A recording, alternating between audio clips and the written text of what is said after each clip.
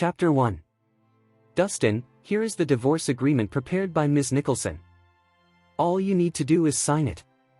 In the president's office of the Quine Group, Secretary Lyra Blaine placed a sheet of A4 paper on the table. Opposite her sat a man dressed in simple clothing. Divorce? What do you mean? Dustin Rhys was taken aback. Do you not understand? Your marriage to Ms. Nicholson is over. You're no longer on the same level. Your presence is merely a stain on the president's reputation. Lyra spoke bluntly. A stain on her reputation? Dustin frowned. Is that how she sees me? When they first married, the Nicholson family was deep in debt. He had been the one to help them during their darkest times. Now that they were wealthy, Dahlia Nicholson was ready to cast him aside. Something like that. Lyra gestured toward a magazine on the table. A photo of a stunning woman graced the front page. Look at the headline, Dustin. Ms. Nicholson's net worth has reached $1 billion in just 3 years, an achievement that's nothing short of miraculous. She's now the most sought-after woman in Swinton. With all this, she is bound for greatness. But you? You're just an ordinary guy. You don't deserve her at all. I hope you'll come to your senses and do the right thing. When Dustin remained silent, Lyra's expression hardened. I know you're unhappy about this, but this is reality, she continued. You may have helped Ms. Nicholson when she was struggling, but she has repaid you for everything over the past 3 years. In fact, you're the one who now owes her. Is our marriage merely a business arrangement to her? Dustin took a deep breath to stifle the emotions rising within him. If she wishes to divorce me, she should speak to me directly. Ms. Nicholson is very busy and shouldn't be burdened with such trivial matters. Trivial matters? Dustin was taken aback, then let out a bitter laugh. Is that what divorce is to her? She can't even find a moment to talk to me. Truly, she has become that unattainable. Dustin, don't prolong this any further. Lyra pushed the divorce agreement toward him once more. Just sign here, and you'll receive a car, a house, and $8 million as compensation. That's more than you'd earn in a lifetime. $8 million is substantial, but I don't want it. I will sign the divorce papers only if she comes to me personally. Otherwise, I won't sign anything, Dustin replied coldly. Don't push your luck, Dustin. Lyra slammed her hand on the table. Don't say I didn't warn you. With her power and resources, Ms. Nicholson can divorce you without a second thought. The only reason she's allowing you to maintain your dignity is due to your past relationship. Don't provoke her. My dignity? Dustin felt a flicker of amusement. She wouldn't even speak to him directly about the divorce. What kind of dignity was that? Moreover, if she truly valued their past, why was she threatening him? I don't think we have anything more to discuss. Reluctant to argue further, Dustin stood up to leave. Dustin Rhys. You. Just as Lyra was about to lose her temper, a curvaceous woman in a long black dress entered the room. Her skin was as pale as snow, and her features were delicately beautiful. The combination of her commanding presence and alluring figure made her resemble a goddess from a painting. You're finally here. Dustin was flooded with mixed emotions upon seeing the stunning woman. They had been married for 3 years, they treated each other with care and respect, yet this was how it ended. He still didn't comprehend what he had done wrong. I apologize for being late, I got caught up with something else. Dahlia Nicholson took a seat, her expression as impassive as ever. You certainly seem busy if you need your secretary to help you manage your divorce, Dustin remarked. Dahlia frowned slightly at this but chose not to defend herself. Instead, she stated, now that you're here, let's get straight to the point. I'd like to conclude this on a positive note. I regret having to do this to you, but you can have the car, the house, and $8 million in alimony. How does that sound? With that, she placed a card on the table. Do you really believe our relationship can be quantified by money? Dustin asked. Is it too little? That's fine. Just tell me what you want, and I'll provide anything within my reach, Dahlia replied calmly. I don't think you understand me. Let me rephrase my question. Are money and power that important to you? Dustin was genuinely bewildered. Dahlia moved to the window and gazed out over the city. With determination in her eyes, she said, "To me, yes, they hold great significance. You've earned enough to sustain yourself for the rest of your life. Why pursue this?" "Dustin, that's where our philosophies diverge. You'll never grasp what I truly desire." Dahlia shook her head in disappointment. They were not only incompatible in status and power, but also in their principles. Most importantly, she saw no future with him. "You're right. How could I possibly know what you're thinking?" Dustin laughed bitterly. "All I know is how to cook for you when you're hungry, prepare your coat when it's cold, and take you to the hospital when you're sick. There's no point in discussing this now." Dahlia's face reflected a mix of emotions, but soon her determination took over. "You're right." Dustin nodded, his expression devoid of emotion. "I've heard you've been close with the heir of the Nolan family. Is that the reason?" Dahlia was initially inclined to deny it, but after a moment's thought, she nodded. "You could say that. Okay. I hope you're happy with him." Dustin smiled and signed the divorce agreement without hesitation. Disappointment was all he felt. Ironically, today was also their wedding anniversary, adding a cruel twist to the timing of their divorce. "I don't want the money, I just want that crystal necklace back. My mother gave it to me before she died, so I could pass it on to my wife." "Okay," Dahlia said, nodding as she handed him the crystal necklace. "From this day forward, we will have nothing to do with each other." Dustin put on the necklace and walked away, his demeanor now cold and distant. "Did I do the right thing, Lyra?" Dahlia asked, her voice wavering. Although she had initiated the divorce, she didn't feel happy at all once it was finalized. "Of course you did," Lyra affirmed. "You have every right to seek happiness. Dustin doesn't deserve you, he'll only hold you back. You are meant to be the most powerful woman in Swinton." Dahlia remained silent, watching Dustin leave as she felt like she was losing something precious. In the elevator, Dustin gazed at the crystal necklace with a heavy heart. Although he had anticipated this outcome, he still felt sadness at the abrupt end of his marriage. He had once believed that happiness was straightforward, shared meals, joyful days, and simple pleasures. Now, he realized that normalcy had become a luxury. It was time to awaken from this extended daydream. Suddenly, his phone rang, snapping him out of his reverie.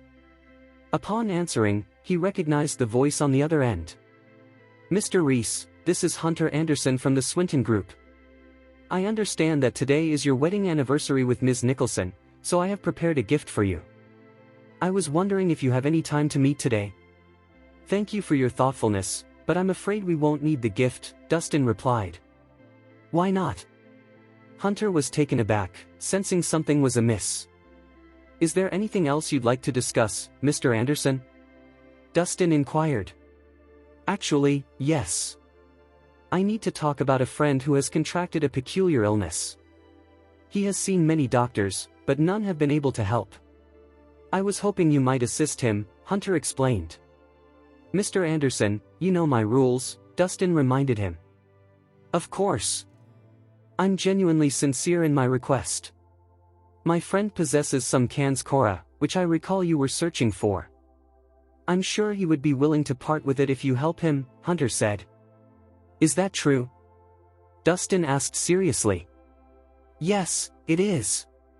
"All right, then I'm willing to take a look." Dustin quickly agreed to the request. He wasn't motivated by money or jewels, instead, he sought rare herbs and plants necessary for saving lives. "Thank you, Mr. Rhys. I'll send someone to pick you up right away," Hunter exclaimed, relieved.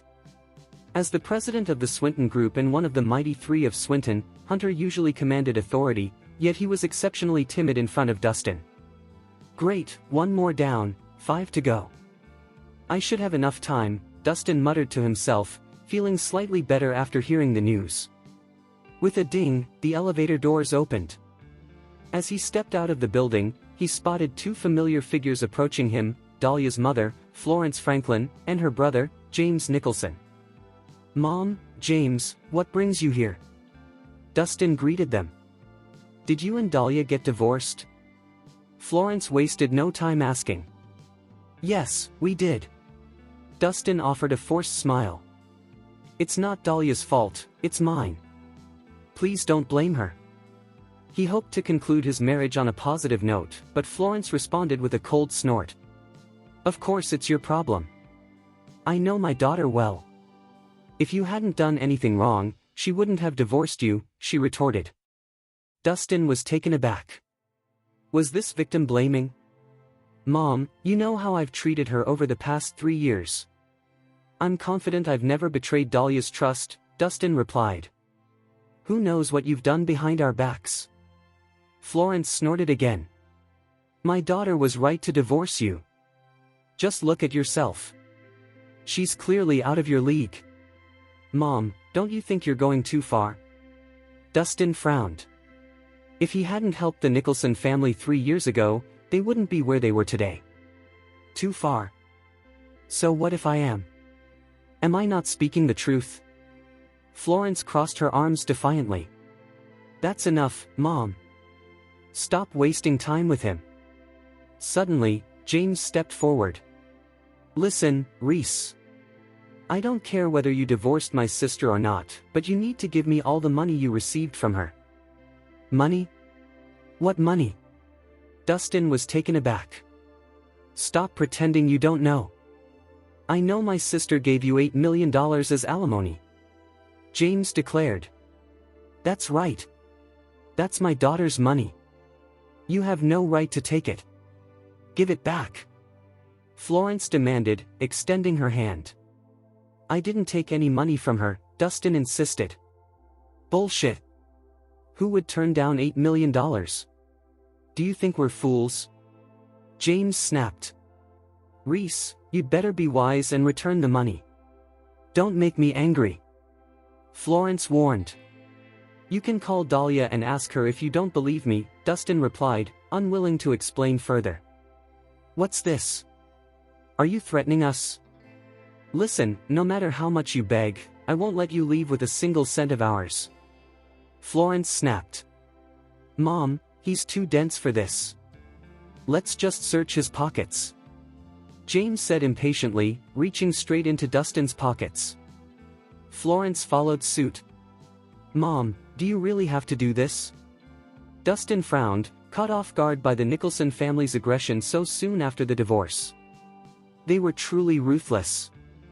Florence spat on the ground in disgust. "Who are you calling Mom? Watch your mouth. Who do you think you are?" she snapped, continuing to rummage through Dustin's pockets. After some time, they found nothing of value. "Damn it, did he really not take any money?" James muttered in frustration. Suddenly, he noticed the crystal necklace around Dustin's neck and yanked it off roughly. "Isn't this my sister's necklace? Why is it with you? Did you steal it?" James demanded. "This is the Rhys family heirloom. Give it back." Dustin's expression darkened. He might not take any money, but he would never part with his mother's keepsake. "Is this an heirloom? Does that mean it's valuable?" James asked, his eyes lighting up. "In that case, Rhys, this can serve as repayment for the 3 years you lived off us. Let's go." Florence glanced at her son and turned to leave. "Hold it." Dustin grabbed James's wrist. "Give me back the necklace." "Ouch! That hurts. Let me go." James cried out as sharp pain shot through his wrist. "Return it," Dustin growled, his tone menacing. "Damn it. I'd rather smash it than give it back to you." Unable to break free, James hurled the necklace to the ground. It struck the pavement with a sharp clink and shattered into several pieces. Dustin's face drained of color. This was the only keepsake his mother had left him. "How dare you touch me? I'd rather destroy it than return it to you," James yelled, clutching his wrist. Dustin's fists clenched until his knuckles cracked, his eyes blazing with fury. "You son of a bitch!" Unable to restrain himself any longer, Dustin slapped James across the face. The force sent James spinning before he crashed to the ground, dizzy and unable to stand. "Since your mother can't be bothered to teach you manners, I'll do it for her." Dustin grabbed James by the hair and struck him repeatedly. James's face was soon bloodied from the blows. "How dare you hit my son?" Florence screamed as she rushed forward. "Get lost!" Dustin snapped, glaring at her with such killing intent that Florence froze where she stood. Chapter 3. Fuck off. Those two words were powerful enough to freeze Florence in her tracks. She had never imagined that Dustin could transform into such a menacing figure when enraged. Normally, he was always easygoing around them. Now, he looked as though he could devour her whole. Once she regained her composure, Florence began shrieking, "Help! Help! He's attacking my son!" Before long, the Quine Group's security personnel rushed to the scene. "What's going on, Mrs. Nicholson?" The lead security officer recognized Florence immediately and positioned himself protectively beside her. "Tom! Lock this guy up immediately. I demand that he be punished for assaulting my son." Florence screamed. "Holy shit! How dare you cause trouble in front of the Quine Group? Have you lost your fucking mind?" Tom barked, waving his hand as the security team surrounded Dustin. This was their golden opportunity to curry favor with the president's mother. If they handled this well, promotions and raises would surely follow. "What are you waiting for? Take him down." Just as they were about to move, a sharp voice rang out. "What the hell do you think you're doing?"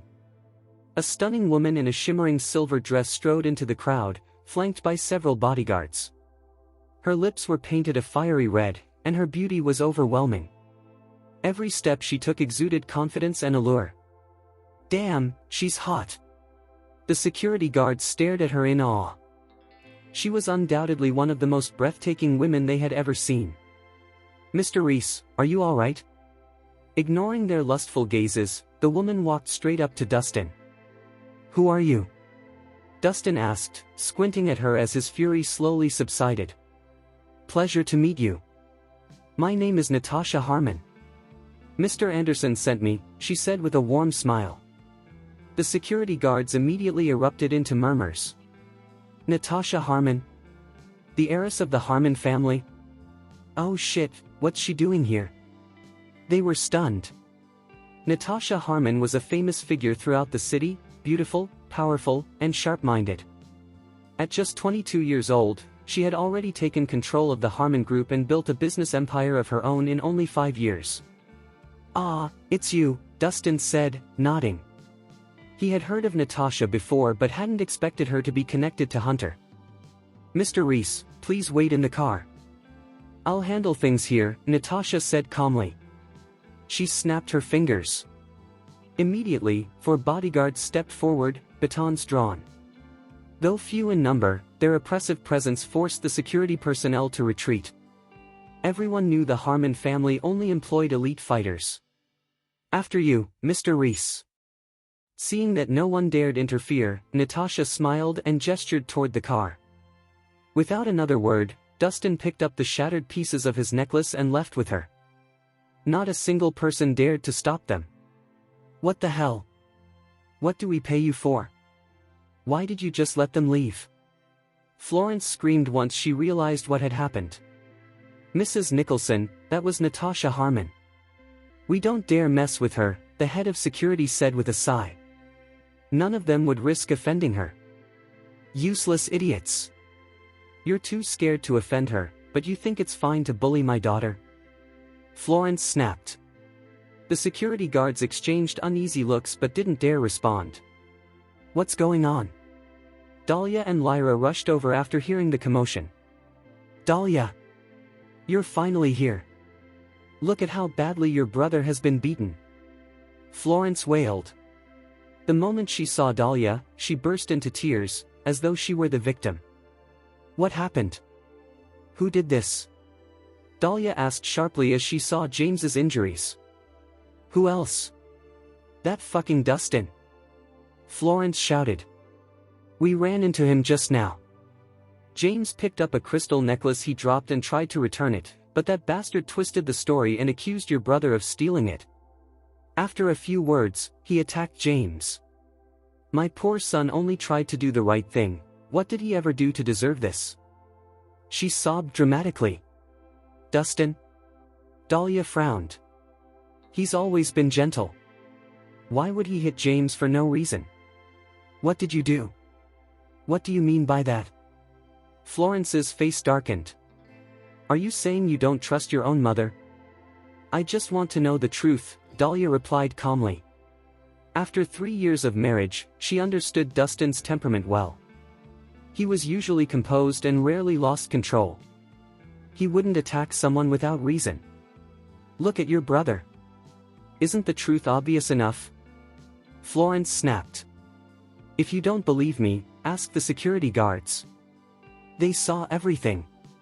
She shot a sharp look at them. Ms. Nicholson, your mother is right, the head of security said smoothly. That man was the one who assaulted your brother.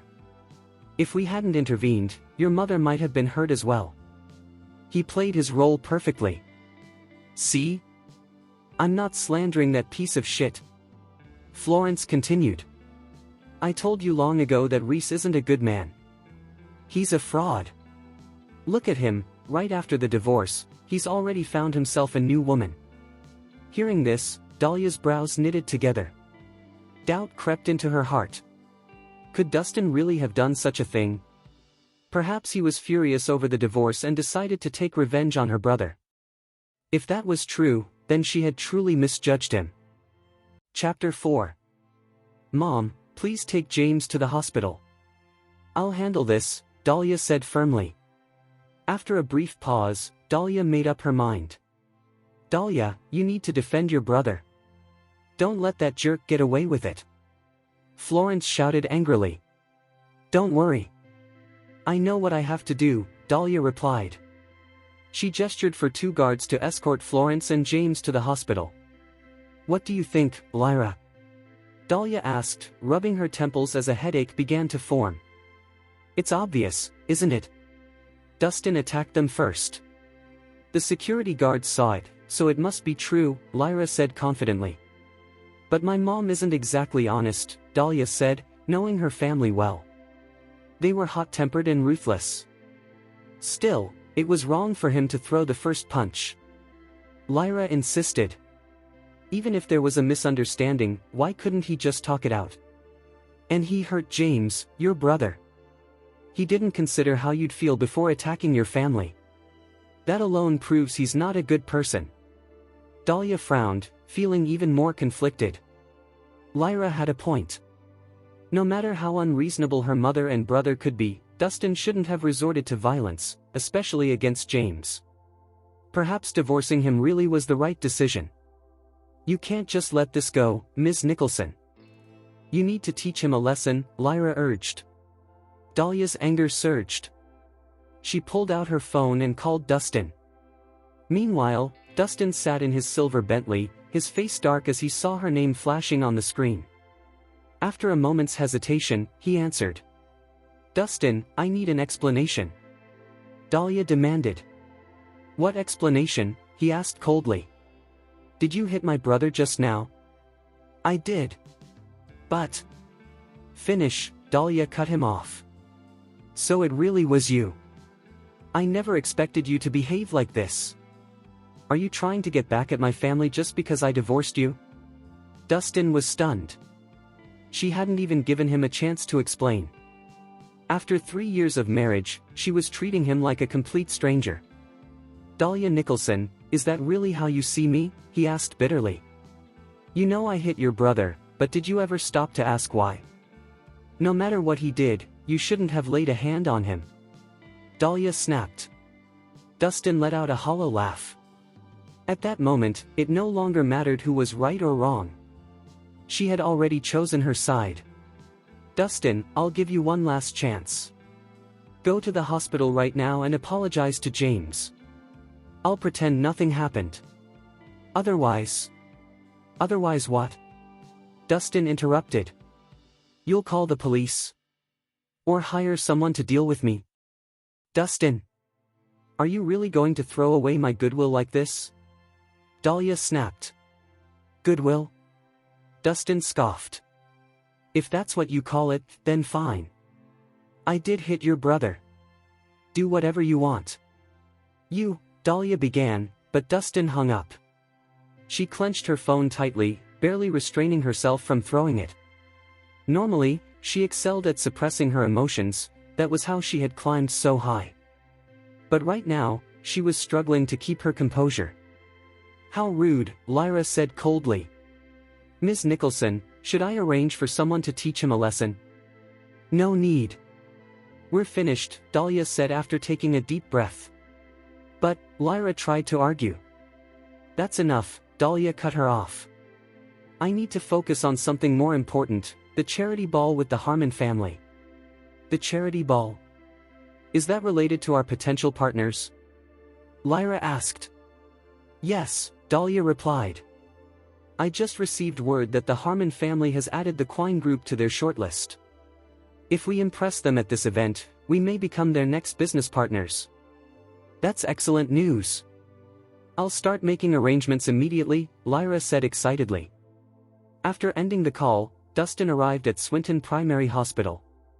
Natasha led him into a VIP ward, where an elderly man lay on the bed. His face was pale, his lips cracked, and his breathing weak. He was clearly gravely ill. Several doctors stood nearby, but their expressions were grim. Natasha! You're finally here. These doctors are useless, a young woman exclaimed as she rushed over. She was Ruth Harmon, the second daughter of the Harmon family. The elderly man on the bed was her grandfather, Andrew Harmon. Miss Harmon, we've done everything we can. There's nothing more we can do, one of the doctors said helplessly. If you can't save him, then step aside, Natasha replied firmly. Mr. Rhys will take over. Mr. Rhys? The doctors exchanged confused looks. Dustin looked far too young to be a physician. Are you serious, Natasha? This is Mr. Rhys? Ruth asked in disbelief. He looks about my age.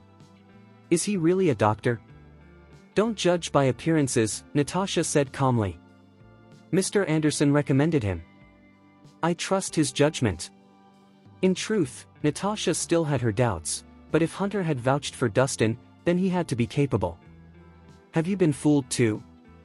Ruth said skeptically. Hey, are you really a doctor? I know a bit about medicine, Dustin replied evenly. Just a bit? Ruth frowned. Only top specialists are allowed in here. Every doctor present is an expert, and none of them could cure this illness. What makes you think you can? Ruth, mind your manners, Natasha scolded. He doesn't look reliable at all. I'm worried he'll make Grandpa worse, Ruth insisted. Watch your mouth, Natasha warned, her expression hardening.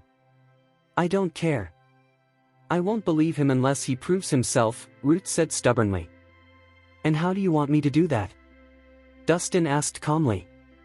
Tell me what's wrong with me. If you're right, I'll believe you.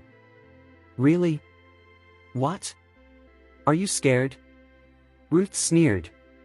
If you can't do it, then leave and stop wasting our time. Stick out your tongue, Dustin said. Ruth complied. After a brief glance, Dustin spoke confidently. Your hormones are out of balance. That's why you've been having irregular periods and migraines. You're also suffering from food poisoning, which is disrupting your digestion. You've had diarrhea recently, haven't you? And hemorrhoids as well. With every word, Ruth's expression grew more strained. Chapter 5. Ruth's eyes widened in shock. How did you know that? She asked, stunned that Dustin could tell so much about her condition just by looking at her tongue. He had accurately pointed out everything, from her migraines to her diarrhea. Was he really that capable, or had he simply gotten lucky? You can tell a lot about a person just by observing them, Dustin replied casually. Do you believe him now, Ruth? Natasha asked with a smile, clearly relieved that Dustin seemed to know what he was doing. He's just lucky. Ruth insisted, unwilling to admit she might be wrong. I'm sorry, Mr. Rhys. She's just too stubborn, Natasha said apologetically. It's fine. Shall we begin? Dustin replied, unfazed by Ruth's attitude. He walked over to Andrew and began examining him carefully. It didn't take long for Dustin to realize that the old man had been poisoned. The toxin was potent, but fortunately, it had been detected early enough for treatment. Had it gone unnoticed for another day or two, Andrew would have been beyond saving. Miss Harmon, could you get me some silver acupuncture needles? Dustin asked. Of course, Natasha replied, signaling to one of her bodyguards. The man left and returned 5 minutes later with the needles. Thank you, Dustin said, nodding. He then removed Andrew's shirt and gently tapped his abdomen to locate the correct pressure points. With steady hands, he inserted the needles one by one. His movements were precise and confident, ensuring Andrew felt no pain. Natasha watched in astonishment. He's really good, she thought. Though she didn't understand acupuncture, it was obvious that Dustin was highly skilled. Ruth, too, was intrigued. She could tell that Dustin was nothing like the so-called experts she had met before. After placing all 16 needles into Andrew's body, Dustin finally relaxed. It had been a long time since he last performed acupuncture, but his skills had not dulled. Is that it? Nothing's changed, Ruth said skeptically. Your grandfather was poisoned. It will take about 2 hours for the needles to draw the toxin out of his system, Dustin explained. Do not remove them before then, or the consequences could be severe. Ruth frowned. Why should I trust you? Ruth! Natasha shot her a warning glance. I need to use the restroom. Please keep an eye on him while I'm gone, Dustin said before leaving the room. Not long after he stepped out, a group of doctors entered the ward, led by a balding middle-aged man. Hey! Who are you people? Ruth crossed her arms defensively. I'm Jansen, the executive director of this hospital and the dean of the medical school, the balding man said. I'm here to treat old Mr. Harmon. Oh! You're Dr. Jansen, the famous doctor. The best in all of Swinton. Ruth exclaimed, her face lighting up. One of the best, Dr. Jansen replied modestly, though pride was evident in his smile. Please save my grandfather, Ruth pleaded, quickly stepping aside to let him through. She clearly trusted Dr. Jansen far more than Dustin. I will, Dr. Jansen said confidently. But as soon as he noticed the acupuncture needles, his expression darkened. What's this nonsense, he scoffed, reaching out to remove them.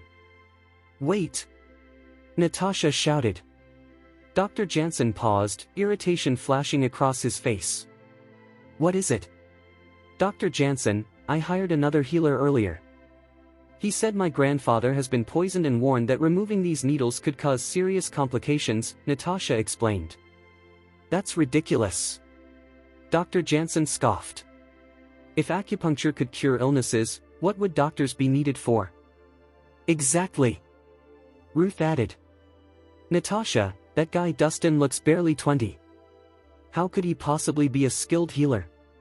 Please don't tell me you actually believe him. Then how do you explain that he knew you had diarrhea just by looking at you? Natasha shot back. He guessed. Ruth stammered. Miss Harmon, Dr. Jansen said seriously, every top doctor in Swinton is standing right here. I don't know who you hired, but he's clearly trying to deceive you. Are you really saying trained professionals are inferior to some random young man? I know you're worried, but falling for superstition will only make things worse. That's right. Dr. Jansen has saved countless lives. Old Mr. Harmon will be fine under his care, the other doctors echoed. Their confidence made Natasha hesitate, but she still insisted, we should wait for Mr. Rhys to return. Why wait? He's probably already run off, Ruth argued. Miss Harmon, I don't have time to waste, Dr. Jansen said firmly. If something happens while these needles are still in him, I'll be held responsible. With that, he pulled out every needle. Almost instantly, something went wrong. Andrew's body began to convulse violently. His face darkened, and blood started pouring from his nose and mouth. The machines beside the bed erupted into piercing alarms. What's happening? Dr. Jansen exclaimed, stunned. Dr. Jansen? Natasha asked anxiously. That's impossible. He was stable just moments ago. Dr. Jansen felt his heart sink. Doctor. The patient is coding, a nurse shouted. Start emergency resuscitation, now. Dr. Jansen barked. He worked frantically, but no matter what he did, Andrew's condition continued to deteriorate.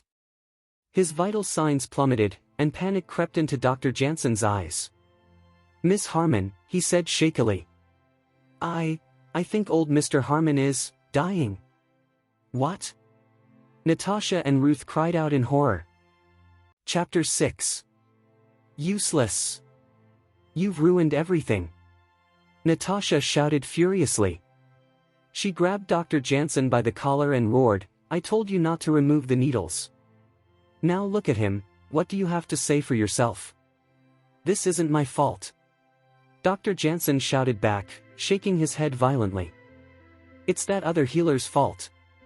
His needles caused this. Natasha slapped him hard. Stop blaming others.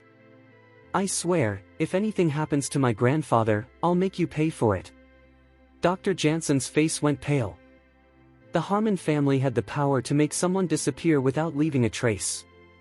What's going on here? Dustin walked in and immediately frowned when he saw Andrew's condition. I told you not to remove the needles, he said coldly. Why didn't you listen? Mr. Rhys, I was just about to explain. Before Natasha could finish, Dr. Jansen lunged forward and grabbed Dustin by the collar. So you're the one who put in those needles? He yelled. Your stupid treatment is what put old Mr. Harmon in danger. This is your fault.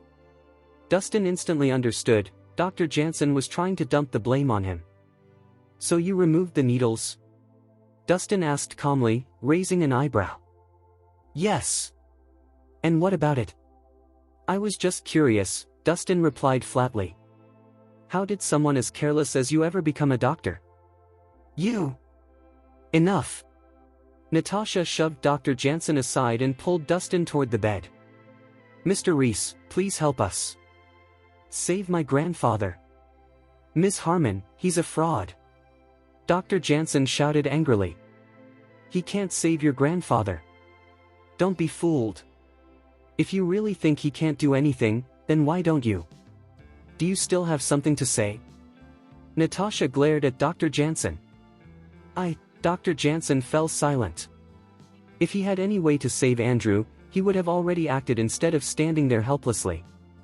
Just as Dustin was about to begin treatment, Dr. Jansen spoke again.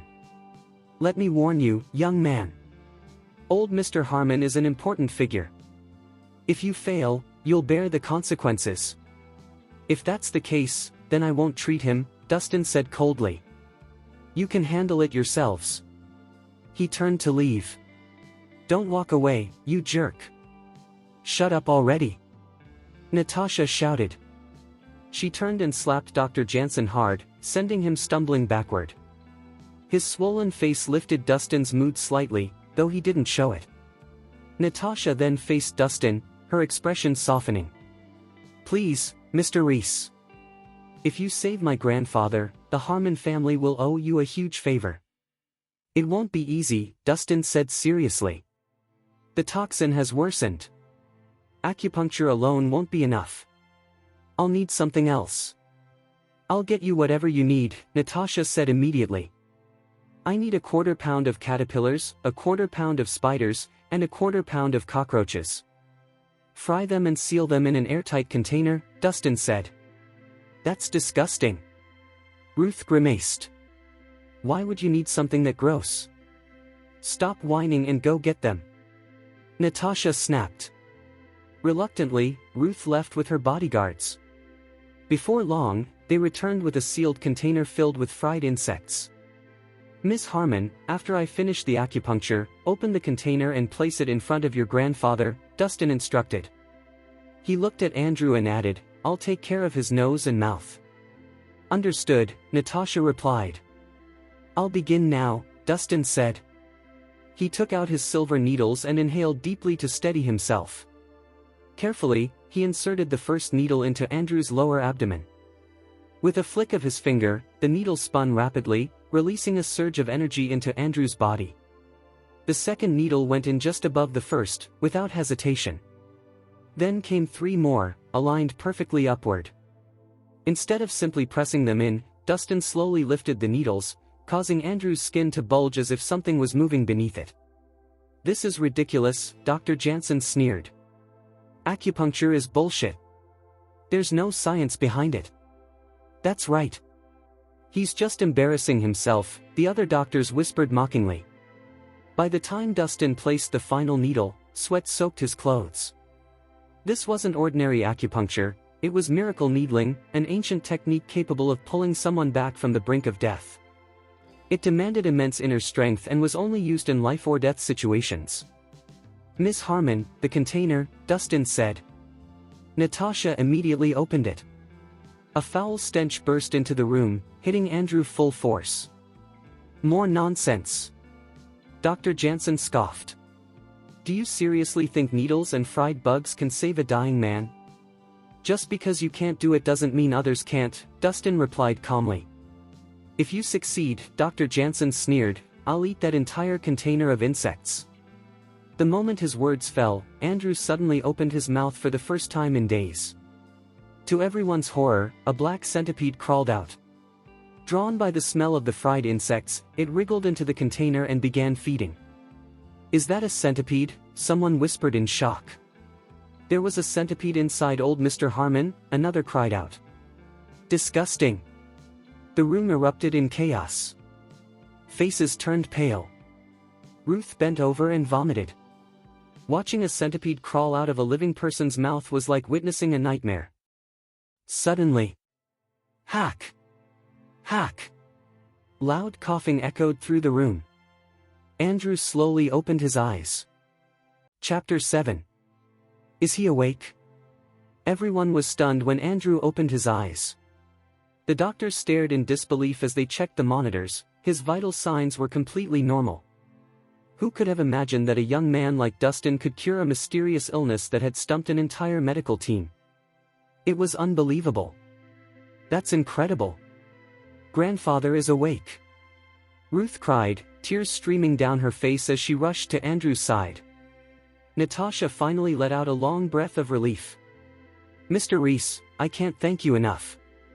From now on, you are an honored guest of the Harmon family," Ruth said, bowing deeply to Dustin.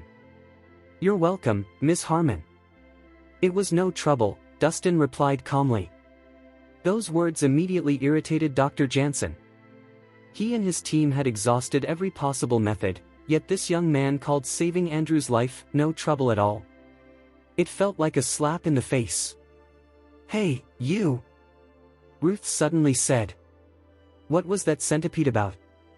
Why was there a centipede inside my grandfather's body?" "That wasn't an ordinary centipede," Dustin explained as he looked at Andrew. "It was part of a venomous curse. Mr. Harmon, have you been anywhere unusual recently? Did you eat or drink something suspicious?" "You're right," Andrew said after a moment of thought. "A few days ago, I attended a gathering in Millsburg and drank some wine. If I'm not mistaken, that's when the curse was placed on you," Dustin said. "A curse?" Andrew was shocked. The others exchanged uneasy looks. This wasn't something anyone expected to hear. "That's nonsense," Dr. Jansen interrupted angrily. "A curse? Ridiculous. Mr. Harmon must have accidentally ingested centipede eggs." "Dr. Jansen, normal centipede eggs would have been dissolved by stomach acid long ago," Dustin shot back coldly. "If you don't understand this field, that's fine, but don't spread bullshit." "Bullshit?" Dr. Jansen exploded. "You heard me," Dustin replied calmly. "Why you?" Dr. Jansen fell silent when Natasha shot him a sharp glare. "Mr. Rhys, thank you for your diagnosis," Natasha said seriously. "I will investigate this matter thoroughly." She had heard rumors of venomous curses before, but never imagined her grandfather would fall victim to one. Whoever was behind this would pay dearly. Now that the curse has been expelled, Give him this prescription for 5 days to help cleanse the remaining toxins, Dustin said, writing quickly on a piece of paper. Thank you, Mr. Rhys, Natasha said gratefully as she accepted it. There's nothing more I can do here, Dustin said, standing up. I'll be leaving. I'll walk you out, Natasha said, rising as well. Sis, what about these insects? Ruth asked, pointing at the container. Didn't Dr. Jansen say he'd eat them? Natasha stopped and turned around, her gaze icy. Since he said it himself, we should honor his words. Make sure he eats every single one before we leave. What? Dr. Jansen's face turned deathly pale. Meanwhile, in another hospital room, chaos was unfolding again. Mom! How could Rhys hit me like that? James cried from his hospital bed. His head was wrapped in thick bandages, leaving only his nose and mouth exposed. You have to teach him a lesson. Don't worry. I won't let this slide, Florence said, gently comforting him. Mrs. Nicholson, it's outrageous that Dustin had the nerve to lay hands on you and James, said a handsome young man in a tailored suit. He was Chris Nolan, the second son of the Nolan family, and he had long harbored feelings for Dahlia. Chris, you wouldn't believe. What did you do to his necklace? Dahlia suddenly asked, looking at James in disbelief. I broke it. James snapped irritably. He was acting like a jerk. He deserved it. James, you can't just destroy someone else's property, Dahlia said, trying to stay calm. That's not right. Right or wrong, he shouldn't have hit me. James shouted back. Dahlia sighed, realizing she was getting nowhere. I understand you're angry, but violence won't solve this. Let's handle it properly. Properly? James scoffed. He beat me up. You expect me to just swallow that? I'm saying we should find a better way, Dahlia replied. You're my brother. I care about you. Chris suddenly spoke up, smiling faintly. If you want him to kneel and apologize, I can make that happen. James' eyes lit up. That's perfect. Let him feel what I felt. No, Dahlia said firmly, shaking her head. That will only make things worse. Florence, who had been silent, finally spoke. Dahlia, James was seriously hurt. He deserves justice. Revenge isn't justice, Dahlia said sharply. Chris watched the exchange with interest. He didn't just want Dustin punished, he enjoyed the chaos the situation was brewing. James, focus on healing first, Dahlia said firmly. We'll deal with everything else later. Fine, James muttered, folding his arms. But I'm not letting this go. What about the necklace? Dahlia asked again, her expression darkening. The crystal one he always wore, James said dismissively. He said it was an heirloom, but it looked like trash to me. Did you destroy it? Dahlia pressed. Yes. James snapped. That asshole wouldn't give it to me, so I smashed it on the ground. You're really asking for trouble, someone muttered. Dahlia was furious. At that moment, she finally understood why Dustin had confronted James. James hadn't just demanded the necklace, he had deliberately destroyed it. Others might not see its value, but Dahlia knew better. That necklace wasn't just an heirloom, it was the only thing Dustin had left from his mother. It symbolized her love. Even after the divorce, the only thing Dustin asked to keep was that necklace. It meant everything to him.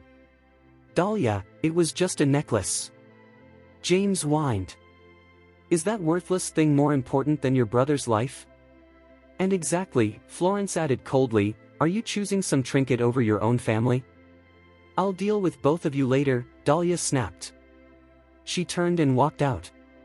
She was exhausted, too tired to argue with her spoiled brother and unreasonable mother. And deep down, she knew something else hurt even more. She had wronged Dustin. Thinking back on her words, regret crept into her heart. Dustin wasn't someone who lost control without reason. For the first time, Dahlia realized. She had made a mistake. Chapter 8. Natasha and Dustin were seated in the backseat of a silver Benz. Mr. Rhys, this is the Harmon family's platinum card. Please accept it as a token of our gratitude, Natasha said, handing him a black card edged in gold. With this card, you'll be treated as an honored guest at all Harmon family establishments. Miss Harmon, I really don't need this, Dustin replied, shaking his head. Don't worry about it. It's just a personal gesture. Also, I'll have the cans Cora that Mr. Anderson requested delivered to your place tomorrow, Natasha said with a smile. That's very kind of you, Miss Harmon. Thank you, Dustin chuckled and accepted the card. Since it was a gift from her, he figured it might come in handy someday. Suddenly, the car screeched to a stop. I'm sorry, Miss Harmon. I had no choice, the driver shouted as he jumped out and fled. Almost instantly, two black SUVs pulled up, blocking the Benz from both the front and rear. More than 10 armed men poured out, their faces covered. A bald, muscular man, clearly the leader, stepped onto the hood of the Benz. Miss Harmon, my boss wants to see you. We're here to escort you, he said coldly, brandishing a knife.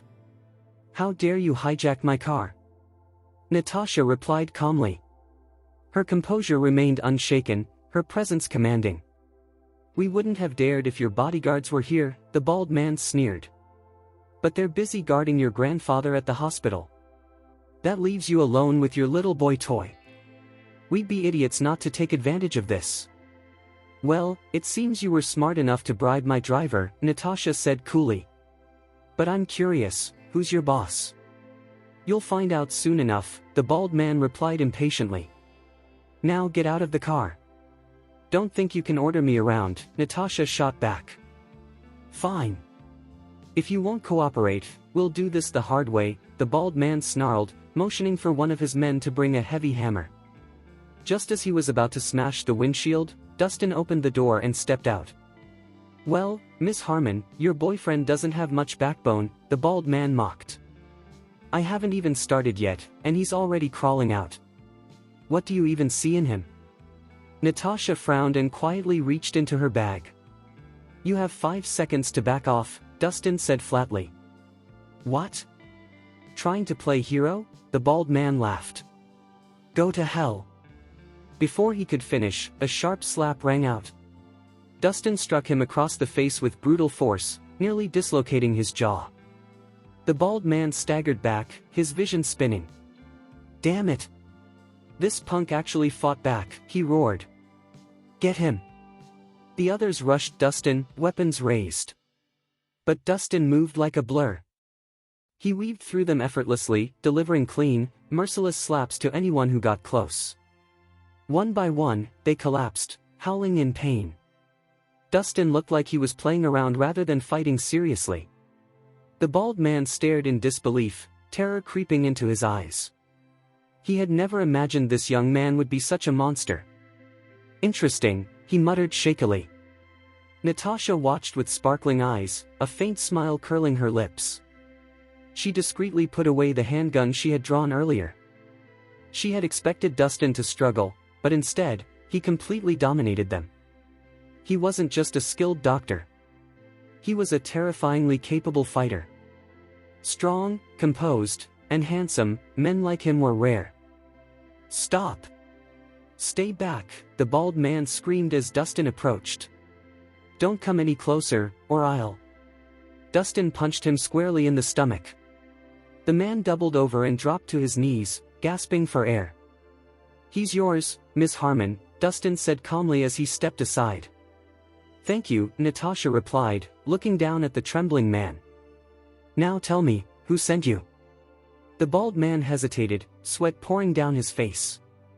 Still planning to keep quiet? Natasha said with a smirk. She picked up a knife from the ground and pressed it against his neck. I can always carve the answer out of you. She raised the blade.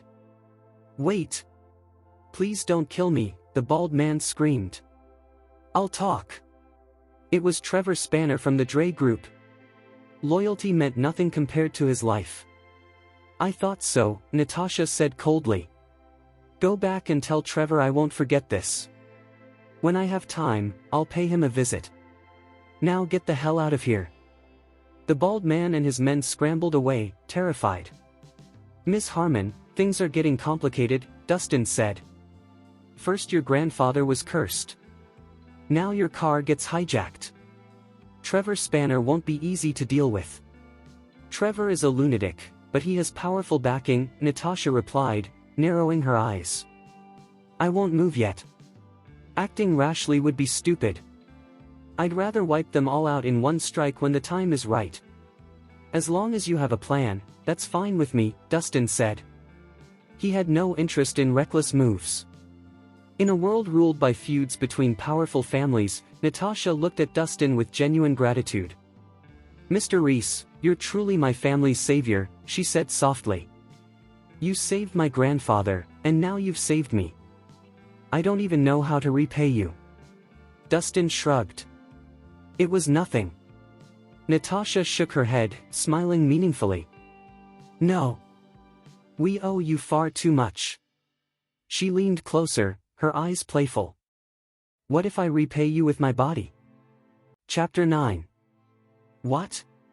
Dustin's face went blank. He had never expected Natasha to say something like that. When he looked at her closely, he realized her beauty was entirely different from Dahlia's. Natasha was alluring like a goddess, her smile capable of stealing anyone's breath away. She possessed a natural charm that effortlessly captivated men. "Why are you so surprised?" "I'm just joking," Natasha said, laughing heartily. Her laughter made it difficult for Dustin to look away from her curves. The longer he stared, the harder it became not to admire her figure. "Mr. Rhys, let's get back to the matter at hand. I need another favor from you," Natasha said, her tone turning serious. "What is it?" Dustin asked. "All my bodyguards are at the hospital, so I don't have anyone protecting me right now. Given what just happened, there's no telling when the next attack might come. I want you to be my personal bodyguard and protect me around the clock," Natasha said earnestly. "A personal bodyguard?" Dustin raised his eyebrows. "Miss Harmon, wouldn't it be safer for you to stay somewhere secure?" "That's not possible," Natasha replied. "The Harmon family is hosting a charity dinner tonight, and as the main organizer, I have to attend. What if someone causes trouble? Someone like me would be helpless. Besides, if something happens to me, who's going to bring you the cans, Cora?" She blinked innocently. "Well," Dustin hesitated briefly, then nodded. "All right. I'll protect you." Although it was troublesome, he couldn't afford to let anything go wrong before he got the herb. "Thank you so much, Mr. Rhys," Natasha said with a sly smile. Truthfully, she was more interested in keeping him close than in the protection itself. That evening, the Mirage, Swinton's most popular and luxurious club, was alive with activity. The building was as massive as a hotel, designed in a Victorian style with gabled roofs, large bay windows, and intricate sculptures. Inside, it was equally grand, filled with elegance and charm. Outside, lush gardens, vineyards, and even a man-made lake surrounded the club. A black Benz pulled up to the entrance, and a stunning woman in a black evening gown stepped out. Her skin was flawless, her long legs seemingly endless. Every step she took was graceful, and her striking features instantly drew attention. Compared to her, the other women present faded into the background. "Wow, who is she? Is she a famous actress?" someone whispered. "She's gorgeous," another exclaimed. "Isn't that the president of the Quine Group? One of Swinton's 4 beauties," someone else said. Whispers filled the entrance as people admired Dahlia from afar. No one dared approach her, her presence alone was intimidating. "I can't believe how grand this place is.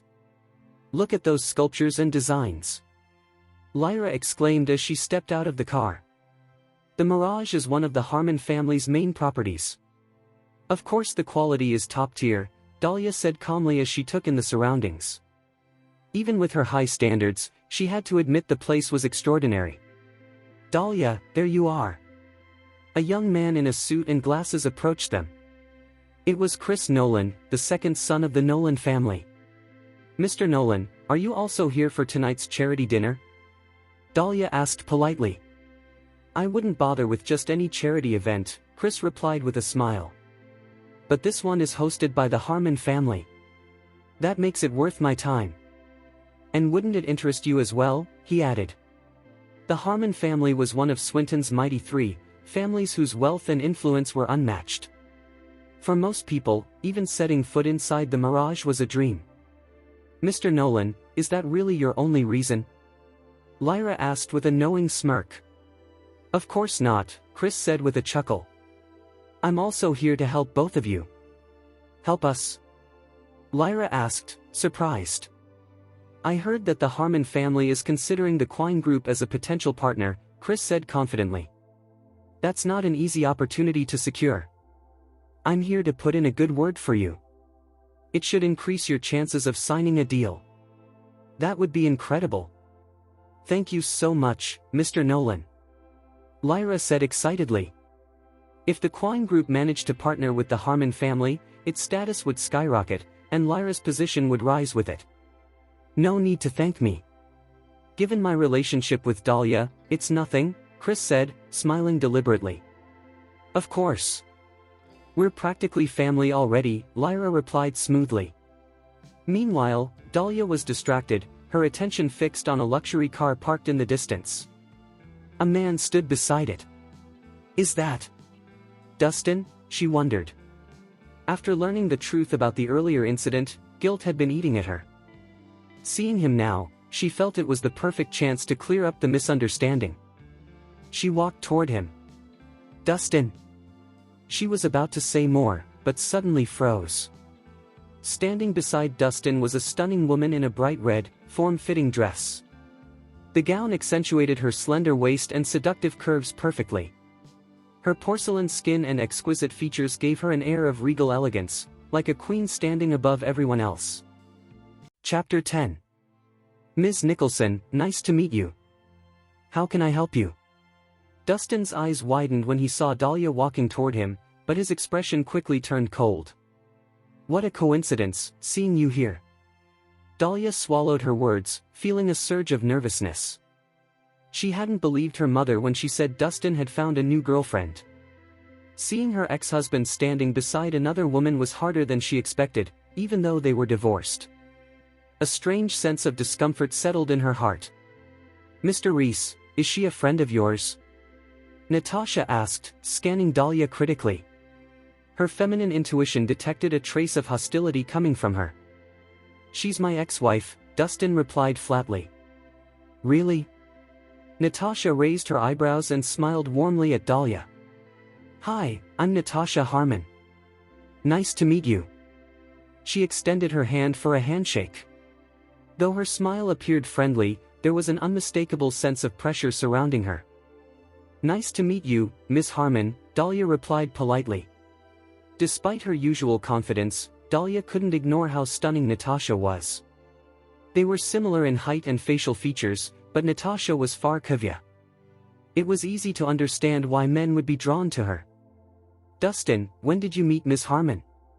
You never introduced her to me, Dahlia asked despite herself. Were you ever interested in my friends before? Dustin shot back sarcastically. His blunt words left Dahlia momentarily speechless. She hadn't expected such coldness, and the tension between them thickened. Dustin, can I speak to you privately? Dahlia asked after a brief silence. About what? Dustin replied, his expression stern. It's something personal, she said. Let's go somewhere else, Dahlia suggested, glancing around for a quiet place. But when she turned back, Dustin hadn't moved an inch. Irritation flickered across her face. Say it here. I don't want any more misunderstandings, Dustin said firmly. Do you really have to be this difficult? Dahlia frowned. She was trying to ease the tension, yet Dustin refused to cooperate. His tone was rude, and his words carried an air of contempt. Ms. Nicholson, we're already divorced, Dustin said coldly. With your status, it's better if we're not seen together. I wouldn't want to embarrass you. I don't understand. Why are you acting like such a jerk? Dahlia snapped, her patience wearing thin. Are you seriously asking me that? Dustin scoffed. Wasn't this all your decision? Dahlia faltered. She had been the one to ask for the divorce, but that didn't mean he had to keep throwing it in her face. She tried to remain composed, but resentment boiled inside her. Seeing Dustin with another woman only fueled her anger. "Dustin, I know you hate me," Dahlia said coldly. "But I don't regret my decision. I gave you plenty of chances to change. So you still think I'm the problem?" Dustin laughed mockingly. "I'm not here to argue," Dahlia said firmly. "We have nothing to do with each other anymore. But if you have even a shred of respect for me as your ex-wife, you shouldn't flaunt your new woman in front of me." "Respect?" Dustin laughed loudly. "What about Chris? You were already screwing around with him before we divorced. How dare you talk to me about respect?" "Believe it or not, I'm innocent, and my conscience is clear," Dahlia replied sharply, lifting her chin. "Oh, really?" Dustin sneered, pointing toward Chris as he walked over. "Then let's see just how clear your conscience really is." Dahlia frowned slightly. She knew how it looked. She and Chris had been closely involved, and now they were attending the same charity dinner. Claiming innocence felt hollow. Still, she didn't bother explaining. Dustin wouldn't believe her anyway. "Dahlia, we were talking earlier. Why did you suddenly walk away?" Chris asked with a smile. As he spoke, his gaze landed on Natasha. He froze for a moment, stunned by her beauty. Desire flickered in his eyes as his heartbeat quickened. What a woman! He had never seen anyone like her. If Dahlia was calm and reserved like still water, Natasha was a blazing flame, seductive, vibrant, and impossible to ignore. She could draw men in with nothing more than a single glance. She was a natural temptress. Chris stole a few glances at Natasha before quickly restraining himself. He knew better than to show interest too openly, especially in front of such an attractive woman. First impressions mattered. "Dustin, what a surprise to see you here," Chris said, turning to him with a forced smile that quickly turned into a frown. Jealousy surged within him when he saw how close Natasha stood to Dustin. How was it that this guy always ended up with beautiful women? Even after divorcing Dahlia, he was still attracting women far out of Chris's league. Why would it be a surprise? Dustin replied calmly. "What are you doing here?" Chris sneered. "Dahlia told me you're just an errand boy at the Quine Group. With your background, you shouldn't even dream of entering the Mirage. Were you planning to sneak in?" "That's none of your concern," Dustin replied indifferently. "Looks like I guessed right," Chris smirked. Turning to Natasha, he said, "Don't be fooled, beautiful. Dustin isn't rich or powerful, he's a nobody. He doesn't deserve to stand next to you." Chris assumed Dustin had lied to her. Otherwise, why would such a stunning woman be with a man like him? What's wrong with that? Natasha laughed lightly. "I like him. That's all that matters." "You could easily marry into a wealthy family," Chris said, confused. "Why choose a hard life with him?" "Money means nothing to me," Natasha replied as she hooked her arm around Dustin's. "To me, he's an incredible man." "Incredible?" Chris laughed mockingly. "He has no money, no fame, and no power. What's so incredible about that?"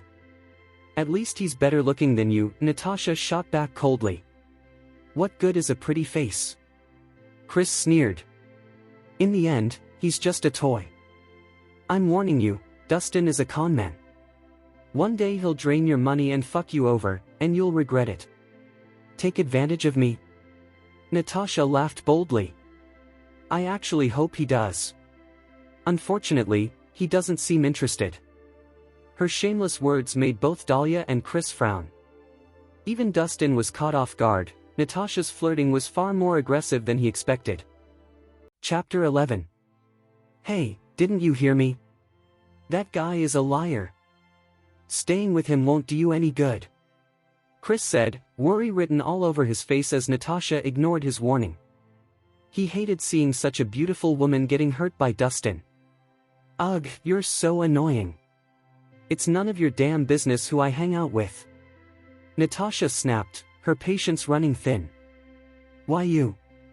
Chris felt like he was about to explode. He never expected Natasha to be this stubborn. How could she still choose Dustin after everything he had supposedly done? Was the guy really that damn charming? Mr. Nolan, this woman deserves to be deceived, Lyra chimed in cruelly from the side. Not only does she ignore your good advice, but she also talks back to you. How ungrateful. Wow, so being kind is a crime now? Chris said bitterly. On the surface, he looked frustrated, but deep down, jealousy was eating him alive. You two seem pretty familiar with each other, Dahlia said suddenly. Judging from Natasha's attitude, she sensed there was more between them. Chris's so-called concern suddenly felt fake. That's irrelevant, Natasha said lightly. What matters is that Dustin and I have feelings for each other. She leaned closer to Dustin as she spoke, blatantly staking her claim. Dahlia's eyes narrowed. Even though she knew Natasha was provoking her on purpose, she couldn't stop the anger rising inside her. It felt as if something that once belonged to her had been snatched away. Dustin, I really misjudged you, Dahlia said coldly. We're not even officially divorced yet, and you're already running around with another woman. She had spent days reflecting on their failed marriage, burdened with guilt. Yet here he was, openly involved with someone else while she was still trying to process everything. And you actually think Chris can't compare to him? Lyra scoffed. Don't make me laugh. How can you even mention Dustin's name in the same breath as Chris? Dahlia took a deep breath, forcing herself to remain calm. Then let's make a bet. We'll see who achieves more in 1 month. Natasha's smile widened. Perfect. I like your guts. Let's shake on it. She extended her hand confidently. Dahlia hesitated briefly, then clasped Natasha's hand. Deal. Dustin, who had remained silent, finally spoke. You're both wasting your time. Achievements don't work like this. Natasha laughed. Oh, but this will be entertaining. I can't wait to see how it turns out. This is fucking ridiculous, Chris muttered, rolling his eyes. Lyra nodded in agreement. Exactly. She's just using this to show off. Don't let her get under your skin, Dahlia. Dahlia nodded, her expression resolute but uneasy. She knew the next month would be a test, not just for Dustin, but for herself as well. Let the better person win, she said calmly. What does Dustin even have? Lyra sneered, clearly unimpressed. Are you sure you want to gamble on this? Dahlia asked, genuinely puzzled. In her eyes, Dustin had nothing but a decent face. Compared to Chris, with his background, resources, and abilities, there was no comparison. Dustin and Chris weren't even on the same level. Even in 5 years, Dustin wouldn't catch up, let alone in a single month. Of course, Natasha said confidently, lifting her chin. It just depends on whether you're brave enough to take the bet. What exactly is the bet? Dahlia asked. Whoever loses must publicly apologize and admit they have terrible standards, Natasha replied without hesitation. Fine. I accept, Dahlia said firmly. Great. I hope you don't regret it, Natasha chuckled, clearly pleased. Both women were stunning, but their personalities clashed violently. An invisible rivalry had officially begun. We'll see how this ends, Dahlia said, casting Natasha one last look before turning and walking into the mirage. Tisk, you're digging your own grave, Chris sneered, laughing along with Lyra as they followed Dahlia inside. Neither of them took Dustin seriously. Mr. Rhys, what do you think? Natasha asked playfully, tucking a strand of hair behind her ear. The casual gesture was oddly intimate.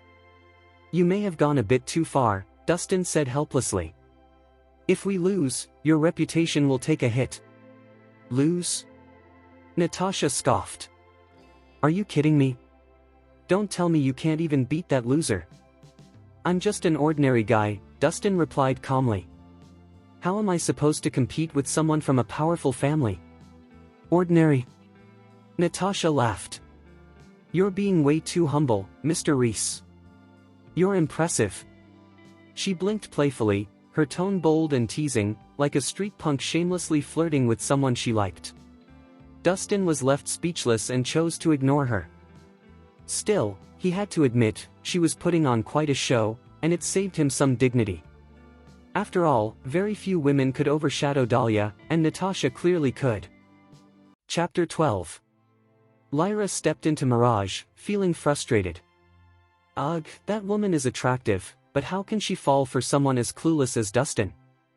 I know, right? What a waste, Chris added with a long sigh. He was good-looking and wealthy, so he couldn't understand why he didn't attract beautiful women too. Let's focus, everyone. We're here for business, Dahlia interrupted. Lyra, go find out which Harmon is in charge tonight. It would be great if we could promote ourselves. I have a friend who works here. I'll give her a call. Lyra pulled out her phone and dialed. Soon she had good news for Dahlia. Ms. Nicholson, the charity event tonight is organized by the Steel Lady herself. Who she partners with will depend on her preferences. The Steel Lady? Is she the famous business genius? Dahlia's eyes sparkled with excitement. The Steel Lady was known for conquering the business world of Swinton, outshining most men in the industry. Dahlia admired such an impressive woman but had never met her. Lyra, can you ask your friend to help us arrange a private meeting with the Steel Lady? We can't let this chance slip by, Dahlia urged. I can try, but I can't promise anything, Lyra replied. That's fine. I'll thank her later. Inside, Dahlia was buzzing with excitement. Partnering with the Harmon family was very important to her. If she could meet the Steel Lady first, she believed she could impress her and make a strong case. As time went on, more guests arrived at Mirage. Although the charity event hadn't started yet, Natasha was already busy. Mr. Rhys, please feel free to look around. I need to. Feel free to ask anyone here if you need anything, Natasha said. All right. Thanks, the other person replied. Julie, can you help me look after Mr. Rhys? Natasha called as she walked toward her office. As she entered, a middle-aged manager approached her with some documents. Ms. Harmon, here is the information you asked for. We've screened several companies and narrowed it down to 4 that qualify to be our partner. Please take a look and let me know if you need anything else. Natasha nodded and accepted the documents, starting to read through them. After a while, she raised her eyebrow, intrigued. Huh, what a coincidence, she murmured. A playful smirk crossed Natasha's face. She noticed that Jackson Group was one of the candidates, and she found Dahlia's resume in the papers. Curious, she read through it and soon found something surprising. 3 years ago, Dahlia was unknown, and Jackson Group was hardly recognized. However, since her marriage, Dahlia's career had taken off dramatically. In just 3 years, the small company had transformed into a highly valuable corporation with millions in assets. During that time, Dahlia attracted significant investments and secured various projects. To Natasha, these achievements seemed suspicious. It was strange that someone without powerful connections could achieve this so quickly. Could it be him? Natasha thought, picturing Dustin. He was the only person she could think of who might support Dahlia so selflessly. Her curiosity deepened even more. Who was Dustin, anyway? It was hard for anyone to believe that Jackson Group could grow into such a big company in just 3 years. Dustin, oh, Dustin. What are you hiding? Natasha thought, narrowing her eyes as she became intrigued by the mystery surrounding him. And that woman, Dahlia. What were you thinking?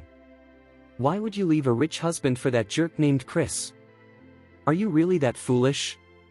Natasha sighed, struggling to understand. A man had given so much for her, yet she chose to walk away and even decided to divorce him. Natasha couldn't make sense of it. But now, she saw an opportunity to have Dustin all to herself. Miss Harmon, are you looking into Dahlia Nicholson from Jackson Group? The manager asked hesitantly, noticing Natasha deeply focused on her documents.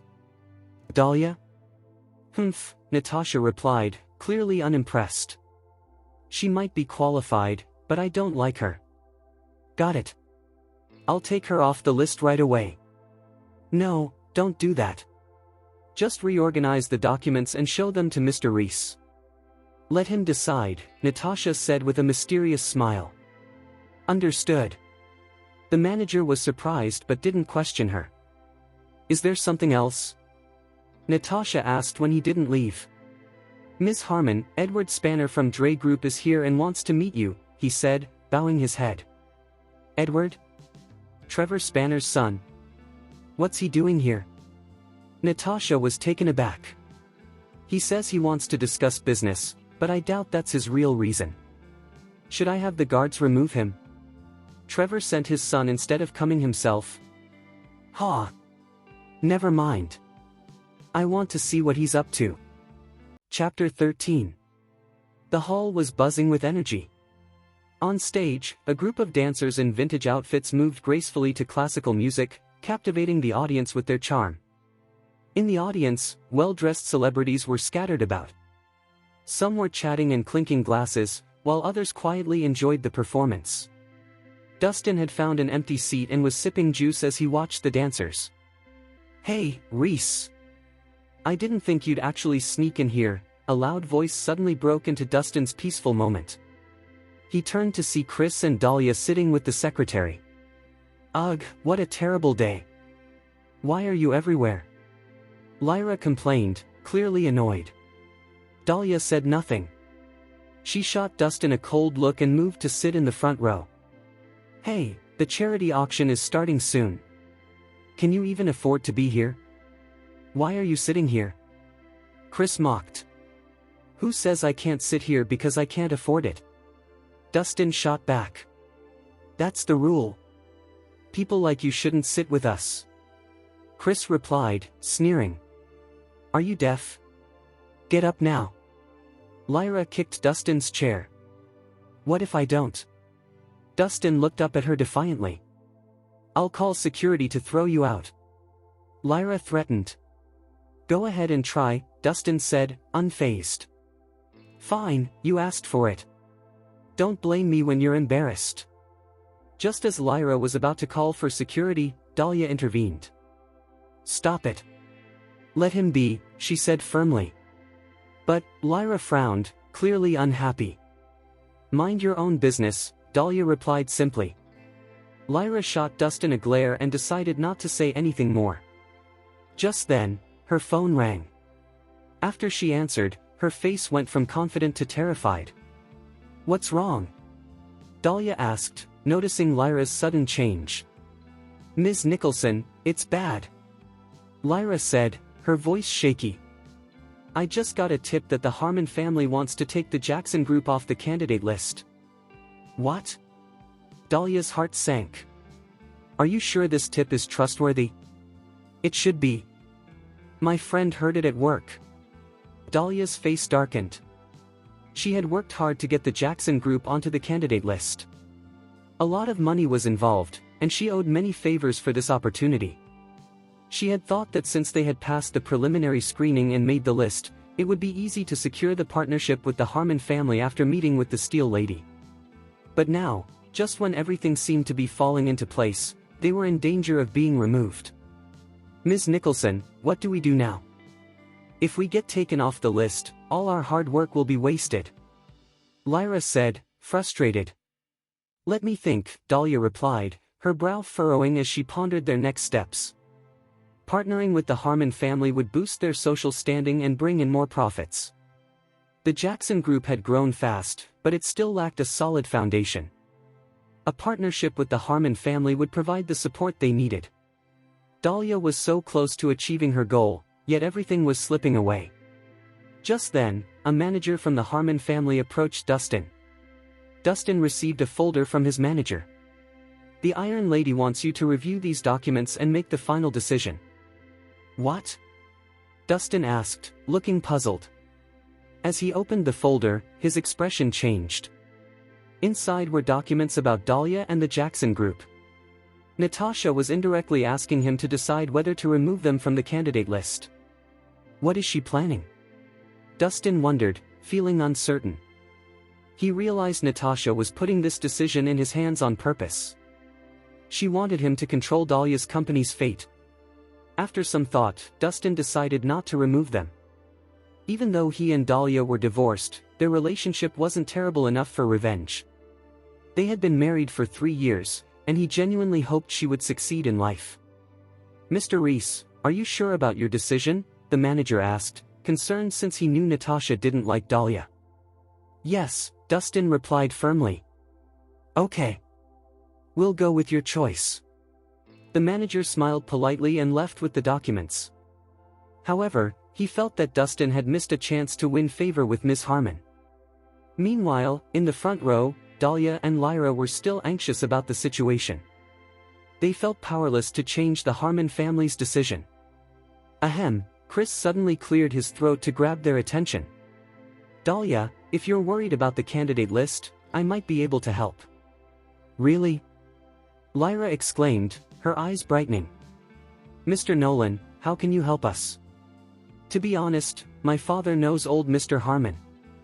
If he makes a request, I believe the Harmon family will listen." "Is that so?" "That's awesome!" Lyra exclaimed, her excitement bubbling over. "Mr. Nolan, if you can help us with this, you will be our greatest benefactor." "It's not a big deal. I'll make the call now," Chris replied with a smile. He laughed and then quickly dialed his father's number, explaining the situation. "All right, I got it. I'll talk to Andrew when I have time," Chris's father, David, said casually before hanging up. Thinking he had solved the problem, Chris turned to the group and said, "My father has agreed to help. You guys don't have to worry. It'll be over soon." "Great. Thanks to you, Mr. Nolan, we can rest assured," Lyra said, letting out a sigh of relief. "Thank you, Mr. Nolan," Dahlia added. "It's a small matter." "Don't worry about it," Chris said, waving his hand as if it were nothing. Then, he shot a challenging look at Dustin, who was busy sipping his juice and ignoring him completely. Just then, Dahlia got a phone call. She glanced at her phone and saw it was from the general manager of Harmon Group. "Hello, is this Ms. Nicholson? I have good news for you. The top management has decided to appoint you as the Harmon family's partner," the voice on the other end said. Chapter 14. Dahlia was shocked. "We were chosen," she exclaimed, struggling to believe what the general manager had just told her. He wasn't just talking about her being on the candidate list, he meant that they had been appointed as the Harmon family's partner. They had even skipped the final assessment. What was going on? "Did you really mean that?" Dahlia asked, her voice quivering slightly. "Absolutely. If you don't believe me, you can come to our office tomorrow to sign the contract."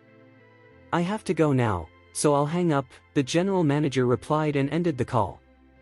On the other end, Dahlia felt a mix of surprise and joy. She never expected everything to go so well. Just moments ago, the Jackson Group was about to be removed from the candidate list, and suddenly they were now partners with the Harmon family. It was all happening too fast. She knew it had to be Chris' support that helped her reach this point. The Nolan family's influence was powerful. A single phone call had changed the Harmon family's decision. "Ms. Nicholson, what happened? Did the Harmon family change their minds?" Lyra asked eagerly. "Yes," Dahlia replied, smiling brightly. "The general manager of Harmon Group just called and said I'm chosen to be their partner."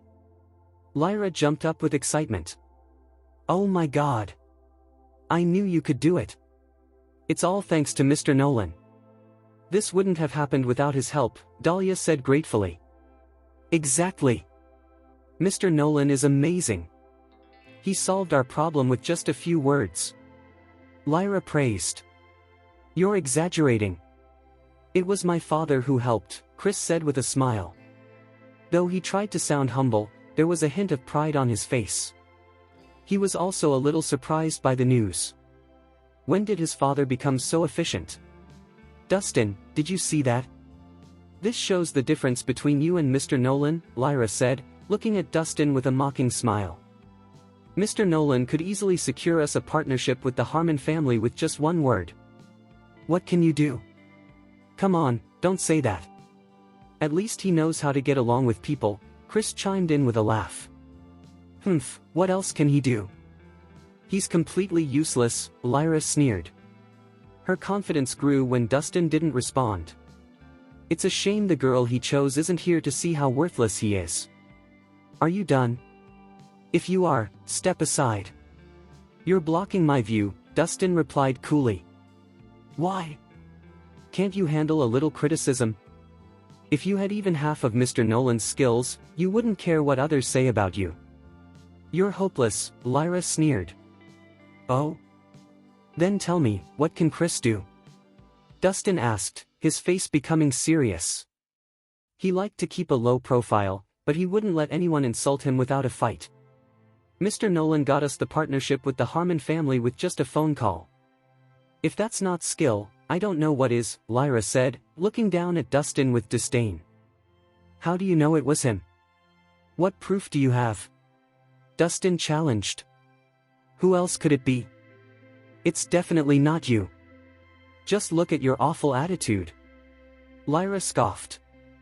Hey, Rhys, what makes you think the Harmon family would change their minds if it wasn't because of me?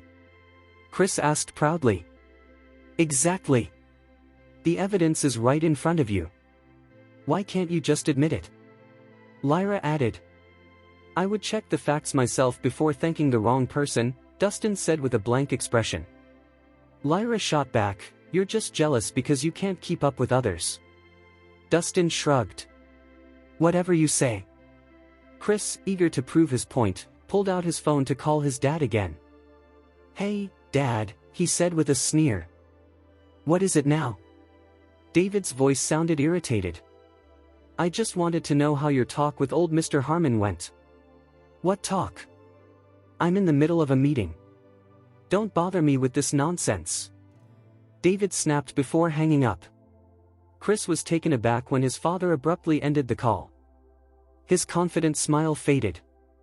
If his dad wasn't going to back him up, who would? Was it all just a coincidence? Mr. Nolan, what did your dad say? We're all ears, Dustin asked with a fake grin. He sat right behind Chris and had heard every word David said. Chris's shocked face said it all.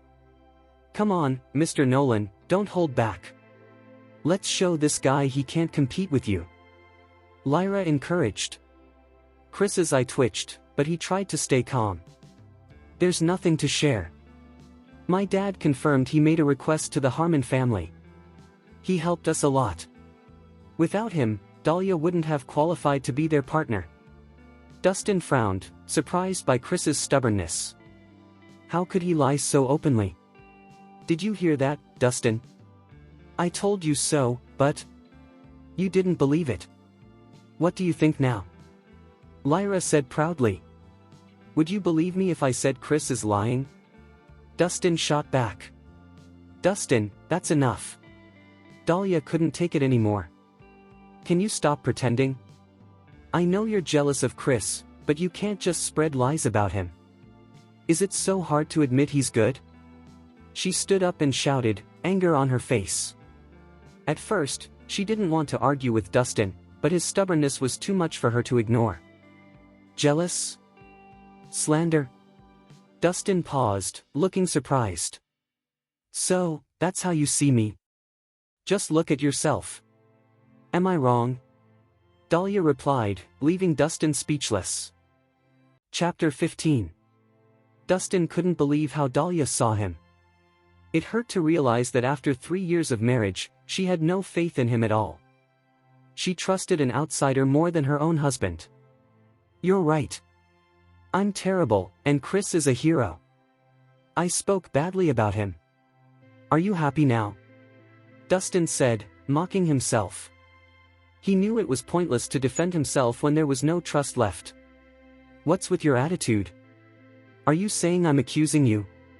Dahlia frowned, confused by his words. Not at all. I'm the one who fucked up by talking shit about a good person, Dustin replied coldly. You're so stubborn. Dahlia snapped angrily. She had never expected Dustin to act this way, refusing to admit his mistakes. Was this the real him, finally showing his true colors after their divorce? It's okay, Dahlia. Don't get too upset, Chris said gently, trying to play the good guy. Dustin is just acting this way because he doesn't like that I'm close to you. I understand. Everyone fucks up sometimes.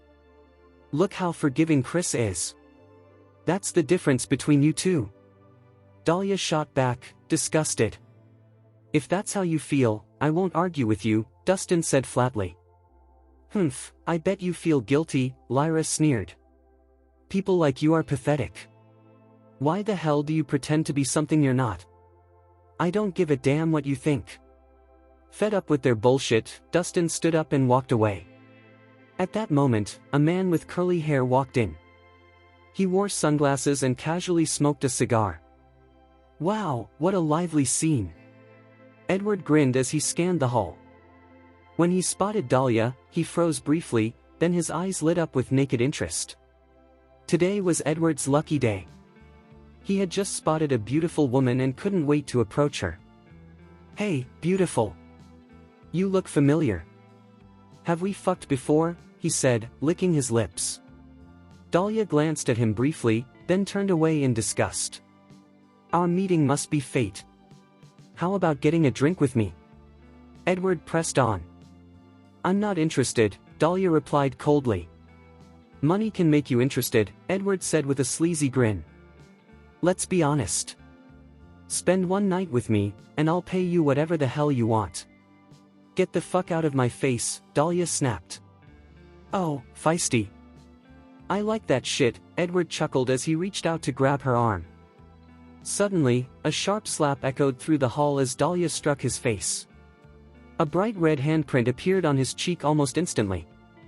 You fucking bitch. You dare slap me? Edward hissed, clutching his burning cheek as his expression twisted with rage.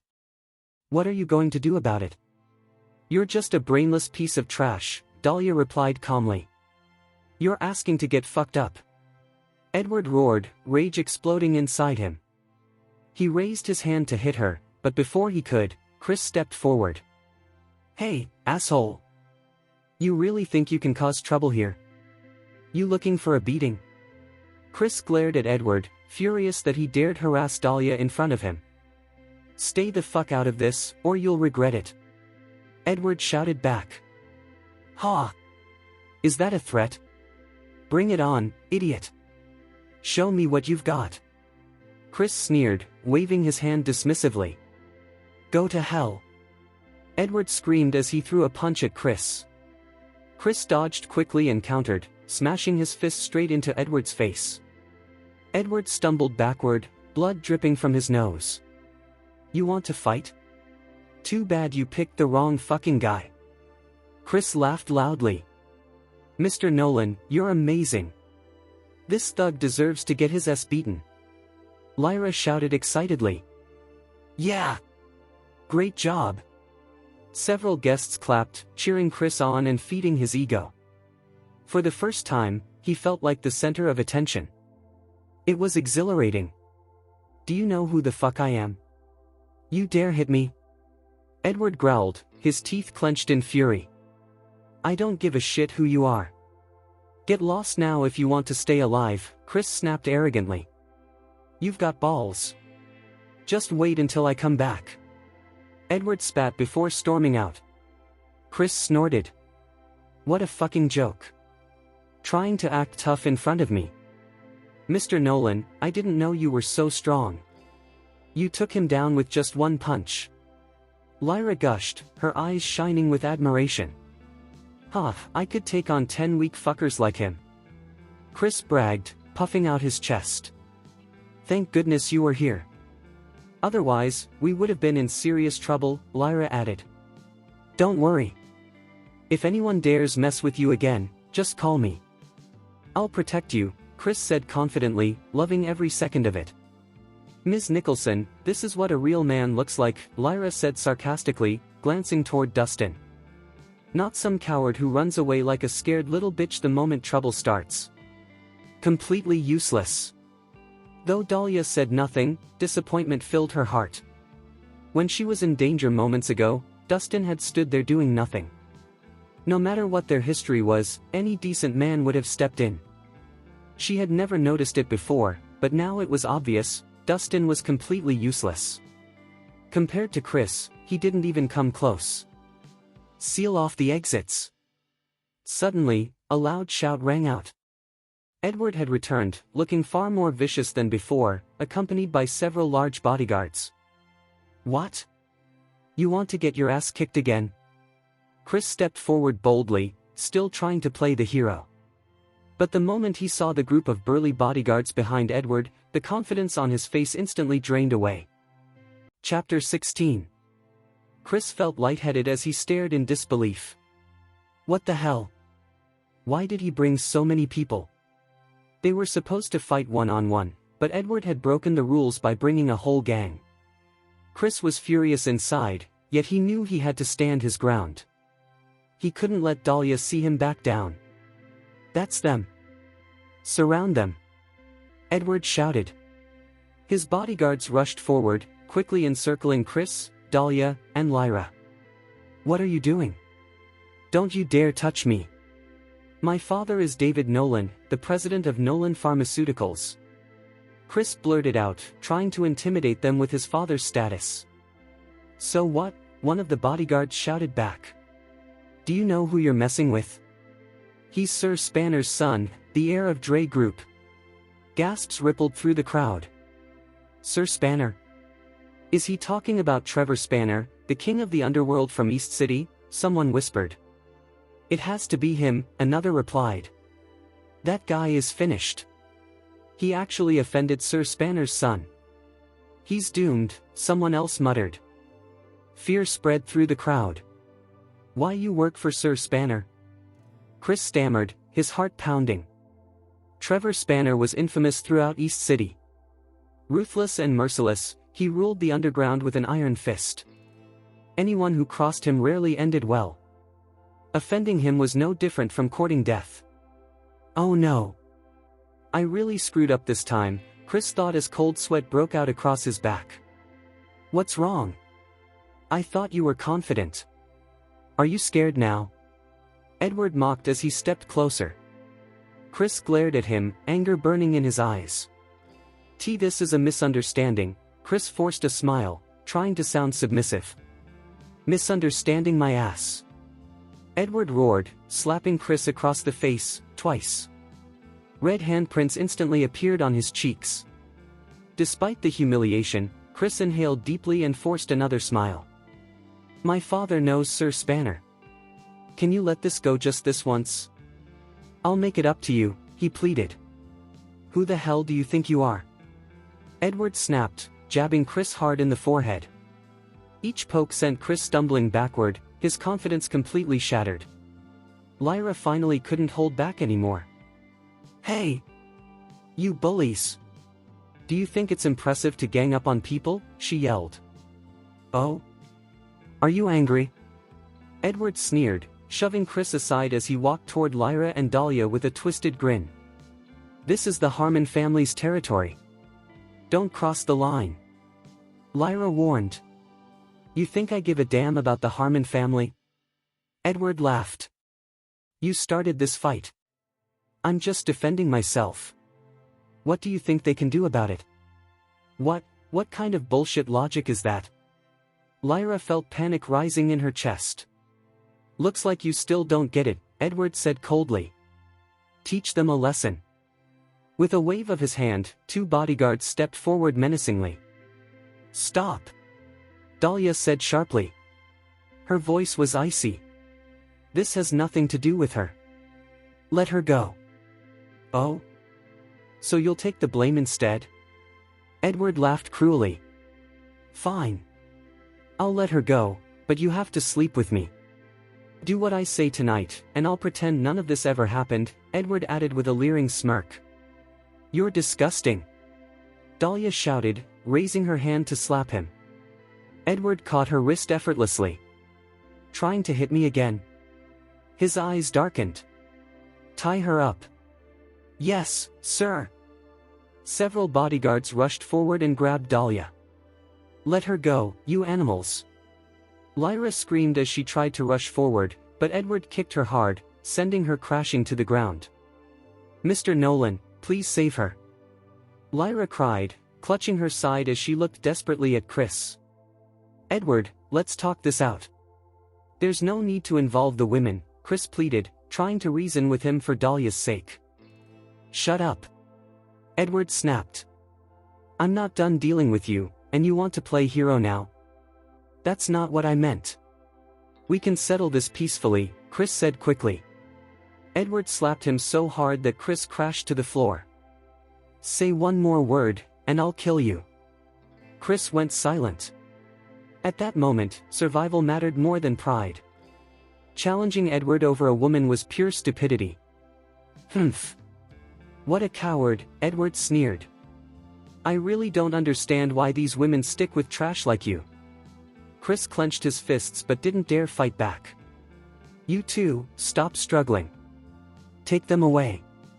I'm going to enjoy tonight, Edward ordered coldly. Mr. Nolan. Please, help us. Lyra screamed at the top of her lungs. Chris kept his head lowered, unable to respond. The surrounding crowd shook their heads. In their eyes, Chris was nothing but a coward. Just as Dahlia was about to be dragged away, someone stepped forward and blocked Edward's path. You're not touching her, the man said firmly. Edward sneered. What the hell? You trying to be a hero? I suggest you let her go before things turn ugly, Dustin said coldly. Edward burst out laughing. And what if I don't? Then go to hell, Dustin replied without hesitation. Chapter 17. Then go to die. Dustin said flatly, his intense stare making everyone uneasy. Go to die. Edward burst out laughing.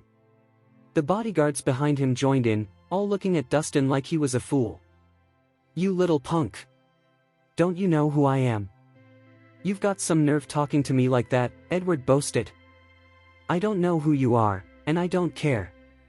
You have 3 seconds to let her go, or else, Dustin replied calmly. His words shocked everyone, even the men holding Dahlia. No one expected Dustin to speak so boldly. Compared to the quiet Chris, he seemed fearless. Some, however, thought his courage was foolish. You really don't know what you're getting into. You're going to die. Chris scowled, his frustration clear. Dustin's bravery only made Chris feel more cowardly in comparison. Are you insane? Edward sized Dustin up. So you want to play the hero, huh? Fine. Let's see what you've got. He raised his hand and signaled again. 2 huge bodyguards charged at Dustin. Each was over 6 feet tall, muscular, and intimidating. Dustin looked small in comparison, so everyone assumed this would be an easy fight. They were wrong. As the men got closer, Dustin threw 2 lightning-fast punches that struck their faces hard. In an instant, both men collapsed to the ground as if hit by lightning, lying still. Ha! Everyone gasped. Both of Edward's best bodyguards had fallen.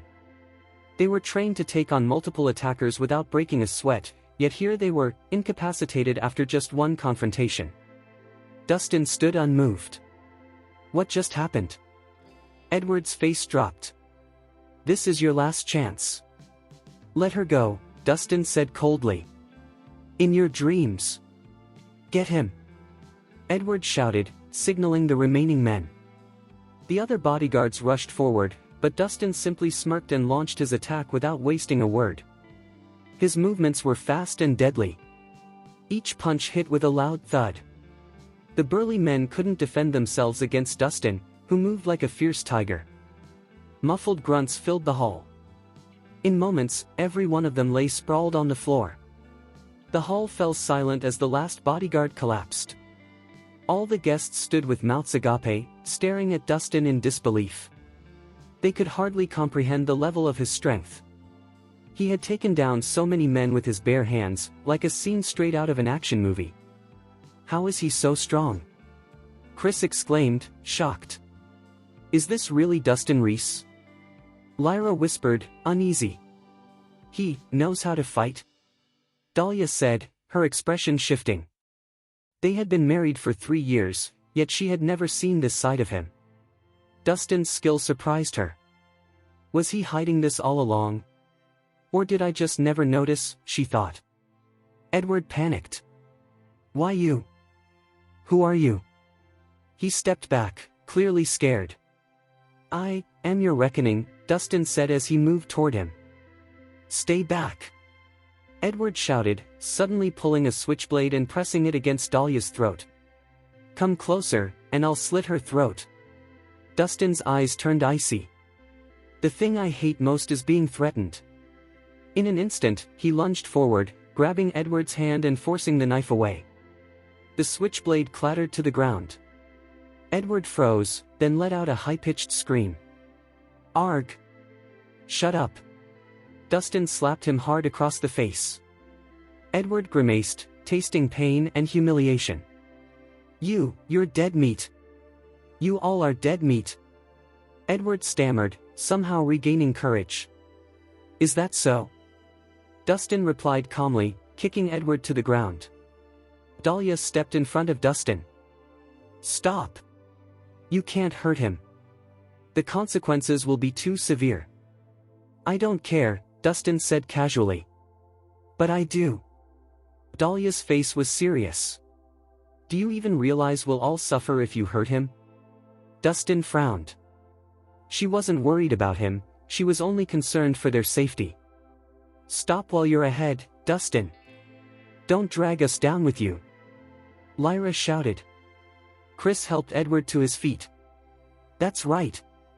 We have nothing to do with Dustin Rhys attacking you. If you're angry at him, fine, but don't involve us. Chris's words were both a warning and an accusation toward Dustin. Dustin narrowed his eyes, feeling the weight of the misunderstanding. He had only acted to save Dahlia, yet now he was being seen as the villain. It was infuriating. You little punk. You think you're tough? So what? Edward yelled, misreading Dustin's silence as fear. His confidence surged again. Let me tell you something, power and status matter in this world. Touch me again, and you'll regret it. Dustin didn't respond, but his eyes burned with controlled fury. What's wrong? Scared? Edward smirked. Since you don't have the guts, get on your knees and bow to me. Make me happy, and maybe I'll let you live. Chapter 18. Why are you just standing there? Hurry up and beg Mr. Spanner for forgiveness. Chris shouted, enjoying Dustin's embarrassment. He felt jealous when Dustin had shown off earlier, and now he wanted to get back at him. Will he kneel? If he does, he'll be too ashamed to show his face again. But if he doesn't, Edward might hurt him, Chris thought to himself.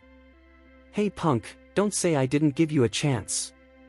If you grovel at my feet today, I'll let you off easy. If not, don't blame me for being ruthless, Edward said, poking Dustin's chest with a smug look. Edward thought, what does it matter if he can fight? He has no power or status. To everyone else, he's just a foot soldier.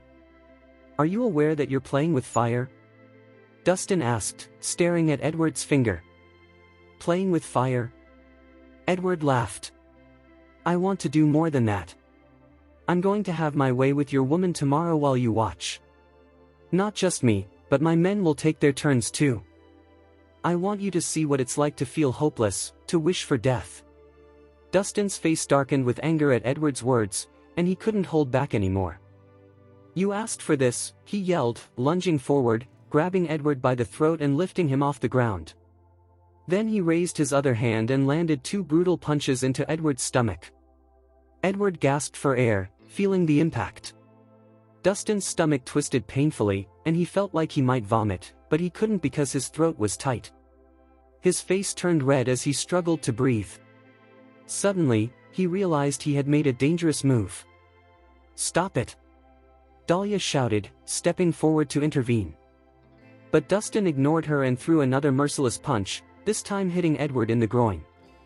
A sickening sound echoed as flesh collided, and blood began pooling on the floor. Edward groaned, his body shaking violently. He wanted to scream, but the pain was unbearable. Eventually, his head drooped to one side as he fainted. Everyone around stared in shock at the bloody scene. They could hardly believe Dustin had been cruel enough to deliver such punishment, potentially jeopardizing Edward's future with one strike. After all, Edward was the son of Sir Spanner. Sir Spanner was the kind of man who would come after anyone who even touched his son, let alone hurt him. It was clear Dustin had just drawn Sir Spanner's wrath upon himself. "Have you lost your mind?" Dahlia's face changed as she pushed Dustin hard. "Do you even realize what you've done? You've really messed up this time. If it had been a minor injury, an apology or money might have sufficed. But Edward was now severely hurt, and Trevor wouldn't let this go easily. All I did was deal with one of society's bad guys. Is that so wrong?" Dustin replied calmly. "That's not the point. You shouldn't have hurt him." Dahlia scolded, frowning.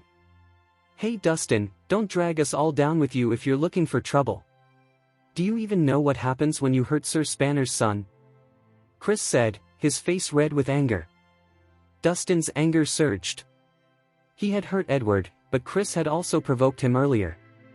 This made Chris anxious about what would happen when Sir Spanner found out. "That's enough. You need to get out of here now. Run as far away as you can while you still have time," Dahlia urged quickly. She realized that once word got out about Edward's injury, Sir Spanner would be furious. When that happened, Dustin would be trapped, unable to escape his wrath. "I don't think I need to run," Dustin replied, unconcerned. "Stop pretending you're tough. Sir Spanner is stronger than you think. Your fighting skills won't save you," Dahlia warned. "Even if he could fight, bullets would still be a threat. Dahlia, he's not the kind of person who listens to reason. Let's not get involved in this mess. We don't want trouble falling on us," Lyra said quickly. "Exactly. He can't escape." Chris suddenly blocked the exit, realizing the danger. "If Dustin runs and Sir Spanner comes after us instead, we'll take the blame." "Mr. Nolan is right," Lyra agreed. "If Dustin runs, we'll pay the price." "What are you saying? Dustin just helped us." Dahlia frowned. "No one asked him to help. He interfered in our business." Lyra scoffed. "Right. He caused this mess, so he should deal with it," Chris added self-righteously. Dahlia's expression turned cold as she prepared to speak. Dustin interrupted, saying, "You all can relax. I will take responsibility for what I've done. I won't involve any of you. This is a matter of life and death. Can you please stop acting tough?" Dahlia said, annoyed. "You don't need to worry about me, Ms. Nicholson. This doesn't involve you at all, so just sit back and watch," Dustin replied loudly. "What do you mean by that? Do you think I'm worried about getting blamed?" Dahlia asked, frowning. "Isn't that the case?" Dustin looked at Lyra and Chris as he spoke. Dahlia was speechless.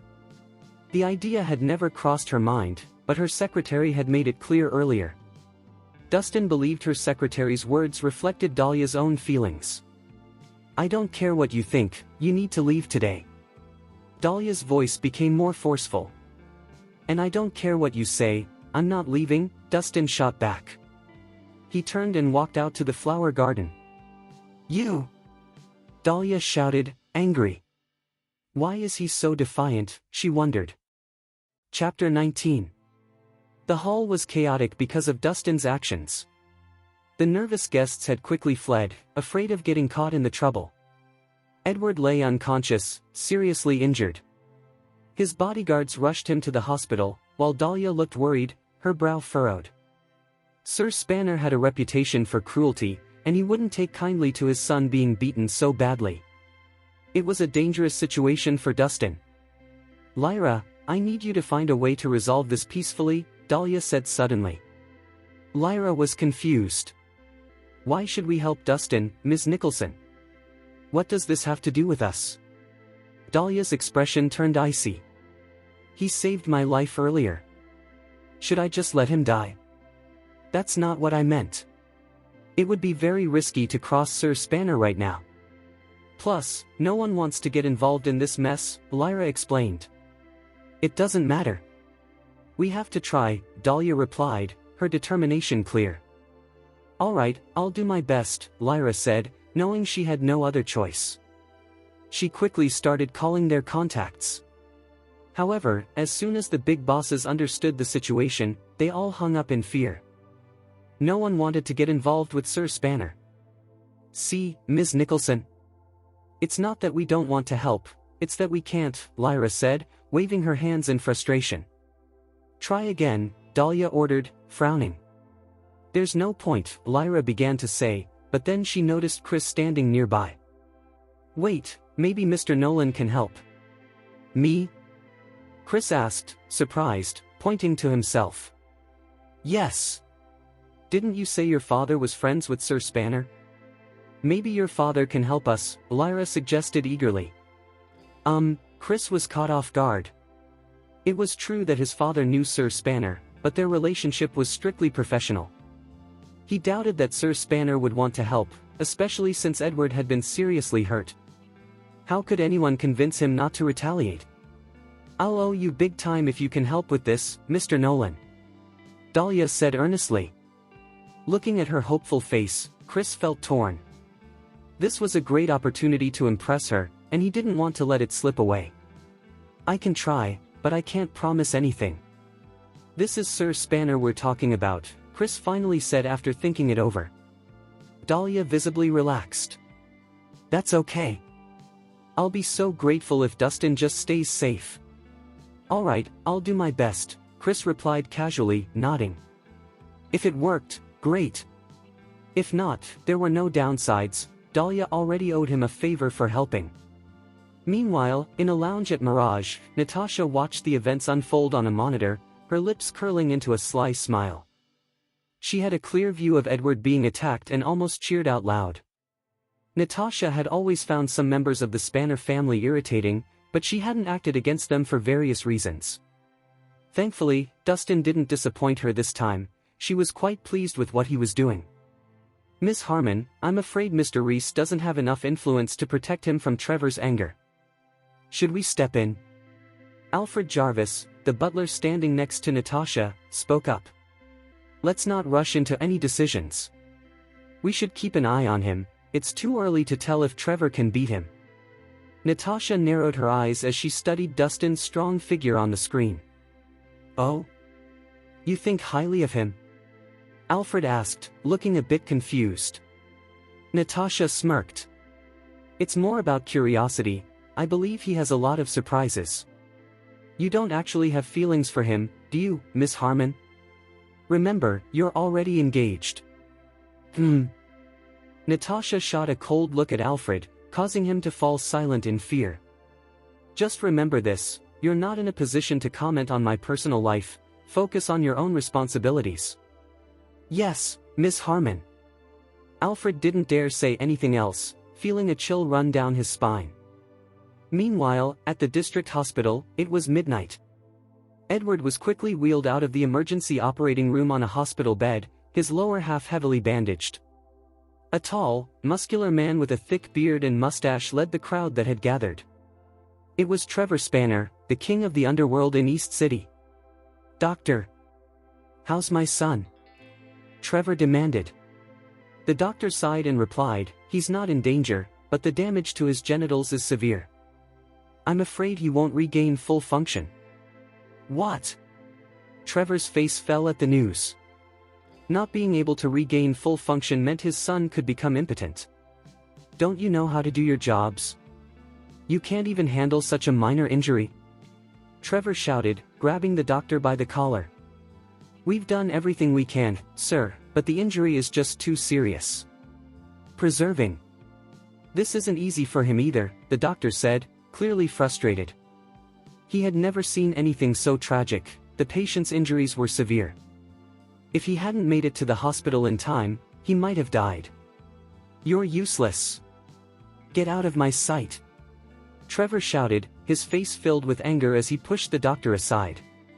If the best doctors at the hospital couldn't help, then his son was truly in bad shape. Talk. What happened? Trevor turned sharply to the bodyguards behind him. Edward was fine, so why has he been beaten like this? Sir Spanner, one of the bodyguards bravely began to explain. As the bodyguard spoke, Trevor's anger boiled over.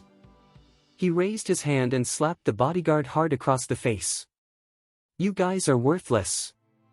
What's the point of hiring you if you can't even handle one guy? Trevor yelled. His rage didn't ease, and he slapped each of the bodyguards multiple times. The bodyguards looked down, too scared to respond. Why are you still standing there? Go get more men and bring that guy to me. I don't care who he is, I want him punished for hurting my son. With that command, Trevor's team quickly sprang into action. A storm was brewing, and it was clear that trouble was on the horizon. Chapter 20. The next morning, in the luxurious private room at the Mirage, Natasha said, Mr. Rhys, thank you for protecting me. Here is the Kanskora you wanted. Please take a look. She placed a beautiful wooden box on the table and pushed it toward him. What's this? Dustin asked, opening the box. Inside, he found a blood-red Kanskora that looked like a dragon's tooth. It was unusual and immediately caught his attention. He took a gentle sniff, and its strong scent filled his nose. It really is a Kanskora. Thank you, Ms. Harmon. Dustin's face brightened. He had spent years searching for rare herbs, and now he had found another one. There were still 5 herbs left to collect. If he could find them all, there was hope. You're welcome. You deserve it. Actually, I should be thanking you, Natasha replied with a smile. Ms. Harmon, I have a favor to ask. If you find any rare herbs in the future, please contact me right away. I'm willing to pay well for them. Dustin said seriously. Of course. But I'm curious, why are you collecting these herbs? Natasha asked hesitantly. To save someone, Dustin answered after a moment of thought. He continued, I have a friend who is seriously injured, and I need these rare herbs to help him. Oh no. What happened to him? Even you can't cure him? Natasha was surprised. She had seen Dustin's remarkable medical skills before and knew he could perform miracles. Medical skills alone aren't enough. I need specific herbs to treat him, Dustin explained, shaking his head. He knew that even the best skills couldn't heal without the right tools. I understand, Natasha said, nodding as she grasped the situation. I'll keep an eye out for any rare herbs and contact you immediately if I find anything. Thank you, Dustin replied gratefully. Go ahead, Ms. Harmon, Dustin said with a slight nod. No problem. Let's keep in touch, Natasha winked back. Dustin didn't stay long. After chatting briefly, he excused himself and left. 20 minutes later, he found himself in front of Peaceful Medical Center. Carrying 2 bottles of alcohol, Dustin walked into the medical center. Hey, drunkard! Look what I've brought you, he called out as he scanned the room. He followed the sound of snoring and soon spotted a man with a flushed face sleeping under a table. The man had one eye and a broken leg, looking like a disheveled beggar. Hey, wake up! Dustin shouted, giving him a gentle push. The man rolled over and continued to snore loudly. You seem to be sleeping pretty soundly, Dustin remarked with a smirk. Opening one of the bottles, the strong smell of alcohol quickly filled the room. The sleeping man suddenly jolted awake, hitting his head on the table with a loud thud, breaking it in half. Ignoring the glass shards, he grabbed the bottle from Dustin's hand and poured the alcohol into his mouth. This is some good stuff, the one-eyed man sighed, feeling refreshed. This alcohol cost me a lot of money.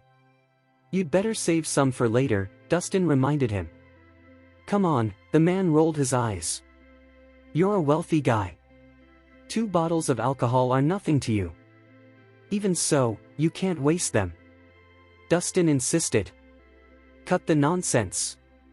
Why are you here? The one-eyed man asked, glaring at him. I found another rare herb, Dustin replied, handing him a box containing the Kanskora. Ha! The man opened the box and frowned. Bastard, I told you not to search for. I don't need herbs anymore. I'm going to die anyway. Dying now or later doesn't matter. That's your problem, Dustin replied with a shrug. I'm still going to look for herbs. It has nothing to do with you. Why are you so stubborn? The one-eyed man asked, starting to panic.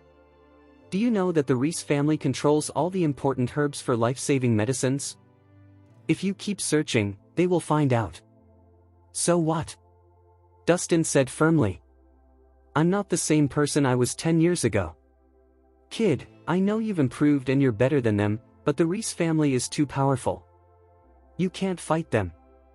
I don't want you to get involved again, the man said sadly. Life is about destiny. I've been hiding for 10 years, and I'm tired of it. I want to live the rest of my life boldly. Dustin declared with determination. You're going to face many challenges if you choose this path. Your mother wanted you to live a peaceful life, the man reminded him. My mother has passed away, and she will never come back. You are the only family I have left. How can I just watch you die? Dustin shouted.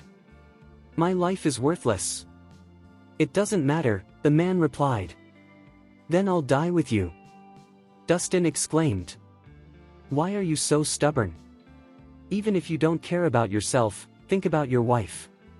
Do you want her to be a widow? The one-eyed man urged, knowing he had to make a strong point.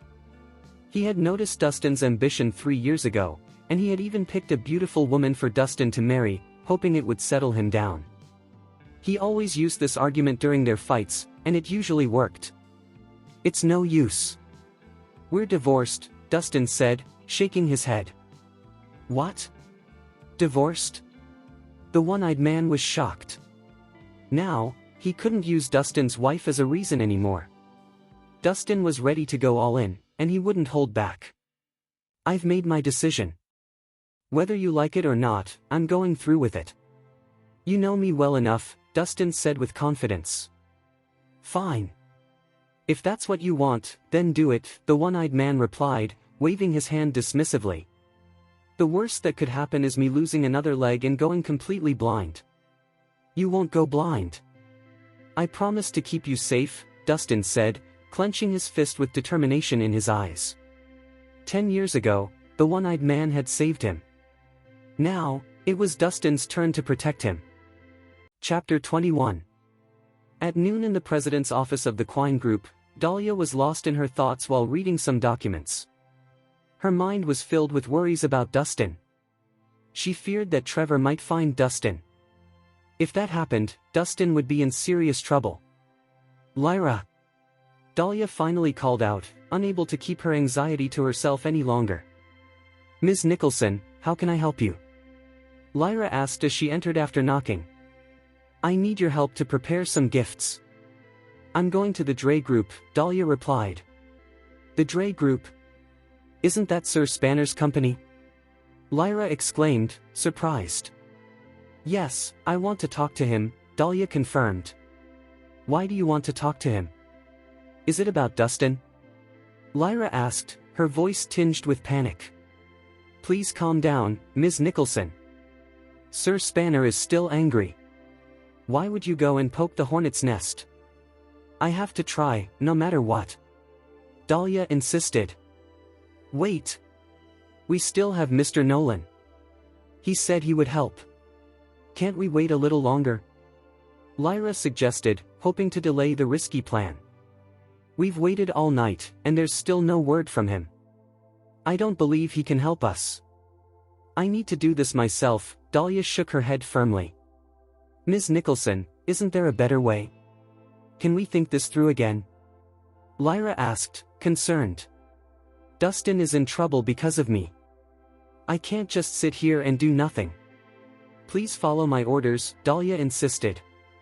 Dahlia waved her hand, signaling her determination. Seeing the look in Dahlia's eyes, Lyra sighed. She knew that once Dahlia made up her mind, there was no changing it.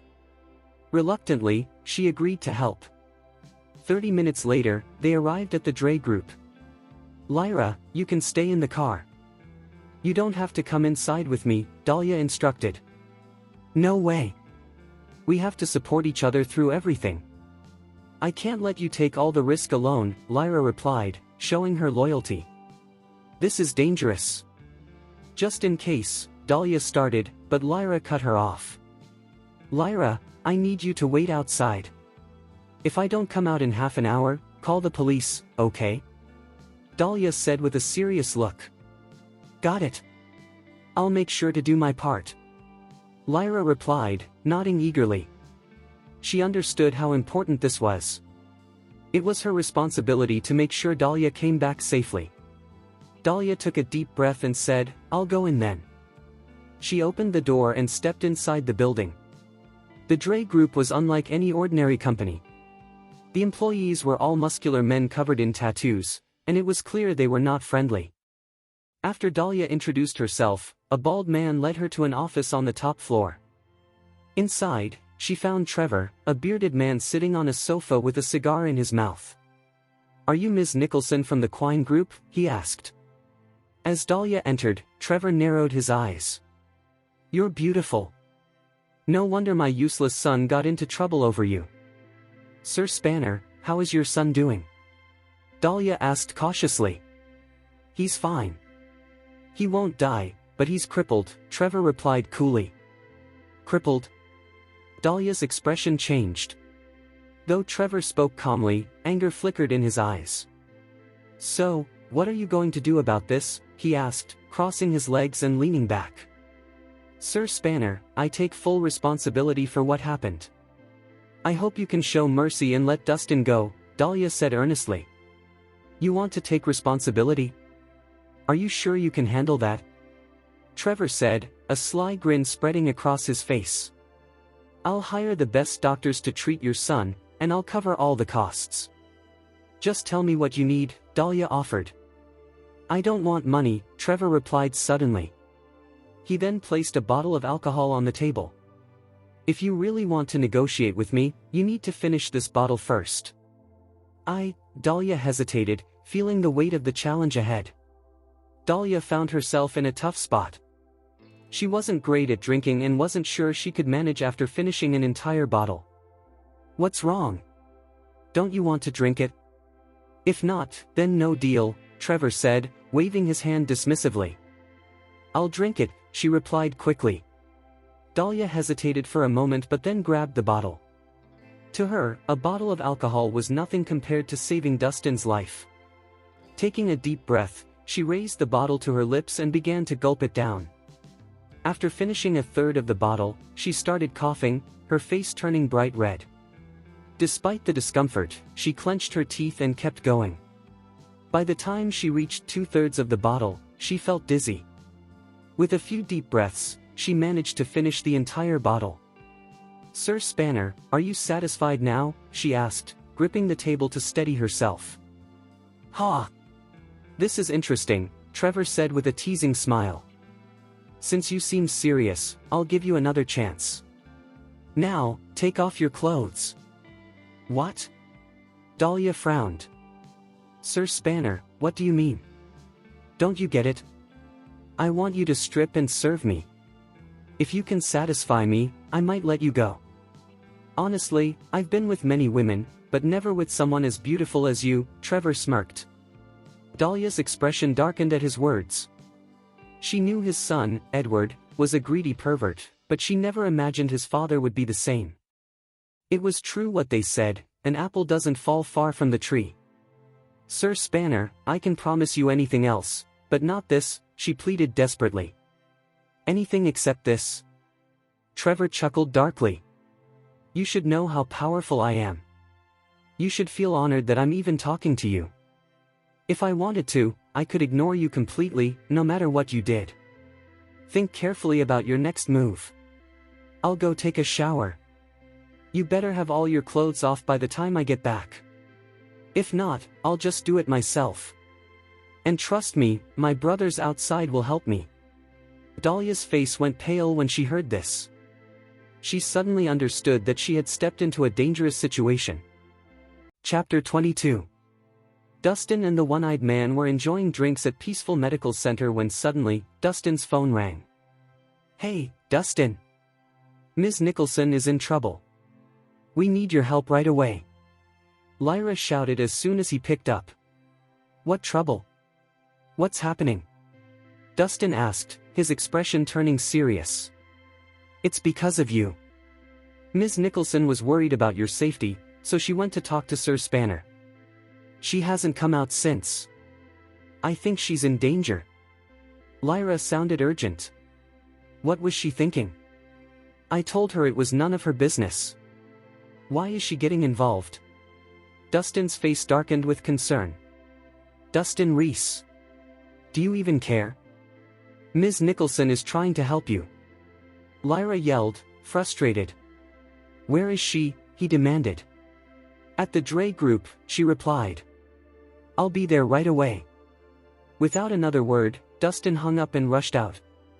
Meanwhile, in the Dre group's office, Dahlia slumped on the couch, feeling dizzy and sweaty. The alcohol was hitting her hard, and her limbs felt weak. Most importantly, her bag and phone had been taken as soon as she arrived, leaving her unable to call for help. What could she do? Just then, the door opened, and Trevor walked in wearing a robe. Why are you still dressed? Do you want me to take action? He looked her up and down, clearly intrigued by her beauty. Dahlia felt a surge of fear.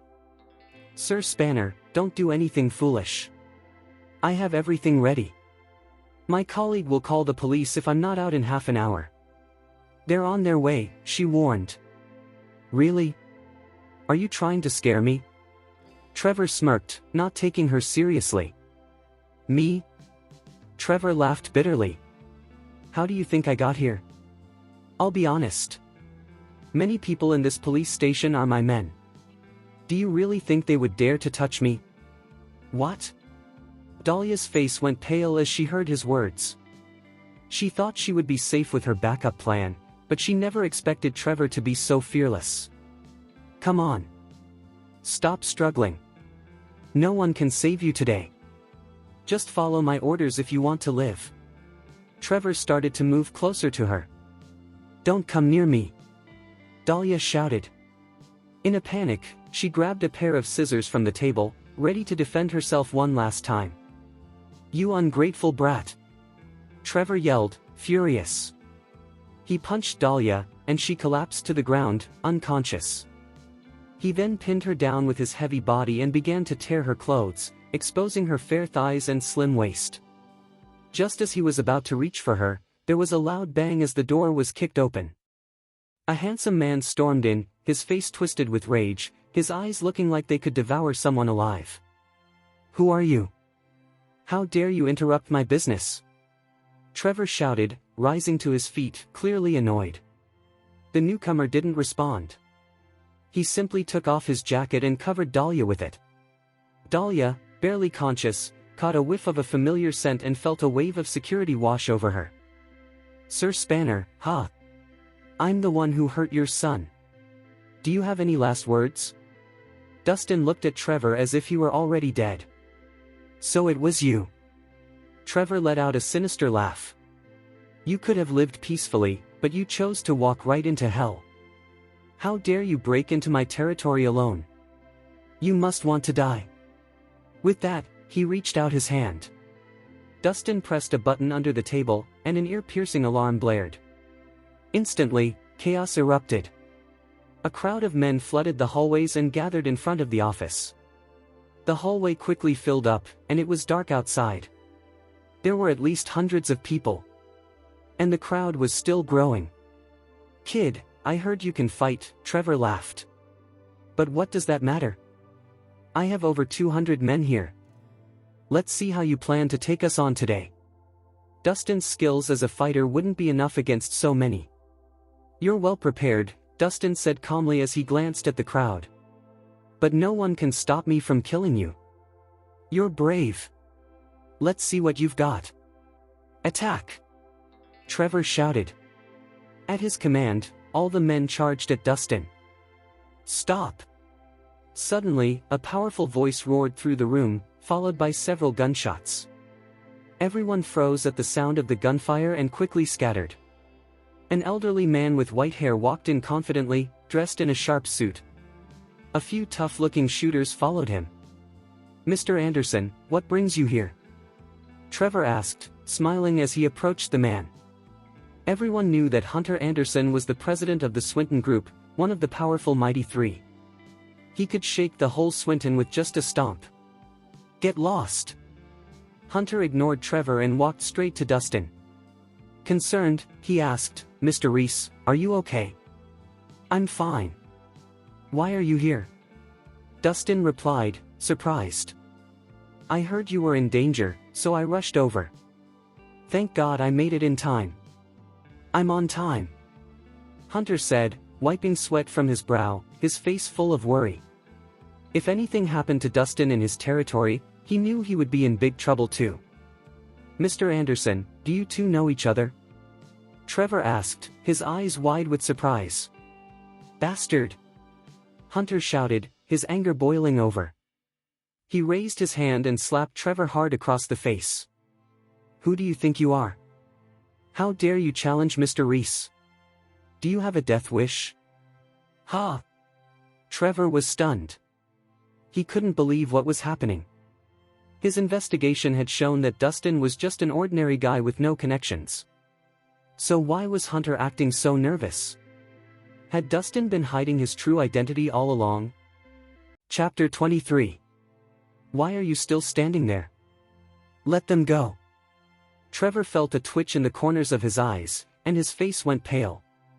If Hunter had asked him nicely, he might not have been so angry. But Hunter had shouted as soon as he arrived and even slapped him. Trevor couldn't let Dustin go without looking weak in front of his men. Mr. Anderson, this guy crippled my son and barged into my place. How can I face the public if they know I let him go today? Trevor shot back quietly. Your son deserved what he got.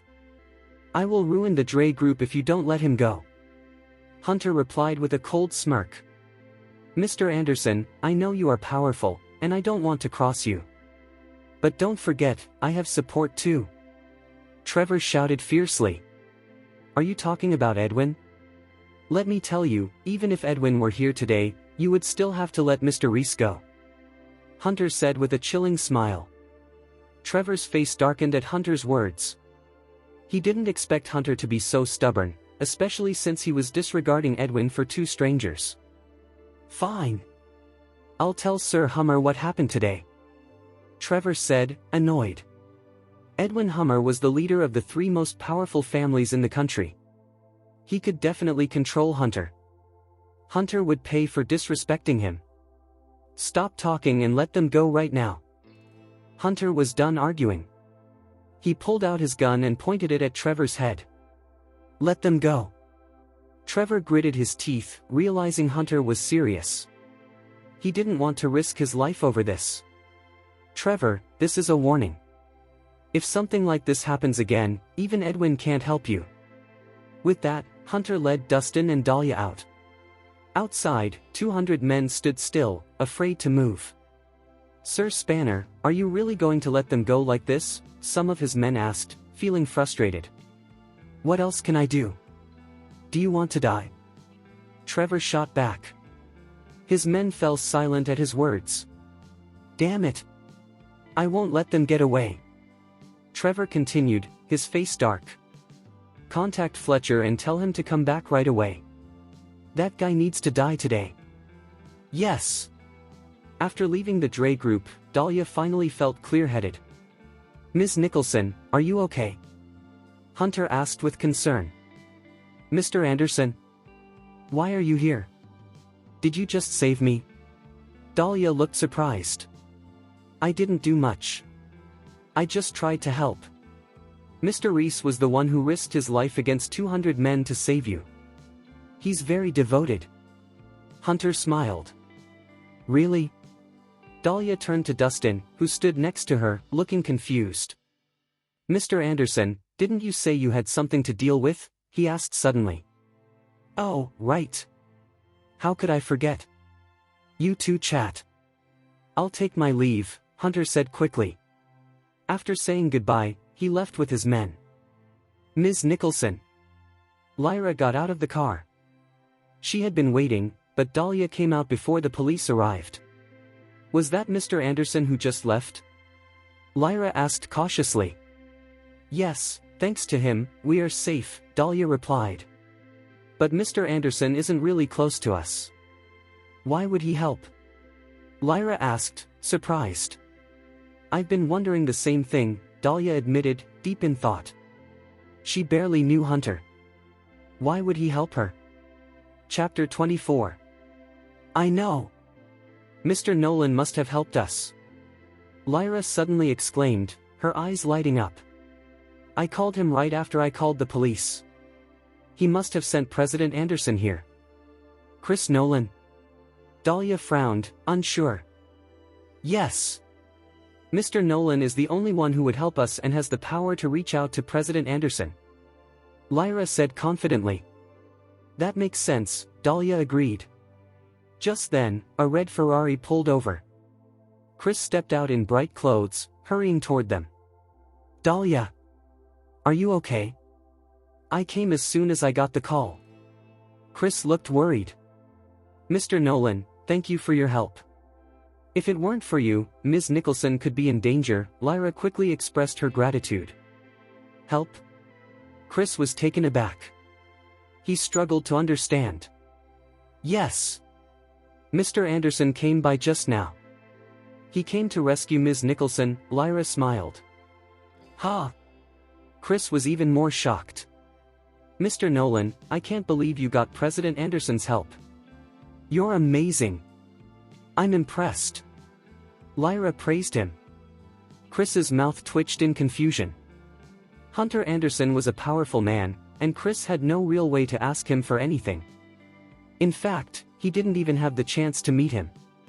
But seeing how things had turned out, he decided to go along with it. He figured it wouldn't hurt him. Ahem, well. I was just trying. I didn't expect Mr. Anderson to be so kind, Chris said, adjusting his tie as he accepted the compliments. Dustin couldn't help but laugh. This guy was so bold. Didn't he worry the ladies would find out the truth? Dustin! How dare you? Laugh? Lyra exclaimed, clearly frustrated. Look at Mr. Nolan. He figured everything out so easily, but you? You just resort to violence and almost put Ms. Nicholson in danger. Why did he show up now if he's so great? Dustin replied calmly. Even though he was late, he got Mr. Anderson's help. Do you really think you could have walked out of Sir Spanner's territory alive without him? Lyra shot back, her anger rising. You're the only one who thinks that. I don't believe Chris saved me, Dustin said, still calm. Hey! Why are you being so ungrateful? Mr. Nolan saved your life. Not only are you refusing to thank him, but you're also talking nonsense. How shameless. Lyra was clearly displeased. Forget it. He doesn't appreciate help. Let's not waste our time arguing with him, Chris said, pretending to be generous. Did you see that? That's what we call grace. Lyra glared at Dustin. Dustin, Mr. Nolan saved us. It wouldn't hurt for you to thank him. Dahlia looked unhappy too. Just thank him if you want. It's none of my concern, she said. Dustin didn't seem to care. Why are you acting like this? Dahlia frowned slightly. He didn't even thank Chris for saving them. How could he be so petty? I'm always like this. This isn't the first time you've met me, Dustin replied stubbornly. And please, don't barge into Trevor's territory again. You're so reckless. I'm reckless. I did it to save you. Dahlia snapped, her anger rising. Save me? Who asked for your help? Dustin raised his voice. We're not even close. I don't need you to play the hero. You almost got yourself killed, and now you're acting tough. You brought this on yourself. Dahlia was shocked when she heard his words. She couldn't believe Dustin would say something like that.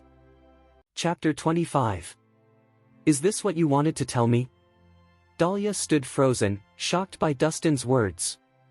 His cold expression felt unfamiliar to her, and a wave of sadness washed over her. Yes. That's exactly what I wanted to say. Stay out of my life. My problems are not your concern anymore. We are not connected anymore. Do you understand? Dustin's harsh tone hit her like a chill. Dahlia felt frozen by his cruel words. She had thought he would appreciate her kindness, not blame her for it. When had they turned into enemies? Hey, Dustin Rhys. Are you even human? Lyra, standing nearby, couldn't hold back. How can you say that to Ms. Nicholson? She was trying to help you. How can you be so ungrateful? What do you want me to say? Should I thank her for barging into Trevor's place? Dustin replied coldly. Lyra was furious. Enough. From now on, I won't get involved in your life. Whether you live or die means nothing to me. Dahlia finally shouted, unable to contain her anger any longer. She stormed off, unnoticed, tears brimming in her eyes. Dustin Rhys. Remember what you said today. Don't come looking for us next time. Lyra glared at him before rushing after Dahlia. What an idiot, Chris muttered, following the two women. He saw this as an opportunity he couldn't miss. Silly woman, confusion filled Dustin's eyes as he watched Dahlia walk away. He had meant those words to protect her. If he hadn't shown up in time, Trevor would have taken advantage of her. He thought cutting ties was the only way to keep her safe. Finally, it's time to take action. Dustin took a deep breath, turned around, and stared at the Dre Group's building. He hadn't left earlier because he was afraid, he simply didn't want to put Dahlia in danger. Now that she was safe, he felt no worries. Revenge was something that needed to be served cold, but Dustin was not a patient man. He needed to take revenge today. With that thought in mind, Dustin confidently walked into the Dre Group. As he entered, people gasped in shock. He quickly locked the main door behind him. Soon, screams and cries echoed throughout the building. The whole process took about 20 minutes. After 20 minutes, a loud bang echoed as one of the bodyguards' lifeless bodies crashed through the office door on the top floor. Dustin stepped over the corpse as he entered the room, looking like a devil from hell, covered in blood. The entire office was a scene of horror. It was terrifying. Inside the office, Trevor's bodyguards were stunned. They stood frozen, chills running down their spines. Dustin was like a monster, they never imagined he could be so strong. He had taken down everyone from the first floor to the top floor. He had killed almost 200 men all by himself. Was he even human? Who are you? Trevor stammered, backing away. When he saw Dustin approaching, he had a smug smile, thinking Dustin must have a death wish. But soon, he realized he was completely mistaken. Dustin didn't have a death wish. He was on a killing spree. Chapter 26. As soon as Dustin entered the building, he moved steadily through it, taking down everyone he encountered. His opponents fell quickly, unable to resist him. You want revenge on me, but you don't even know who I am, Dustin said, closing in on Trevor with a cold look in his eyes. Stay back. If you come any closer, I'll kill you. Trevor shouted, pulling a gun from his desk. But before Trevor could raise it, Dustin rushed forward, grabbing the gun's muzzle. He then wrenched it from Trevor's grip. Trevor was stunned to see the gun's muzzle twisted. It was made of iron, yet Dustin handled it as if it were made of clay. Mr. Rhys, this is a misunderstanding. I promise I won't bother you again if you just leave, Trevor said, feeling a cold sweat break out on his forehead. He realized Dustin's strength was far beyond ordinary people's. It made sense why someone as powerful as Hunter respected him. You won't bother me, but I want to bother you, Dustin said suddenly, grabbing Trevor by the shoulder and pulling him hard. With a crack, Trevor's arm broke. Arg! Trevor screamed. How dare you touch my woman? Dustin remained unfazed and struck again, breaking Trevor's other arm. Trevor was sweating and pale, while the others in the room trembled in fear, too scared to approach Dustin. Do you know who supports me? Edwin Hummer, the leader of Swinton's Mighty Three. If you kill me, Sir Hummer will make you pay. Trevor threatened, trying to intimidate Dustin with the name of his powerful patron. Are those your last words? Dustin asked, an amused expression crossing his face. he tossed Trevor to the ground. If you have nothing else to say, please, don't kill me. I have power, influence, and money. I can give you anything you want, just don't kill me. Trevor cried, blood spilling from his mouth as he collapsed to the ground, fear evident in his eyes. Dustin looked around and noticed a man in a bright outfit standing in the corner. You must be his henchman since you're right by his side, he said. The man nodded, too scared to speak. Good. Kill him, and all his assets will belong to you. Dustin then kicked a knife toward the man. The man stared at the knife, hesitating for a moment before his expression hardened. No. Before Trevor could plead again, the man seized the knife and plunged it into Trevor's chest. Blood poured from the wound, and Trevor's eyes widened in shock as he fell to the ground, unaware of who he had crossed. Sir, I've killed him, the man said nervously. Dustin remained calm. Trevor was quite influential in East City. Now that he's dead, do you think you can handle the fallout? The man, having made his choice, replied confidently, Don't worry, sir. I can handle it. Oh? You sound sure of yourself, Dustin remarked, raising an eyebrow. What position do you hold in the Dre group? The man paused before pointing at Trevor's lifeless body. He's my father. Chapter 27. He is my father. Dustin was taken aback. He didn't expect them to be related. I heard Trevor has a son named Edward. Who are you then? My name is Mason. I'm Trevor's illegitimate son. The man lowered his head as he spoke. Trevor forced himself on my mother and got her pregnant. To protect his reputation, he kept my existence a secret and made me his foster son instead. So, you hate him? Dustin asked. Yes. Mason clenched his teeth, filled with anger. He abandoned my mother and me, leaving us poor for years. Now, he's just using me to help Edward. I won't let them walk all over me again. I need to reclaim what's mine. Good, Dustin said, nodding in approval. Since you're ambitious, I'll help you. If you follow my lead, I'll not only help you rise up but also help you take control of Swinton. Thank you. Mason exclaimed, overwhelmed with gratitude. He immediately knelt to show his appreciation. He recognized that Dustin was an impressive man. After all, he had single-handedly taken down the entire Dre group. Working with Dustin would surely brighten Mason's future. You can call me Mr. Rhys. If you need anything next time, just call me. All I ask is for your loyalty, Dustin reminded him. I swear to be loyal to you until the day I die, Mr. Rhys. Mason promised, determined. You know what to do from here, right? Yes. Whatever happened today is my responsibility. You have nothing to worry about, Mason replied wisely. You're smart, Dustin smiled. He saw potential in Mason. Just then, the phone on the table vibrated. Only after getting Dustin's permission did Mason pick it up. Mason answered the call. Hey, what's going on? You want $50 million? I heard you haven't paid back your bank loan and are going bankrupt. Are you trying to use me? I don't have time for your problems. Goodbye. Mason hung up without a second thought. What was that about? Dustin asked. It's nothing.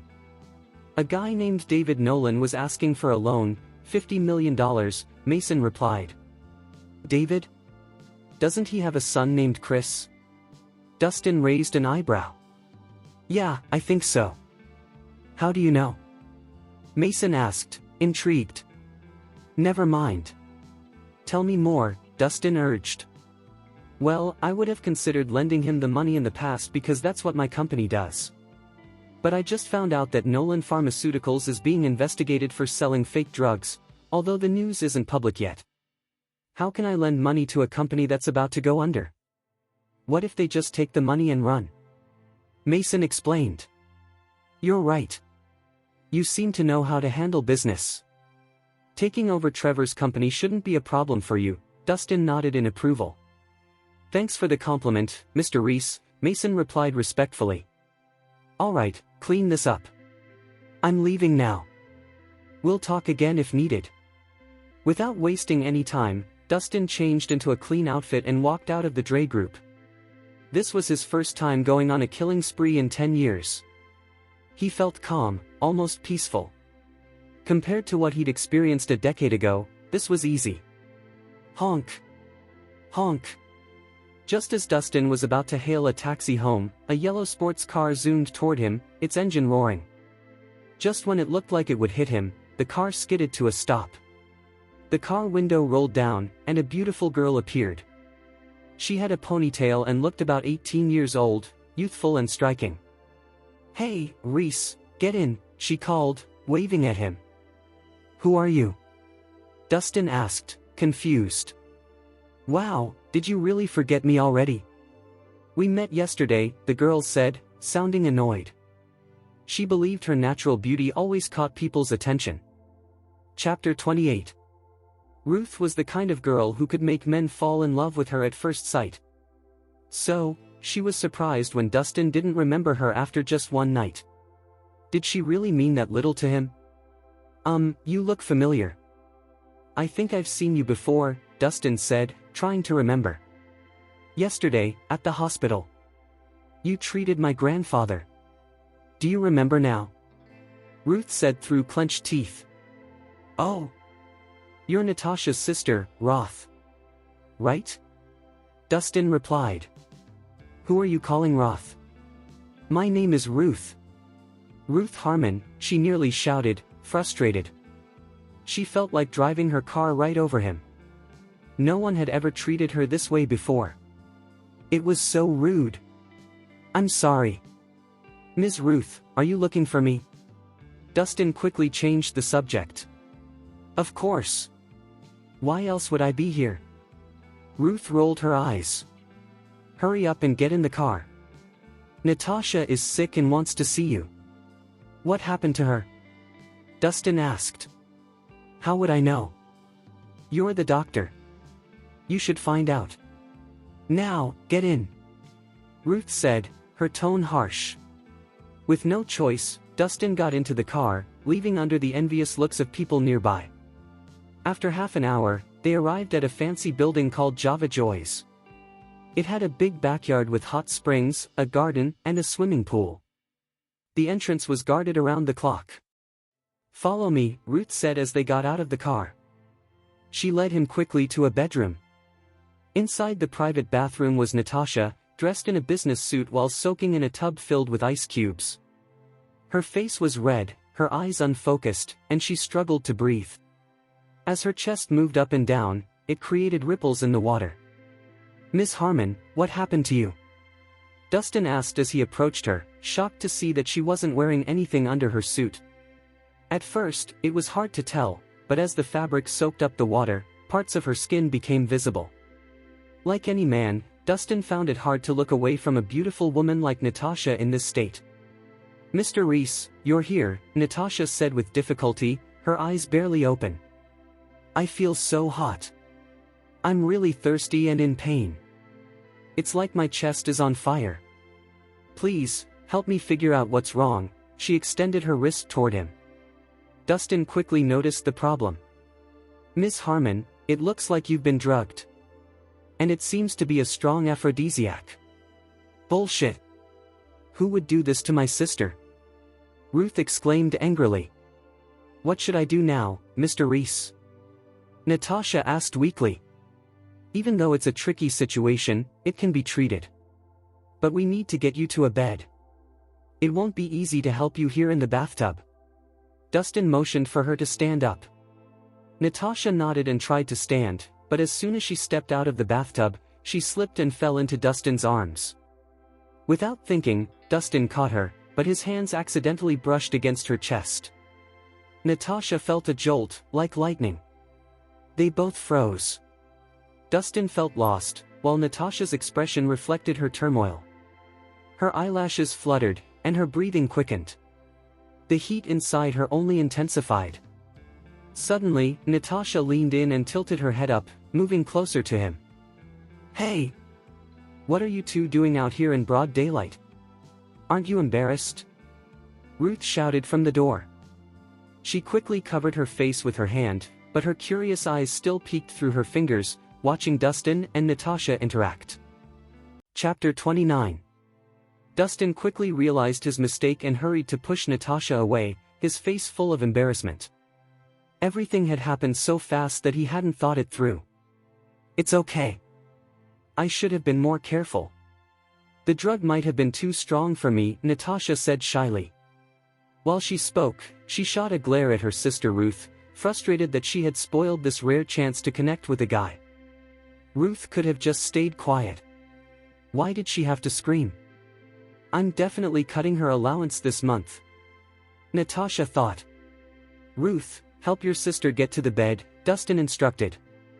"Of course I will. But don't think you can take advantage of her again." Ruth rolled her eyes and walked over to support her sister, guiding her to the bed. "Miss Harmon, please take off your shirt and lie on your stomach," Dustin added. "What? You creep. What are you trying to do?" Ruth's anger flared up immediately. "Don't misunderstand. I need to use a needling technique to remove the toxins from your sister's body. If I don't, her condition will get worse," Dustin explained calmly. "Are you serious? You're not just trying to scare me, are you?"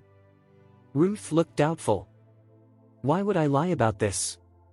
Dustin replied, surprised. "Fine. I'll trust you this time. But you have to look away. No peeking," Ruth warned. "Okay." Dustin turned around without saying much. "Natasha, put on your bra." "You can't let him do anything to you," Ruth said, handing the bra to her sister. "Ah. How thoughtful of you, Ruth," Natasha said, her voice strained. "Don't mention it." "Here, let me help you," Ruth said with a smirk as she quickly assisted Natasha. Then Natasha gave her a look and said, "I think you can leave now. Don't disturb Mr. Rhys while he's treating me." "No way. What if he tries to touch you? I have to keep an eye on him." Ruth immediately rejected the idea. Natasha felt frustrated with her overprotective sister. Why couldn't Ruth understand? She needed to teach her a lesson later. "Hey, Rhys, you can look now," Natasha said. With Ruth's approval, Dustin finally turned around. Natasha was lying on her stomach, her back smooth and fair. Her curves were stunning, like a beautiful piece of art. "What are you waiting for?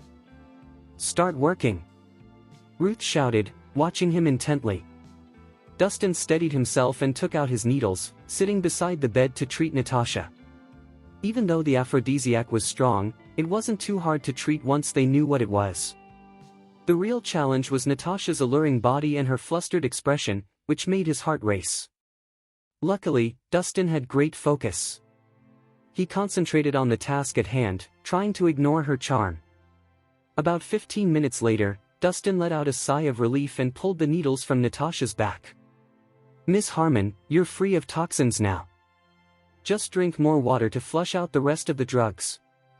"Thank you for your help, Mr. Rhys," Natasha said with a shy smile. Her flawless face had a lingering allure, like sweet wine, so captivating. "Natasha, hurry up and put on your shirt." Ruth quickly covered her sister, worried someone might take advantage of her. "Miss Harmon, the aphrodisiac you were given is very similar to the one that poisoned your grandfather." "I believe it's from the same person," Dustin suddenly said. "No wonder I felt something was wrong," Natasha replied, nodding in understanding. Dustin looked serious as he spoke. "We can't let this continue.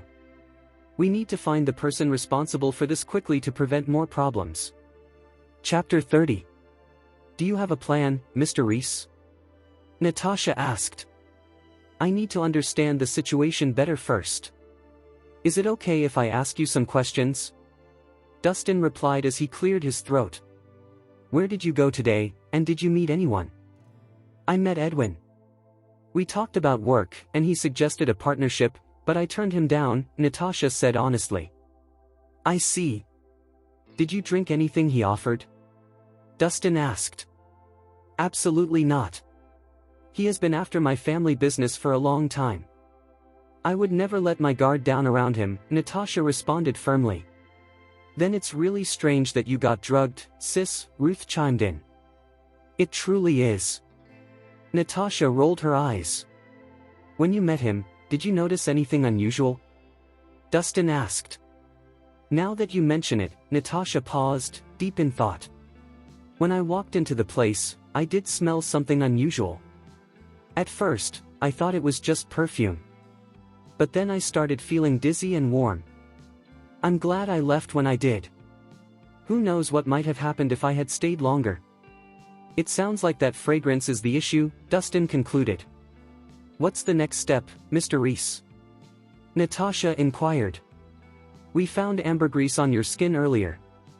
It must have been the main ingredient in the fragrance used to drug you, Dustin explained. So what do we do now? We need to find out who made that drug, Ruth said, crossing her arms. Ambergris is rare, so we have a limited number of potential suspects. We can look at recent buyers and narrow down from there, Dustin suggested. Good plan.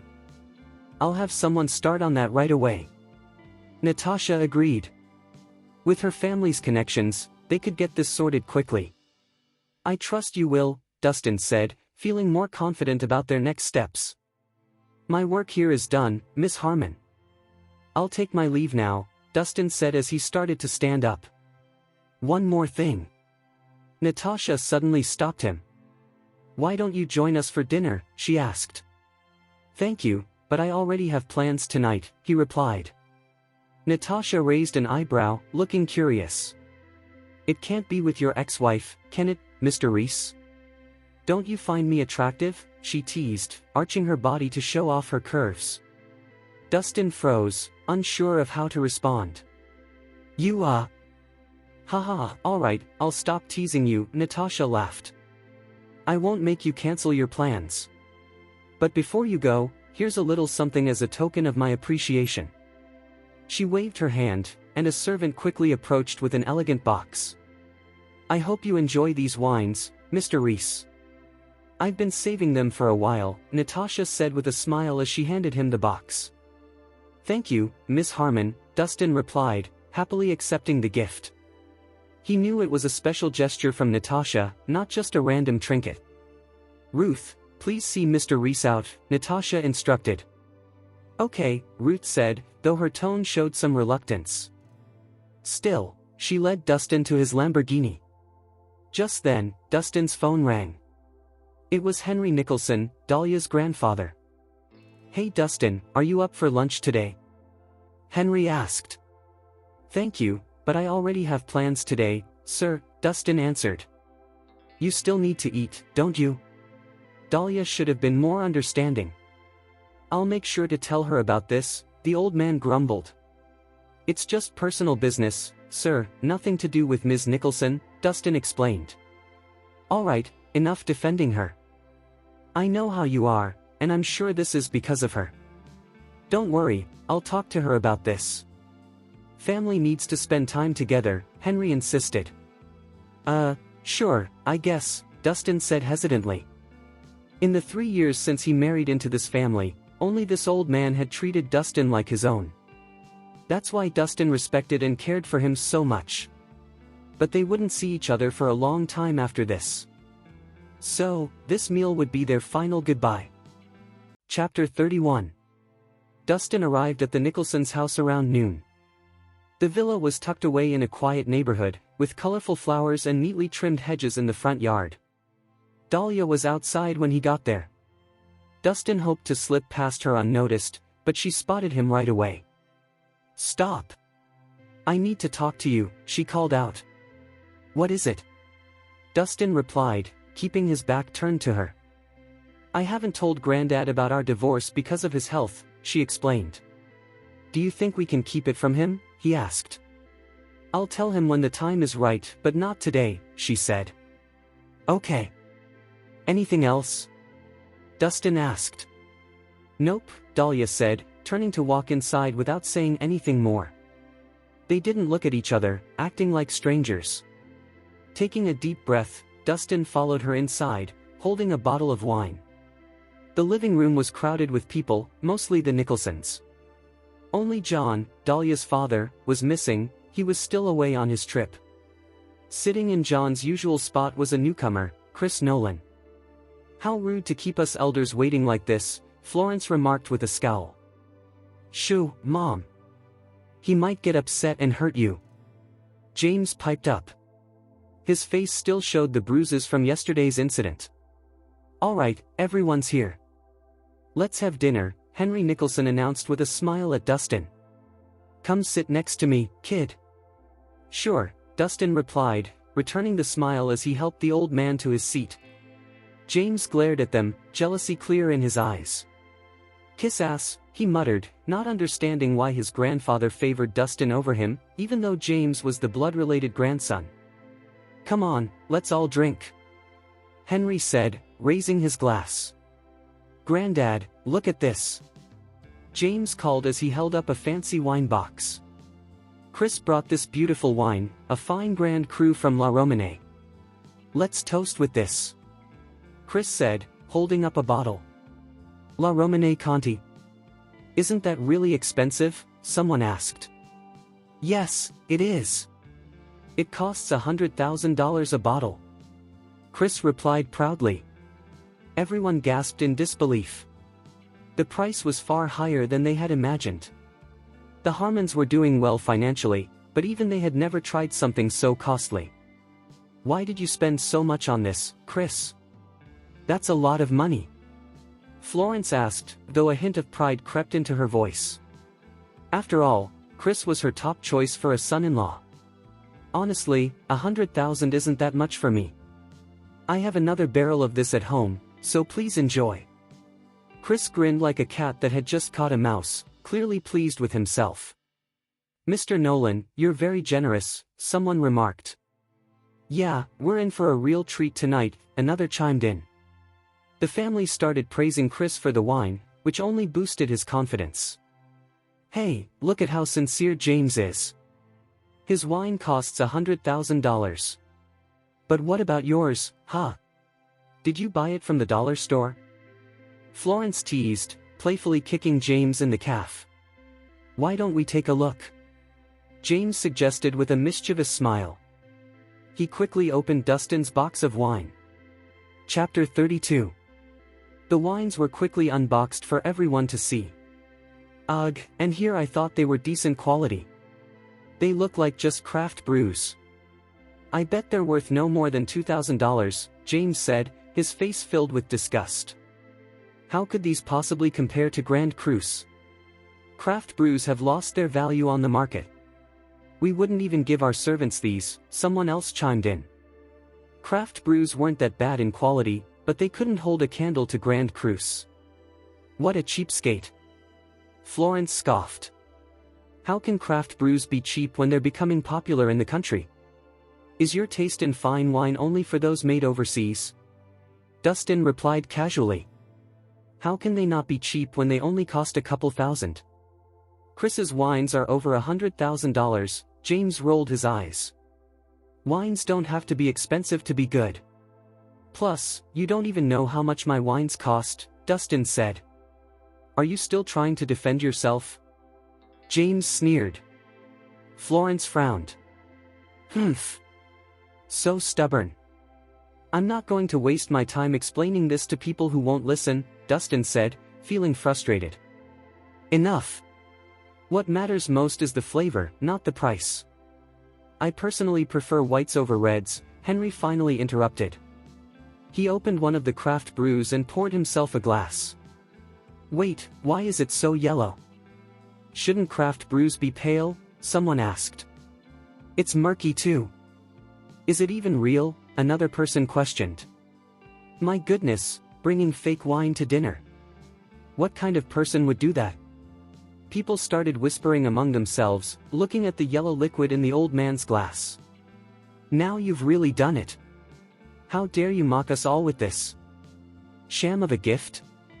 Florence shouted, slamming her hand on the table. "What if something happens to us after drinking it?" she added, her voice rising with worry. "I never thought he could be so cruel. Is he trying to poison us?" The table erupted in chaos. Cheap wine was already embarrassing, but fake wine. That was a disaster waiting to happen. The old man, usually calm, was at a loss for words. He didn't drink much craft beer, but even he could see that the wine Dustin brought was all wrong. It was yellow and looked cloudy, not the pale, clear color it should have been. This is how fine-aged craft brews usually look, Dustin insisted. Bullshit! James shouted. Do you think we're stupid? No wine looks like this. It looks like piss. Yeah. Why do you keep lying? Florence added, glaring at him. Chris shook his head, pretending to be sympathetic. Oh, Dustin. You should have told me if you couldn't bring anything decent. I could have lent you a bottle. Why would you want to embarrass us like this? Inside, he was thrilled. Dustin was no match for him. Winning over this family felt too easy.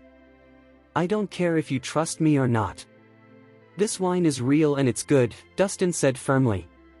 Just then, a man walked in through the doorway, still in his business suit and carrying several gifts. Dad? You're back from your trip already? James exclaimed. It was John Nicholson, Dahlia's father. Well, the deal was a success, so I came home, Carly, John said with a smile. He noticed the wines on the table. Oh, is that La Romane? I think it's a recent brew, but it must cost at least $100,000 a bottle, right? Good guess, Dad. You're right. James said proudly. Dear, Chris brought this over for dinner. Isn't he sweet? Florence chimed in, then turned to glare at Dustin. Unlike some people who tried to poison us with fake wine. Fake wine? John exclaimed, surprised. Yeah, look. James showed his father the glass of yellow liquid. Dustin brought this for dinner. If we hadn't caught it in time, who knows what would have happened if we drank it? John sniffed the wine closely and then drank the entire glass in one gulp. Dad, what are you doing? Don't drink that. You'll hurt yourself. James shouted. But John seemed to be enjoying the taste. A smooth, creamy body, followed by a rich finish. This isn't fake. This is a priceless aged craft brew. What? Everyone gasped in shock. Chapter 33. Are you serious, Dad? This can't be aged wine. James exclaimed, his eyes wide. Just look at its yellow color, it must be fake. Florence added, sounding skeptical. You all just haven't seen brews like this before. Aged craft brews do get this color, and it gets darker the longer it ages. Every wine expert knows that, John Nicholson said confidently. The group quieted down. Their doubts faded, especially since it was John, a well-known wine lover, who was speaking. His opinion mattered. I had the privilege of tasting a fine wine years ago with a government official, but this one is even better. The body and finish suggest it's been aged for at least 50 years. John said, savoring the aftertaste. How much would this cost? James asked, intrigued. It's priceless. You wouldn't find anyone willing to sell it, even for a fortune. But based on recent auctions, it could be worth at least $2 million, John replied. 2 million. Everyone gasped in disbelief. They had never heard of wine costing that much. Chris' Grand Cru seemed cheap in comparison. And no way. Florence shook her head. Are you sure about this, John? How could Dustin afford something like this? Yeah. He can't even buy a nice pair of pants, let alone something so expensive. James added, and the table agreed. Good point. How could someone like him have that much money? Someone else chimed in. Dustin, where did you get this wine? John asked gently. A friend gave it to me, Dustin replied honestly. Gave it to you? Florence frowned. How could someone like you have friends rich enough to buy something like this? Even if. Why would they give it to you in the first place? I bet you stole it. James exclaimed, eager to accuse Dustin. Yeah, he must have stolen it, he added, nodding vigorously. James couldn't believe that Dustin could afford such nice wine, even if it was a gift from a friend. Why did you have to steal this of all things, Dustin? Do you know how many years you could spend in prison for theft? Chris chimed in, pretending to care. Dustin was frustrated. How could someone like him have something so valuable? It doesn't matter if you believe me or not. I didn't steal it, and that's enough for me, Dustin replied flatly. First, they called his wine cheap, and now they were accusing him of stealing it. Next, they might say he blackmailed Natasha into giving it to him. There was no point in explaining any further. Ha! Where's your excuse now? I knew you stole this. Florence shouted. You thief! I can't believe you stole this just to impress us. James added, playing along. Whatever. I got this wine for Granddad only, so you don't have to drink any if you don't want to. Dustin rolled his eyes, tired of the accusations. Enough, all of you. I trust Dustin completely, and I know he didn't steal this wine, so stop it. Henry finally shouted. But Granddad. Be quiet. Eat your food, the old man ordered again. Finally, everyone fell silent, including Florence and James, who still doubted that Dustin had obtained the wine lawfully. Dinner began, even though everyone had taken their turn at criticizing him. Even though Dustin didn't drink, his family eagerly enjoyed the craft brew. Even those who usually avoided alcohol took a few sips. After all, this brew was worth over $2 million, a rare treat they had never tasted before. Why would they pass up such a chance? Dustin couldn't help but chuckle at how determined his family was. Soon, dinner wrapped up. Chapter 34. Chris tapped the table to get everyone's attention. I have some exciting news to share. Nolan Pharmaceuticals is looking to attract new investors. Is anyone interested? New investors? Everyone perked up. Nolan Pharmaceuticals was a top company with very few shares available, so Chris' announcement surprised everyone at the table. Isn't the company doing well, Mr. Nolan? Why the sudden offer? Dahlia asked, curious. Absolutely, it is doing well, Chris replied with a smile. We plan to list our company publicly soon. We have plenty of talent and can handle the competition. This share listing will help us provide our employees with good bonuses this season. He added, we haven't announced this publicly yet and spots are limited. If anyone's interested, we can reserve some shares for you. That got everyone excited. Investing in Nolan Pharmaceuticals could lead to big profits. Count me in, Mr. Nolan. I can invest $5 million. James shouted eagerly. I'll put in $8 million. Florence chimed in. Chris smiled. Great. That's 2 spots for you. Hey, I want in too. I have $3 million, someone else called out. I'll go for $5 million, that's all my savings, another voice yelled. The family began to shout over each other, worried they would miss out on a share. It was a clear case of everyone wanting to join in. What about you, Dahlia? How many shares would you like? Chris asked, looking at her. I can set aside some extras for you because of our relationship. Dahlia paused to think. She had learned a lot on her journey to get where she was today. Dahlia understood that she shouldn't let her feelings influence her decisions. Don't you trust me, Dahlia? I'm offering you a share because you matter to me. You can say no if you want, there are plenty of others who want a share, Chris said with a slight huff. I didn't mean it that way. I'm about to join the Harmons as a shareholder, so I need to be careful with my money, she explained. How much do you have available right now? Chris asked. Not much. Just $1 million at most, she replied. That's more than enough. Honestly, you don't need that much to work with the Harmons. Why not invest in my company instead? We give out great dividends every year, Chris suggested. He's right, Dahlia. This is a once-in-a-lifetime chance. Florence exclaimed. What are you waiting for, sis? You can trust Mr. Nolan. He's helped you so many times. James added. If you believe in me, Dahlia, then invest in my company. If you don't, that's okay too, Chris said, softening his tone. All right then, Dahlia finally nodded after some hesitation. She felt she owed Chris this favor, and it would be disrespectful to turn him down. This investment didn't seem like a bad idea either. And just like that, Dahlia committed her $1 million to Nolan Pharmaceuticals. What about you, Dustin? Want to buy a share? Chris asked with a smirk. Oh, and just so you know, the minimum investment is $1 million. You could potentially earn big with that amount, he added. Thanks, but no, Dustin replied. Thanks. Ha, I see. Are you not interested? Or do you just not have much to spare? Here's what I'll do, for Dahlia's sake, I'll let you buy a 10 million share if you can come up with at least $100,000, Chris said with a grin.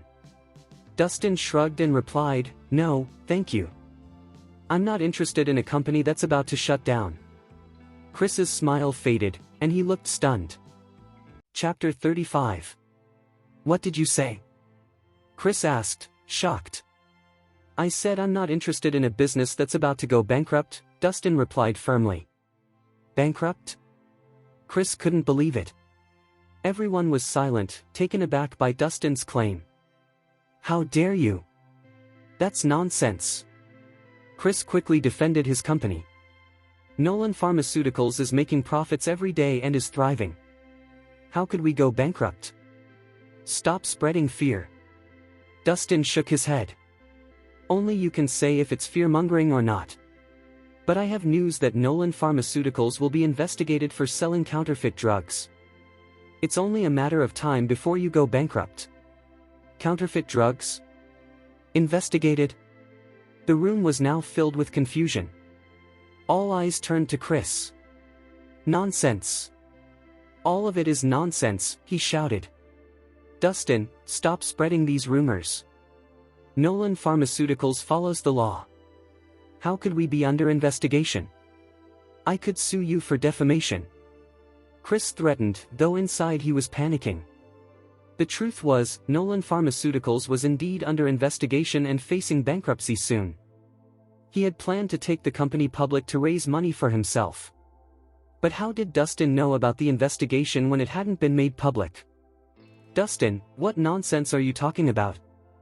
How can a successful company like Nolan Pharmaceuticals go bankrupt?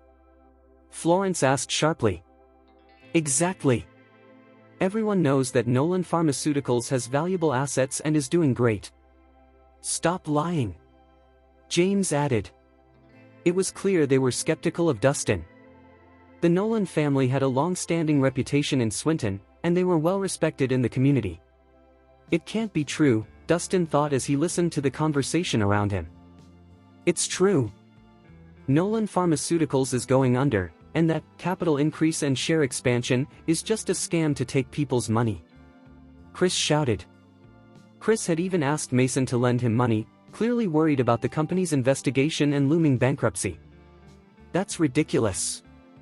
I just wanted to help because we're friends. If you don't want my help, that's fine, but how can you say such things about me? What's your agenda? Chris yelled. Mr. Rhys, it's okay if you can't help us. But why make things difficult when Chris is just trying to assist? You're being really sneaky, someone chimed in. Exactly. He's just jealous of Chris and trying to ruin him, another person added. Dustin, you're so low, shouted someone else.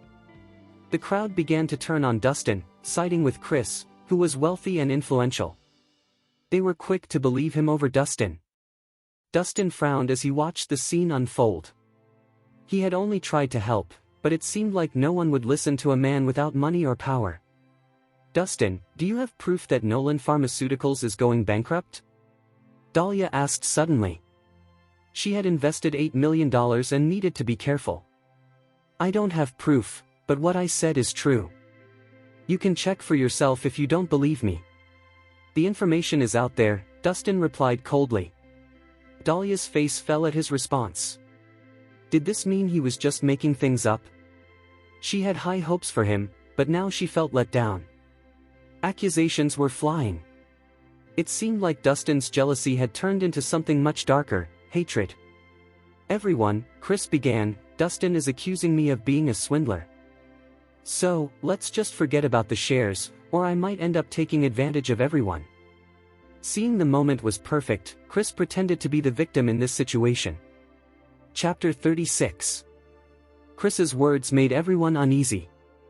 How could they let this chance to make money slip away? "Chris, ignore him. He's just jealous of you.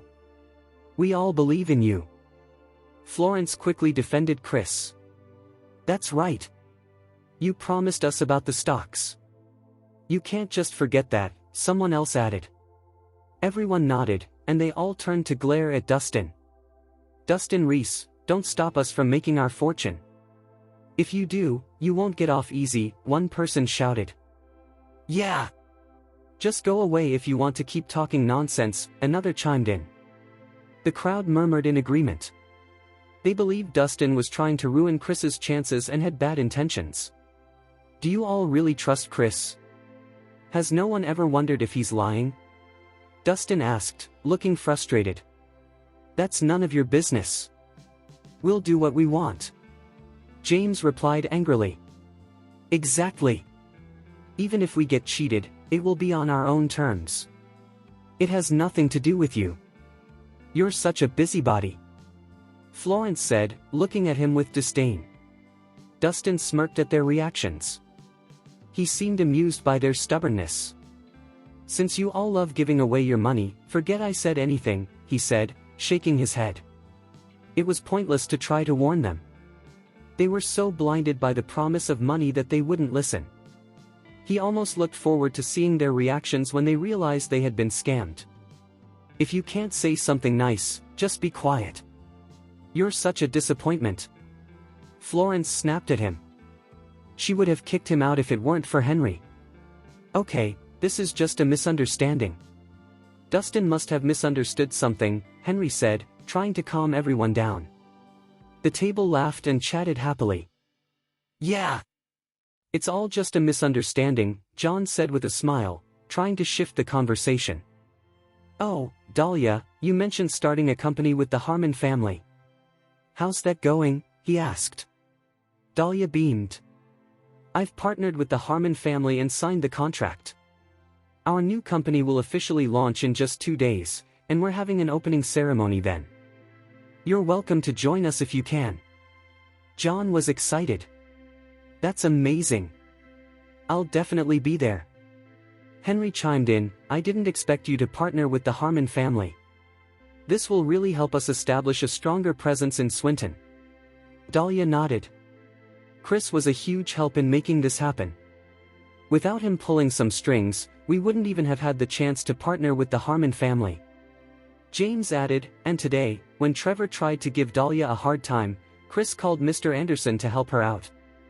"That's great to hear. Thank you, Chris." James raised his glass for a toast. "It was nothing. I was just helping," Chris replied, raising his glass back.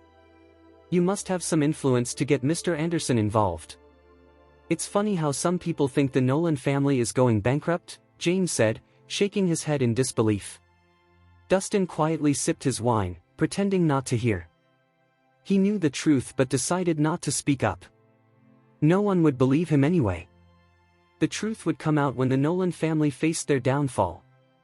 As they continued to drink, the atmosphere relaxed even more. While Dustin felt left out, Chris was the star of the evening, surrounded by laughter and conversation. Next morning, Edwin Hummer sat in the Hummer villa, enjoying tea with an old man named Mr. Lawson. As the richest man in Swinton, Edwin was in high spirits, but he was also feeling regretful. "It's too bad the lady was so careful and left before the drug I gave her could take effect. I really wanted to have her under my control," he said with a sigh. "Don't worry, Mr. Hummer," Lawson replied with a grin. "She doesn't have the antidote for the drug. If she wants to survive, she'll have to come to you. Then you can have your way with her." Edwin's eyes sparkled with excitement. He had been wanting to get close to Natasha, a beautiful and challenging woman. The thought of being with her thrilled him. Just then, a bodyguard approached Edwin and whispered in his ear. "What? Trevor is dead?"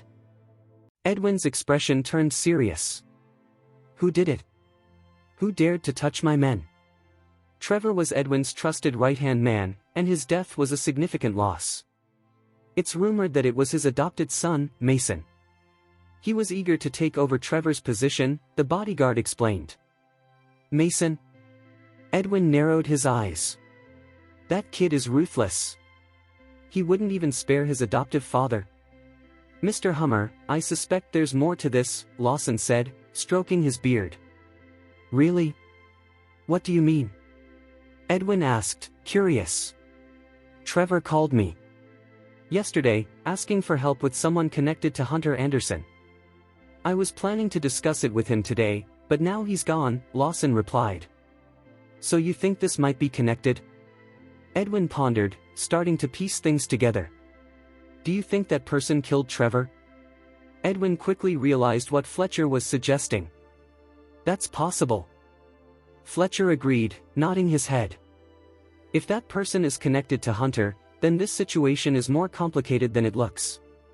Edwin rubbed his chin, lost in thought. He had focused all his efforts on the Harmon family, and if he provoked Hunter, it could lead to trouble for him, especially if both families teamed up.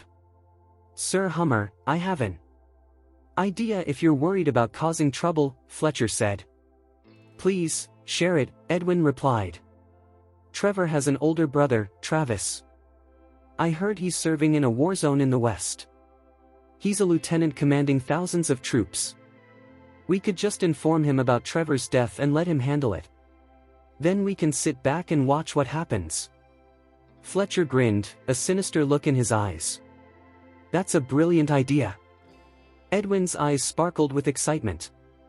"With someone as reckless as Travis taking charge, we can definitely use him."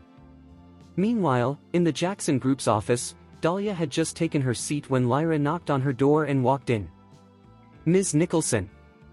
We have a problem," Lyra exclaimed. "What is it?" Dahlia felt a wave of anxiety wash over her. "I heard there was a massacre at the Dre Group, and Trevor was killed." Lyra's words shocked Dahlia. "What? Trevor was murdered?" Dahlia was speechless. "He was Sir Spanner, the king of the underground in East City, known for dealing with both legal and illegal businesses. How could he be dead? They had just seen each other yesterday." "I don't know all the details yet, but the news is spreading fast," Lyra said quietly. "Ms. Nicholson, do you think this could involve Dustin?" "Dustin?" Dahlia replied, her mind racing. Chapter 37. The next morning at the Hummer Villa, Edwin, the richest man in Swinton, was enjoying a cup of tea with an older man named Fletcher. "Mr. Lawson, it's a shame the lady was so careful and left before the drug could take effect. I would have definitely had her under my control," Edwin sighed. "Don't worry, Mr. Hummer. She doesn't have the antidote for the drug I gave her. She'll come to you begging if she wants to stay alive. Then you can have your way with her," Fletcher joked. "Really? That's great." Edwin's eyes brightened. He had been wanting to conquer a woman like Natasha for a long time, and just the thought of being with her excited him. "Sir Hummer." Suddenly, a bodyguard approached and whispered urgently in Edwin's ear. "What? Trevor is dead?" Edwin's expression turned serious. "Who did this? Who would dare to harm my men?" Trevor was his right-hand man, and losing him was a big blow for Edwin. It's rumored that his adopted son, Mason, did it. He was eager to take over Trevor's position, so he killed him, the bodyguard explained. "Mason?" Edwin narrowed his eyes. "That guy is ruthless. He wouldn't even spare his own adoptive father." "Mr. Hummer, I think there's something suspicious about this," Fletcher said, looking concerned. "Really? What are you thinking?" Edwin asked, raising an eyebrow. "Trevor called me yesterday. He wanted me to get rid of someone connected to Hunter Anderson. I was going to ask him about it today, but I didn't expect him to die so soon," Fletcher said as he stroked his beard thoughtfully. So you think this person had a hand in Trevor's death? Edwin quickly caught on to Fletcher's thought. It's possible. Fletcher nodded. If this person is linked to Hunter, then things are more complicated than they appear. Edwin rubbed his chin, lost in thought. He had invested all his energy into this situation, and he needed to figure it out. Hummer was worried about drawing the attention of the Harmon family. If he provoked Hunter, both families might team up against him, which could lead to serious trouble. Sir Hummer, I have an idea if you're worried about causing trouble, said Fletcher. Go ahead, Hummer replied. Doesn't Trevor have an older brother named Travis? I heard he's serving in a war zone out west as a lieutenant, commanding thousands of men. We could tell him about Trevor's death and let him handle it. Then, we can just sit back and watch everything unfold. Fletcher's smile was devious. That's a brilliant idea. Edwin's eyes sparkled with excitement. With a reckless man like Travis leading the way, we can definitely take advantage of this. Meanwhile, in the Jackson Group office, Dahlia had just sat down when Lyra knocked and walked in. Ms. Nicholson. Something terrible has happened. Lyra exclaimed. What is it? Dahlia's heart raced. I heard there was a massacre at the Dre Group, and Trevor was murdered. Lyra's news stunned her. What? Trevor was murdered? Dahlia was in shock. Trevor was known as Sir Spanner, the king of the underground in East City, who dealt with both legal and illegal businesses. How could he be dead? They had just seen each other yesterday. I'm not sure about the details, but the news is spreading, Lyra said quietly. Do you think this could be connected to Dustin? Dustin? Dahlia frowned. I don't think so. Even if he fights well, he wouldn't have the guts to kill someone. That might not be the case, Lyra replied, shaking her head. As they say, desperate times call for desperate measures. Trevor would not let this go unpunished. Dahlia frowned at the thought. It's possible that Dustin might risk everything to protect himself, she said. Lyra smiled and replied, at least Trevor is gone now. We don't have to worry about him anymore. Maybe Dustin did a good thing. Dahlia shook her head. It's not that simple. Trevor was able to act without fear because he had someone powerful backing him. That's who we really need to worry about. Who is this person? Lyra asked, intrigued. Chapter 38. Edwin Hummer, the richest man in Swinton. Dahlia replied. What? Sir Hummer? Lyra gasped in shock, as if she had seen a ghost. Everyone in Swinton knew that Sir Hummer's word was law. Trevor was important in East City, but Sir Hummer was the real power in Swinton. He could get anything he wanted with just a snap of his fingers. His influence stretched across business, politics, and the military. Anyone who crossed Sir Hummer faced serious consequences. Ms. Nicholson, please tell me this doesn't involve Sir Hummer, Lyra said, swallowing hard. It's hard to say. Trevor worked for Sir Hummer. With Trevor suddenly dead, Sir Hummer will definitely want to find out what happened. It could be a problem if Dustin is involved, Dahlia said, her face darkening. Even if that's true, it's Dustin's fault, not ours, right? Lyra asked cautiously. It depends on how Sir Hummer views the situation. If he thinks we're connected, we could be in big trouble. Dahlia replied. What? Lyra exclaimed, panicking. She could handle Trevor, but just thinking about Edwin Hummer made her legs shake. Ms. Nicholson, why don't we ask Chris Nolan for help? He could get Mr. Anderson involved, Lyra suggested quickly. I've already asked Chris for too many favors. I don't want to burden him more, Dahlia said, shaking her head. Then what do we do? If Sir Hummer looks into this, we're both in serious trouble. Lyra cried. Calm down. I'm now working with the Harmon family. Once we have their support after our company launch tomorrow, Sir Hummer won't be too hard on us, Dahlia explained. That's right. We have the Harmon family. Lyra smiled. As long as we have their backing, we'll be okay. The ceremony went well, and soon we would be with the Harmon family after the announcement. Nobody will dare bully us now. Everyone was counting on the Harmon family for help. Later that evening, outside Spanner Manor, a convoy of military vehicles arrived, roaring loudly. The lead car displayed a flag that read Western War Zone. When the vehicles stopped, soldiers dressed in heavy armor began to step out, one after another. A tense atmosphere filled the air.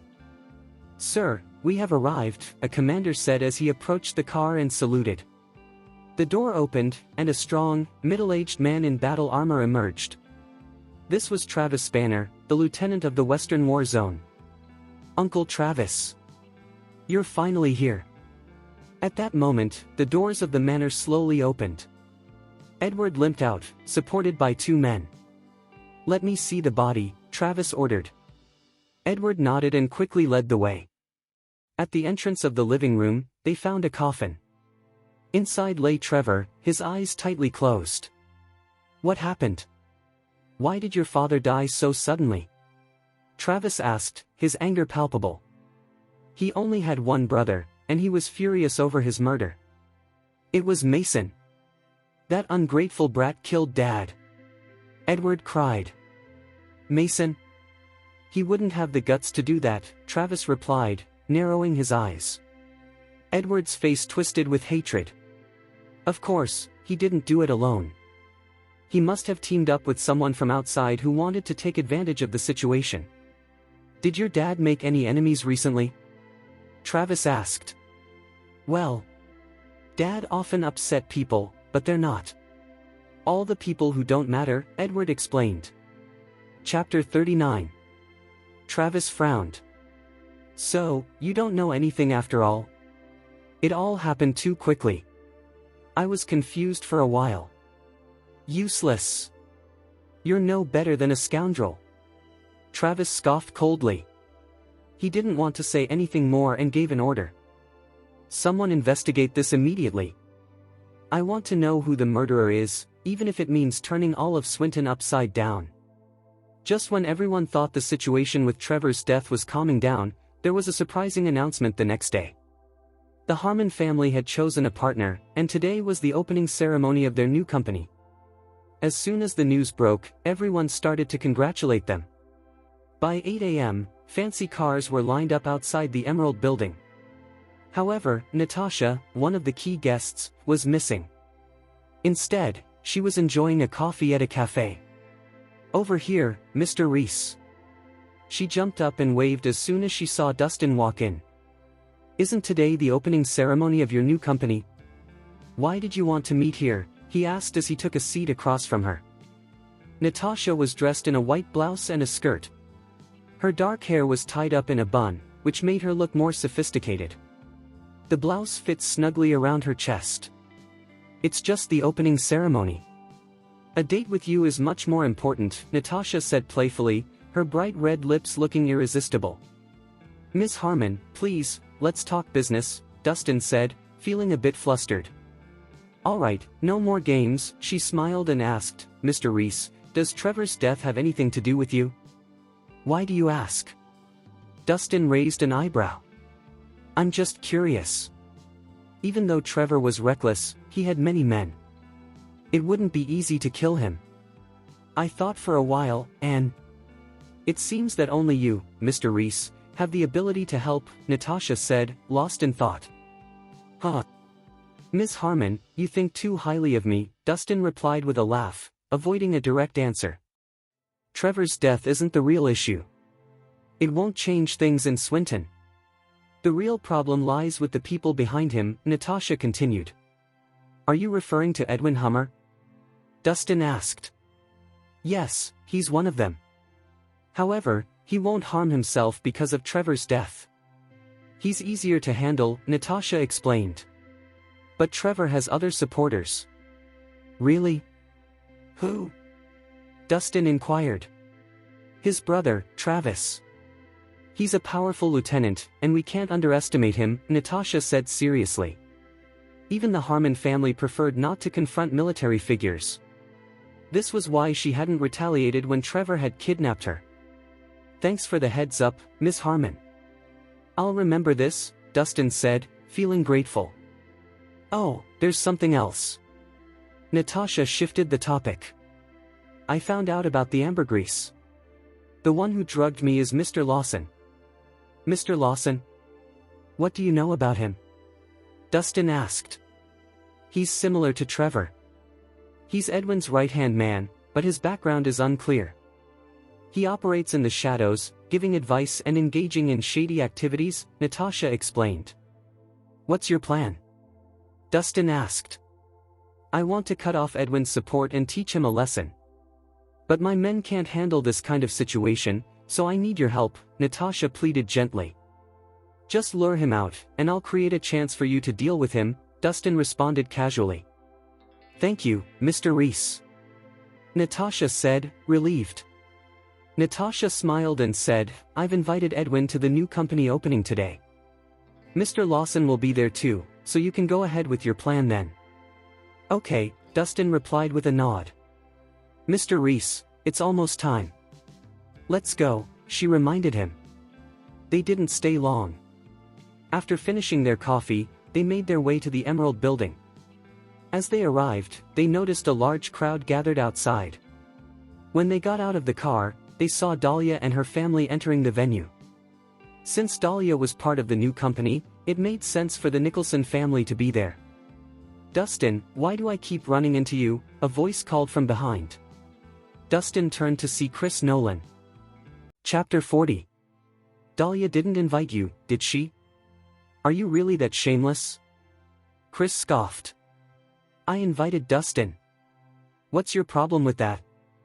Natasha stepped forward, her confident stance causing Chris to back away. Wow! You need a woman to stand up for you. What a pathetic man. Chris sneered. And you? You'll regret being with this loser. What does that have to do with you? Leave me alone. Natasha shot back. She wrapped her arms around Dustin and walked into the hall, ignoring him. Stupid girl. You think you're so special. I'll have you in bed one day. Chris muttered through clenched teeth, watching them go.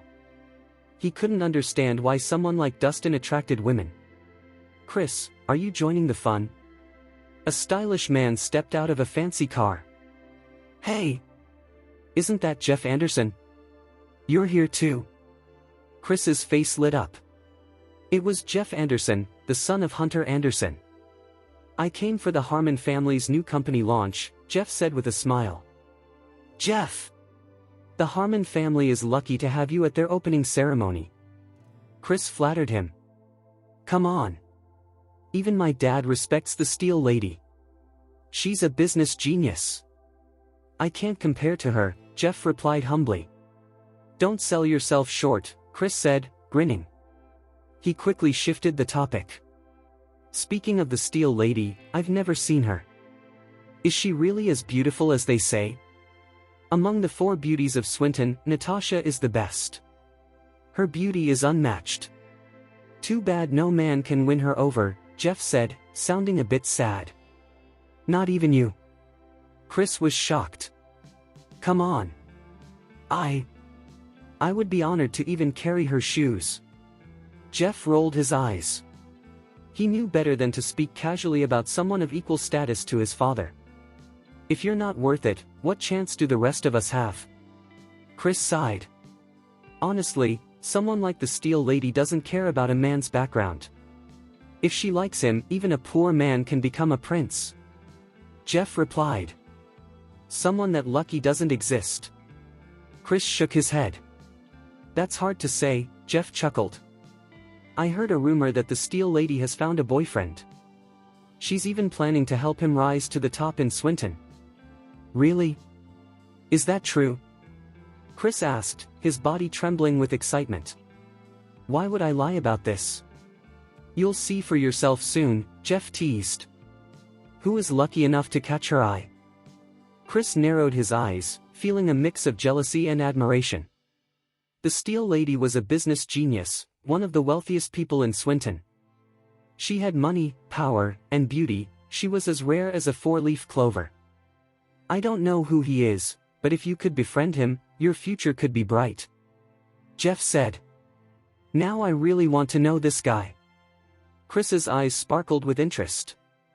Jeff, you're influential. Can you introduce me? An introduction? I don't even know him yet, and you want me to introduce you? Jeff replied, feeling frustrated. Before coming here, his father had asked him to make friends with this new guy.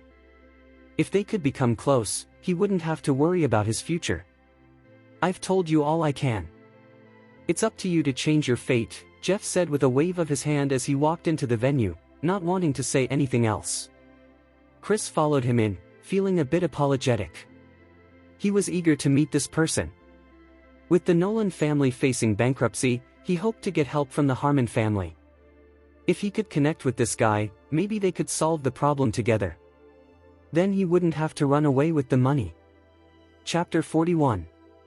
As time went on, more guests arrived to congratulate Dahlia.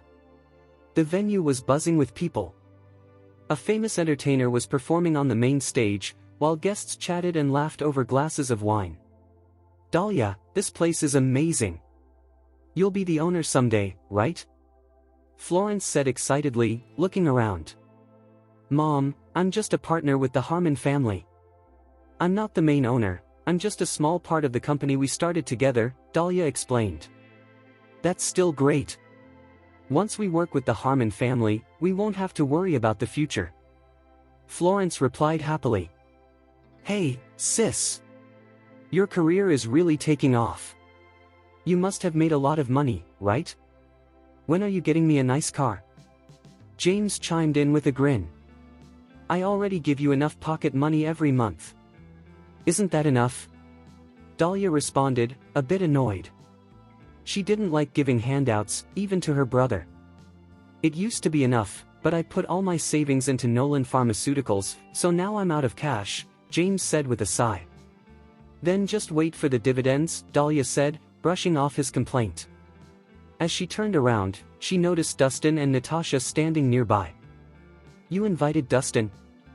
Ugh, that's such a downer. James frowned as he noticed them too. I didn't invite him, Dahlia said firmly. He showed up uninvited? How rude. James grimaced.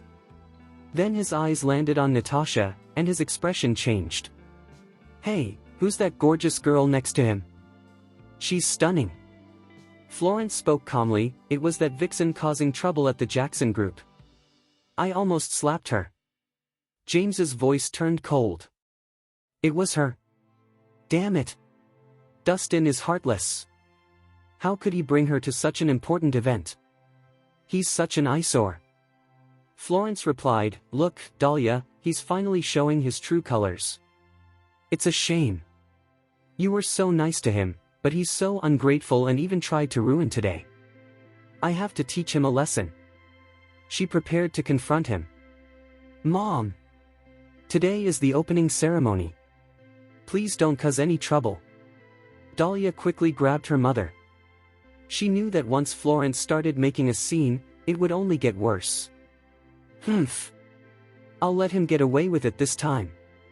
Florence was upset but tried to calm herself. She couldn't embarrass her daughter on such an important day. Dahlia, you're here. Chris approached with Jeff, smiling. I want to introduce you to someone, Chris said. This is Mr. Anderson's son, Jeff. He extended his hand as if presenting something special. So, you're Jeff Anderson. It's great to meet you. James quickly tried to win him over. Jeff was from Swinton's most elite family and had a much higher status than him. I didn't expect you to come, Mr. Anderson. The Nicholson family is honored. Florence beamed with a wide smile. Jeff had to be a big deal. Nice to meet you, Jeff, Dahlia said warmly. You must be Ms. Nicholson. The rumors are true, you really are stunning. Jeff replied, smiling back at her. Although they had never met before, he was clearly impressed. Everyone knew about her. She was one of the 4 beauties in Swinton, and she was quickly becoming a star. Chapter 42. His dad had always warned him to steer clear of women like Dahlia Nicholson. You're too kind, Dahlia said with a polite smile. Dahlia, I have some good news, Chris suddenly changed the subject. I heard from Jeff that the Steel Lady will be at today's grand opening. Oh? Really? That's fantastic. Dahlia's eyebrows lifted in surprise. Until now, only the general manager of the Harmon family had come to sign contracts or discuss business. She had never met the daughter of the Harmon family, but she had heard many things about Natasha. Since Andrew retired, Natasha had taken over the Harmon family business all by herself. She worked tirelessly to make it even more prosperous. Dahlia admired Natasha and regarded her as a role model. Unfortunately, they had never met. Now that Dahlia knew Natasha would be there today, she felt excited. She was eager to see how this business prodigy carried herself. Hey, sis. I heard Natasha Harmon is one of Swinton's 4 beauties. She must be stunning. Can you introduce me to her after you meet her? James asked eagerly. Yeah. James is getting older. It's about time we talked about his marriage. If he meets Miss Harmon, it wouldn't be bad if he took her last name. Florence chimed in enthusiastically. Mom! What nonsense are you talking about? Why would Miss Harmon ever notice James? Dahlia replied sharply. I don't agree. What's wrong with James? He's young, strong, and handsome. That's more than enough for Miss Harmon. Florence argued stubbornly. Exactly. Just look at my muscles. Women love them. James flexed his biceps proudly. Dahlia was left completely speechless. As she watched them, she began to regret bringing them along. Miss Harmon is already taken. You can stop daydreaming, Chris interrupted calmly. Does that mean I don't have a chance? James asked, looking disappointed. Who's the lucky bastard who caught Miss Harmon's attention? I don't know, but we'll find out soon, Chris replied with a faint smile. Really? I just hope he's as handsome as me. James said irritably.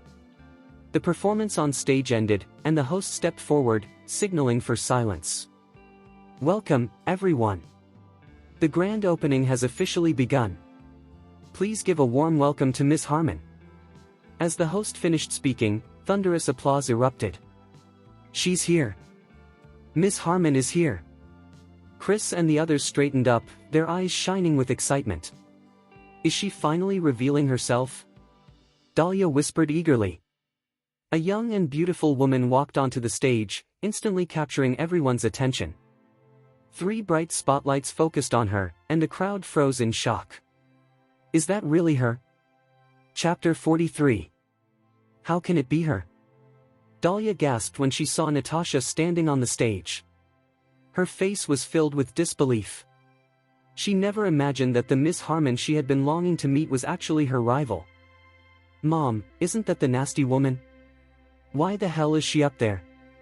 James exclaimed, his eyes wide in shock. This can't be right. She's Miss Harmon. Florence stammered, her lips trembling. She couldn't believe the woman she had insulted and nearly slapped was actually the daughter of the Harmon family. Why is it her? Chris looked as if he had been struck by lightning. His face turned deathly pale, and his eyes were filled with panic. He never imagined that the woman standing beside Dustin was the business genius of the Harmon family. She was completely out of his league. Cold sweat streamed down his forehead as he recalled his earlier behavior. He had definitely offended her. Badly. Chris, have you met Miss Harmon before? Jeff asked, noticing Chris's strange reaction.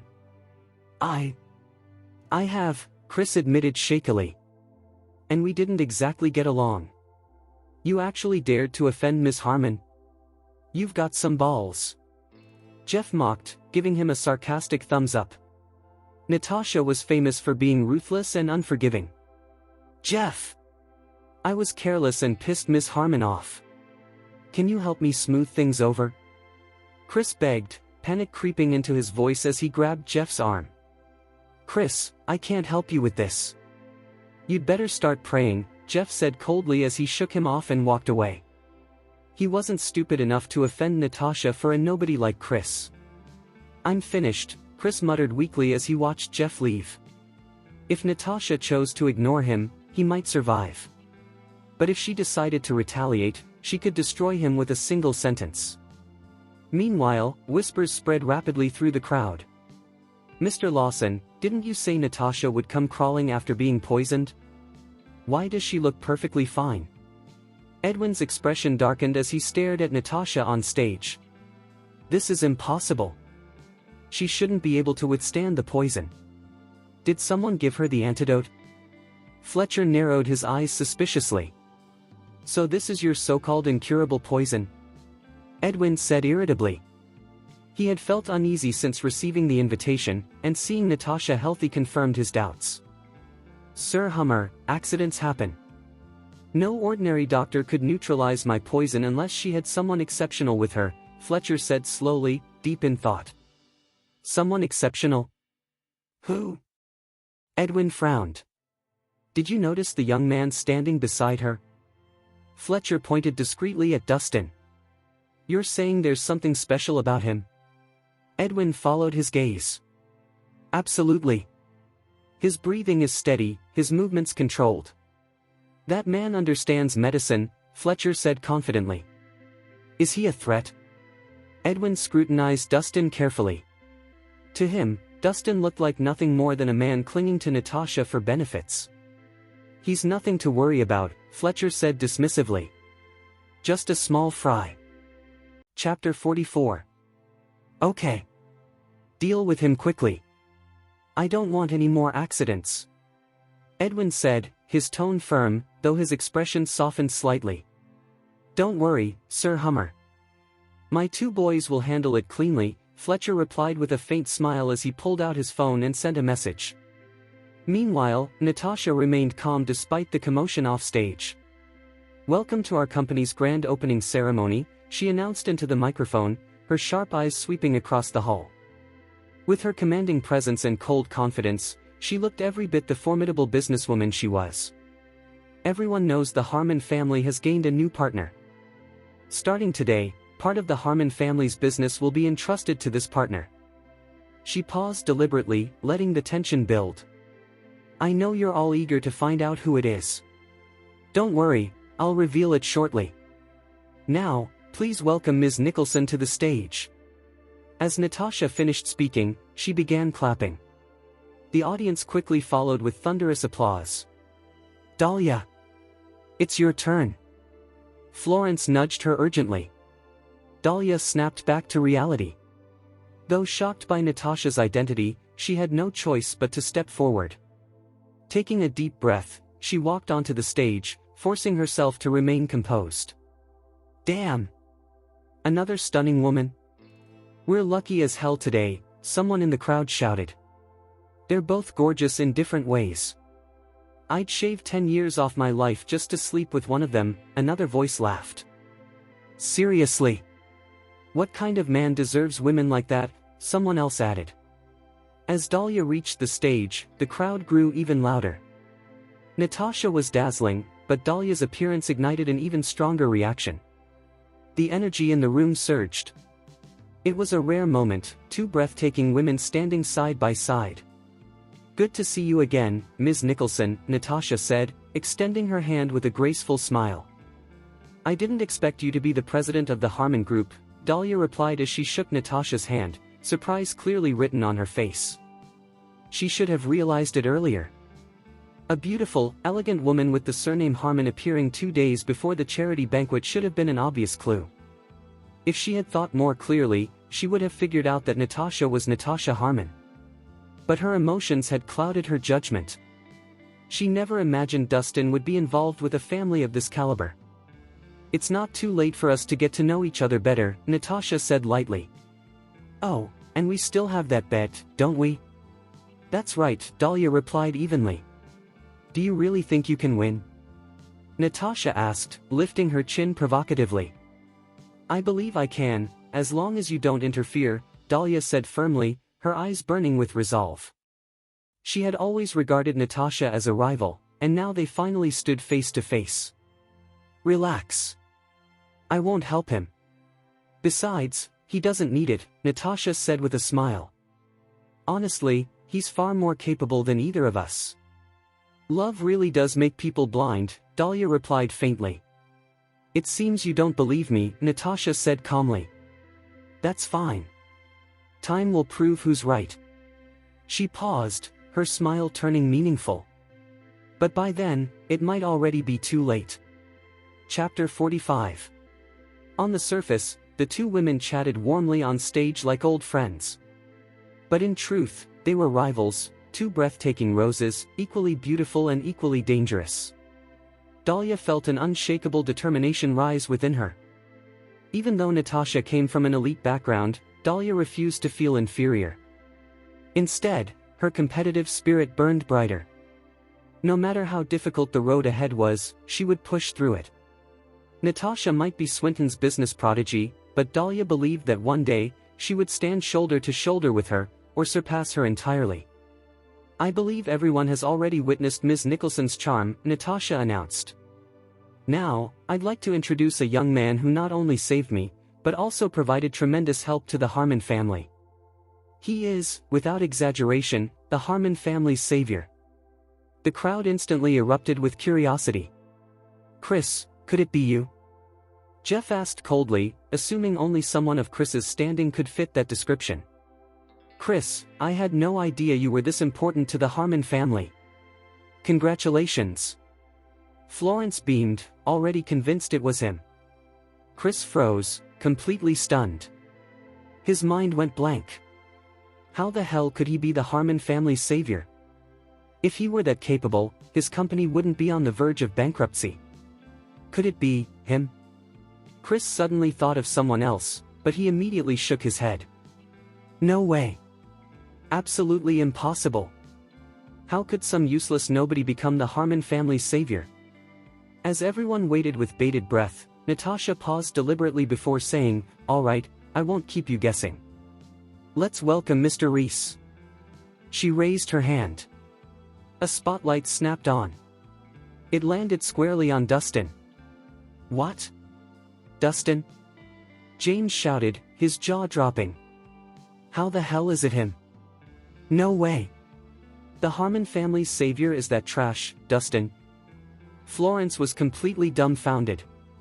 In her eyes, Dustin was a useless nobody with no background, no power, and no future. How could he suddenly become the Harmon family's hero? How is it him? Chris clenched his fists, his eyes burning with jealousy. He wasn't shocked, he was furious. Why him? Chris was richer, better looking, and came from a superior family. He had connections, status, and talent. Yet Natasha chose Dustin, an ordinary-looking man with nothing special on the surface. Why? Chris's face twisted with hatred and resentment. So it really is him, Dahlia murmured softly. Surprise, confusion, and complicated emotions surged through her chest as the spotlight illuminated Dustin.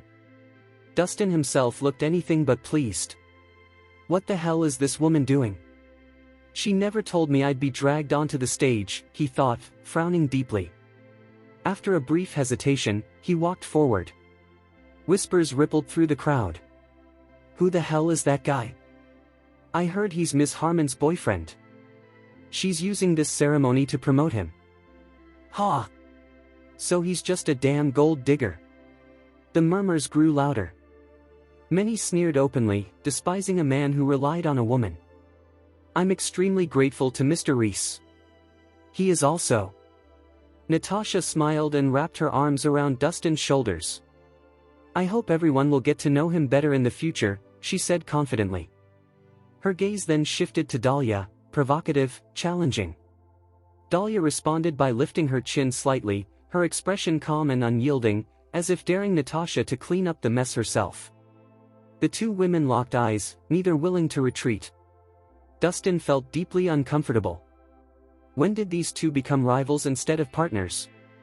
After a long, tense moment, they both looked away at the same time, silently acknowledging that neither had the upper hand.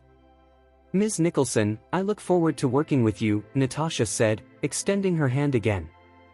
I look forward to it as well, Dahlia replied, smiling. Now, if you'll excuse me, I need to hand over company matters to you. Dustin and I have something urgent to attend to, Natasha said casually as she pulled Dustin off the stage. Throughout it all, Dustin remained silent, feeling more like a prop than a person.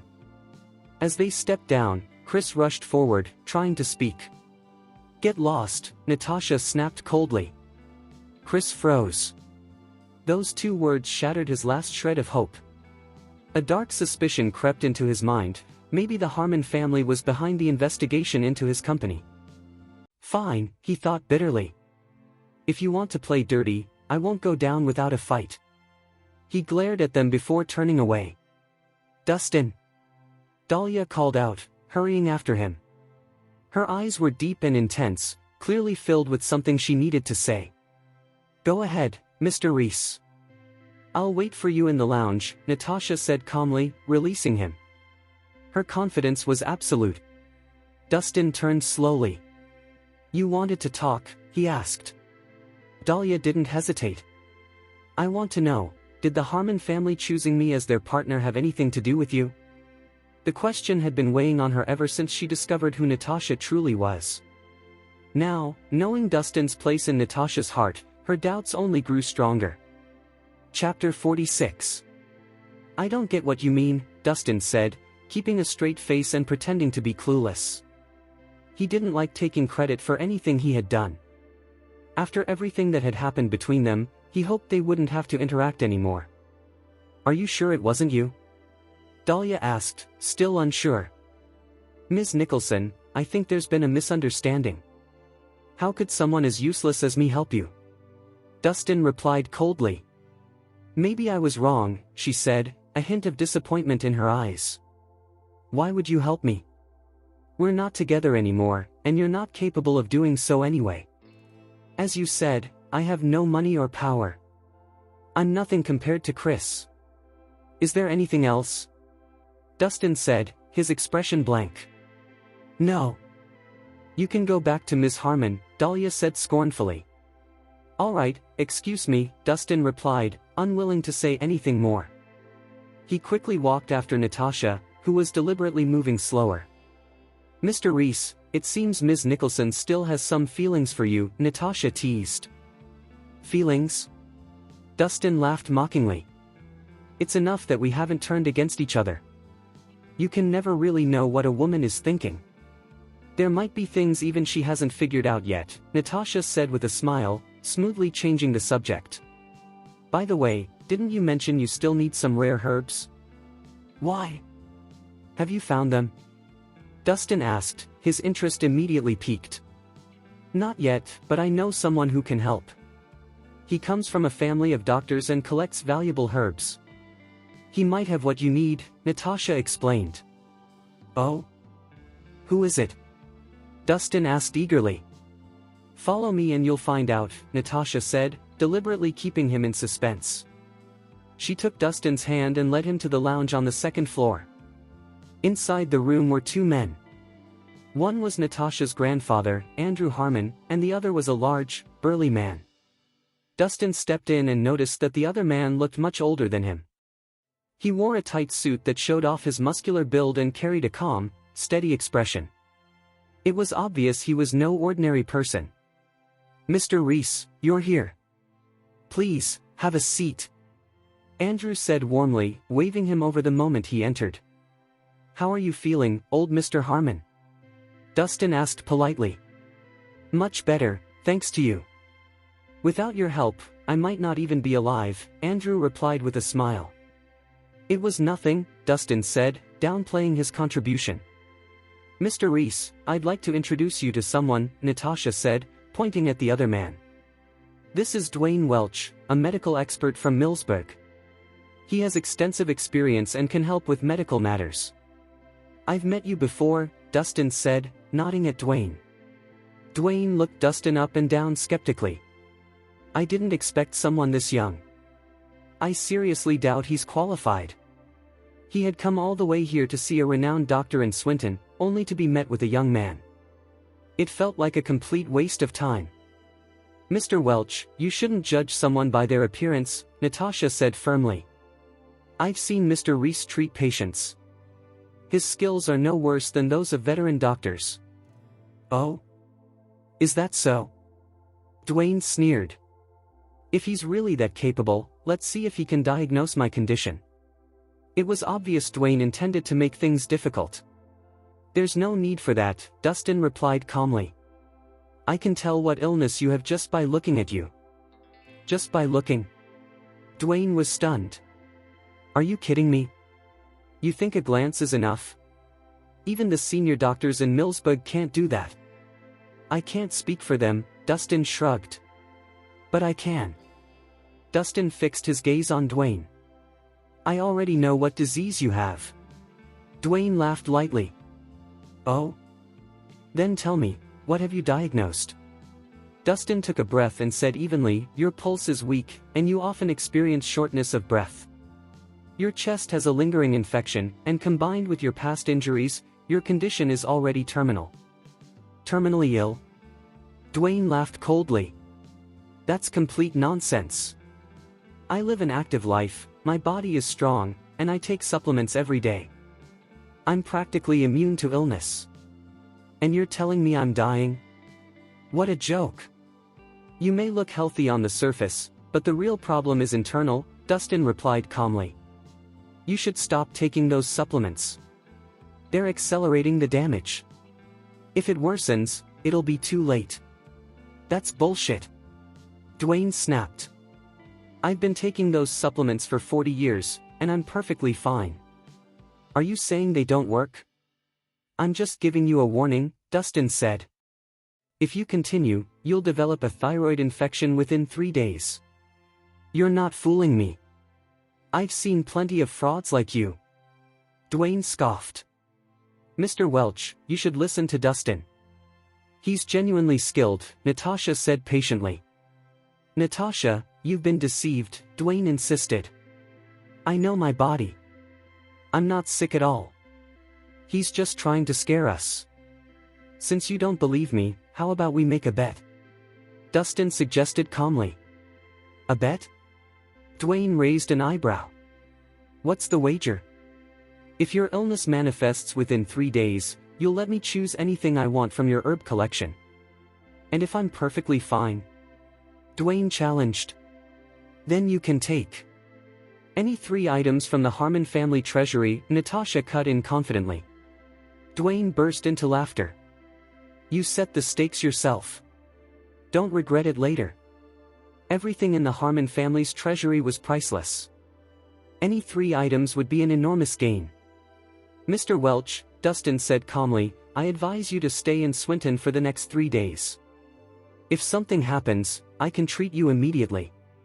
What a joke. Dwayne sneered. Do I really need you to save me? Even if I were dying, I wouldn't come to you.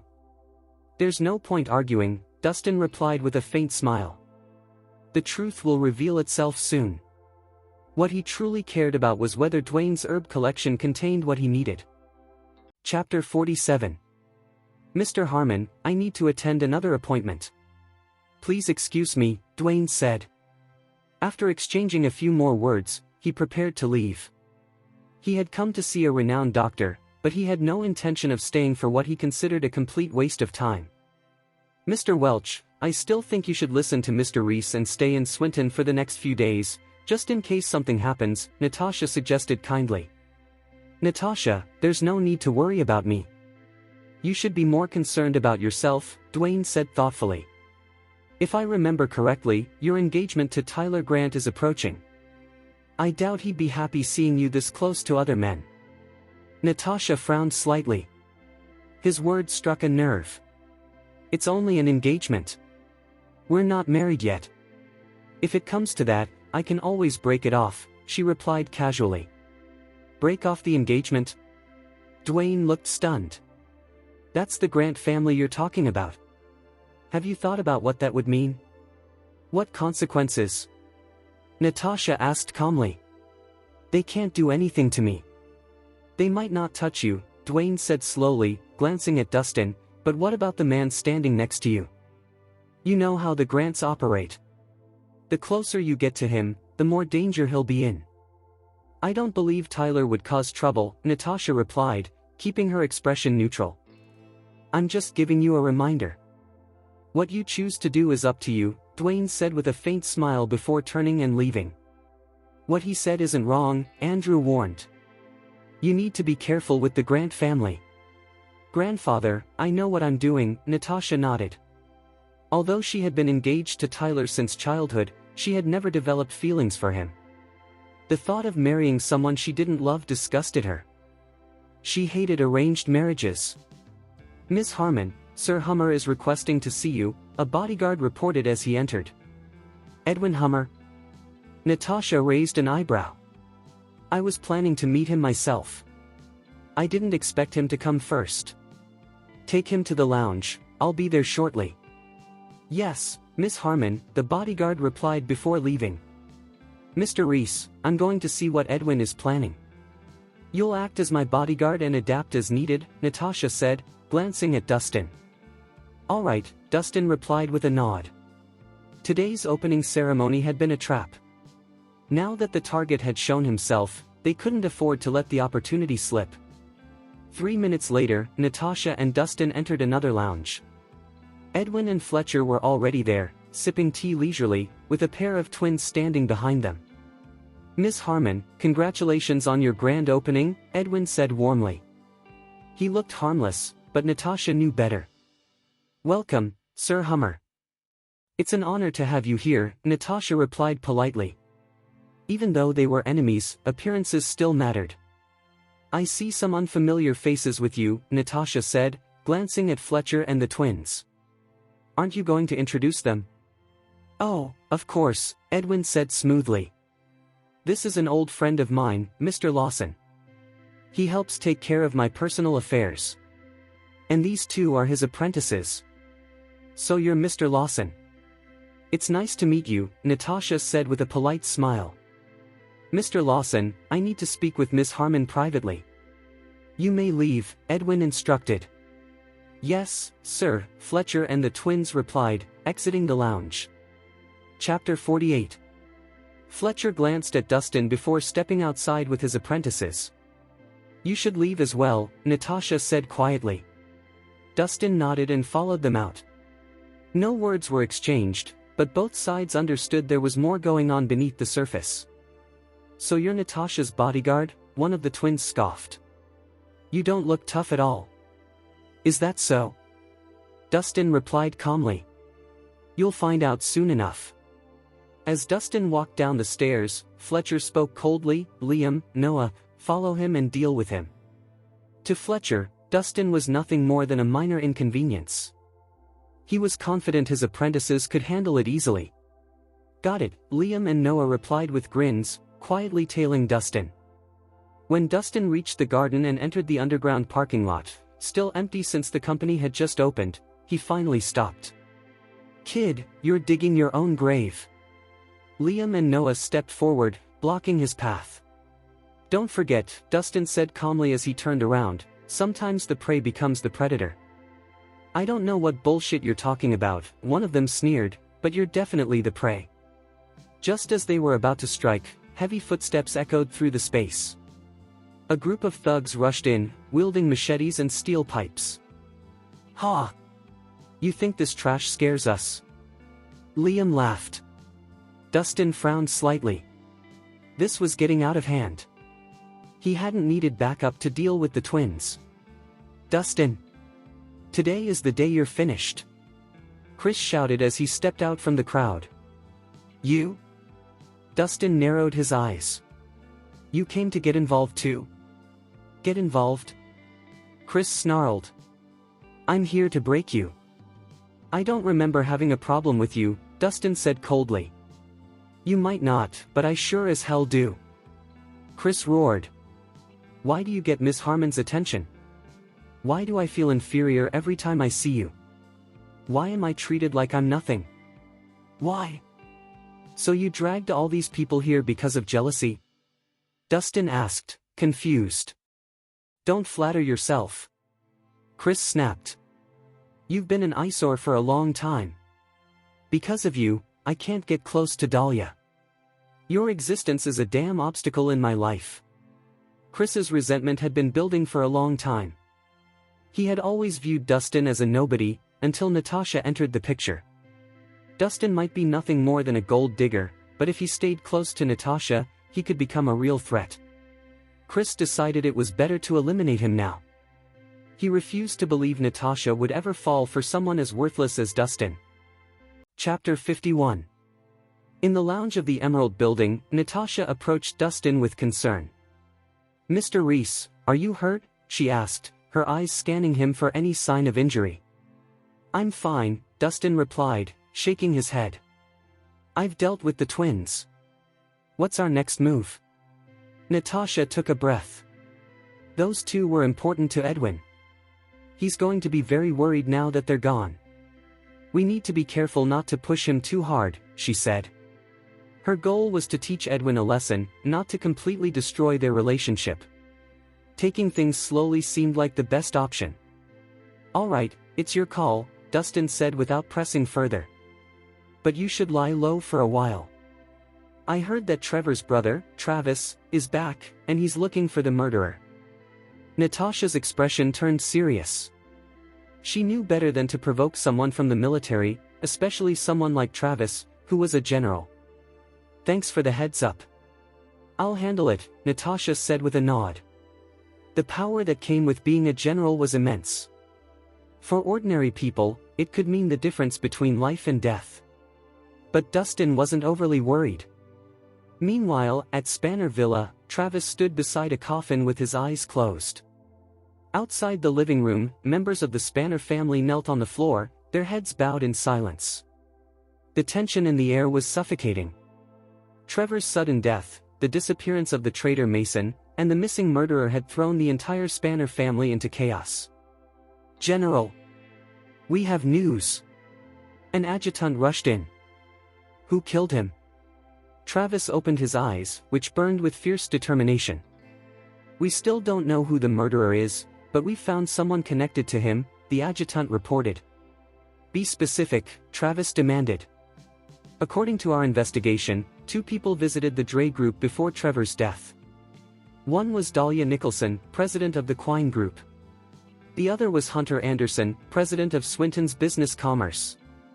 Are they linked to the murderer?" "Yes. Especially Dahlia.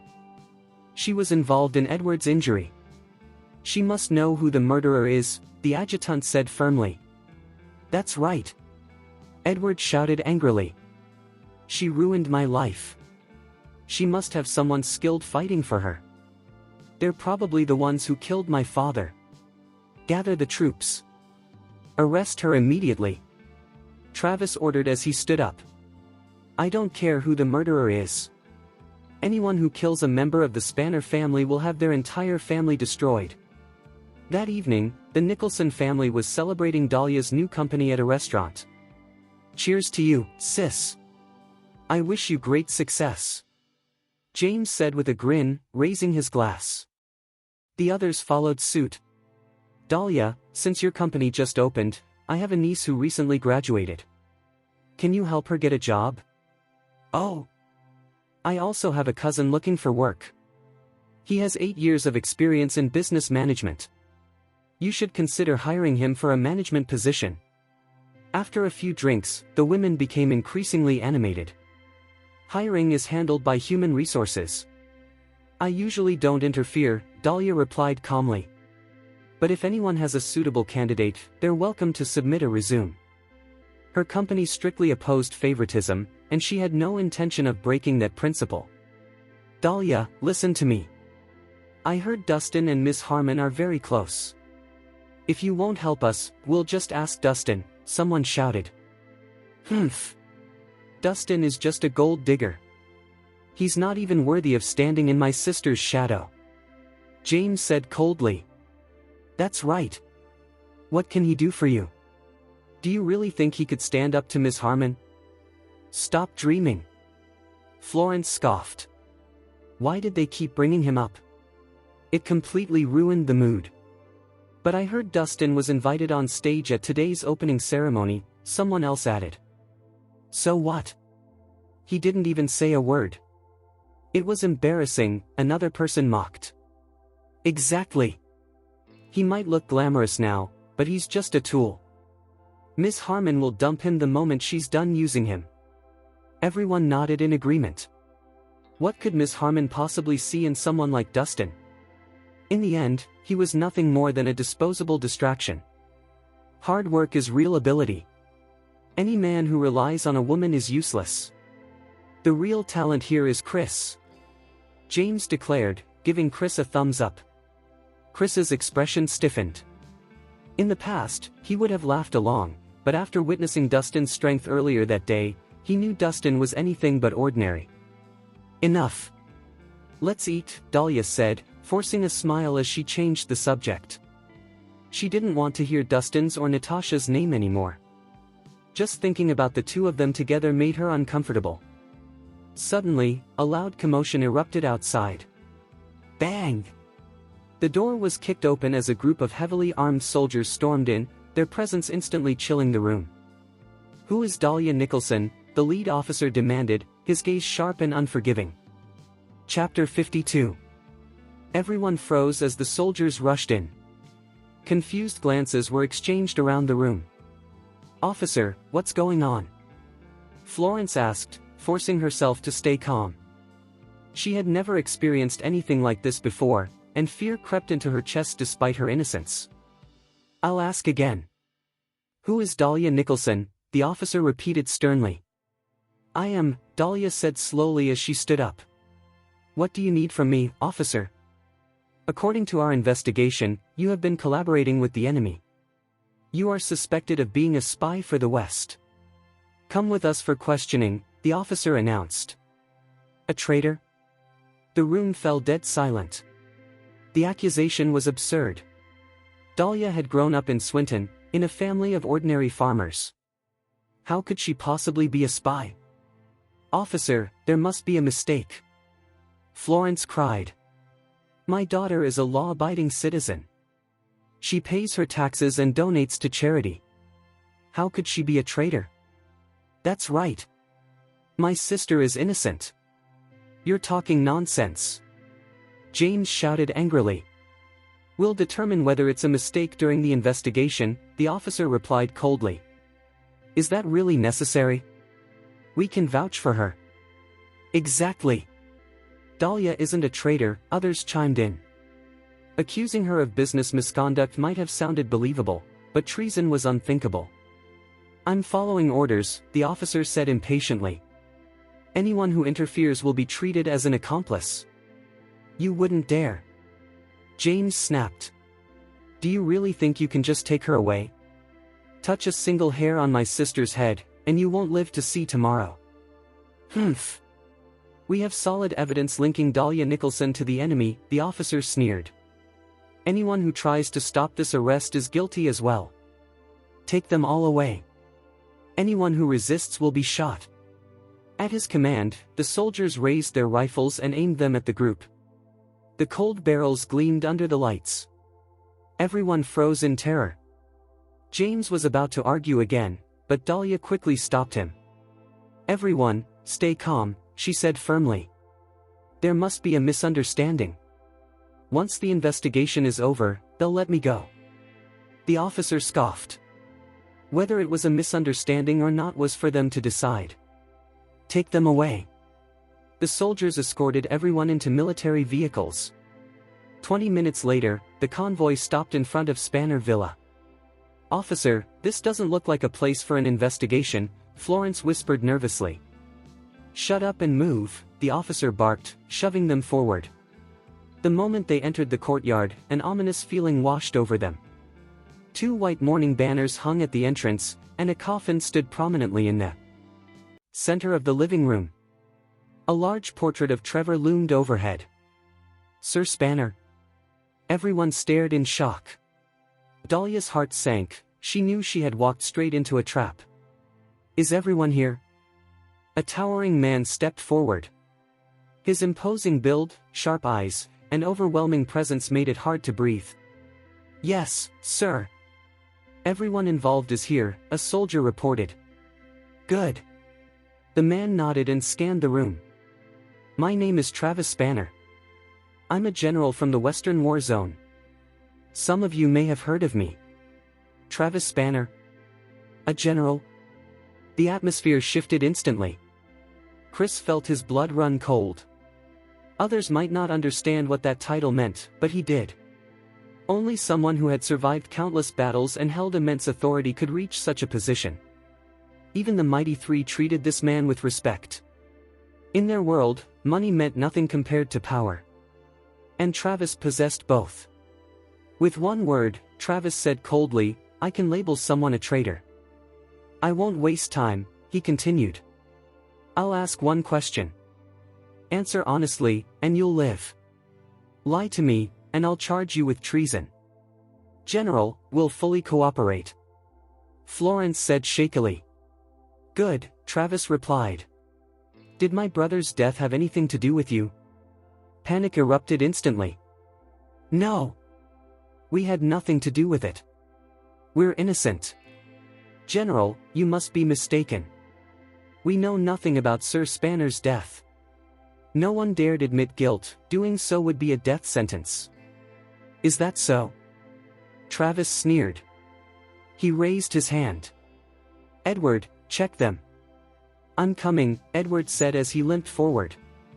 When his eyes landed on Dahlia, lust flickered across his face before turning into twisted hatred.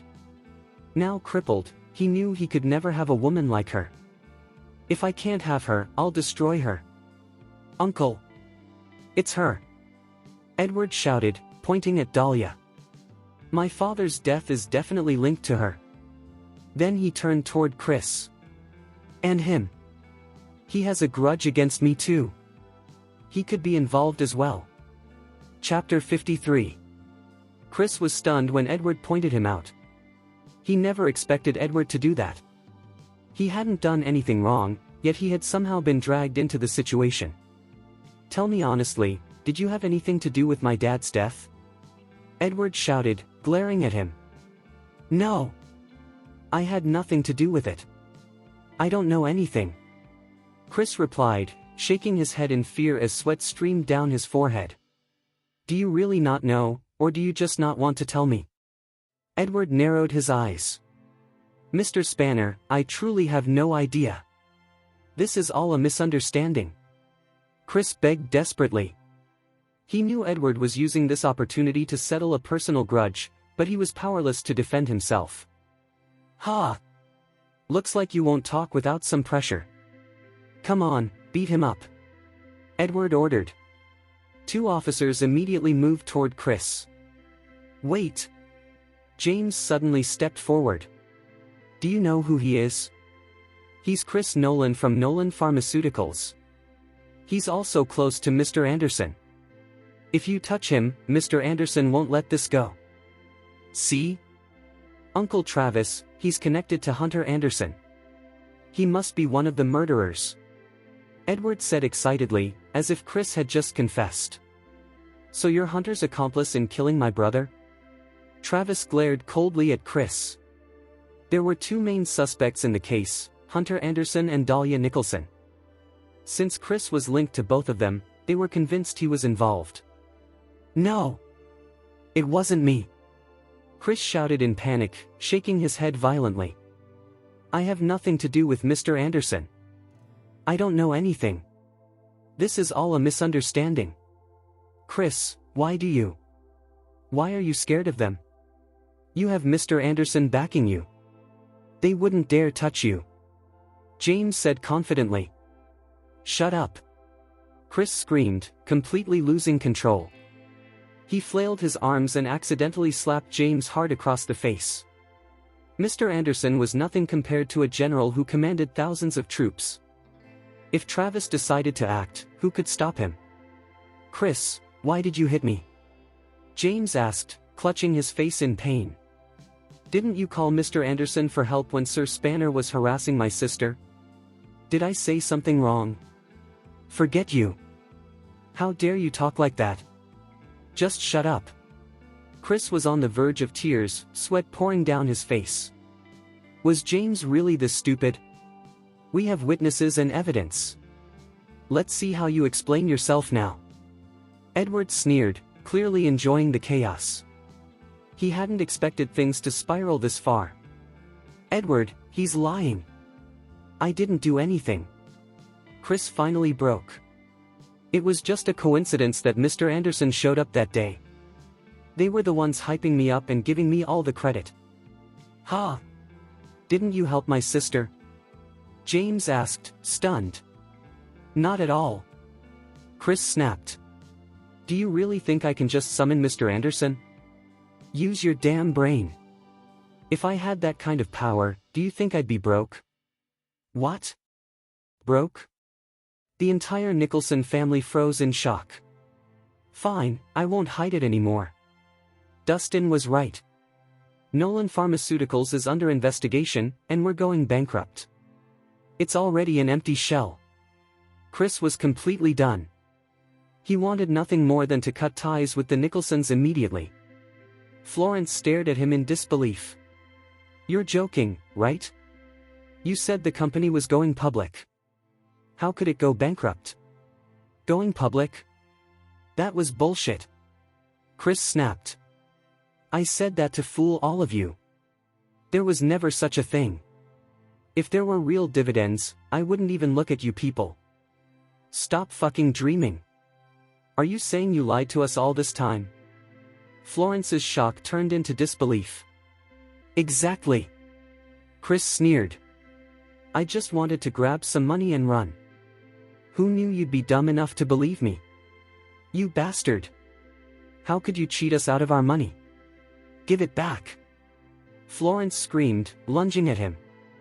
That money was her retirement fund, everything she had saved for the future. It felt like her entire world had collapsed. You fucking wolf. We trusted you. You piece of shit. Give us back our money, others shouted angrily. Armed guards quickly pushed them back, though Florence managed to scratch Chris's face. The money's gone. Chris laughed cruelly. I already transferred everything overseas. You can give up now. Regret swept through the group like a wave. If they had known the truth, they never would have trusted him. Why would you do this? Dahlia asked quietly, unable to understand. She had never imagined Chris's promises of capital growth were all lies. Dustin had warned them about the Nolan family's financial troubles, but no one had listened.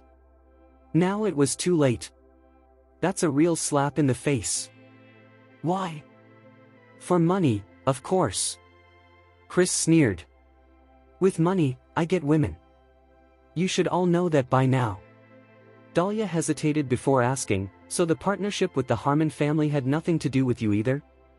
That's right, Chris replied bluntly. My dad never contacted the Harmon family. They made the decision themselves. I just took advantage of it. The funniest part is that you idiots believed me without question. Dahlia stood frozen. Everything had been a lie. Chris had never helped her, he had only tricked her out of her money and stolen credit for everything. His ambitions had been insane. But now a single question echoed in her mind. If it wasn't Chris, then who had really been helping her all along? Chapter 54. Could it be Dustin? Dahlia thought for a moment, then quickly dismissed the idea. That couldn't be right. They were already divorced and completely disconnected.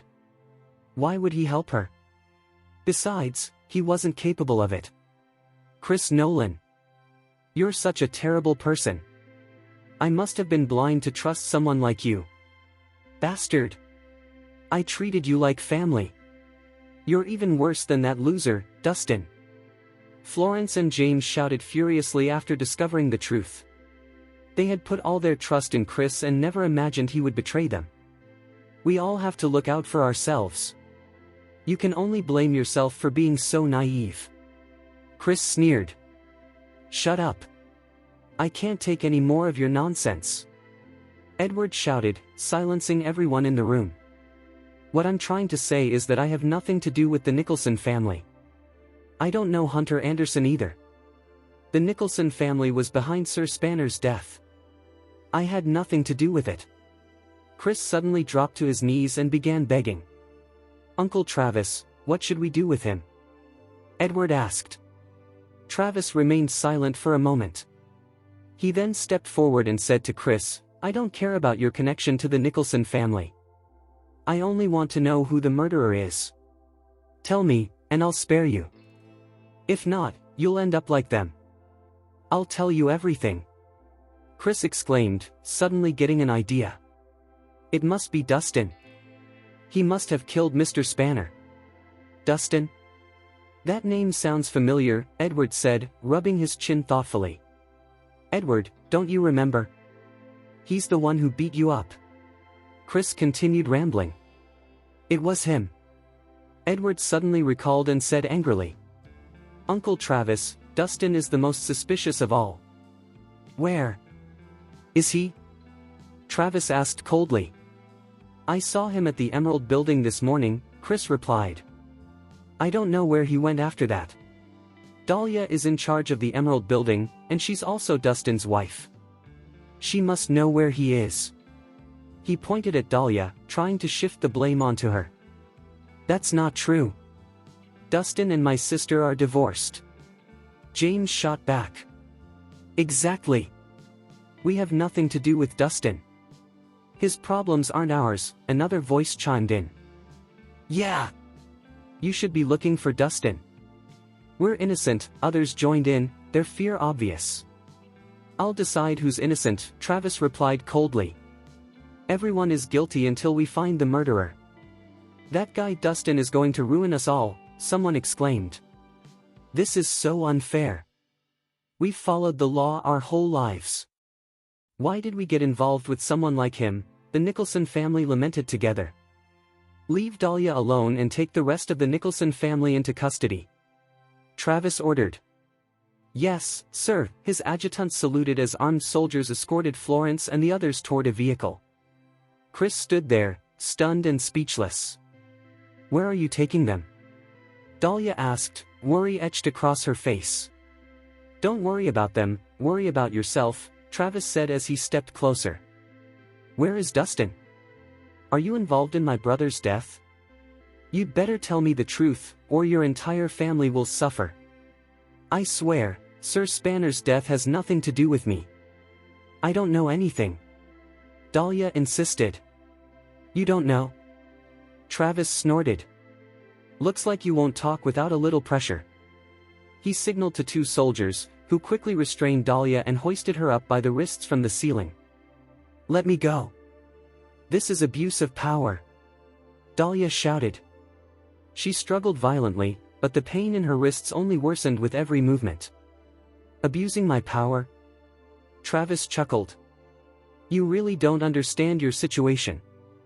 Your life is in my hands now. I decide whether you live or die. So I'll ask you again, where is Dustin? I don't know. Dahlia shook her head defiantly. Really? Then it seems you'll only talk when you're facing death. Beat her until she speaks. Travis ordered. A large thug stepped forward, holding a barbed whip. What are you doing? Dahlia's face turned pale. Before she could say anything else, the whip cracked violently across her back.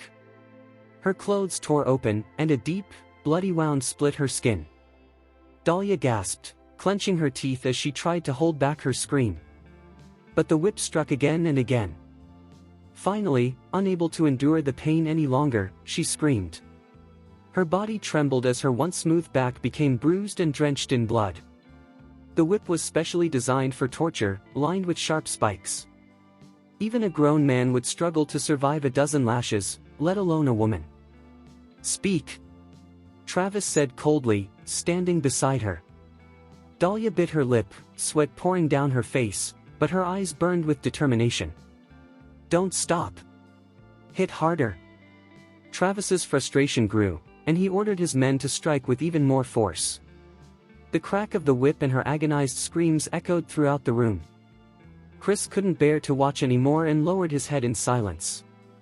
Meanwhile, Edward stood nearby with a twisted smile on his face. Chapter 55. After enduring horrific torture, Dahlia finally lost consciousness. Her back was a bloody mess, fresh wounds still bleeding heavily. Even while unconscious, her body twitched uncontrollably. General, she's lost consciousness, one of the soldiers reported. Wake her up and keep going, Travis replied coldly. Uncle Travis, can I have a turn? Edward asked eagerly. Ever since he had been crippled, something inside him had changed. The more beautiful a woman was, the more he wanted to hurt her. Go ahead, Travis said with a nod. Thank you, Uncle Travis. Edward grinned wickedly. When Dahlia regained consciousness, Edward raised the whip and lashed her mercilessly. Tell me, he demanded. Just kill me. Dahlia cried, unable to endure the pain any longer. Her mind had reached its breaking point, she only wanted the suffering to end. Kill you? Not yet. I haven't had enough fun. Edward said, his sadistic grin widening as he continued the torture. Eventually, Dahlia, her body covered in bruises and blood, fell into another coma. General, if this continues, she'll die, the adjutant warned. This woman is stubborn, Travis said, genuinely impressed. Normally, this torture device forced confessions within a few lashes. Even trained soldiers couldn't withstand more than a dozen strikes.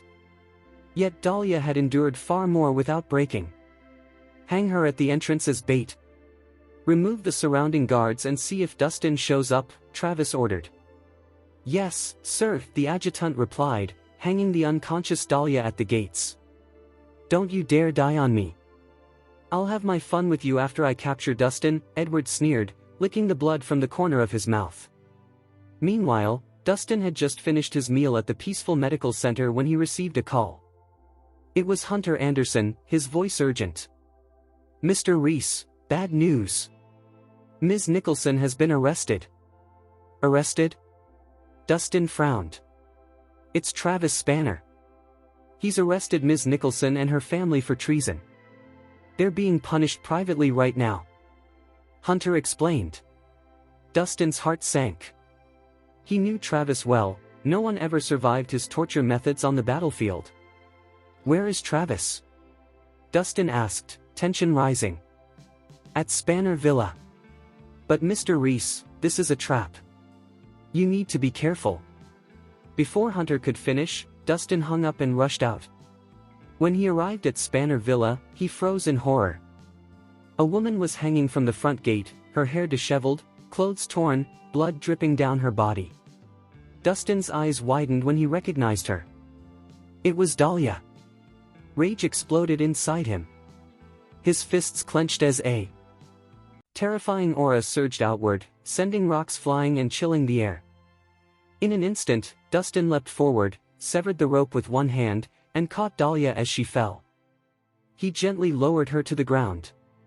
She was already unconscious. The sight of the whip marks on her back pierced Dustin's heart like a blade. Just kill me, Dahlia murmured faintly. Dustin's hands trembled as tears welled in his eyes. He knew this was his fault. He had dragged her into this nightmare. Huh. Dustin Rhys, you're finally here. Edward shouted as he and his men stepped forward. You did this? Dustin asked coldly, his eyes locking onto the whip in Edward's hand. So what? What can you do about it now? Edward sneered. Even though half the troops had been pulled back, more than a dozen elite soldiers remained, each one capable of taking down multiple opponents. Dustin, was it you who killed my brother, Trevor? Travis asked, stepping forward. It was me, Dustin replied flatly, never taking his eyes off Edward. Good. Then kneel before my brother's coffin and pay for your sins before I end your life, Travis said coldly. Pay for my sins? Dustin scoffed. Even your superior, Adam Spanner, wouldn't speak to me like that. Travis's eyes widened slightly. Adam Spanner, the chief general of the Western Army, was known to only a select few. You know Chief General Spanner? Travis asked. I'll give you a chance to take your own life out of respect for Adam. That way, your corpse might remain intact, Dustin said calmly. Keep my body intact? Before Travis could respond, Edward burst out laughing. Are you insane? Open your eyes and see where you stand. As he spoke, more elite soldiers emerged from the shadows, each radiating killing intent. Dustin didn't even look at them. His gaze remained fixed on Edward, as if he were already dead. Your body might stay whole, Dustin said coldly, but you'll be left with nothing but bones. With that, Dustin moved. Chapter 56. Dustin stepped forward and leaped into the air, moving like lightning. Quick! Kill him! Edward shouted, his body tensing as he saw Dustin make his move. Before the armed elites could even react, Dustin landed and kicked one of them. The man was sent flying like a scrap of paper, a hole punched straight through his bulletproof vest. Even his bones were shattered. Before the body could hit the ground, Dustin twisted midair and kicked another elite directly in the neck. After taking down 2 men, Dustin continued attacking relentlessly. Everything he came into contact with was destroyed within seconds. No one could stop him. The armed elites were completely caught off guard by his speed and overwhelming strength. One by one, they collapsed to the ground. Their guns couldn't keep up with him, not a single shot was fired. The entire time, Dustin was holding Dahlia while attacking solely with his legs. Edward watched in horror, his face pale as if he had seen a ghost. These elites were battle-hardened veterans, heavily armed and highly trained. They should have been more than enough to kill Dustin. Yet they were being crushed effortlessly. What the hell was going on? Is he a martial arts expert? No wonder he's so confident, Travis said, narrowing his eyes in shock. He himself had fought his way to his current position and was highly skilled in martial arts. Every elite soldier in the army was trained in martial arts.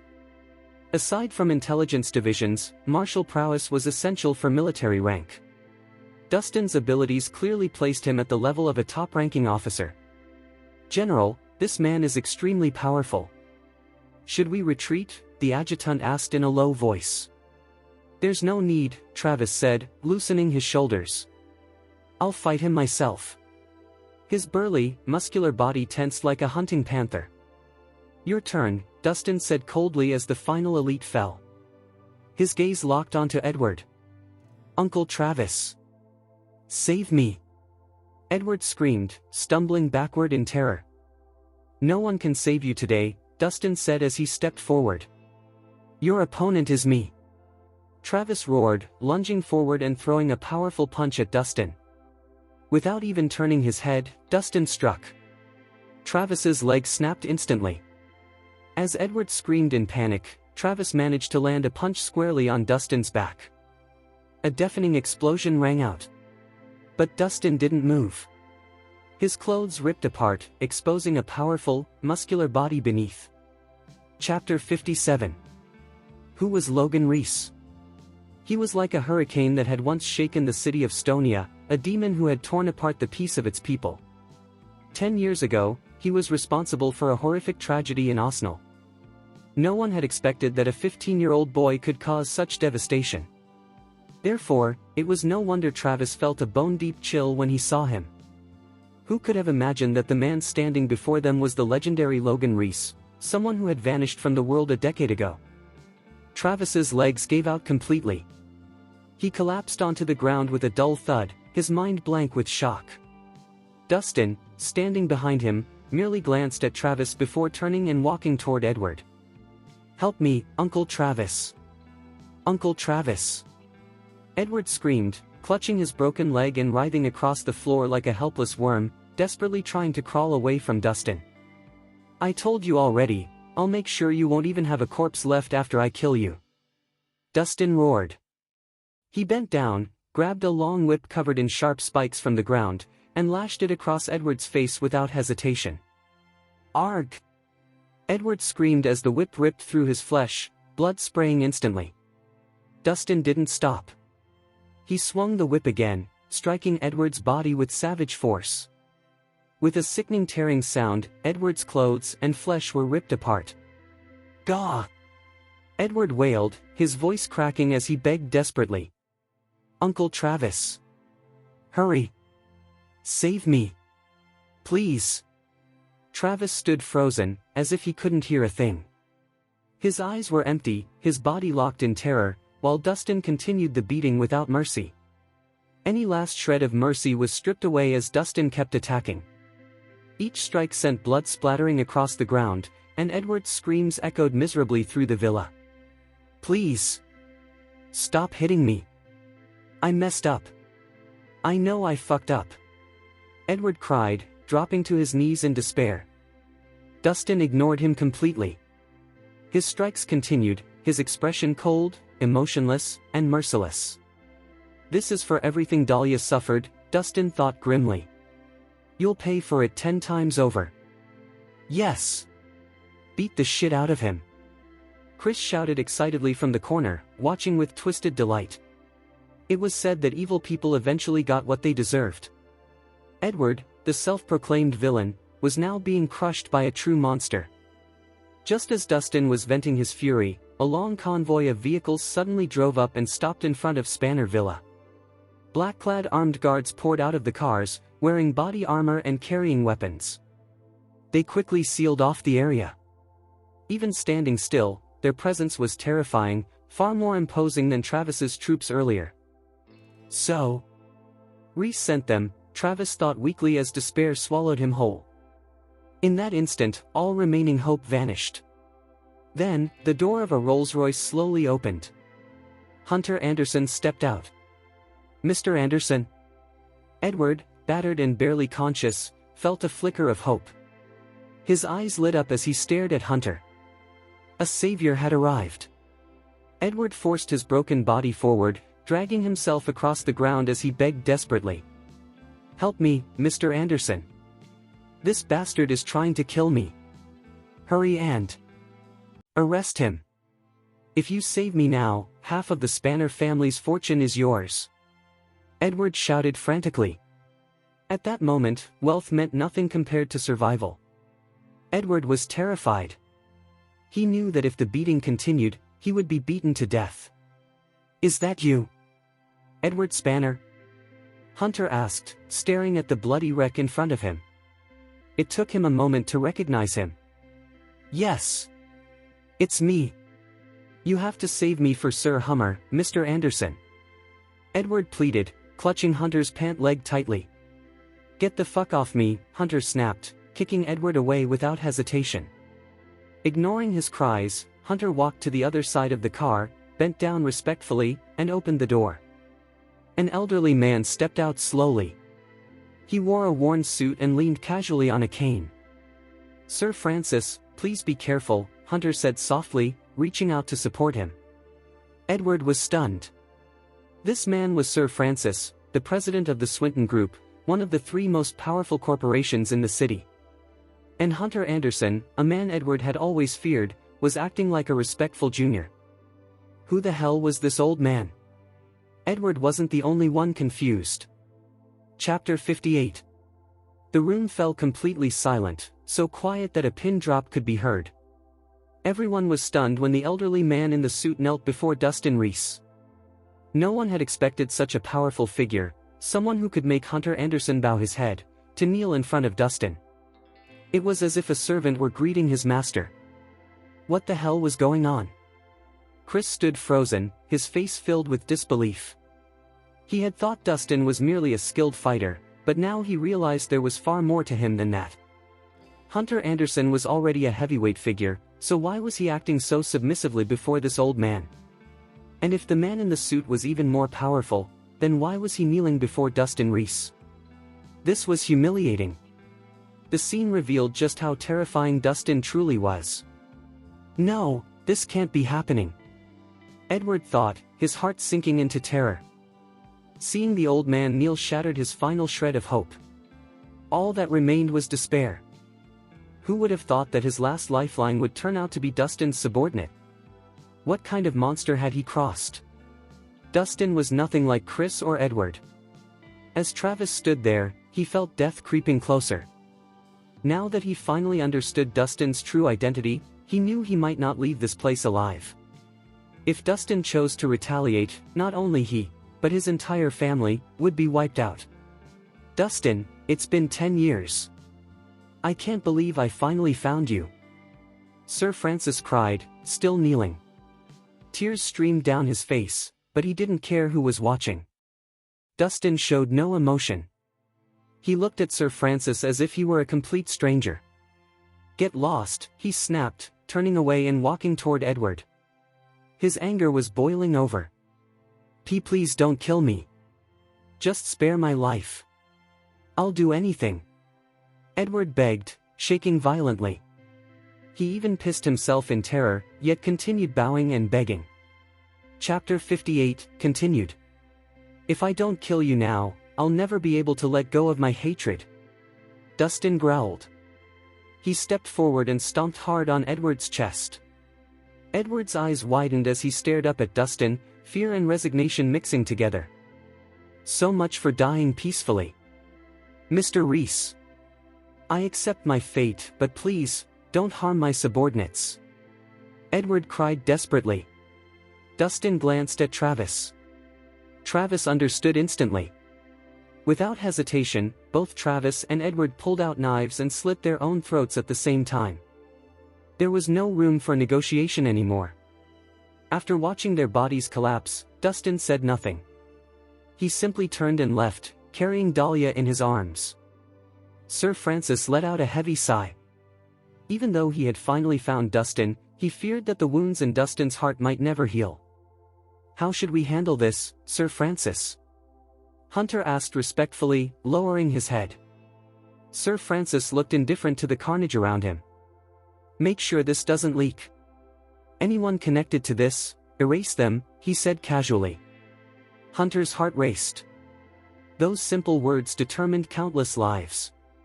At that moment, Chris burst out from hiding, panic written all over his face. Please don't kill me.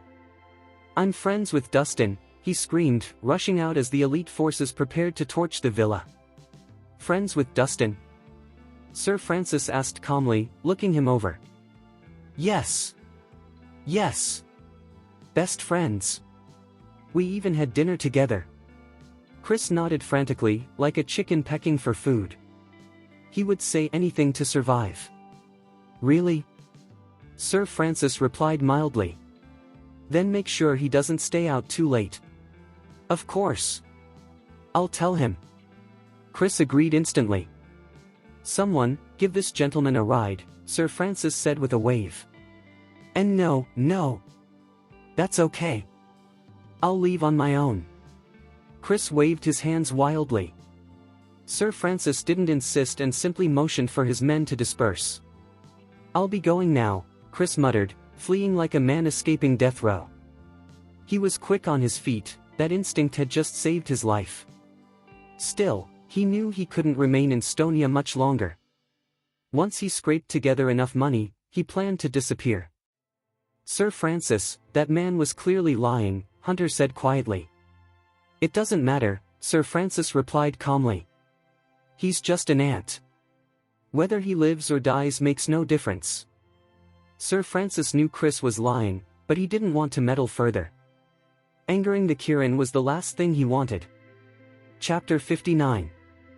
At the peaceful medical center, Dustin stared at the bloody wounds on Dahlia's body, his heart aching. Even though they were divorced, 3 years of shared feelings couldn't simply vanish. Taking a deep breath, he carefully removed her clothes and began treating her injuries. Even with his gentle touch, Dahlia's unconscious body twitched in pain at times, forcing him to be even more cautious. He cleaned the wounds, disinfected them, and applied ointment meticulously. By the time he finished, sweat had formed on his forehead.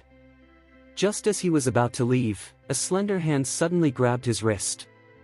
Don't go, don't leave me, Dahlia murmured, trapped in a nightmare. Her eyes remained shut as they moved restlessly beneath her lids. Dustin clenched his jaw. I'm not going anywhere. I'm here, he said softly, sitting beside her and holding her hand. Don't go, Dustin, she whispered. Her grip tightened, refusing to let go. I'm sorry, he said quietly, heart aching. For the first time, he saw the vulnerable side she had always hidden beneath her icy exterior. 2 days later, Dahlia woke up.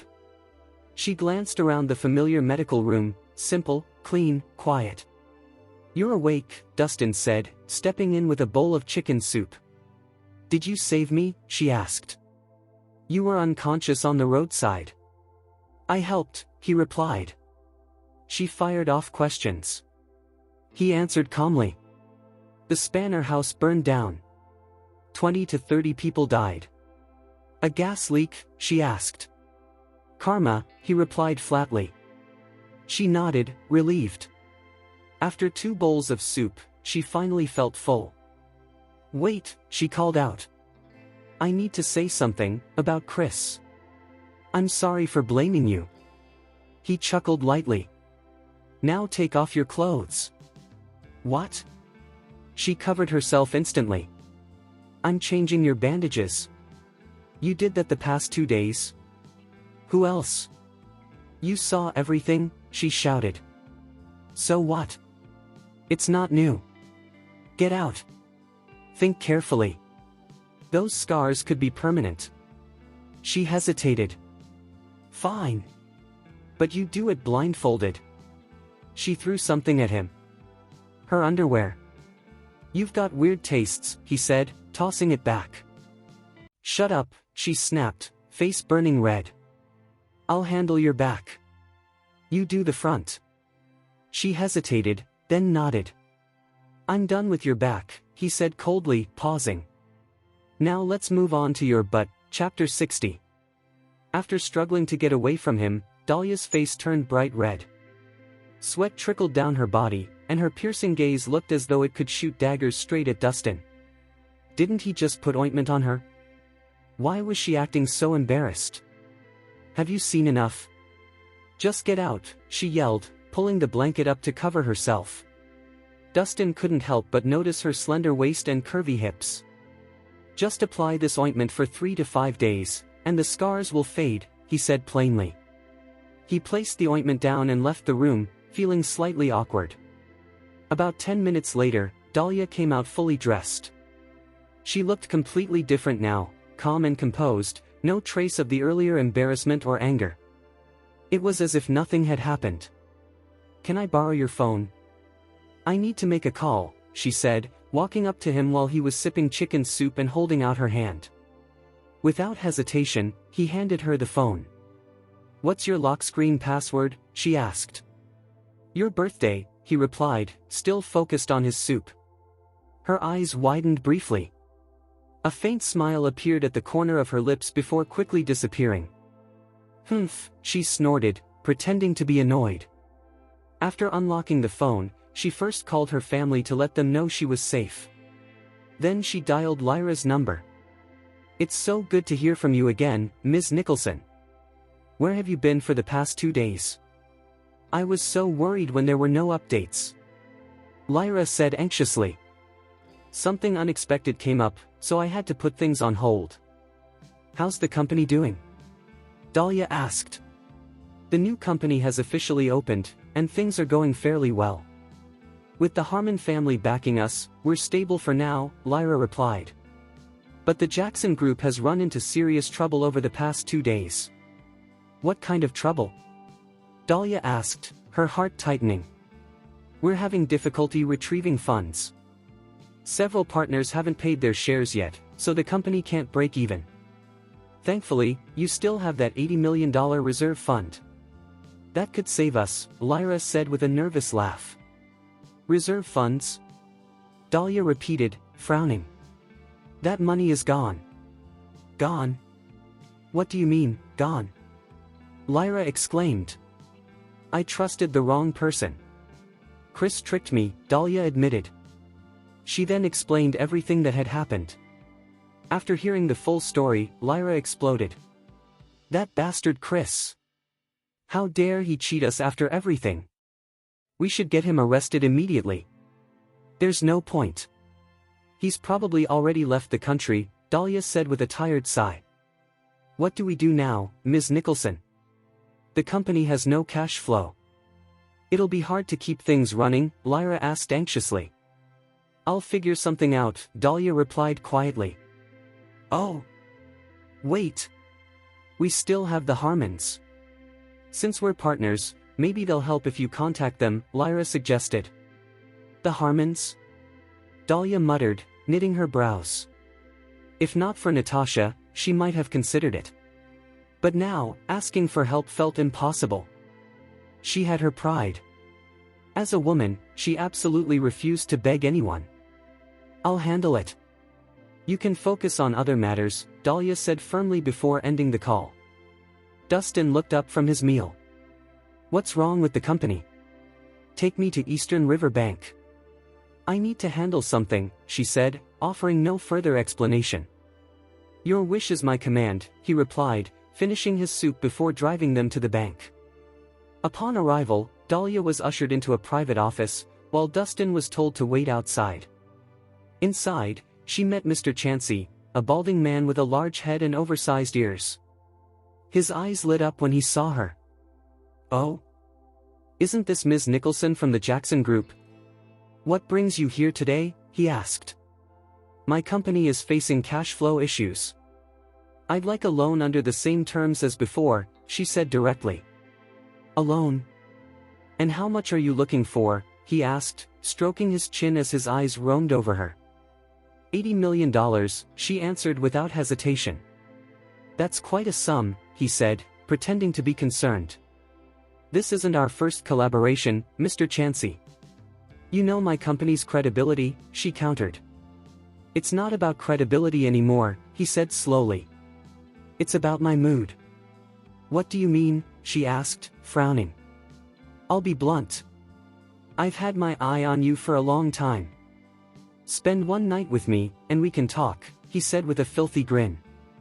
Whether it's 80 million or 300 million, I'll lend it all to you. Do you even hear the shit coming out of your mouth? She snapped, disbelief written all over her face. Your company is desperate. Without my help, you won't survive, he replied smugly. Are you threatening me? She asked coldly. No. Just a deal. You want money, I want you. Please me, and the funds are yours, he said, spreading his arms. You're absolutely shameless, she shouted, standing up. Sit your ass down, he barked. If you walk out that door, I'll blacklist you. No bank in Estonia will lend you a cent. I'd rather starve than make a disgusting deal with a pig like you, she spat. Just looking at your ugly face makes me want to puke. What the fuck did you say? He roared. A married woman acting like a virgin, be grateful I even want you. I can bankrupt you with one call. You? Bankrupt me, she scoffed. I'd love to see you try. Fine. Don't blame me when you're on your knees begging, he screamed. Go to hell, she snapped, flinging a cup of hot coffee straight into his face. He screamed as the coffee burned him, his face turning bright red. At that moment, he looked like a pig being roasted alive. Chapter 61. Bitch! I'll kill you! Mr. Chansey screamed, clutching his burned face as he lunged at Dahlia. She reacted instantly, delivering a brutal kick straight into his crotch. Argh, he howled, collapsing onto the floor, his face turning dark purple as he clutched himself. You disgust me, she spat, turning to leave. As she walked out, she bumped into Dustin, who had been standing outside the door. What are you doing here? She snapped. Just checking on you, he replied casually. His eyes flicked past her and landed on Mr. Chansey writhing on the floor. Dahlia was secretly relieved she had acted first. If Dustin had stepped in, Chansey wouldn't be using his hands again. We're leaving, she said sharply, strutting away in her heels. Stop right there. Mr. Chansey roared. Running away after assaulting me? Do you think I'm a fucking joke?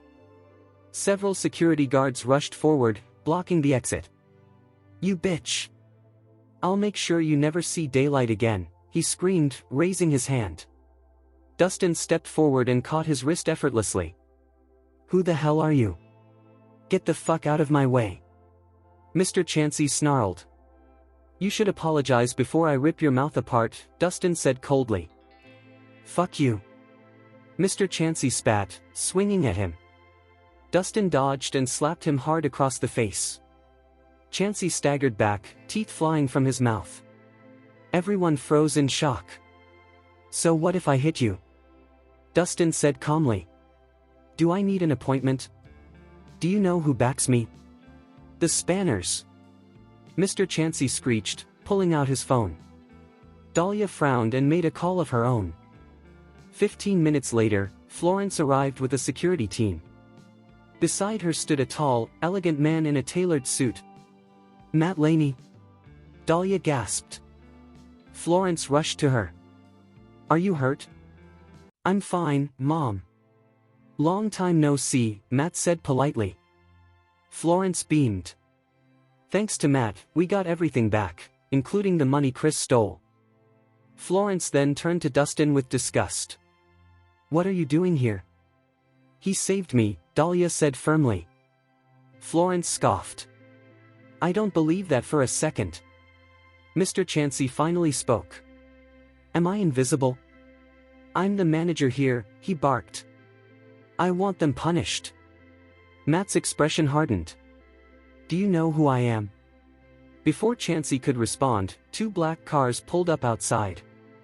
A man in a trench coat stepped out, cigar in hand. "Sir Zims." Whispers erupted. Dustin's stomach sank. Mr. Chansey's so-called backer was Mason Zims. Chapter 62. Who the hell dares to cause trouble on my turf? Are they fucking tired of living? Mason Zims shouted as he strode in confidently, a cigar clenched between his teeth. People immediately scattered in fear as he passed. No one dared to confront him. Even Dahlia's expression turned grave when she saw him approaching. Although Trevor Spanner was dead, Mason had inherited his power and influence and was now thriving. With Edwin Hummer backing him, almost no one in Stonia dared to cross him. "You need to escape through the side door. I'll hold them off," Dahlia whispered as she stepped in front of Dustin. She was an influential figure. Even if Mason was ruthless, he wouldn't dare openly act against her. But Dustin was different, he had no background or protection. If Mason targeted him, death or severe injury would be inevitable. "You think he can escape?" Mr. Chansey sneered as he swaggered toward Mason. "As long as Sir Zims is here, even if Jesus himself comes down from heaven, he won't be able to save him. He's fucking dead for sure." "Sir Zims, you're finally here. Just look at my face, he beat me half to death." Chansey complained loudly. "What happened?" Mason asked, raising an eyebrow. Mr. Chansey immediately launched into his fabricated story. "A woman came asking for a loan. When I checked her credit, I refused. She got angry, started flirting with other men to pressure me, and when I didn't fall for her tricks, she attacked me. Can you believe that?" "Oh?" Mason said coldly. "Did you mention my name?" "Of course I did." "But that bastard," Chansey leaned in and added viciously, "he didn't even flinch. He said he'd beat your ass if you showed up." Mason burst into laughter, his grin vicious. "Good. I've just taken over the Dre Group. I need people to know I'm not someone they can fuck with." He had been itching for someone stupid enough to challenge him. "That's bullshit." Dahlia finally snapped, stepping forward. "Sir Zims, I asked for a loan. He refused and deliberately humiliated me. Everything he said about seduction is a lie, he fabricated all of it."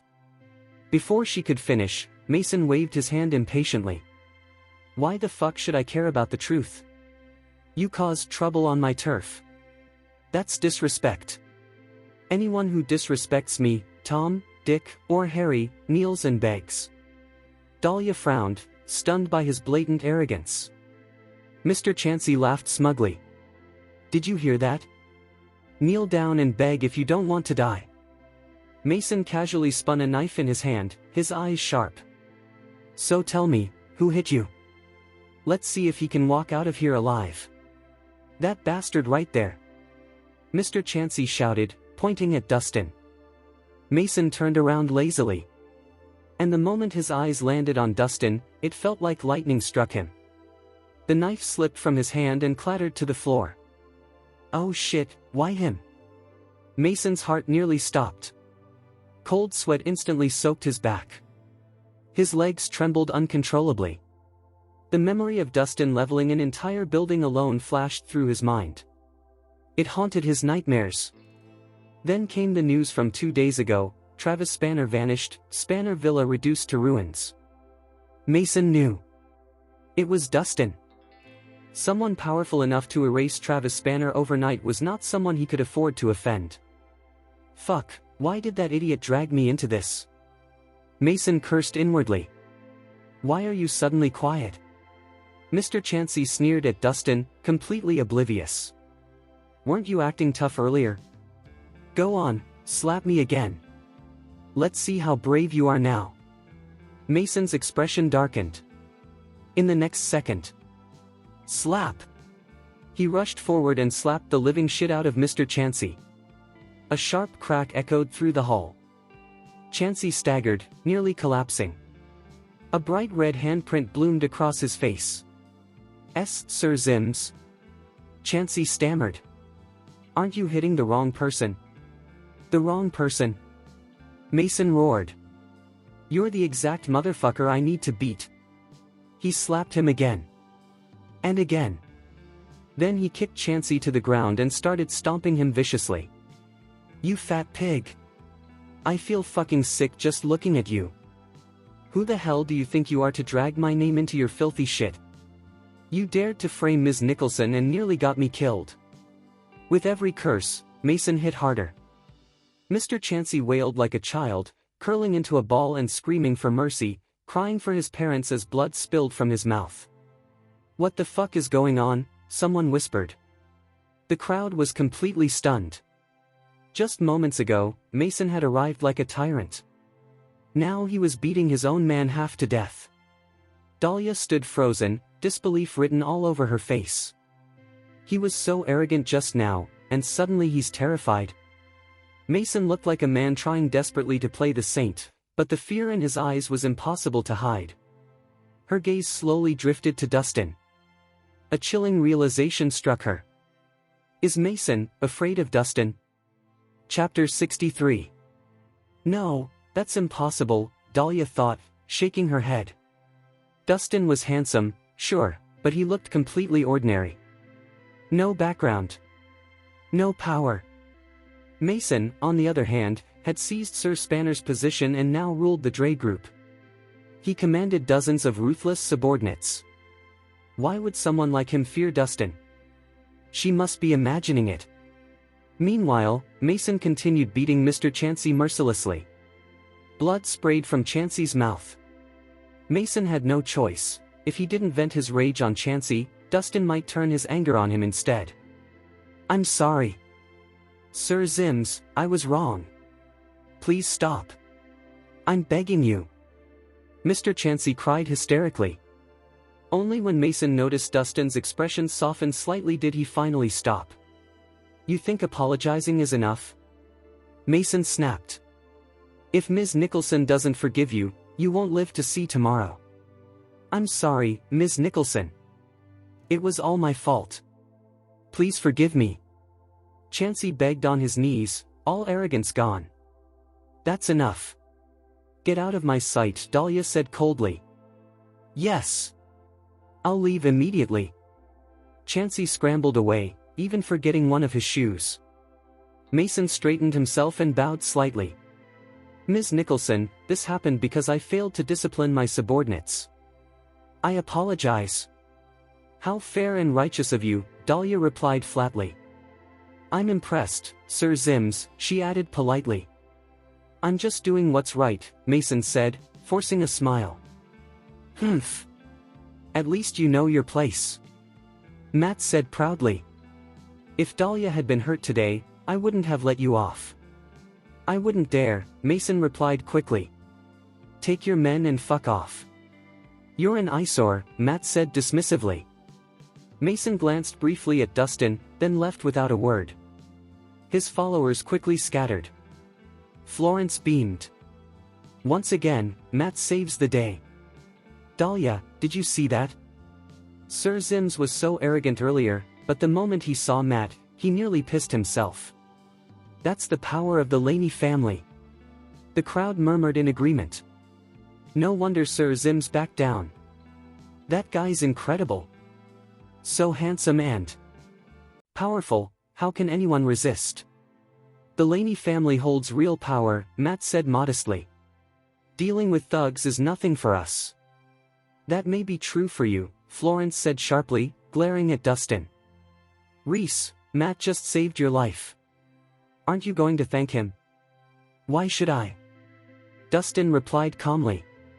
If Matt hadn't stepped in, you'd be dead. Florence snapped. I didn't need his help, Dustin said flatly.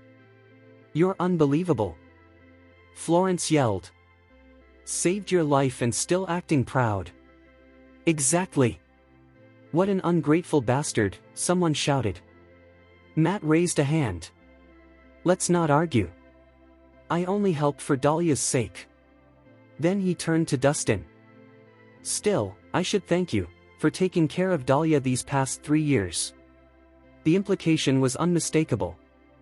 If you want to thank me, Dustin said calmly, why don't you kneel? Matt's eyes narrowed. Watch your mouth. Florence screamed. Even Dahlia frowned. She felt Dustin had gone too far. You only had a chance because I was gone, Matt said quietly, stepping closer. Now that I'm back, you're finished. I disagree, Dustin replied casually. You should know your place, Matt sneered. We live in completely different worlds. Don't test me, Dustin said coldly. Matt laughed darkly, reaching out to pat Dustin's shoulder, then withdrawing his hand in disgust. Florence smiled sweetly. Matt, how about dinner at Hillview Hotel to celebrate your return? I'd be honored, Matt replied. Florence led Dahlia away. Dahlia hesitated, wanting to say something to Dustin, but no words came. Chapter 64. Natasha was enjoying her coffee with Dwayne at Java Joy's. Do you remember our bet, Natasha? 3 days are up, and I'm still fit as a fiddle. Isn't it time for you to keep your promise? Dwayne asked, smiling as he took a sip of his coffee. Why are you so eager, Uncle Dwayne? We still have half a day left, Natasha replied calmly. Ha! You can't really believe what that little trickster said, can you? Dwayne scoffed. I've been practicing martial arts for years. I know my own body. Look at me. Do I look like there's anything wrong? I can't say how you look, but I trust Dustin's judgment, Natasha said with a smile. Humph. I wonder how that little trickster got to you. Why do you trust him so much? Dwayne asked, puzzled. Who knows? Maybe this is just how it's meant to be, Natasha said, her lips curling up as she thought of Dustin. Anyway, we still have half a day left. If you're fine before sunset, I'll keep my promise. Fine. Half a day it is. When the time is up, I'll show you what a liar that little trickster really is. Dwayne declared as he stood up and left with his bodyguards. Once they were outside and seated in the car, one of Dwayne's trusted bodyguards asked, I don't get it, sir. Miss Harmon is such an impressive woman. Why would she fall for that trickster? She never plays by the rules, Dwayne replied. When you get the chance, look into Rhys' background. Yes, sir, the bodyguard answered, starting the car. As the vehicle moved forward, Dwayne leaned back to relax. But soon, a sharp pain stabbed into his chest. At first, he brushed it off, but the pain only intensified. The pain grew worse and worse. It felt like a knife twisting inside his chest, and no matter how strong he was, he couldn't stop himself from gasping. Could it be that the little swindler was telling the truth all along? Dwayne thought, clutching his chest as cold sweat poured down his face. Sir, what's wrong? The bodyguard asked anxiously, noticing his distress. Get me back to Java Joy's, now. Dwayne barked. He could no longer endure the pain. They sped back to Java Joy's in no time. Uncle Dwayne, what's wrong? Do you need the bathroom? Natasha raised an eyebrow when she saw him drenched in sweat. Who said anything about the bathroom? Can't you see he's in pain? The bodyguard snapped, clearly annoyed. HM. And who are you to speak here? Natasha shot him a cold glare. The bodyguard immediately lowered his head, suddenly nervous. Natasha. My chest hurts. Get that little swindler here right now. Dwayne groaned, his face twisted in agony. Uncle Dwayne, It looks like Dustin was right, Natasha said calmly. He said you'd have an attack in 3 days, and he wasn't lying. Maybe it's time to stop calling him a little swindler. Alright. He's not a swindler. I was wrong. Dwayne gritted his teeth. Just get him here. Uncle Dwayne, you're asking him for help, Natasha said with a faint smile. It's not very polite to order him around, don't you think? You! Dwayne felt his anger surge but forced himself to suppress it. Where is Dustin? I'll go to him. Wait, Natasha stopped him. Let me call him and see where he is, she said, pulling out her phone. After checking, she added, he's at Peaceful Medical Center. Let's go. Get to Peaceful Medical Center right now. Dwayne said urgently, no longer caring about anything else. They reached the medical center in just 15 minutes, even though it should have taken 30. Several red lights were ignored along the way. So you're here, you rascal. Dwayne burst in, drenched in sweat. He saw Dustin sitting calmly, reading a book. Damn it. I'm in agony, and you're just sitting there reading. Dwayne cursed inwardly. Uncle Dwayne? What are you doing here? Dustin asked, surprised, though he quickly composed himself. Dwayne was in terrible shape, and he knew an attack was underway. Tell me. I was perfectly fine until now. Why does my chest hurt all of a sudden? Did you do something to me, you brat? Dwayne demanded through clenched teeth. His distrust flared the moment the pain struck. Uncle Dwayne, are you accusing me of causing this? Dustin frowned, clearly displeased. Forget it. I don't care who caused it. Dwayne snapped. Just come over here and help me. Why are you still standing there? The bodyguard shouted anxiously. Get over here right now. If my boss gets any worse, you'll regret the day you were born. Dustin's expression turned icy. They needed his help, yet they were still issuing threats. Who the hell did they think they were? If this is how you're going to speak to me, Dustin said coldly, then you'd better find someone else. I'm not healing anyone like this. What did you just say? Dwayne froze, then his face twisted with rage. You arrogant jerk. I only came here because of Natasha. Don't act like you're some big deal. Oh really? Dustin sneered. To be honest, I only call you Uncle Dwayne out of respect for Miss Harmon. Without her, you mean nothing to me. And you should understand your position right now. You came to me begging for help, not the other way around. So do yourself a favor and leave. Chapter 65. Dustin shocked everyone with his bold words. No one had expected him to dismiss them so easily. Are you even listening to yourself, you brat? Dwayne demanded, his jaw clenched and his face twisted in pain. He was a respected figure in South City, far above a small place like Swinton. How dare this kid talk to him like that? How rude. I know exactly what I'm saying, Dustin replied coldly.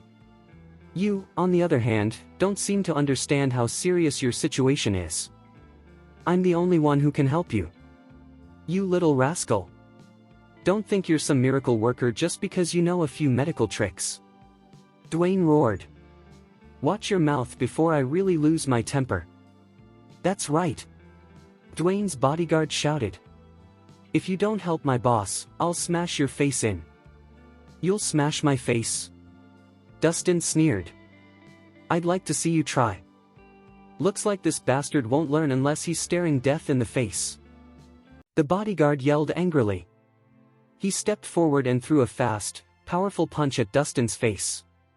Before the punch could land, Dustin snorted and delivered a sharp slap. The bodyguard was sent flying backward. He didn't even have time to react before crashing to the floor and passing out, his face twisted in agony. Dwayne's expression changed drastically. He had never imagined that Dustin was also skilled in martial arts. What's going on here? Natasha walked in calmly, her presence commanding. Without knowing the details, she instinctively stood beside Dustin. Natasha! This insolent brat not only refuses to heal me, Dwayne started. He even beat up my man. Dwayne glared at her. What do you think we should do about this? Natasha replied firmly, Uncle Dwayne, I don't believe Dustin would attack someone without reason. Your man must have provoked him. Dwayne frowned deeply. So you're really taking his side? Absolutely, Natasha said, lifting her chin defiantly. Dustin is my friend. If you have a problem with him, you can take it up with me. Dwayne scoffed. You're siding with an outsider? Have you thought about how you'll explain this to your parents? That's none of your concern, Uncle Dwayne, Natasha said firmly. I can handle them. She glanced at him and added, but you're clearly in serious pain. You'd better get help before it gets worse. With a furious glare, Dwayne stormed off. Natasha's attitude caught him off guard, and he decided not to push the issue further. Dustin turned to her and asked quietly, will you get into trouble for standing up for me? Trouble? Natasha laughed. They used to call me the Black Widow. I'm not afraid of something this small. Really? Dustin raised an eyebrow. That's impressive. Of course, Natasha teased. Want to know more? How? Dustin asked, intrigued. With a playful smile, Natasha leaned close and whispered, come to my room tonight. I'll show you. Meanwhile, Dwayne sat in the car, clenching his teeth as the pain worsened. Could this be something serious? One of his men asked nervously. I don't know, Dwayne snapped, gripping his chest. But it feels like I'm being crushed from the inside. Back at the hospital, Dustin tried to shake off what had just happened. That woman's boldness lingered in his mind. What the hell was that about? He muttered, feeling both irritated and strangely affected. Just then, his phone buzzed. It was a message from one of Dwayne's bodyguards. Dwayne is in serious trouble. He's in unbearable pain. The doctors can't find anything wrong. We need your help. Dustin's heart skipped. Dwayne was tough. If he was like this, it meant real trouble. Without hesitation, Dustin grabbed his jacket and rushed out. When he arrived, Dwayne sat slumped in a chair, pale and soaked in sweat. What's going on? Dustin asked. I don't know. Dwayne groaned. They can't find a damn thing wrong with me. Dustin frowned. Let's get you out of here. Staying won't help. Dwayne nodded weakly. As they left, the pain only intensified. Is that rascal really the only one who can save me? Dwayne recalled Dustin's words, grinding his teeth. In the end, he had no choice. Take me back to Peaceful Medical Center, he ordered. Get that rascal to help. This time, none of his men dared to argue. Back at Peaceful Medical Center, Natasha smiled when she saw him. Well, if it isn't Uncle Dwayne. What brings you back so soon? Natasha. I spoke foolishly earlier, Dwayne said stiffly. Please don't hold it against me. Can you ask Dustin to help? You should talk to him yourself, Natasha replied, pointing to Dustin, who was calmly reading. Dwayne cleared his throat. Dustin. I was in pain and lost my temper earlier. I offended you. I apologize. Dustin didn't respond. If you help me, Dwayne added quickly, you can choose anything from my collection of rare herbs. That finally got Dustin's attention. Chapter 66. Dustin didn't care about money. What he needed were rare herbs, urgently. The old drunkard's condition was worsening, and without treatment, he wouldn't survive the year. I'm very picky about herbs, Dustin said calmly. Your collection might not have what I need. I can get you anything. Dwayne said eagerly. Gozaberry? Dustin asked. Dwayne shook his head. Flower of crimson gem? No. Cherusia? I've never even heard of it. Aged Panax root? Ancient heliotrope, Dustin said sharply. Yes. Those I know.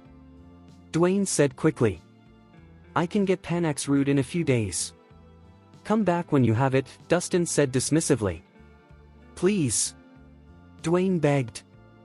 I can't take the pain anymore. Help me first. Dustin glanced at Natasha. She smiled faintly.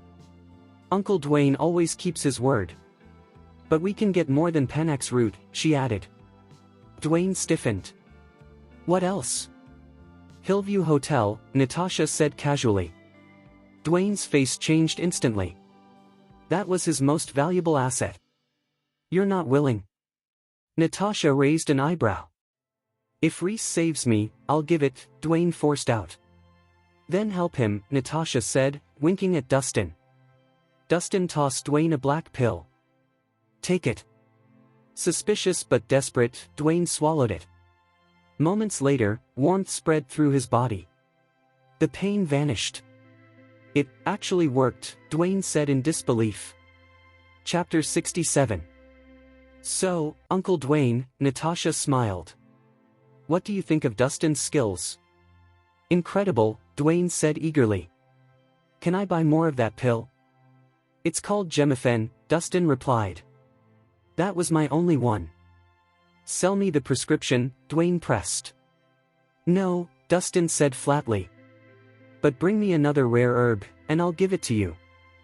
Dwayne hesitated. No rush, Natasha said sweetly. Let's eat at Hillview Restaurant. You can transfer the hotel ownership while we're there. Dwayne's eyelid twitched, but he nodded. At Hillview Restaurant, Florence arrived with Matt and James. They were stopped at the entrance. VIPs only, the waiter said politely. Deluxe VIP, James snapped. Deposit is $5 million. Florence and James froze. What? Florence gasped. Chapter 68. Are you serious? $5 million for deluxe VIP? James couldn't believe it. Exactly. This is outrageous. Florence fumed, trying to hide her embarrassment. She was relieved she had pulled her card back in time, otherwise, she would have ended up with a huge charge. These prices are set by our owner. If that's too high, you can opt for the regular VIP, the waiter explained. And how much is the regular VIP? Florence asked. A deposit of $1 million will get you regular VIP status, the waiter replied. $1 million? That's hardly any better. Florence frowned. We just want a meal. It shouldn't cost this much. Can't you let us in? I promise to tip you well.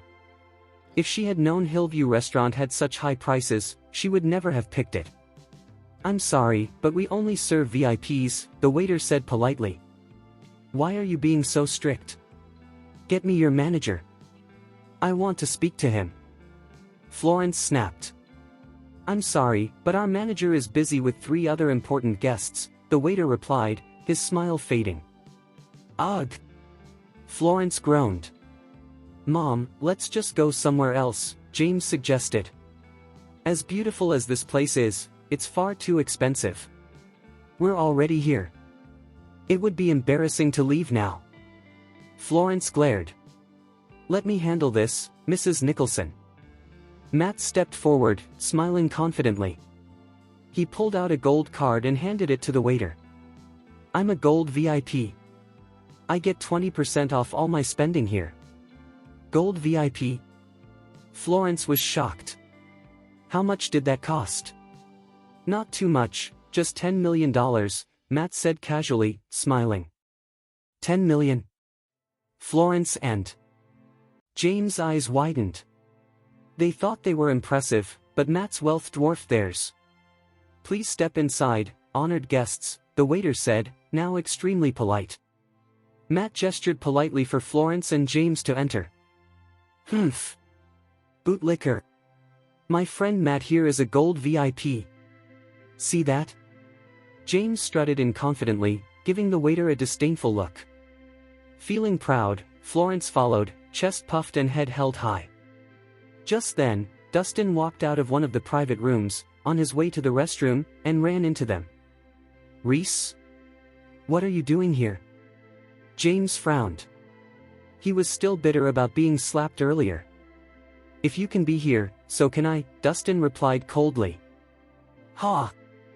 What makes you think we're in the same league? We are gold VIPs. James sneered. That's right. Even basic VIP requires a $1 million deposit. Can you afford that? Florence added condescendingly. Actually, I don't have $1 million, Dustin admitted honestly. Then what are you doing here if you can't pay? Get out. You're lowering the standards. James barked. Exactly. Look at yourself. Who do you think you are to be in such a fancy restaurant? Florence chimed in. Hey! You there. Come here and get this guy out. He's ruining our meal. James called over a waiter. I'm sorry, but he is one of our guests too, the waiter said apologetically.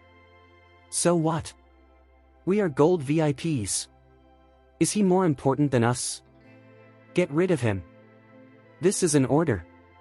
James shouted. The waiter looked uncomfortable. What? Are you going to ignore a gold VIP? With service like this, I might complain about you. Florence threatened. I apologize, but we don't have rules for that here, the waiter replied, feeling trapped. Humph. If you can't handle this, get your manager. Florence demanded. That's right. Get the manager. Let's see if he cares more about this guy than his gold VIPs. James pressed on. Other diners looked on, clearly disapproving. The waiter hurried off to find the manager. Mom, what are you both doing? Dahlia asked, arriving on the scene. She was surprised to see Dustin. Why are you here? I'm here for a meal, of course. Why else? Dustin shrugged. This is a pretty expensive place, Dahlia reminded him. Oh, so you think I can't afford it? Dustin raised an eyebrow. I didn't mean that. Just then, the waiter returned with the manager. I'm the manager. Is there a problem? He asked. So you're the manager? Great. There's a man who sneaked in. Get him out of here right now. James barked arrogantly. Sir, you must be mistaken. We have strict security. You can't just sneak in, the manager began. But he did. We are gold VIPs. If you don't want trouble, obey me. James shouted. He's ruining my appetite. Just get him out. Florence added. The manager raised an eyebrow. Could you tell me who you mean? It's him. James pointed at Dustin. The manager's face darkened. Excuse me, sir, don't play dumb. What? Are you challenging me? We are gold VIPs. James snapped. The manager scoffed. It doesn't matter if you're gold VIPs. Even if you were the president of Stonia, it wouldn't matter. This man here is the owner of Hillview Restaurant. The room fell silent. Everyone was shocked. Chapter 69. What? He's the owner? James shouted. You must be joking. How could he own this restaurant? Florence yelled. Why would that be impossible? I've never seen two people as arrogant as you. How dare you make a scene here, the manager said coldly. Earlier, Dwayne had transferred ownership of Hillview Hotel to Dustin in a private booth. This can't be true. Dustin is as poor as a church mouse. How could he afford this? James gasped. That's not your concern. This restaurant is mine. I can kick you out if I want, Dustin said calmly. Both James and Florence felt a wave of anger and humiliation. They had tried to show off their VIP status, only to be trumped by Dustin. Mr. Rhys, should we remove these troublemakers? The manager asked. No, treat all customers well. They're still VIPs. Send them a complimentary bottle of red wine, Dustin replied. Show off. He only knows how to take advantage of women, someone muttered. Exactly. He acts important, but he's just a freeloader. Florence and James whispered to each other. Thanks, but I must decline, Matt said, flashing a charming smile that drew attention from nearby women. Florence tried to assert herself. Dustin.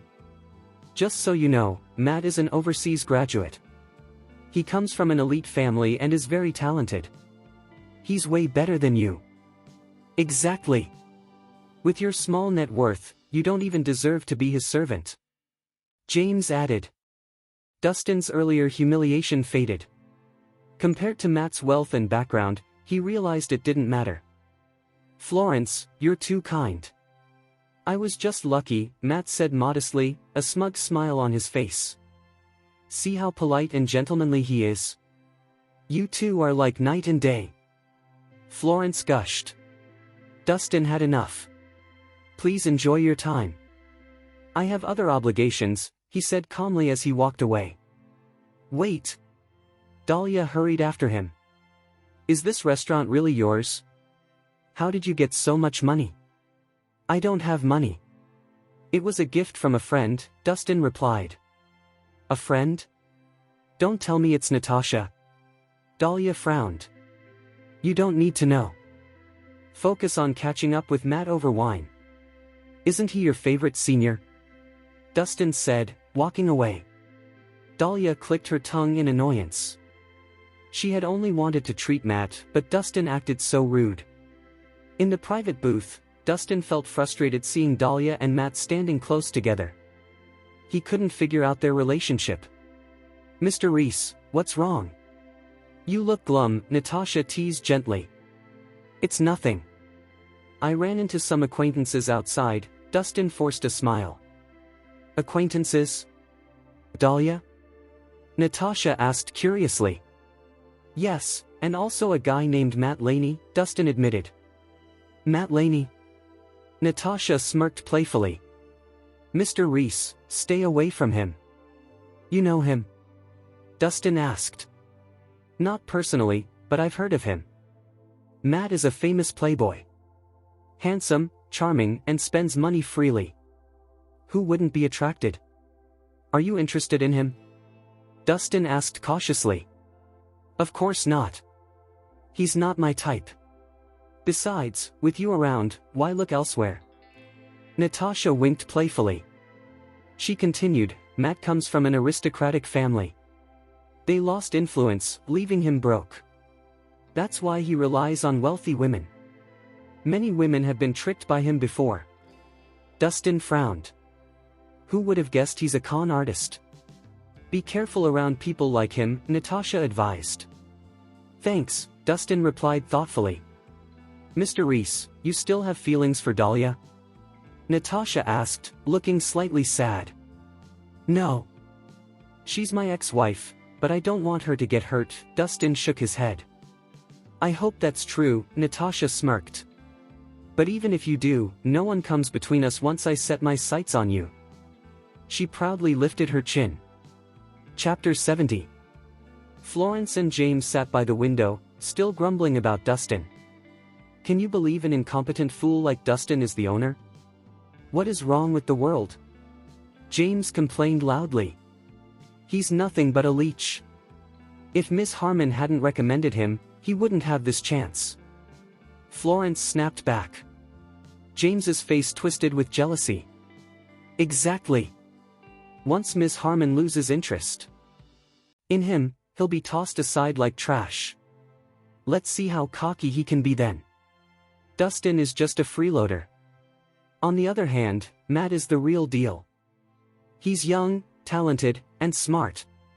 Florence praised Matt enthusiastically. What a shame. If Matt hadn't gone abroad for school, he would have been my brother-in-law by now. James added, trying to flatter him. Right. Just so you know, Dahlia has really missed you since you left. Florence jumped in. Mom! Where did you get that idea? Dahlia frowned, annoyed. I'm just telling the truth. If Matt hadn't gone overseas, you wouldn't have ended up with Dustin. Florence insisted. Before Dahlia could respond, Matt interjected, okay, let's move on. We should eat before the food gets cold. It's really good here. Florence and James fell silent and started eating eagerly. James and I are going to get some groceries. You two can take your time, Florence said, stopping her meal and sharing a knowing look with James. Oh, yes. I'll go with Mom, James replied, and they quickly left the table. Clearly, they were trying to give Dahlia and Matt a moment alone. Once they were gone, Matt turned to Dahlia. I'm really sorry for leaving you without. I'm sorry. It's all my fault. Please give me a chance to make things right, Matt pleaded. It's all in the past now. You don't need to worry, Dahlia replied casually. She had moved on from Matt long ago and didn't care much anymore. That's great to hear. You've really matured since we last met, Matt said with a charming smile. Excuse me, I need to use the washroom, Dahlia said, lightly patting her lips before getting up. As she walked away, Matt watched her with a sly grin. He pulled out a small packet of white powder, poured it into Dahlia's wine, and swirled the glass. Meanwhile, the restaurant manager saw everything Matt did. Without wasting time, he went straight to Dustin's booth to inform him. He spiked her drink. Are you sure about this? Dustin asked, furrowing his brows. Yes, I saw it with my own eyes, the manager confirmed. Who would have thought he'd show his true colors so soon? Natasha said, narrowing her eyes. Dwayne chimed in, Dustin, you can't let this go. Do you want me to teach him a lesson? No, I'll take care of it myself. Dustin stood up and left the booth immediately. Just then, Dahlia returned from the washroom. Matt handed her the glass of wine. Dahlia, this is a token of my apology. Cheers, he said, smiling. Okay, but after this drink, I need to head home. Tomorrow we'll be busy at the office, Dahlia replied, a little resigned. Sure, we can leave after this, Matt said, not pressing her further. He quickly drank his own glass. Just as Dahlia was about to take a sip, Dustin's voice called out. She paused and turned to him. I wouldn't drink that if I were you.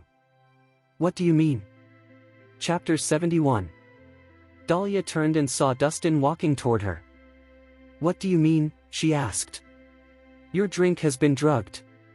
If you had drunk it, you would be in danger because it makes you defenseless, Dustin said urgently. Drugged? Dahlia frowned and looked at Matt. For a moment, his face went stiff, but he quickly regained his composure. Dustin, you must be mistaken, Matt replied calmly. You would know best if I'm mistaken, Dustin shot back coldly. Dahlia, do you really think I'm a malicious person? Matt asked with a friendly smile. Dahlia was surprised by his sudden question. After thinking for a moment, she asked, Dustin, do you have any proof of what you're saying? The restaurant manager saw everything. He can be my witness, Dustin said. That's right. I saw it clearly. He spiked your wine with something, the manager exclaimed, pointing at Matt. Everyone knows you two are working together. There's no way I could deny that, Matt said, shaking his head as if offended.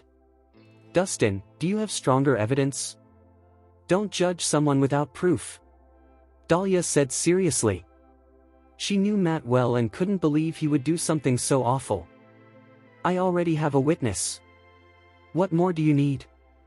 Would you rather trust him than me?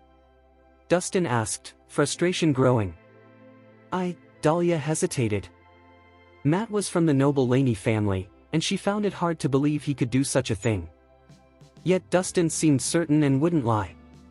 In that moment, she felt torn between them. Dahlia, Dustin seems to have a bias against me.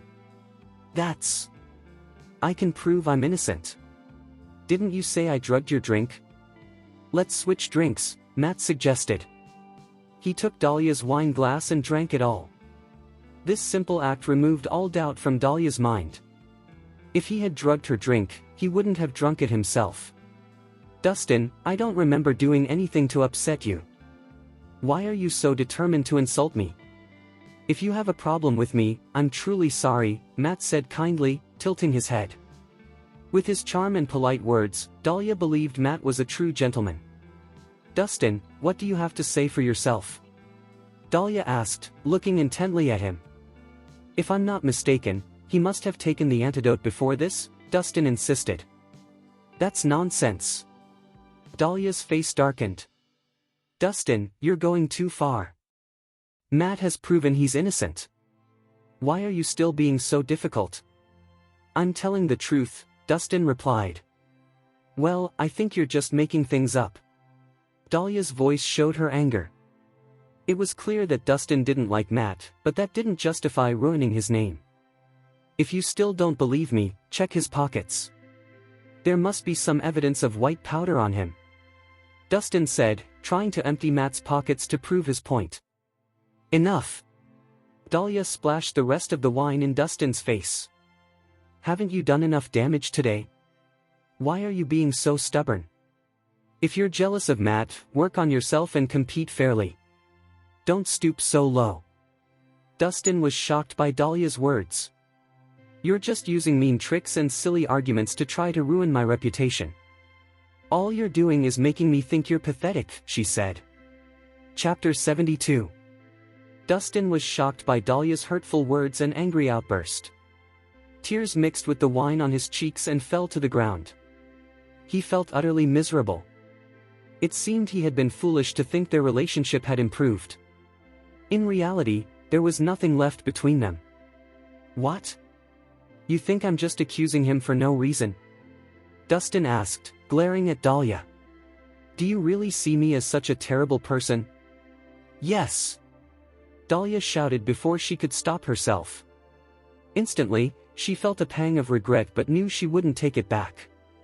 Her pride wouldn't allow it. Finally. You've said what you really think of me, Dustin replied, forcing a smile. I must have crossed a line. Who would have guessed that after all these years, you still have feelings for Matt? What nonsense are you talking about? Dahlia frowned defensively. Am I wrong? You promised you wouldn't contact him again, yet here you are, enjoying wine with him. Isn't that a bit hypocritical?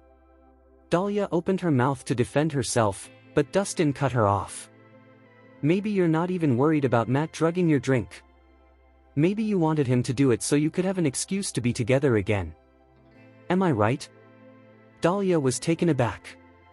She felt a mix of disbelief, disappointment, and regret. After 3 years of marriage, there was no trust left between them. Dustin. I can't believe you, she said through gritted teeth. As she turned to leave, she struggled to keep her emotions in check. Dustin stood frozen, feeling both anger and hurt.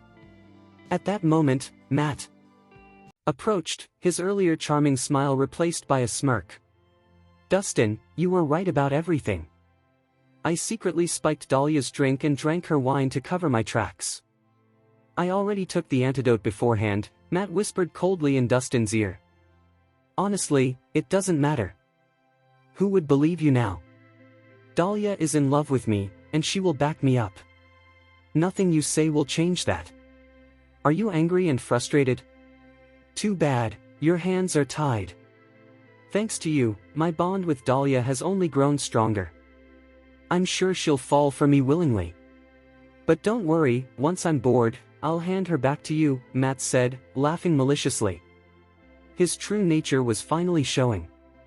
Compared to the gentleman he pretended to be, this side of him was cruel and snake-like. Dustin was furious. He cracked his knuckles, trying to stop himself from punching Matt. Dahlia still had feelings for Matt, and his interference seemed useless. His frustration grew. Just then, Natasha and Dwayne came out of their booth. Mr. Rhys, what happened? Natasha asked. Forget it. I was meddling in things that aren't my business, Dustin replied sarcastically. Matt is known for causing trouble and chaos. Don't let him get to you, Dwayne said. The real issue isn't Matt, it's Dahlia, Dustin said, shaking his head. He knew dwelling on it wouldn't help. Dwayne looked at Dustin. Don't get too caught up over a woman. There are plenty of women. As long as you have money, they will come to you. Focus on business. What business? Dustin asked, tilting his head. Dwayne grinned. It's about the Gemophen. I've tried the miracle pill myself. One pill could be worth a fortune. You need herbs. Why don't we team up? I'll handle the business side if you give me the prescription. We can split profits evenly. What do you think? Dustin shook his head. I'm not changing my mind. I'll help, but I want rare herbs in exchange. Otherwise, no deal. Dwayne frowned. It'll take time to get the herbs. Can't you be more flexible? Dustin stood firm. Let's discuss it after you have the herbs. Just then, a bodyguard in a suit rushed in. Ms. Harmon. There's bad news, he exclaimed. Natasha looked up, startled. What is it? It's Ms. Ruth. She has been kidnapped, the bodyguard replied urgently. What did you say? Natasha's face darkened. Didn't I tell you to protect her at all costs? How could this happen? We were watching her closely, the bodyguard explained. But she slipped away to a private party. By the time we got there, she was gone. Do you know who's behind this? Natasha asked, furrowing her brow. It might be Sir Hummer. The kidnappers left a ransom note telling Mr. Rhys and you to meet at Hummer Villa. Edwin? Natasha clenched her teeth in anger. How could he endanger her family? He had gone too far. Contact the Harmon family. I need strong fighters to back me up. If Edwin wants a challenge, I'll make sure he gets one. Chapter 73. The next morning, they met at Java Joy's. When Dustin walked into the cafe, he spotted a big man standing next to Natasha. His large muscles were visible under his shirt, and his hands were rough and calloused. It was clear this man was a seasoned fighter. Mr. Rhys, sorry to bother you. I owe you one, Natasha said as she approached Dustin. It's fine. I don't mind helping a friend, Dustin replied with a slight smile. Besides, they even mentioned my name in the note. I had no choice. He was referring to the ransom note left by Edwin's men, which specifically called for him to team up with Natasha to rescue Ruth. Mr. Rhys, let me introduce you to Stephen Chapman, one of the best fighters from the Harmon family, Natasha said, pointing to the quiet man next to her. Mr. Chapman, nice to meet you, Dustin nodded in greeting. You're Dustin? Stephen asked, looking him over. Were you the one who took down Liam and Noah Asher? Sort of, Dustin replied, nodding again. Sort of. What does that mean? Did you use some sneaky tricks to beat them? Stephen questioned, his eyes narrowing in suspicion. Well, as long as it gets the job done, Dustin said casually. As martial artists, we should win fairly. What's the point of winning if you have to use dirty tricks?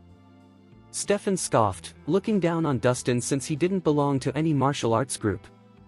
That makes sense, Dustin said, uninterested in arguing further. Honestly, I've beaten Liam and Noah in a match before. Stephen bragged. Don't get too proud of yourself just because you won against them. They're nothing compared to me. Once we fight, you'll see that many martial artists are stronger than you. Dustin didn't know how to respond to Stephen's boastful words. They were practically strangers. Why was he talking to him like a child? Who was really looking down on whom? Alright, now that you've met each other, we will be working together soon, Natasha interrupted. Once we get to Hummer Villa, we might need each other's help. I doubt that. With me here, taking down Edwin will be easy, Stephen replied confidently. Mr. Chapman, it's great to be optimistic, but don't underestimate the enemy, Natasha warned. When will Tilda arrive? Tilda Snyder was one of Natasha's aunts and known for her powerful strikes. She was the head of security for the Harmon family. Compared to Stephen, she was on a whole different level. In their fight against Edwin, she was crucial for success. Tilda is on her way. She'll be here soon, Stephen answered. Good. Since she's coming, let's get moving, Natasha said. Following her lead, Natasha's car took the front as they drove toward Hummer Villa. Hummer Villa sat atop a hill on the Hummer family's private land. As they ascended, Edwin's men watched from the shadows of the trees. When they reached the villa, everyone stepped out and made their way to the back garden. Edwin was in the gazebo, arranging a vase of flowers with a pair of scissors.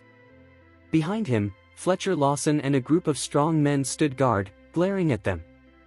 "Miss Harmon, you've finally arrived. Please, have a seat," Edwin said with a smile, gesturing to a chair as if they were just having a friendly chat. "Sir Hummer, I've heard that you are. Are you really holding my sister hostage?" Natasha asked as she sat down, keeping a straight face. "To be honest, I only found out about your sister this morning. My men acted on their own, and I have already punished them," Edwin replied with a charming smile. "Then why won't you let my sister go?" Natasha pressed. "Let her go." "That's not possible," Edwin shook his head. "Miss Harmon, your sister caused chaos at my party, broke my antiques, and hurt some of my men. If I let her go without consequences, my reputation in Swinton would be ruined. What do you want from me then?" Natasha narrowed her eyes. "It's simple. You need to pay me double for what I lost," Edwin said, still smiling. "I've calculated the damage, it's $10 billion. I want you to give me half of your business in Swinton as compensation." "Half of my business? Are you serious?" Natasha raised her voice in disbelief. "Miss Harmon, you would only be giving up a small part of your assets. Most of your business is in milling, so it won't affect you much," Edwin explained. "What if I say no?" Natasha shot back. "It's only fair to pay for what you owe. If you refuse, I can't promise that your sister will be safe," Edwin said with a cold smile. "Are you threatening me?" Natasha replied, staring him down. "I'm just warning you. We could also settle this with a death match. But in that case, all our assets would be at stake," Edwin suggested with a smirk. "A death match?" Natasha thought about his proposal. It was a known practice in the business world, used to resolve serious conflicts between rival families without unnecessary violence. The match would consist of 3 rounds. In a battle royale, 2 families would send champions to fight for them. There were no rules, anything was allowed. Challenge accepted. Before Natasha could speak, Stefan jumped in. "Isn't it just a fight? We'll take you on. Give me some real competition." Edwin let out a cruel laugh at Stefan's words. This was exactly what he had been hoping for. Chapter 74. "Mr. Chapman, what are you doing? Why did you interrupt?" Natasha asked, frowning in annoyance. She hadn't made her decision yet, but Stefan had jumped in and accepted the challenge without even consulting her. He was overstepping his bounds. "Miss Harmon, there's nothing to worry about. I can handle whatever they throw at me," Stefan said confidently, completely unaware of his mistake. "What if we lose the death match? Have you thought about what could happen?" Natasha narrowed her eyes at him. "You must be joking. There's no way they can defeat me. Just wait, I'll give an amazing performance later." Stefan patted his chest, full of self-assurance. "Miss Harmon, you have 2 choices. You can either pay the ransom with half of your business, or you can bet everything on the death match," Edwin said, repeating his terms. "I'll take the death match. But let my sister go first," Natasha replied coldly. She knew she was walking into a trap, but she felt she had no other option. Luckily, she had come prepared. "Of course," Edwin said, signaling to his men.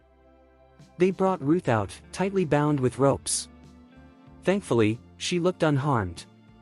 "Ruth, are you okay?" Natasha quickly cut the ropes away. "Sis! Thank goodness you're here. This time, it's not my fault. I fell into Edwin's trap." Ruth complained. "It's all right. Go rest now. I'll take care of this," Natasha said with a nod. "Miss Harmon, now that I've released your sister, isn't it time to sign the agreement for our death match?" Edwin asked. He already had a document ready, and a servant brought it to Natasha. The document was a signed consent form outlining the terms and conditions of the match. The loser would have to follow all the terms, and everyone would witness it. You can find early chapters of novels in high quality on the website findenovel.net by searching for it on Google. Since you want a death match, I accept the challenge. Natasha signed the document without thinking twice. Great. I admire your confidence. Edwin said with a smirk, as if he already knew he would win. I'll be your first opponent. Stefan stepped forward confidently. He taunted Edwin's team, saying, "Who wants to fight me? I'll send you all to hell." "Wolverine, you're up," Edwin called out, pointing to a big, muscular man with tanned skin who stepped forward. "Mr. Chapman, be careful of Wolverine. He's a Muay Thai fighter and well known in the underground fighting circles in Swinton," one of Natasha's bodyguards whispered to Stefan. "A Muay Thai fighter? Beating him will be easy." Stefan scoffed as he and Wolverine faced each other in the ring. Wolverine looked ready for a fight. He stretched, cracked his knuckles, and got into a battle stance, his muscles tense and ready. Meanwhile, Stefan looked relaxed with his hands behind his back. "I'll let you make the first move," Stefan said, signaling Wolverine to attack. Wolverine took the challenge seriously. He jumped high and launched a flying kick at Stefan, powerful enough to bend a metal pole. Easy peasy. Stefan dodged the kick effortlessly and landed a punch right in Wolverine's chest. Wolverine stumbled back, panting heavily. Stefan didn't let him catch his breath.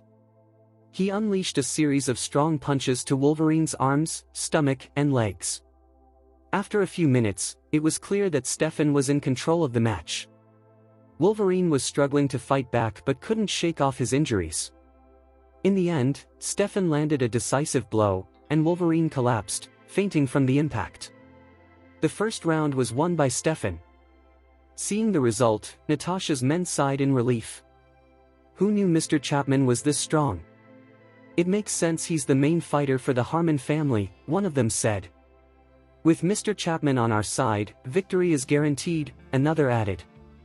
The audience buzzed with excitement, impressed by Stefan's fighting skills. Though he had a bold personality, he clearly had the talent to match. Who else wants to take me on? Stefan challenged Edwin's men as he surveyed them. This explains why Natasha agreed to the match so quickly. She brought in outside help, Edwin remarked, scratching his chin in surprise. Have you all gone dumb? Step up and fight me. Stefan taunted. Mr. Lawson, you're next. We need to prevent any more surprises, Edwin said, turning to an older man named Fletcher Lawson. No problem, Fletcher replied confidently as he walked into the ring. Old man. With those thin arms, how could you ever hope to beat me? Give up now, and you might live. Stefan laughed mockingly. Don't underestimate me. Fletcher shot back, his face serious as he rushed to attack Stefan. You're just asking for trouble. Stefan sneered, charging at Fletcher as well. When they clashed in the center of the ring, it sounded like an explosion as their punches connected. But when the dust settled, only Fletcher was still standing, completely unharmed. Stefan, on the other hand, lay on the ground, clearly in pain with a broken arm. Stefan was bleeding badly. Fletcher's overwhelming power had struck him hard, leaving him unable to fight back. But Fletcher wasn't finished. He approached Stefan and landed two more powerful hits to his chest. Stefan let out a loud cry of pain as he was thrown against a tree. Blood poured from his mouth upon impact. How could this happen? Natasha's men were shocked by the quick turn of events. No one expected Stefan to be defeated so easily. In just 3 moves, Fletcher had him injured and bleeding. The gap in their strength was too great. That's awful. How can this old man be so strong? Even Mr. Chapman couldn't beat him. Ruth said, her voice filled with worry. Stefan was one of the best fighters from the Harmon family. It was hard to believe that he couldn't withstand even 3 attacks from his opponent. Chapter 75. Who are you? Stefan asked, his face pale with fear and his body slumped on the ground. His voice trembled, showing how defeated he felt after just 3 attacks. It was clear that their skills were not even close to being equal. How could someone with such incredible power be unknown in a small place like Swinton? I'll be honest. I'm Fletcher Lawson. Liam and Noah were my apprentices. Fletcher replied coldly. What? You're Mr. Lawson from Clesbridge? Stefan was shocked. Fletcher's reputation as a martial artist was well known. Fletcher wasn't just a top fighter in Clesbridge, he was also a master of poison. He had many ways to make someone die without a trace, and just being near him was enough to send chills down anyone's spine. You seem to know who I am. Fletcher sneered. When he revealed his identity, Stefan turned even paler. If he had known Fletcher was involved, he would never have taken this mission. Making an enemy of Fletcher was a sure way to invite death. Who will fight in the last round? Edwin called out. Natasha's men exchanged worried glances. If Mr. Chapman couldn't even land a hit, they knew they stood no chance. No one dared to step forward, knowing it would mean signing their own death sentence. Sis, what do we do? Are we really going to lose? Ruth asked anxiously.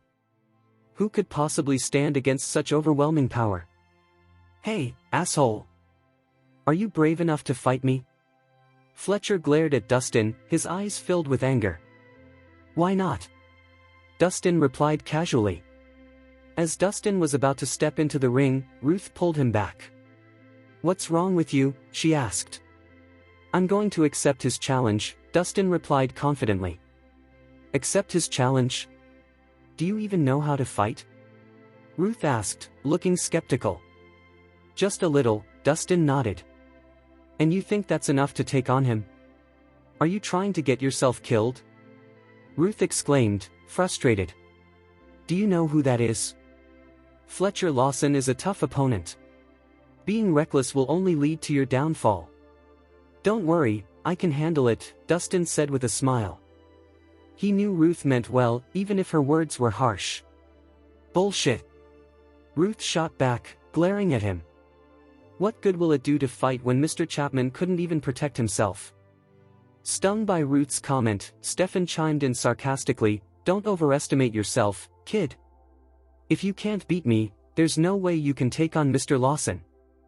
Just because you lost doesn't mean I don't have a chance, Dustin replied calmly. Young people like you will be the death of me.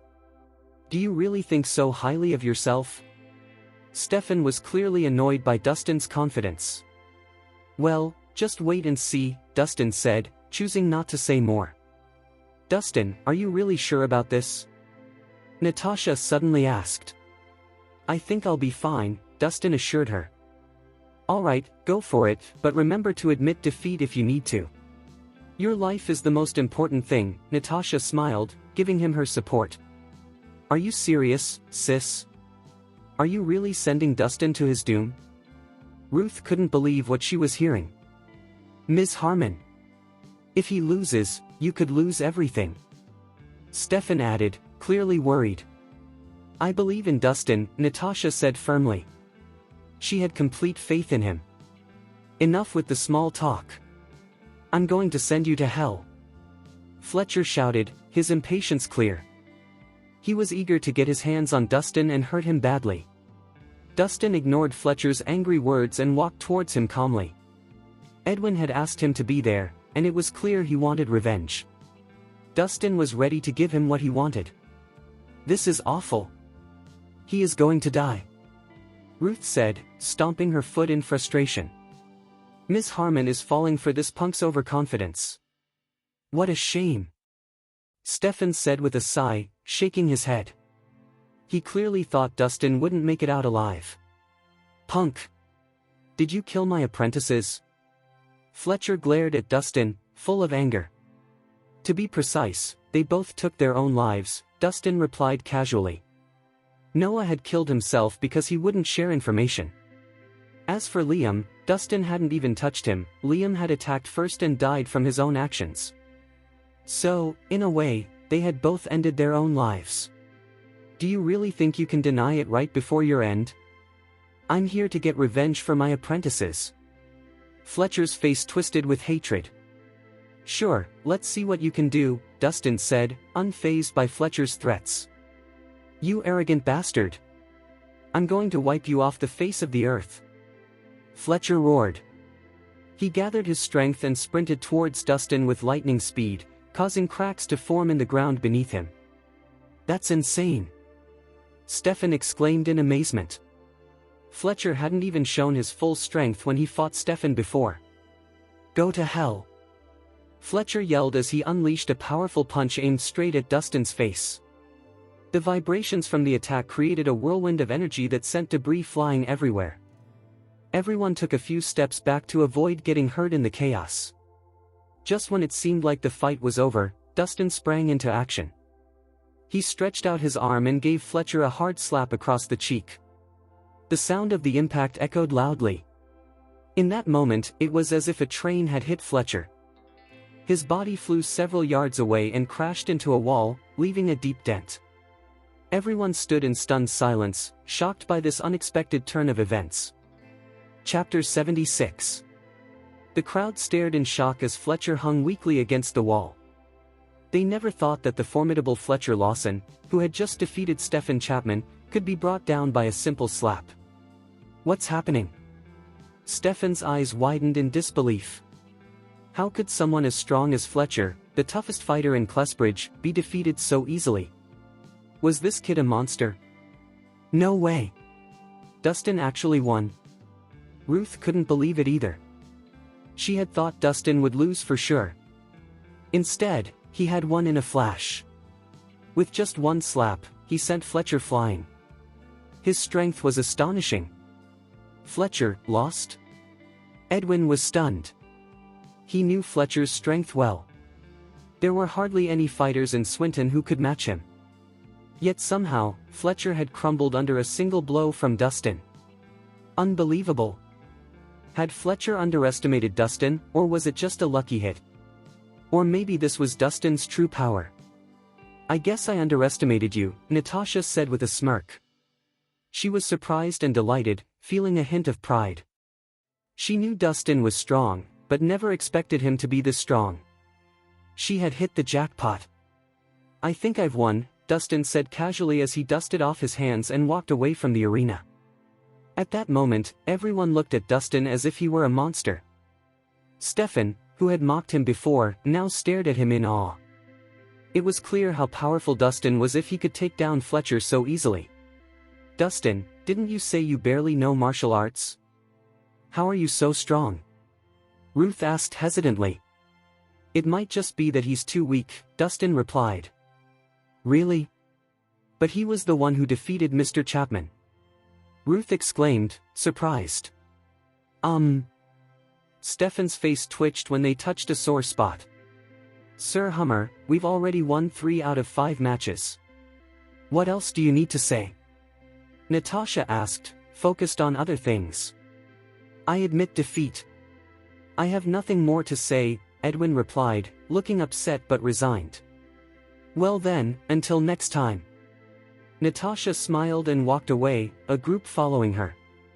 "Sir Hummer, are we just going to let them leave like this?" one of his subordinates asked, unhappy. "Not a chance.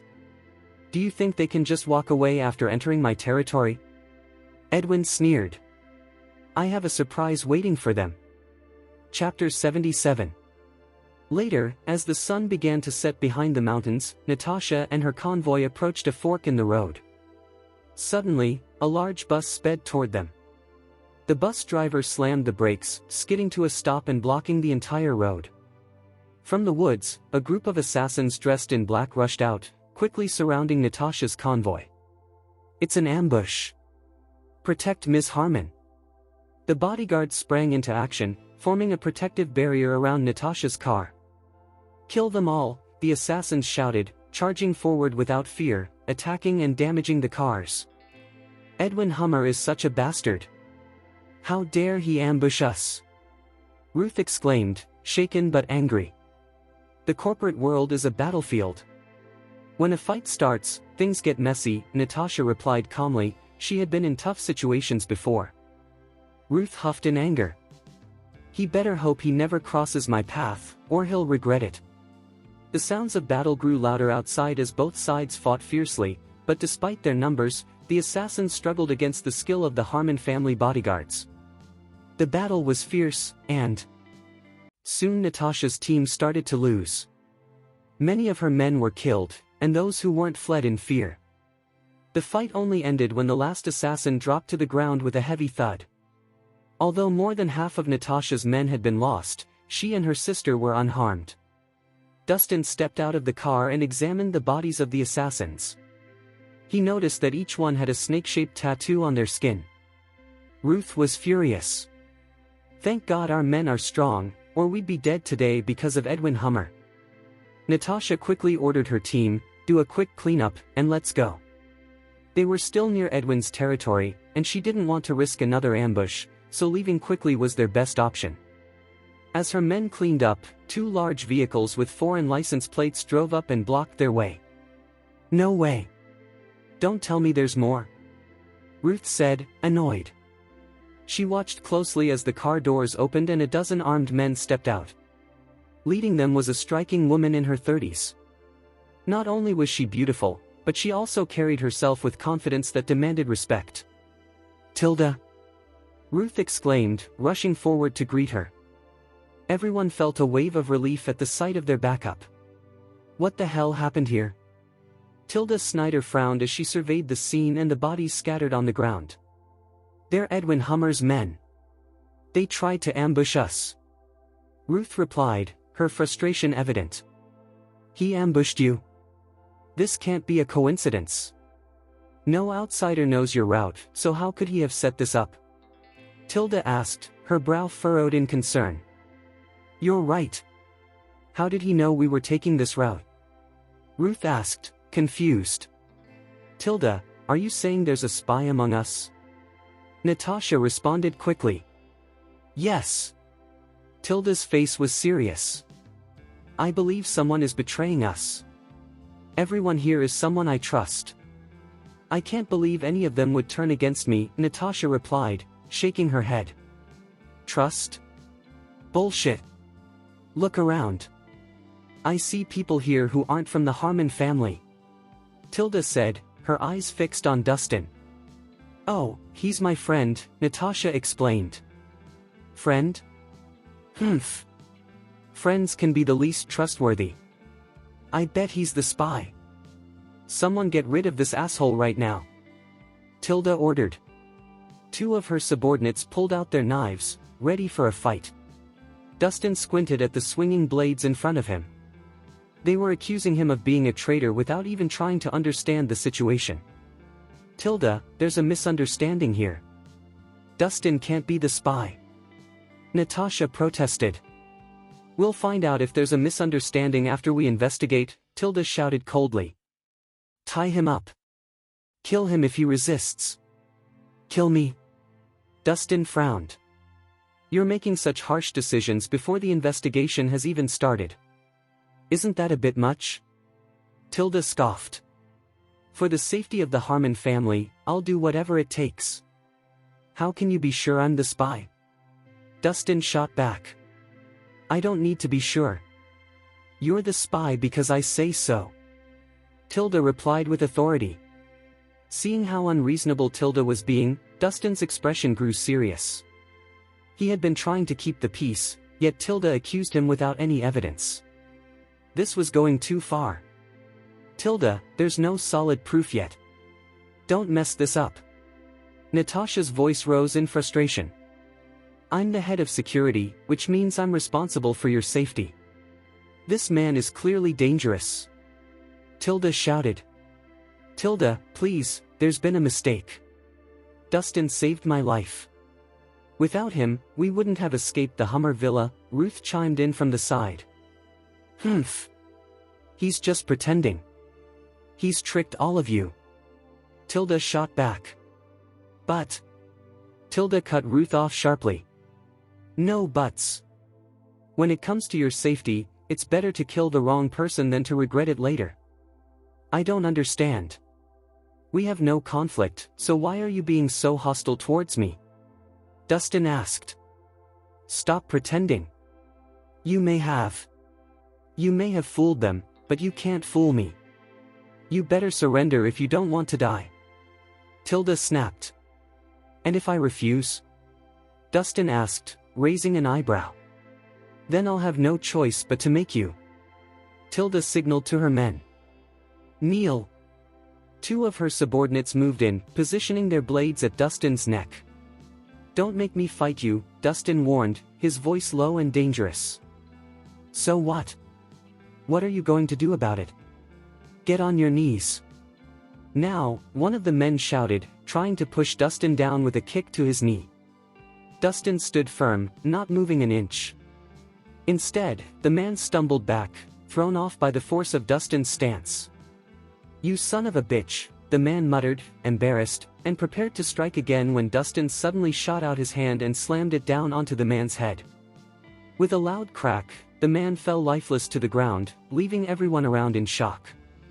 No one expected Dustin to be so ruthless, killing without hesitation. He clearly had no regard for the Harmon family. Damn you, the second man yelled, furious, and swung his blade at Dustin. He's the spy. Kill him. Tilda commanded, her voice cold and ruthless. At her order, the rest of her men rushed at Dustin, weapons raised. Dustin's expression hardened as he charged into the mob. In no time, he took them down one by one, each strike precise and powerful. Soon, all of Tilda's subordinates lay motionless on the ground. You bastard! How dare you kill the Harmon family's best men? You're finished! Tilda screamed, losing her temper. She drew a sword from her waist and lunged at Dustin with incredible speed. Dustin, with a calm expression, tilted his head to the side, easily dodging her attack. Dustin punched Tilda in the stomach. Tilda screamed in pain as her body flew through the air and landed hard on one of the SUVs. Instead of backing off, Dustin rushed forward, grabbed Tilda by the neck, and lifted her up. Tilda gasped for air as it became hard to breathe. She could feel her strength fading away, leaving her completely helpless in Dustin's grip. Dustin, please let her go. She's family. Ruth shouted desperately. Mr. Rhys, you can kill anyone but Tilda, or you'll regret it. Stefan said, fear evident in his voice. I'm Natasha's elder and the backbone of the Harmon family. If you kill me, you'll make yourself the #1 enemy of the Harmon family. Tilda taunted, trying to sound brave. But as soon as she spoke, Dustin tightened his grip. There was a sickening crack, and Tilda's head went limp. She was dead. Shock spread across her face, reflecting a mix of emotions, disbelief, horror, and surprise. She never thought Dustin would be reckless enough to kill her without fearing the Harmon family. What the hell? Everyone stood frozen in disbelief, staring at Tilda's lifeless body. They exchanged looks of shock and horror. This was Tilda Snyder, Natasha Harmon's elder and a key figure in the Harmon family. And she was gone just like that? Chapter 77. Dustin must be mad. Rhys! Are you insane? You killed Tilda. Do you have any idea what you've done? Ruth yelled, her eyes wide with shock. She was going to kill me first, so I had to kill her first. What was I supposed to do, just let her kill me? Dustin replied, rolling his eyes. You! Ruth was so angry that she couldn't find the words. Mr. Rhys, you're in big trouble now. Stefan said with a sympathetic shake of his head. Dustin Rhys. You killed the backbone of our family. Just wait until the Harmon family hears about this, yelled a bald guard, his face filled with rage. This guy must be crazy. Killing Tilda is like attacking the entire Harmon family, he thought. Miss Harmon, what do you think? Dustin asked, shifting his focus to Natasha. He wanted to know her thoughts on the situation. Mr. Rhys was just defending himself. I don't see anything wrong with that, Natasha replied, quickly regaining her composure. Dustin felt relieved by her response and decided that Natasha was someone he wanted on his side. Miss Harmon, I didn't kill her without reason. Just look at her body, Dustin said as he pulled at Tilda's shirt. On her wrist, there was a tattoo shaped like a snake. What? Isn't that the same symbol as those assassins? Why would Tilda have one too? Stefan was shocked.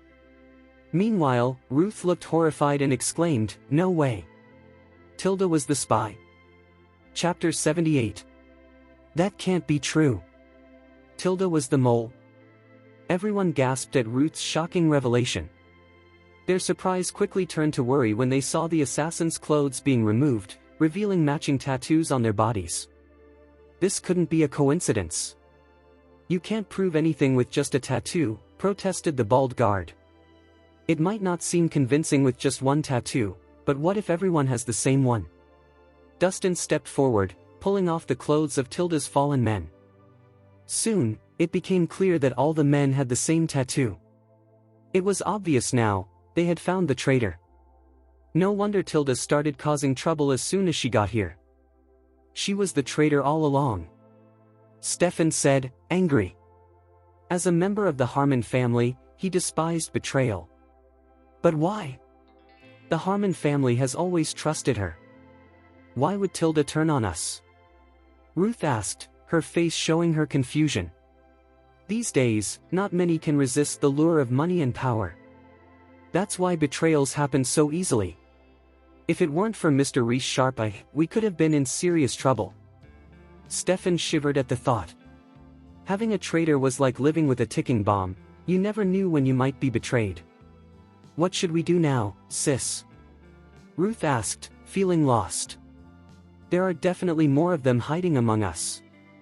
I need to tell Father right away so he can start investigating, Natasha said seriously. Having a traitor in their midst was a serious issue, much worse than an attack from outsiders. A small leak can sink a big ship. If we ignore this, the consequences could be dire. You're right. We must find out the truth. Traitors are nothing but scum. Ruth said, nodding her head vigorously. Miss Harmon, I don't think Tilda was careless. There must be more traitors hiding among us, Dustin said, scanning the crowd like a hawk until his eyes landed on the bald guard. Why are you looking at me? Do you think I'm the traitor? The guard narrowed his eyes at Dustin. We'll find out when you take off your clothes, Dustin replied casually. Why should I listen to you? Who the hell are you to give me orders? The guard began to lose his temper. Do as Mr. Rhys says. Take off your clothes, Natasha commanded firmly. Miss Harmon, I've worked for you for years. You can't be suspecting me, the guard said in disbelief. Strip. Natasha ordered again. Fine. If you don't believe me, I'll prove my innocence, the guard snapped, looking offended. But as he began to remove his clothes, his expression changed to a sneer. He suddenly threw out his hand, and two black objects shot from his sleeve toward Dustin and Natasha. The crowd didn't react in time, everything happened so fast. Dustin quickly reached out and caught one of the objects. It turned out to be a poisonous black snake, about the width of his finger. Miss Harmon, someone shouted. Meanwhile, without anyone noticing, the second snake had bitten Natasha on the thigh. Grab that traitor! Natasha shouted angrily, crushing the snake under her foot. Get him! Her men charged at the guard and quickly overpowered him. I've always treated you well. Why did you betray me? Natasha approached him with a cold glare, a dangerous energy surrounding her. Miss Harmon, you have to understand that a man will do anything to get rich. The offer I received was just too good to turn down. You can't blame me for saying yes, the guard said with a sneer. Who told you to do this? Who's behind all of this? Natasha pressed him. If I stay quiet, I'll end up alone. But if I talk, my whole family will be in danger, the guard shot back. Natasha opened her mouth to respond, but suddenly felt a wave of nausea. Her body went limp, and she started to fall backward. Luckily, Dustin caught her just in time. He lifted her shirt and saw that the spot where the snake had bitten her was turning a dark purple. The snake's venom was clearly very dangerous. Give me the antidote. Dustin shouted, slamming his foot down on the guard's head, furious. Only if you let me go. Otherwise, Miss Harmon is going down with me, the guard replied with a sarcastic grin. Are you threatening me? Dustin asked, narrowing his eyes.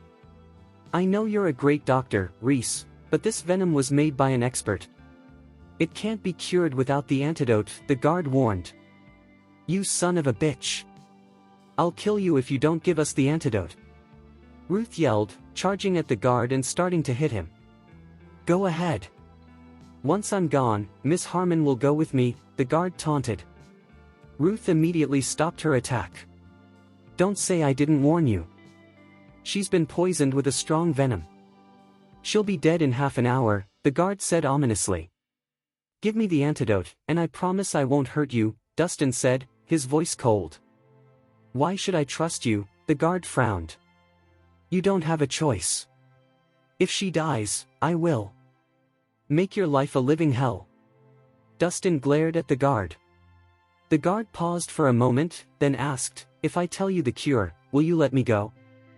I'm a man of my word, Dustin replied. All right, I'll trust you this time.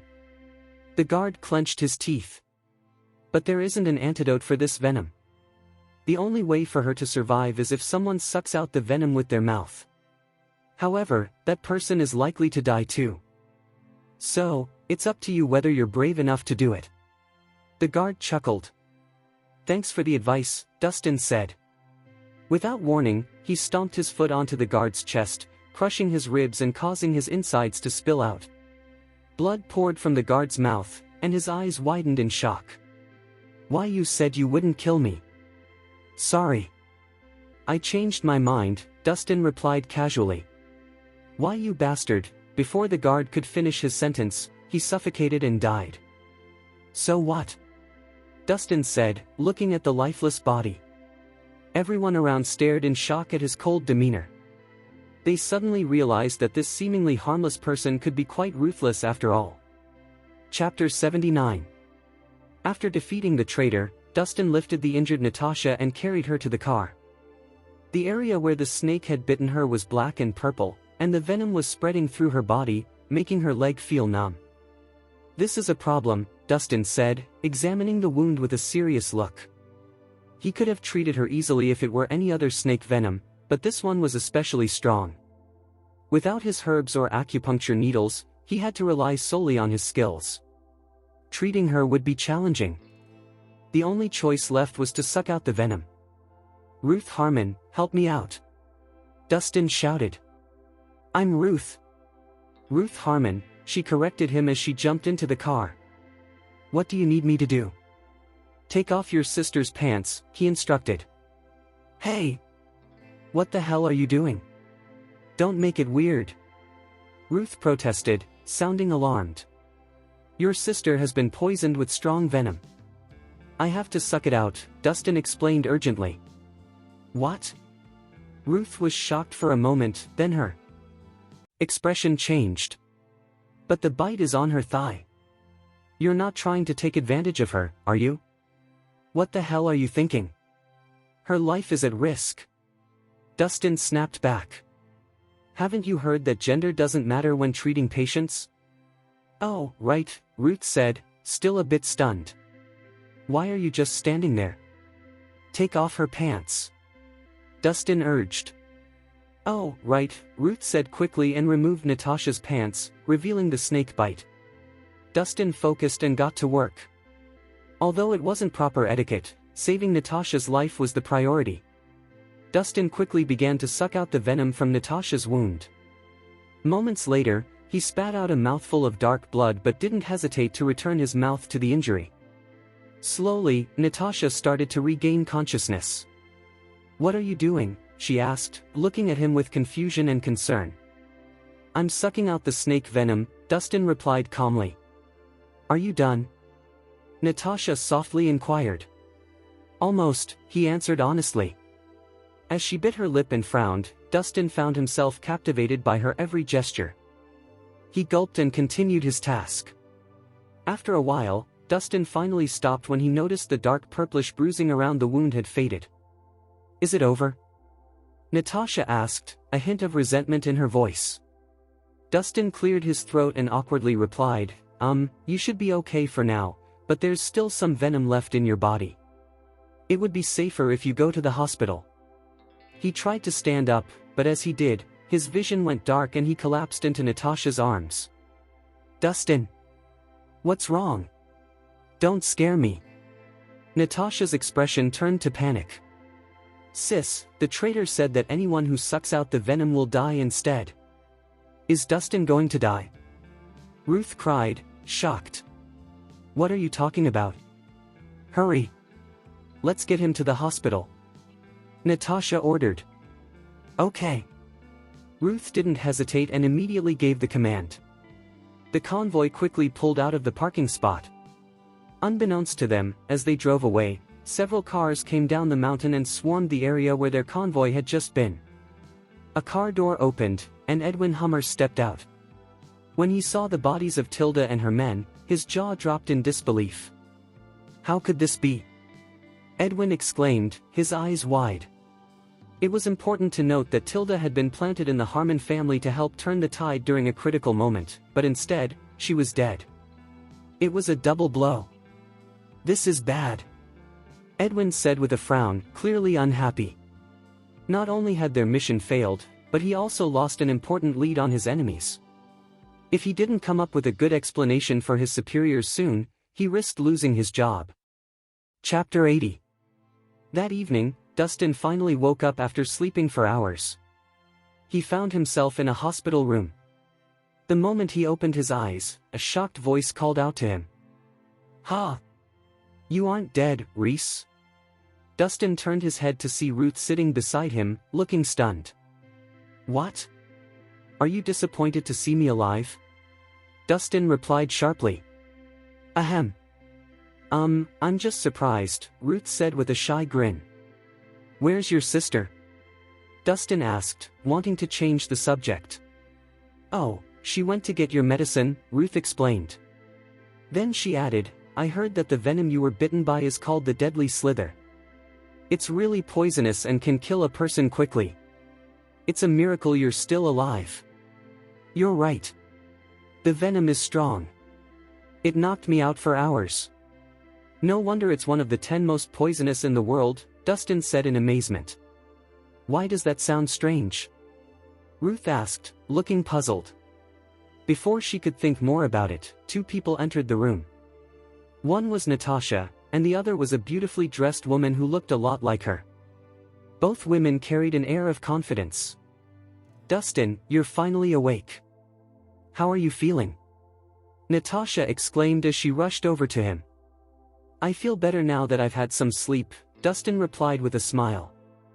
"Here, take this. It's a special medicine just for you. Drink it with some water, and you'll feel better soon," Natasha said, handing him a small white bottle and pouring a glass of warm water. "Special medicine? What is it?" Dustin asked, curious. "Don't underestimate it. It's the result of 3 years of hard work and experiments by Dr. Rowan Cross. It can treat all kinds of venom," Natasha explained. "Rowan Cross?"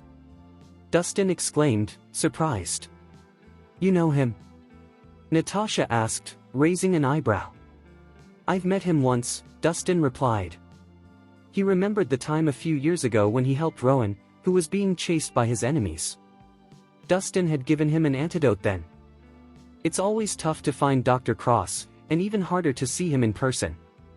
"You should take this just in case," Natasha urged, holding out a small bottle. "There's no need. I'm already free of venom." "You can take it back," Dustin said politely.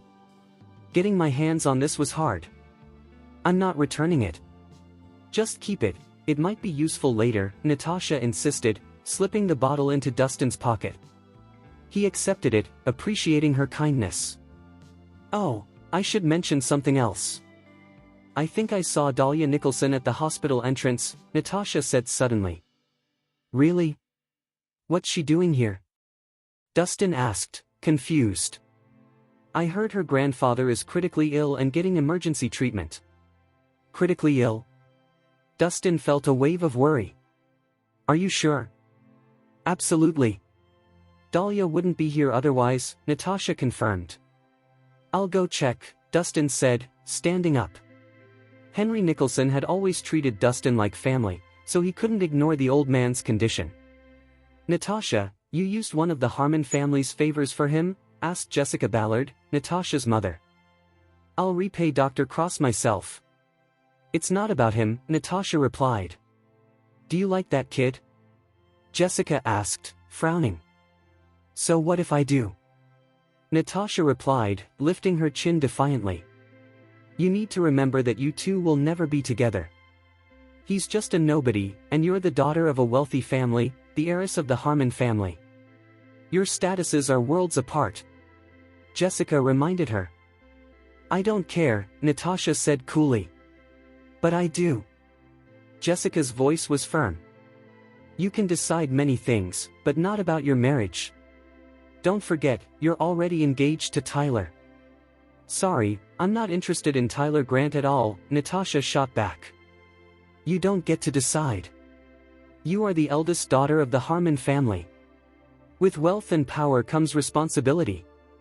Jessica chided. "Responsibility?" Natasha scoffed. "You mean using marriage to climb the social ladder? This is for your own good and for the family's. Tyler is an impressive person. He's already a major general at a young age and has a bright future. He's the perfect choice for you." Jessica lectured. "If you like him so much, you can marry him yourself." "I have no intention of doing so," Natasha retorted bluntly. "Why are you so stubborn? If you don't marry into his family, you will never become the head of the Harmon family. Why can't you see this?" "It doesn't matter. I never wanted to be the head of the family anyway," Natasha replied matter-of-factly. "Is your entire future worth sacrificing just for that kid?" Jessica spat. "Of course. I don't think Tyler is better than him," Natasha declared. "Do you really have that much faith in him?" Jessica's expression hardened. "That's right," Natasha announced proudly. Jessica paused. When Jessica heard her daughter's answer, she took a deep breath and spoke in a cold voice. "Fine. Since you won't give up, I'll give you one chance. If that guy can pass 3 tests, I won't mention your marriage to the Reeves family again." "What kind of tests?" Natasha asked, raising an eyebrow. "First, he has to defeat Edwin Hummer to prove his strength," Jessica demanded. "Edwin has Boulder Tom backing him up. Isn't it a bit unfair to expect Dustin to beat him?" Natasha frowned. Jessica scoffed. "If he can't even defeat Edwin Hummer, why should I let him into our family? What right does he have to fight Tyler? I'm giving you both a chance. If he fails, you better get your ass back to Millsburg and get married." With that, Jessica turned and left the room. Chapter 81. Dr. Cross was a well-known figure in medicine. Even people in South City knew about his impressive work. He was as respected as Dr. Watkins and Dr. P, who were already at the top of their field. Dr. Cross's skills were so exceptional that they seemed perfect. This meant that Dr. Leister, his apprentice, must be quite talented too. "Can you really get him to look at Granddad?" Dahlia asked, her voice filled with hope. Dr. Cross was her grandfather's best chance. "He's my friend. He'll come if I ask him to," Matt replied with a nod. "That's amazing. If old Mr. Nicholson gets better, the Nicholson family will owe you," Dahlia exclaimed. Everyone agreed with her. Chapter 82. "This is nothing. Let me ask him," Matt said with a smile as he walked out of the room. Just then, Dustin walked in, but he was immediately confronted by Florence. "What the hell are you doing here, Rhys?" she snapped. "I heard that Granddad's sick." "I came to visit him," Dustin replied, looking serious. "Visit him? Who do you think you are? You're not my son-in-law anymore. You're not welcome here," Florence said, glaring at him. Dahlia rushed over when she heard the argument. "What's going on, Mom? This bastard is pretending to care and wants to see your grandfather. He probably knows your grandpa doesn't have much time left, and he's here to try and get a piece of the family fortune," Florence accused. Everyone in the Nicholson family knew that Henry Nicholson had always treated Dustin like a grandson. It wouldn't be surprising if the old man left him something in his will. "You've got it all wrong." "I'm just worried about Granddad," Dustin said. Still suspicious, Florence scoffed, "Who knows what you really want?" "Mom, just let him in." "He's showing love for Granddad," Dahlia interjected. "Dahlia, this little shit." "I'll take responsibility if something happens," Dahlia replied confidently. Florence was about to argue but decided against it and stepped aside with a sigh. "Thank you," Dustin said, nodding gratefully before entering the ward. Inside, the old man, Henry, looked pale and frail, as if he had just suffered a stroke. Dustin reached out to take Henry's hand and was surprised to feel a mix of coldness on the outside and extreme heat beneath the skin. The flaming frost poison? Dustin thought, narrowing his eyes as he considered treatment options. This poison causes strange symptoms. The outside feels icy while the inside burns with heat. Trying to treat either symptom could make things worse, which explained why the doctors had been unable to help Henry. "Dahlia, bring me some hot water," Dustin instructed. "Hot water? Why do you need that?" Dahlia asked, confused. "Granddad is weak, and he doesn't have much time. I need to help him now," he said seriously. "You?" Dahlia frowned. "What are you talking about? Do you even know anything about medicine?" "A little," Dustin replied. "And you think you can handle this? What the hell are you even thinking?" Dahlia was clearly irritated. This was a matter of life and death, not a game. "Rhys, do you even realize what you're saying? How do you expect to cure him? Are you ready to take the blame if something goes wrong?" Florence scolded. "Exactly. Old Mr. Nicholson is already suffering, so why add to the problem? Just stay out of it." Everyone was unhappy with Dustin. They saw him as a self-centered troublemaker. How could a mediocre office worker, who had been fired and hadn't done anything impressive in 3 years, think he could cure diseases and save lives? "If I say it out loud, it means I believe I can cure him." "Just let me try," Dustin said firmly. "Dustin, stop talking bullshit," Dahlia shouted. "You're not a doctor or trained in medicine. How can you claim you can save him? I let you visit Grandpa, not to brag. Can you just trust me this once?" Dustin asked, feeling frustrated. If he didn't believe he could help, he wouldn't interfere with Henry's life. This isn't about trust. The truth is, you can't do it. I won't let you mess with Granddad's life. Dahlia refused sharply. After 3 years of marriage, they knew each other very well. Dahlia couldn't really know if Dustin could succeed. Chapter 83. Who said I can't do it? If no one else can save Granddad, then it has to be me, Dustin said fiercely. He felt it was pointless to argue with women using logic. The only one who can save Grandpa now is the amazing Dr. Ross Leister. Dahlia replied, looking serious. That's right. Matt has already gone to call the doctor. If Dr. Leister agrees to help us, we can save old Mr. Nicholson. We won't need any quack like you, Florence added. Dr. Ross Leister? Who's that? Dustin asked. He's Dr. Cross's apprentice and he specializes in rare diseases. He's way better than you, Florence said proudly. Just then, 2 people walked into the room.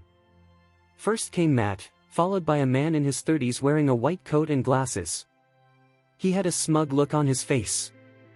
Matt! Did you get Dr. Leister? Florence rushed over. Of course. Matt replied with a kind smile. This is Dr. Leister. So you're Dr. Leister. What an honor. Florence exclaimed. You're a talented doctor, Dr. Leister. Becoming Dr. Cross's apprentice at such a young age is impressive, someone else said. That's right. With Dr. Leister's help, old Mr. Nicholson will recover, everyone chimed in, eager to impress the young doctor. Dr. Leister looked down at them, adjusting his glasses. Honestly, I wouldn't have come here if it weren't for Mr. Laney. Most people who ask me for help are high-ranking officials, aristocrats, or wealthy individuals, he said with a hint of arrogance. Of course. It's an honor to have you here. Florence and the others agreed, trying to win him over with flattery. The doctor looked up, clearly irritated. That's enough. I'm a busy man, so let's get this over with. Where's the patient? Over here. Florence said, leading him to Henry's bed. The doctor examined Henry and nodded. So it's Havaska. This could be a bit tricky, but a bowl of hot medicine should do the job. Really? That's great, everyone cheered. They were relieved to have found the right doctor for treatment. Doctor, are you sure about that? Dustin asked. What? The doctor frowned, adjusting his glasses. And who the hell are you to question me? If it was Havaska, then hot medicine would work. But Grandad has something different. It's the flaming frost poison. Dustin insisted. The flaming frost poison? I've never heard of it. The doctor glared at Dustin.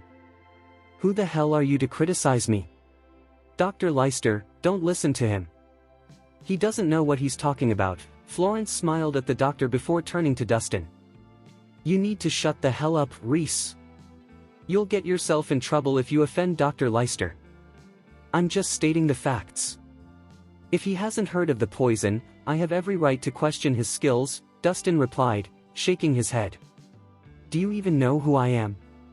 How dare you speak to me like that, the doctor shouted, anger rising in his voice. I heard you're Rowan Cross apprentice, but you still have a long way to go. If anyone should be treating him, it's Rowan, Dustin said calmly. Dustin was worried that Henry would only get worse if the doctor treated him for Havaska instead of the real problem. He didn't trust this man's abilities at all. Hey! Are you done yet? Who the hell do you think you are? The doctor snapped. Do you really think you deserve my mentor's help? The doctor shouted angrily. Dustin, Dr. Cross is on a retreat and doesn't take requests easily. Even Dr. Leicester wouldn't dare bother him, Matt warned. Mr. Laney. I came here because you asked me to.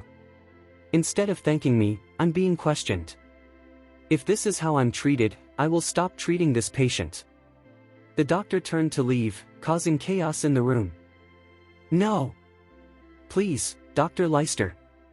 This guy is talking nonsense. Don't get angry. Florence begged, pulling him back.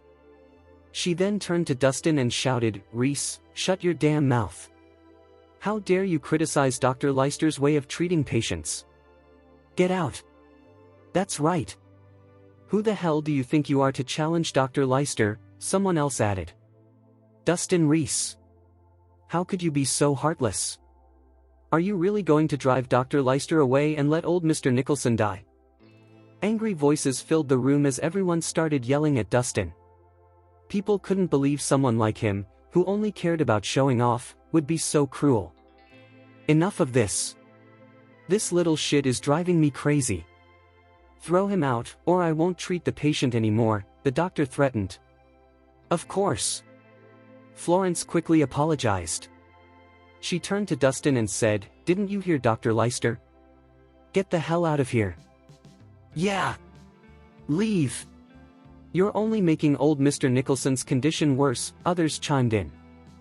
I'm just trying to look out for Grandpa. This person isn't trustworthy, Dustin protested. Shut the hell up. Dahlia yelled. Dustin, it's one thing not to have skills, but don't make things worse. Get out now. Dustin frowned and said, You don't believe me either. Dahlia replied, You're a pathological liar, so why the hell should I? She pointed at the door and firmly said, Get out right now. Don't bother Dr. Leicester. Chapter 83. Dustin stood frozen, staring at Dahlia's cold expression and the angry crowd around him. After a few long moments of silence, he decided to leave the ward. He felt certain that no one would believe his side of the story. Humph. He should have left hours ago. What a pain in the ass, one person grumbled. I know. He has no awareness at all, another added. As Dustin walked out, the crowd continued to insult him. Florence smiled and said, "Dr. Leicester, that ignorant man is gone. Please try to calm down. Ross, can you let it slide this time, for my sake? We need to focus on curing the patient. I promise to make it up to you for this," Matt said, trying to smooth things over. "How could I ignore your request, Mr. Laney? But remember, this is a one-time deal. I won't let it go next time," warned the doctor with glasses. "Of course. Absolutely," Matt replied eagerly. The crowd nodded, grateful for Matt's help. Florence thought to herself, how frustrating. That useless piece of shit Dustin only makes things worse. Mr. Laney is the only one who can save the situation. "Alright, go get me some medicine," the glasses-clad doctor instructed. He quickly wrote down a prescription and handed it to Florence. Without hesitation, she rushed to follow his orders. Fortunately, being in a hospital meant the medicine was easy to find. In less than an hour, the medicine was ready. "Did someone doubt my abilities earlier?" "Watch and learn," the doctor said as he called the crowd's attention. He poured the medicine into Henry's mouth. Almost immediately, Henry's face regained its color, and he felt warmth returning to his frozen limbs. Even his weak breathing improved.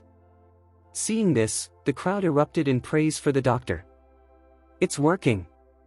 It's working! It's working! His face is getting better. Dr. Leicester, you're amazing. You cured him with just some medicine.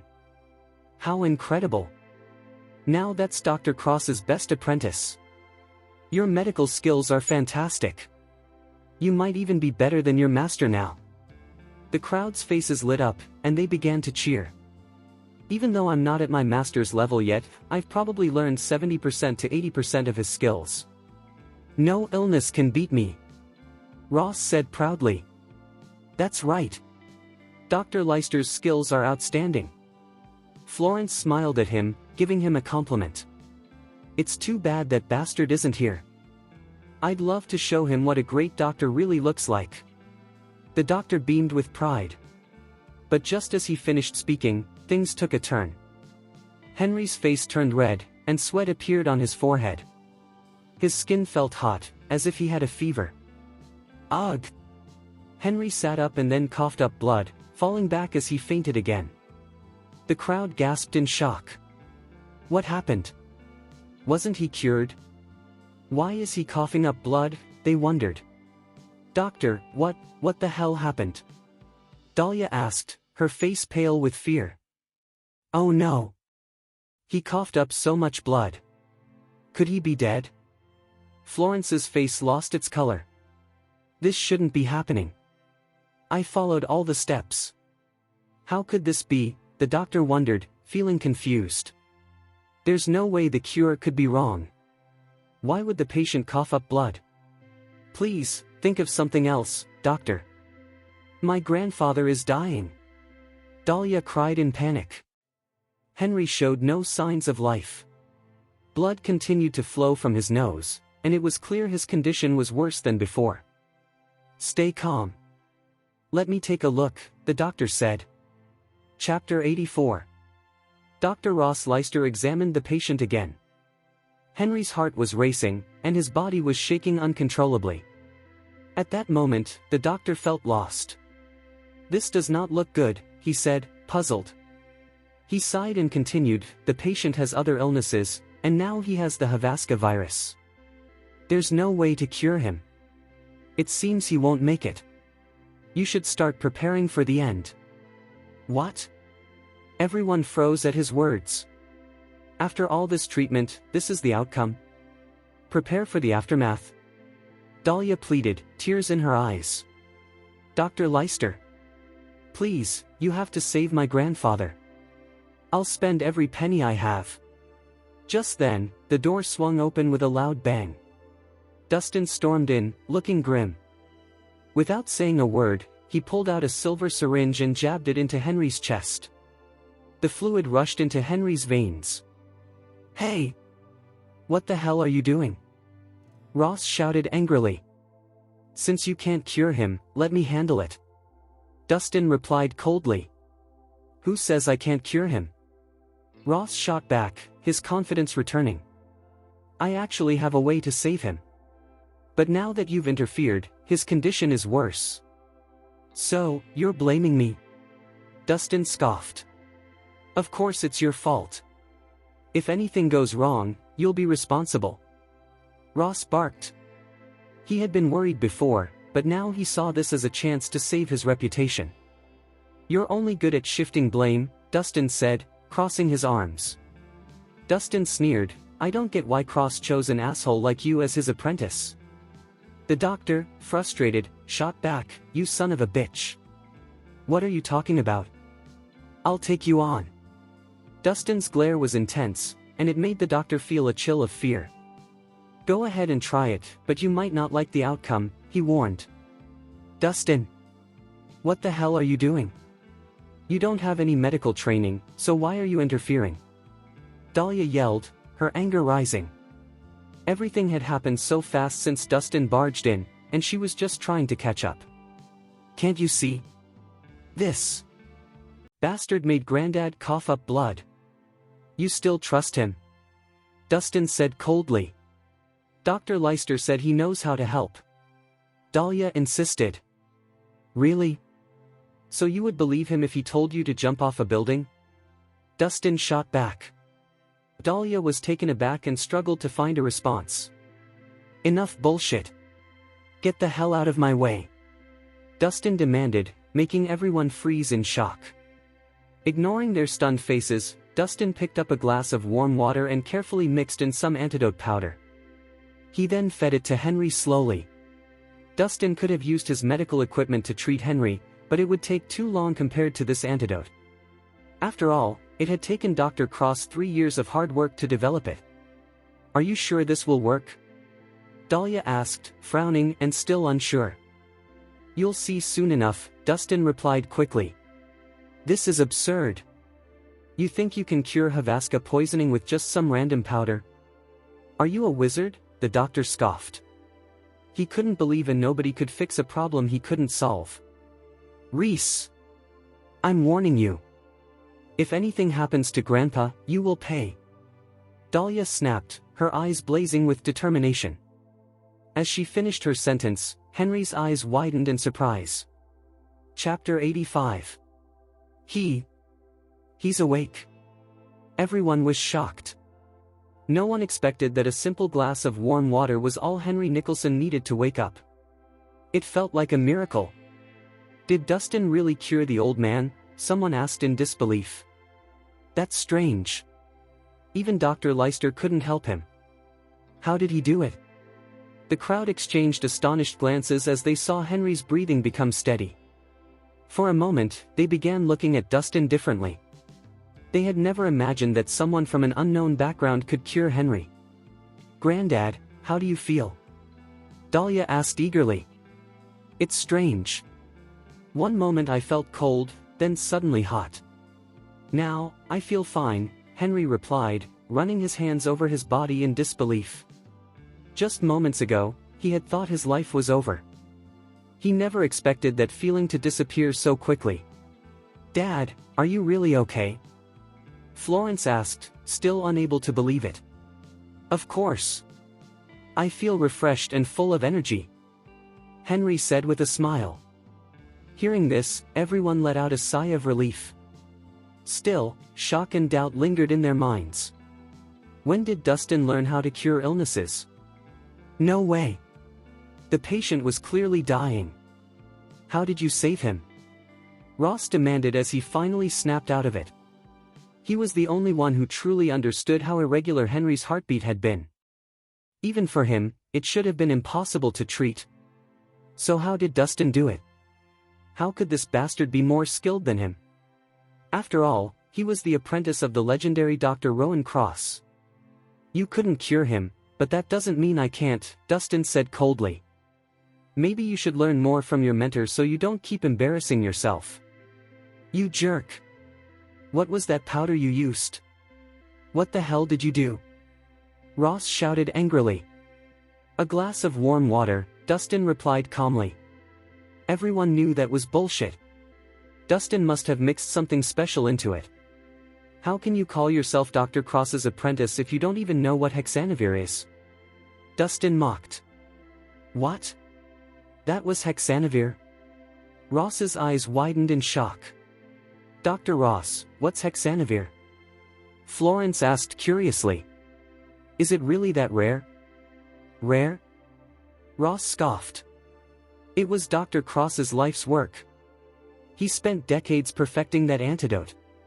Just a tiny amount can cure even the rarest diseases. It's priceless, no amount of money could ever buy it. Wow! It's that incredible? Florence exclaimed. No wonder you cured him so quickly, you used hexanavir. Ross suddenly froze, then stared at Dustin. Wait a second. How did you get hexanavir? That was my mentor's greatest achievement. Did you steal it? Steal? Dustin laughed coldly. I'm not that pathetic. Bullshit. Ross roared. Hexanavir is my mentor's treasured creation. He wouldn't even give it to his apprentices. If you didn't steal it, how the hell did you get it? The room exploded into noise. Everyone turned toward Dustin, some suspicious, others openly contemptuous. Rhys! I can't believe you'd sink so low. Florence yelled. Stealing someone else's medicine just to show off? That's right. For a moment, I thought you actually had talent, someone sneered. Turns out you just wanted to outshine Dr. Leister. You're fucking pathetic. No skills, so you resort to stealing. People shook their heads in disgust, mocking him openly. Dustin, why? Dahlia asked quietly, frowning. She had believed he was truly capable. I'll say it again, Dustin said firmly. I didn't steal anything. It was given to me. A gift? Ross laughed bitterly. Who the hell do you think you are? Why would my mentor give hexanavir to trash like you? Look in the mirror before lying through your teeth. Believe it or don't. I don't give a damn, Dustin replied indifferently. So you're admitting guilt? Ross sneered. I'm warning you, hand over the hexanavir now, or you'll regret it. Dustin. Have some shame.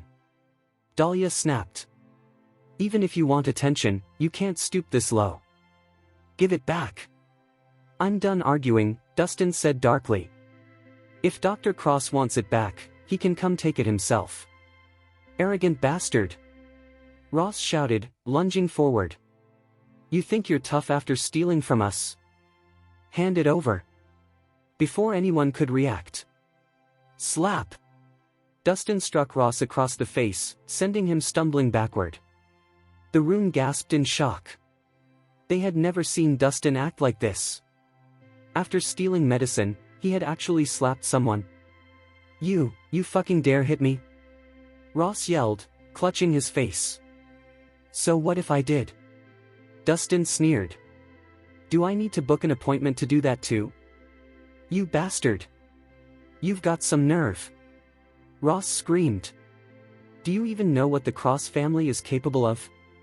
If you don't want to die, you'd better kneel and beg for my forgiveness. Ross roared. Apologize? Dustin scoffed. Why the hell should I apologize to you? Fine. You asked for this. Ross snarled, pulling out his phone and dialing furiously. Dustin, if I were you, I'd apologize right now, Matt warned coldly. The Cross family has connections everywhere, Matt continued. If you offend Dr. Leister, you'll make an enemy of Dr. Cross and the entire Cross family. So what? Dustin shrugged. So fucking what?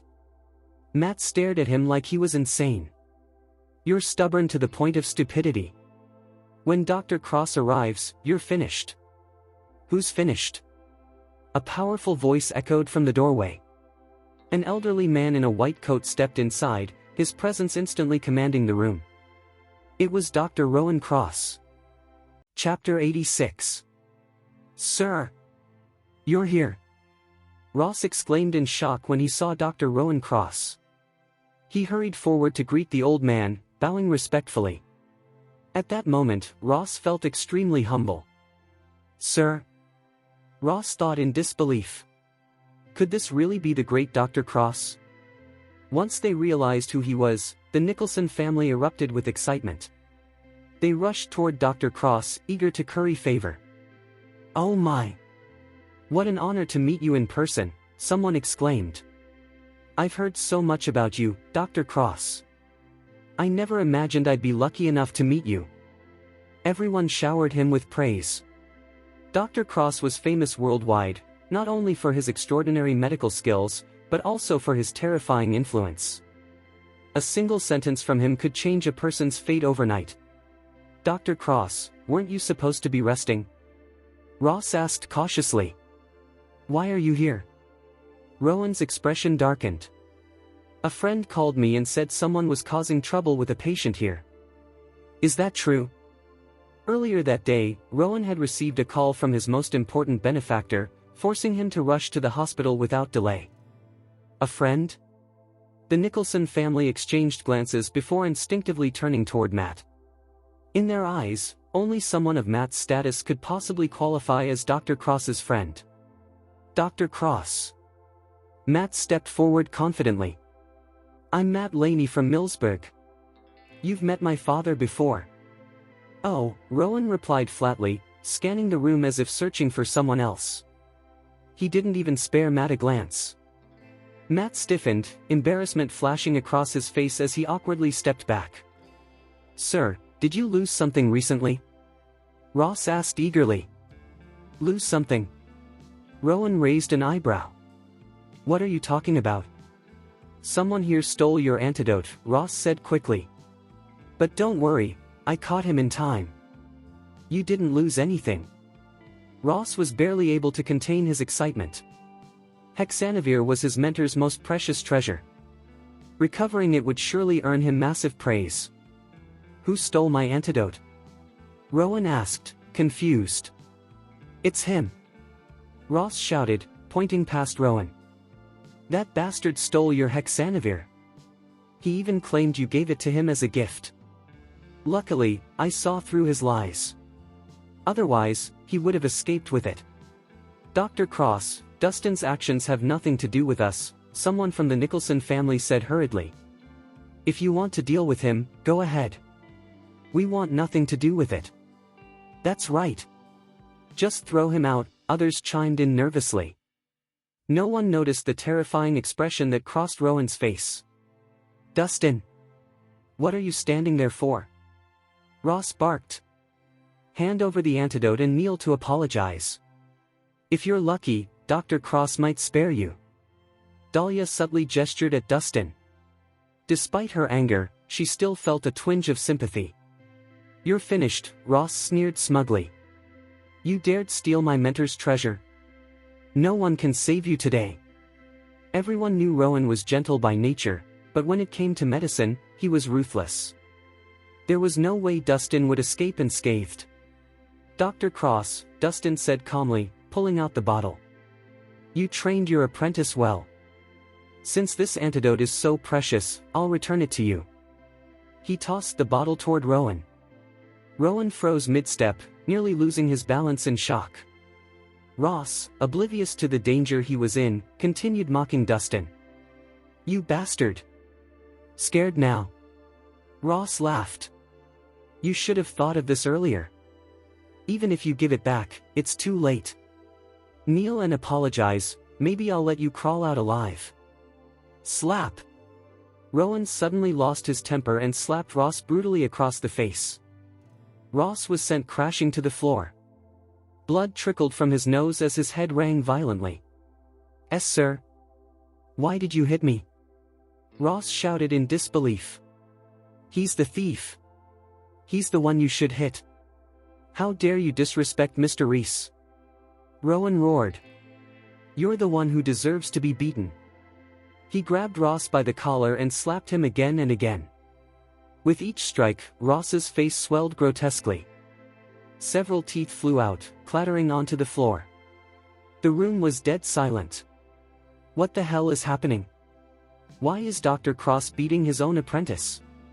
You ignorant piece of shit! Rowan bellowed. Who gave you the right to insult Mr. Rhys? I'll beat some sense into you. Rowan showed no mercy. If Dustin hadn't stepped in, Ross might have been beaten to death. For years, Rowan had searched for Dustin to repay an enormous debt. And now, his useless apprentice had dared insult the very man he owed everything to. He was asking for death. Rowan finally stopped and turned toward Dustin, trembling slightly. He held out the bottle with both hands. Mr. Rhys. He suddenly dropped to his knees. I failed to discipline my apprentice. You had to endure his filth because of my negligence. Please forgive me. The entire room froze. Everyone stared in horror, their minds blank. Dr. Rowan Cross, kneeling. Apologizing to an ordinary man. Chapter 87. Rowan's actions shattered everyone's common sense. And no way, someone shouted. Dustin actually knows Dr. Cross. What the hell is going on? This is insane.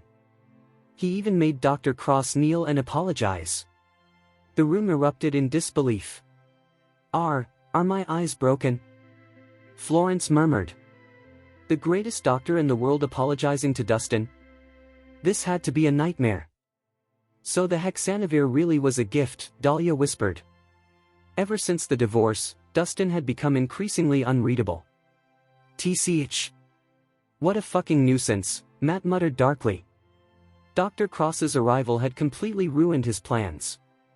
"Yes, sir," Ross croaked weakly. You really know him?" "Know him?" Rowan snapped, slapping Ross again. "Mr. Rhys is my savior. Kneel and apologize, now." "I am sorry."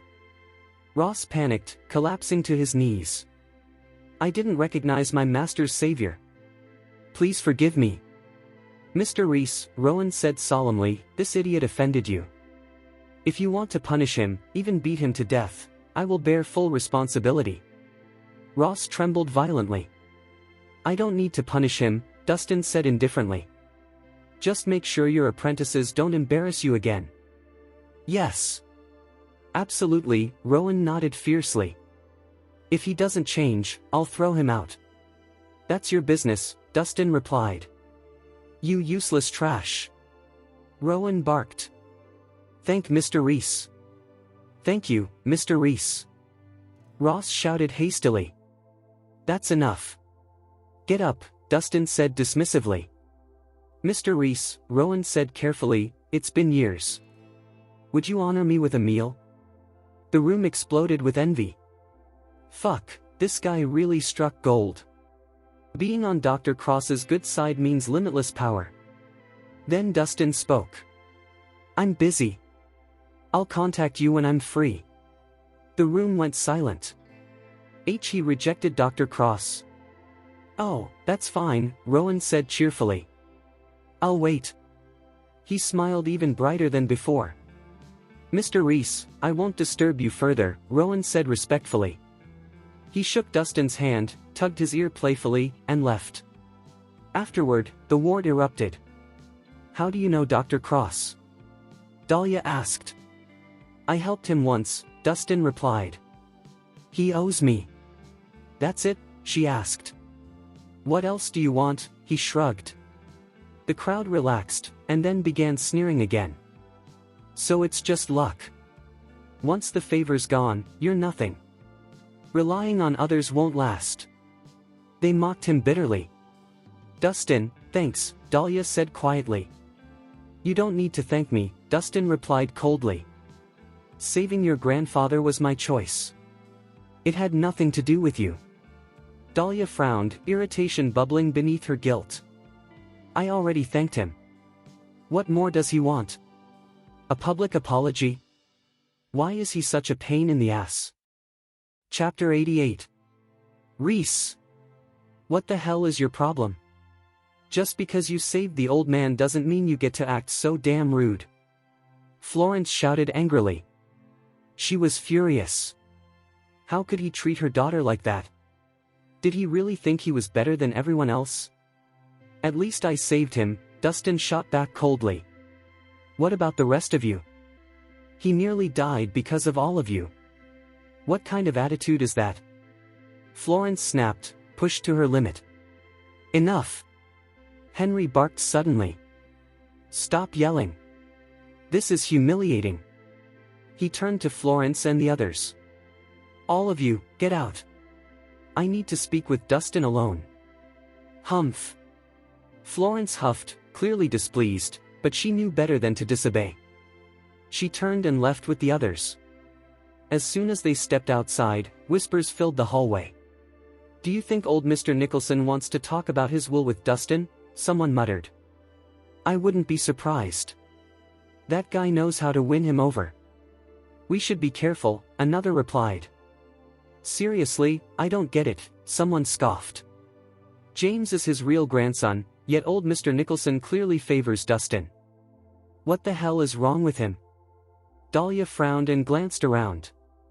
By the way, where's James? Grandpa's sick, and he's nowhere to be seen. He went drinking with his friends, Florence replied irritably. We couldn't get through to him. His phone's probably on silent. Humph. All he does is drink and mess around.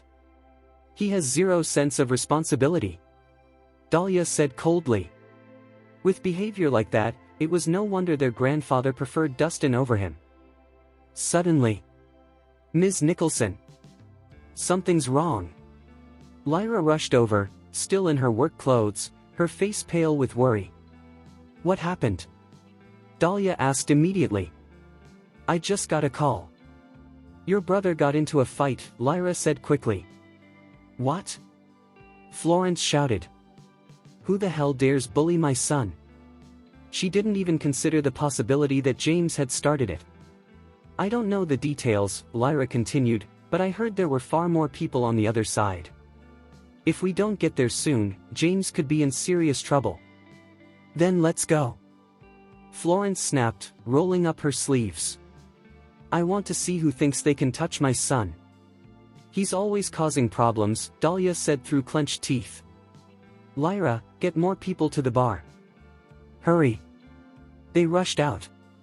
No matter how useless James was, he was still her brother. Meanwhile, in another hospital room, Dustin answered a call from Dwayne. Dustin. I found the rare Panax root you asked for, Dwayne said excitedly. Let's meet and talk. Oh? Dustin replied. Where are you? The Enchanted Tavern. I'll wait for you here. All right, Dustin said. I'll be there. After hanging up, Dustin said goodbye to Henry and left immediately. A 500-year-old Panax root was priceless, he wasn't about to miss this opportunity. Half an hour later, when Dustin arrived at the Enchanted Tavern, he spotted Dahlia standing beside her car. Why are they here? He wondered, confused, but he chose not to approach them yet. He followed a group of people inside. Chapter 89. The bar was packed. Some people were drinking and watching, while others were caught up in chaos. At the center of the crowd was James and his group. Several of them were bruised, blood running down their faces. They were kneeling on the floor, completely beaten. James, what the hell happened to you? Dahlia frowned as she rushed over. Sis! You're here. James staggered to his feet, relief washing over his face as if he'd just seen a savior. Oh, my poor son! Florence cried, grabbing him. Who did this to you? Tell me right now, and I'll make them pay. Even when James screwed up, she couldn't bring herself to blame him. Mom! It was that jerk over there. James shouted, pointing furiously. Florence turned around and saw a stunning woman in a revealing red dress sitting casually at a table, a glass of wine in her hand. Several muscular men stood behind her. You're all fucked. James yelled. My sister is the president of the Quine Group. You'll pay for what you did to me.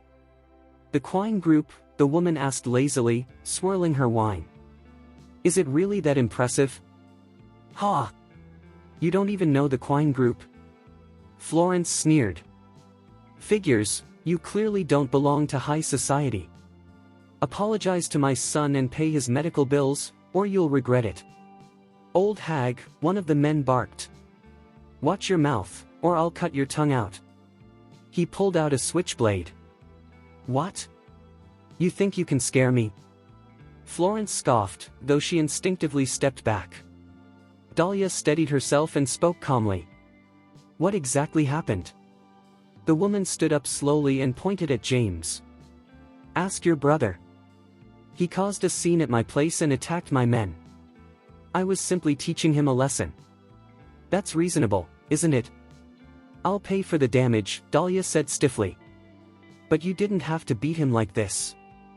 Beat him? The woman laughed coldly. I went easy on him. He should be grateful he didn't lose more than a few bones. She set her glass down. Enough talk. $700,000. Pay it, and this ends. If not, none of you are leaving. 700,000? James shouted. Why don't you just rob us while you're at it? That's right. Florence snapped. You hurt my son and still dare demand money? Who the hell do you think you are? I suggest you think carefully, the woman said calmly. Once my man gets here, this won't just be about money. So what if you have a man? Florence shouted. Call him right now. I want to see how tough he is. You're digging your own grave, one of the men sneered. Do you know who Our Lady's man is?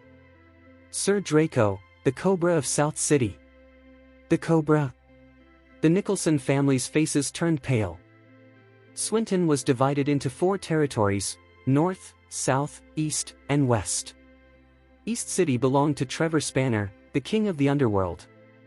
But South City was ruled by the Cobra. He was even more ruthless than Trevor. Rumor had it he raised alligators for fun. Anyone who crossed him didn't just die, they were fed to his gators alive. The people of West City knew one rule well: never offend the Cobra. And now, they were completely screwed. Chapter 90. No wonder nobody dares to cause trouble here. Who would have thought Rosalind was with Lord Draco? It's not that people don't want to cause trouble, it's that anyone who does ends up dead. One billionaire tried flirting with Rosalind, and Lord Draco had him crippled. After that, the guy didn't even dare retaliate and personally apologized. Holy shit, that's brutal. Of course it is. Lord Draco is the toughest bastard in South City. Nobody dares disrespect him. Once everyone realized who Rosalind really was, the bar erupted into murmurs. Some people were shocked, some impressed, and others simply watched in silence. We're fucked, James muttered, wiping the sweat from his forehead. If he'd known Lord Draco was involved, he wouldn't have dared to cause trouble even if someone held a knife to his throat. How the hell did I piss off someone this terrifying? Florence's confidence evaporated. Her shoulders slumped as fear crept into her eyes. She could bully weaker people all day long, but standing against the Cobra of South City made her feel insignificant. What's wrong? A muscular man sneered. You were running your mouth earlier. Why so quiet now? In South City, who didn't know Sir Draco's name? Almost no one dared provoke him. Relax. I'm here. They won't touch you, Matt said calmly as he stepped forward. Florence and James froze for a moment, then remembered. They still had Matt. Matt Laney, from the Laney family of Millsburg. What did they have to fear? No matter how ruthless the Cobra was, would he really dare go against the Laney family? With that thought, Florence and James straightened their backs. Matt, the Cobra controls this area, Florence hesitated. Is this really okay? James asked nervously. Relax, Matt replied with a smug smile. He's just a snake hiding in the grass. He means nothing to me. He'd finally gotten a chance to show off his influence, and he wasn't going to waste it. That's great to hear. James grinned, relief washing over him. Enough whispering. Rosalind snapped impatiently. Are you paying or not? What if we don't? Florence mocked, hands on her hips. With Matt beside her, her arrogance returned. Do you really think we're scared of you? You won't pay? Rosalind laughed coldly. Then we'll handle this Sir Draco's way. Anyone who causes trouble here loses their limbs. She raised her hand. Her men immediately pulled out machetes and stepped forward. Hold it! Matt barked, stepping in front of them. His confident posture and sharp features drew attention instantly. And who the fuck are you? Rosalind asked, eyeing him. Matt Laney, he replied calmly. From the Laney family in Millsburg. The Laneys from Millsburg? The bar exploded with chatter. No wonder they're acting so bold. So it's Mr. Laney backing them up. Damn, he's handsome. I wonder if he's taken. The admiration in the room inflated Florence and James' egos. With the Laney family behind them, who the hell would dare challenge them? So you're Mr. Laney, Rosalind said stiffly, forcing a smile. She knew the Laney family. Once dominant in Millsburg, their glory had faded, but provoking them was still risky. Since you know who I am, Matt said coolly, hands clasped behind his back, let's settle this properly.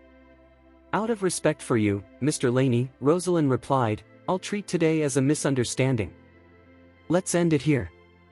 End it? Matt scoffed. Your people beat my friend, and you think a few words are enough? Nothing's free. What do you want? Rosalind frowned. You apologize, and you pay. Apologize? Rosalind's expression darkened. She represented Sir Draco. Apologizing would be humiliating. Are you fucking deaf? Florence snapped. Apologize now, or I'll tear this place apart. And you owe me $5 million for the beating. James shouted. Mr. Laney, Rosalind said carefully, this is Sir Draco's territory. Let's not make enemies. You want mercy? Matt sneered. Who the hell do you think you're talking to? Even if the Cobra himself were here, I'd still demand an apology. A deep voice suddenly thundered through the bar. Who the fuck thinks they can make me apologize? A bald man wearing sunglasses and holding a cigar strode in. His presence alone forced the crowd to part. Sir Draco! Rosalind exclaimed, rushing over. Just showing a guest around, he said casually. He wrapped an arm around Rosalind's waist and looked around. I heard someone was asking for an apology. Rosalind quickly explained everything. So you're Matt Laney? The Cobra said, stepping close, eyes cold. You're the one demanding an apology from me. That's right, Matt replied confidently. Your people hurt my friend. Apologize, the Cobra snarled. Go fuck yourself. Slap. He struck Matt across the face. Matt staggered, nearly falling. Fuck, he shouted. The bar fell dead silent. Chapter 91. The Cobra was even more ruthless than anyone had imagined. He had just slapped an elite from Millsburg in public, without hesitation. How dare you hit me? Matt shouted, clutching his cheek. Do you know who I am? I'm from the Laney family. So what? The Cobra scoffed. This is my turf. Even royalty bows here. Understand that. The Laney family's former glory meant nothing anymore. Cobra. Are you really provoking the Laney family? Matt growled. Stop embarrassing yourself, the Cobra snapped. You think your name scares me? I've got Sir Anderson backing me. Sir Anderson? Matt froze. Sir Anderson was one of the 5 big guns of the Anderson family. Even at their peak, the Laneys had to bow to him. As panic spread, a powerful figure emerged from the crowd. Sir Anderson. Matt's face drained of color. So, the Cobra sneered, get the fuck out before I break you. Matt clenched his fists, but said nothing. Florence and James felt their stomachs drop. Who caused trouble? The Cobra barked. Step forward. James trembled. Sir Draco. Dahlia shouted. My brother was wrong. I'll apologize and pay double. Double? The Cobra sneered. I don't need your fucking money. He gestured. Machetes flashed. Dahlia! Help me! James screamed. Suddenly, a beer bottle flew through the air. Crash! One of the men collapsed instantly, dead. The bar froze. Who the fuck did that? The Cobra roared. Chapter 92.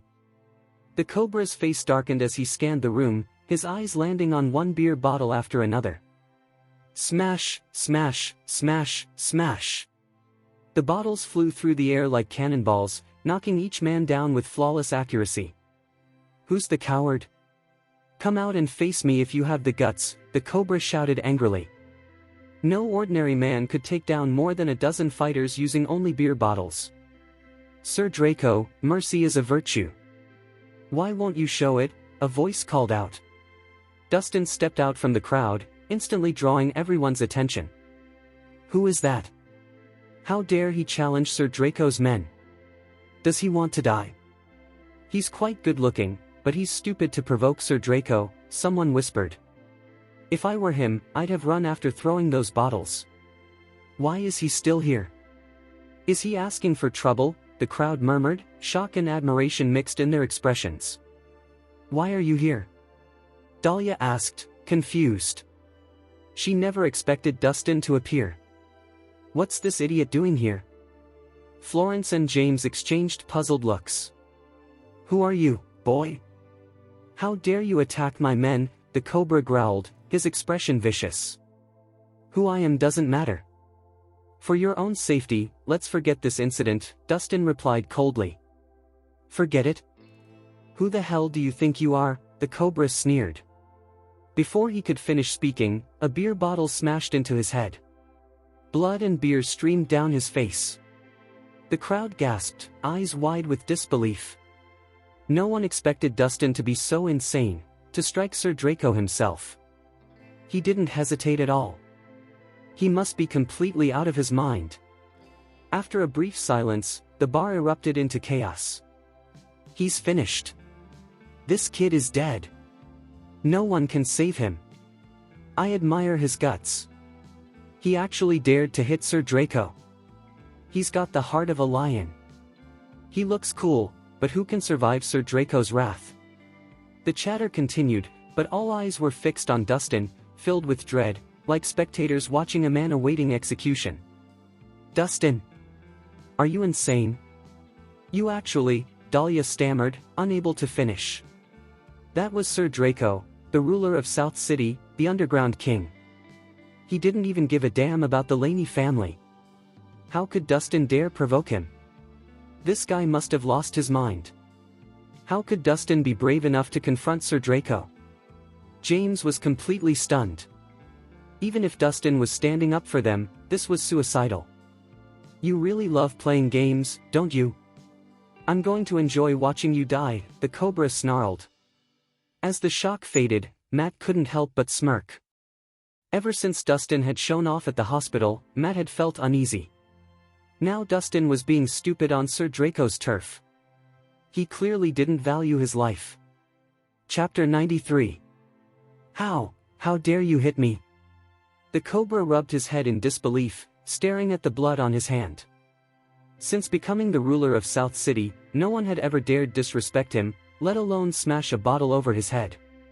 This bastard is asking for death, he fumed inwardly. Sir Draco, take my advice.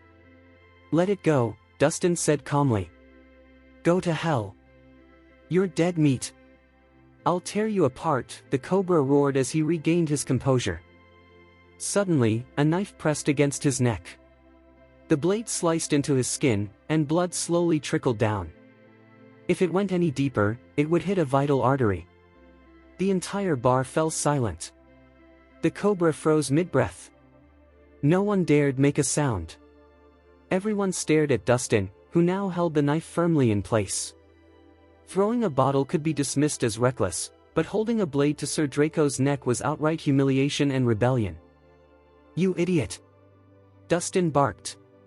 Do you even know what you're doing right now? If you touch me, I swear you won't leave this place alive, the Cobra growled. Don't scare me, Sir Draco, Dustin said mockingly. I'm a coward. If my hand slips, your throat might get cut. He pressed the blade deeper. More blood flowed, and fear twisted the cobra's face. Stop! Rosalind screamed. I don't care who you are, let Sir Draco go. Otherwise, your friends will suffer. Dustin! Don't be stupid. Put the knife down. Dahlia shouted, terrified. If Sir Draco died, none of them would survive the fallout. Dustin! Are you insane? Let Lord Draco go. Don't drag us down with you. Florence yelled in panic. She didn't care if Dustin died, she just didn't want to die with him.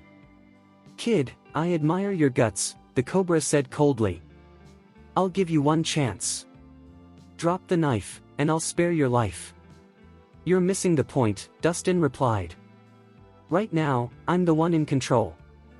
You think you can kill me? The cobra sneered. Do you know what happens if you hurt me? I'm not afraid of death, Dustin said calmly.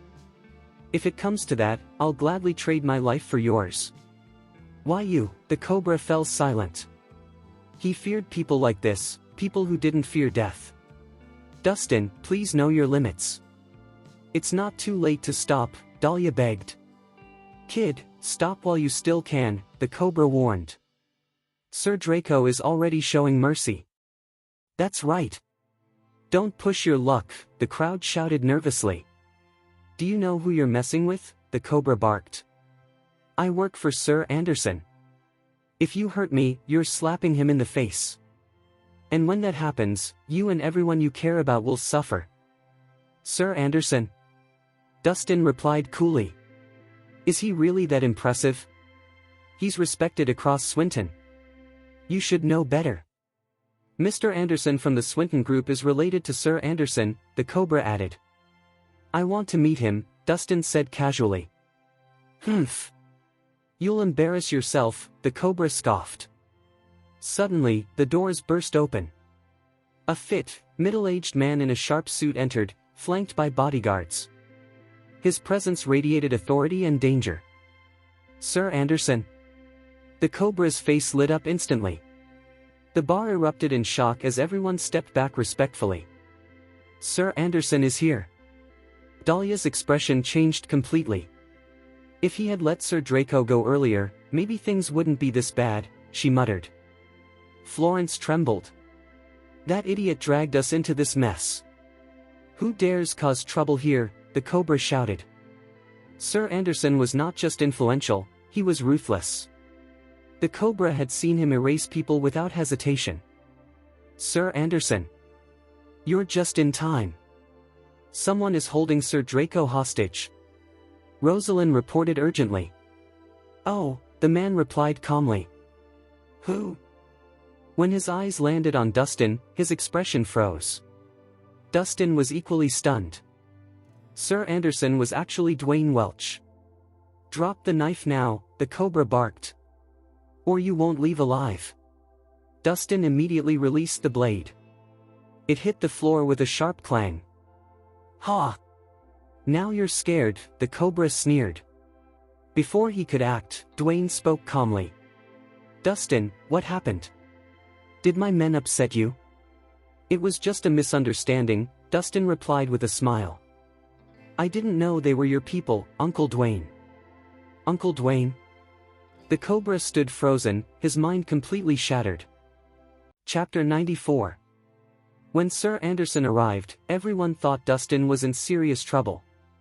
But to their shock, when Sir Anderson saw Dustin, the two of them began talking like old friends. The cobra couldn't believe his eyes. Florence and the others were equally stunned. This can't be real, right? Does he actually know Sir Anderson? Someone whispered. Who is that guy? How can he and Sir Anderson be chatting so casually? Another person murmured. The crowd buzzed with disbelief. Sir Anderson, you know him? The cobra stammered, his voice trembling with confusion and fear. Dustin is Natasha's friend, Dwayne said coldly. Why did you think you could offend him? What? Miss Harmon's friend? The cobra's face drained of color. Natasha Harmon was a dominant figure in Swinton, backed by the wealthiest families in Millburg. Her influence rivaled Sir Anderson's, and she was notorious for protecting her people. Anyone who crossed her friends never ended well. Sir Anderson, the cobra tried to speak. Enough, Dwayne cut him off impatiently. Apologize to Dustin, and we'll forget this ever happened. Oh, okay. The cobra nodded frantically and bowed deeply. Mr. Rhys, I'm truly sorry. I didn't know who you were. Please forgive me this once. You're making a big deal out of nothing, Dustin replied calmly. Just don't try anything stupid later. I wouldn't dare, the cobra said quickly, wiping sweat from his forehead. From now on, you and your friends are VIPs. Everything here is on the house. His attitude was completely different now, submissive and cautious. The crowd was stunned. Just moments ago, the cobra had been a ruthless tyrant. Now, he was bowing and apologizing like a frightened dog. Dustin, come with me. We need to talk, Dwayne said seriously, gesturing toward the stairs as he led Dustin to the second-floor office. The moment they disappeared, the bar erupted. Did you see that? That bastard was talking to Sir Anderson like they were equals. James exclaimed, still in disbelief. Sir Anderson was the Cobra's ultimate backer, a man who could shake all of Swinton with a single word. I think Miss Harmon is the real reason behind this, Dahlia said after thinking it through. She clearly remembered Sir Anderson mentioning Natasha Harmon. That explained everything. You're right. That has to be it. James agreed eagerly. How else could someone like him know such a big shot? Humph. I thought he had real ability, Florence scoffed. Turns out he's just leeching off a woman's influence. A real man stands on his own, Dahlia said coldly. Using a woman to climb the ladder might work for a while, but it won't last. What a lucky bastard. Matt muttered angrily. He was still humiliated from being slapped earlier, and now Dustin had completely overshadowed him. He couldn't stand it. Upstairs, inside the office, Dustin sat across from Dwayne while the Cobra stood nearby, personally serving them. Chapter 95. Dwayne, let's cut the bullshit, Dustin said after taking a sip of tea. You said you found the Panax route. Where is it? Since you're in such a hurry, I won't keep you waiting, Dwayne replied with a smile, clapping his hands. A bodyguard entered carrying a wooden box and placed it on the table. Dwayne slowly opened it.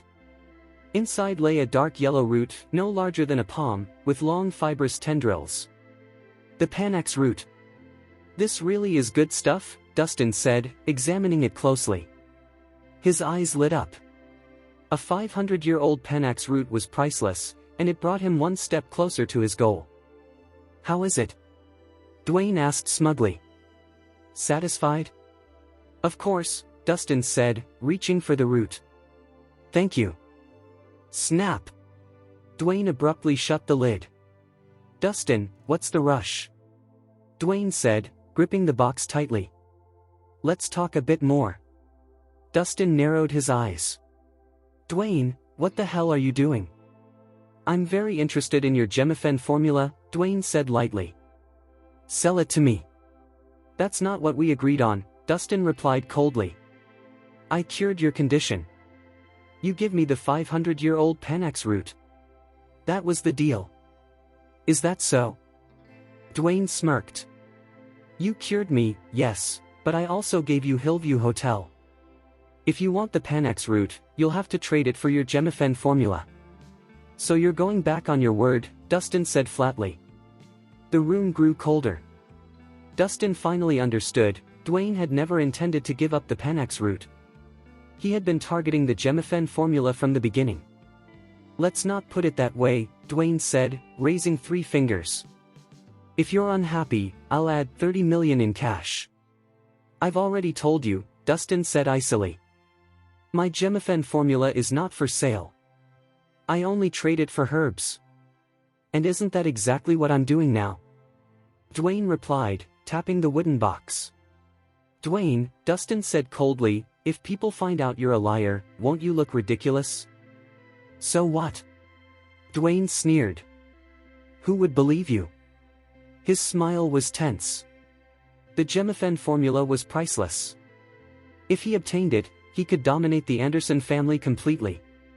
For Miss Harmon's sake, I won't tear our relationship apart, Dustin said calmly. So hand over the Panax root. And what if I don't? Dwayne challenged. Then don't blame me for taking it myself, Dustin replied bluntly. Take it? Dwayne burst out laughing. If you can snatch this box from me, I'll give it to you for free. He had trained in martial arts for years. To him, Dustin was nothing but an amateur. Fine, Dustin said coldly. You said it. He lunged for the wooden box. Dwayne reacted instantly, tightening his grip. With a sharp movement, he twisted his hand into a claw and seized Dustin's arm. The fight had officially begun. Chapter 96. Dwayne smiled confidently as the fight began. But very soon, he realized something was terribly wrong. Dustin was far stronger than he had expected. Powerful waves of energy surged through Dwayne's arm, making his hand tremble violently. It felt as if his bones were about to shatter. Dwayne's smile vanished. He could no longer hold back.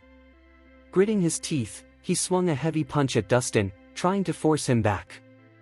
But Dustin didn't dodge. He met the punch head-on. Their fists collided with a deafening impact. Bang!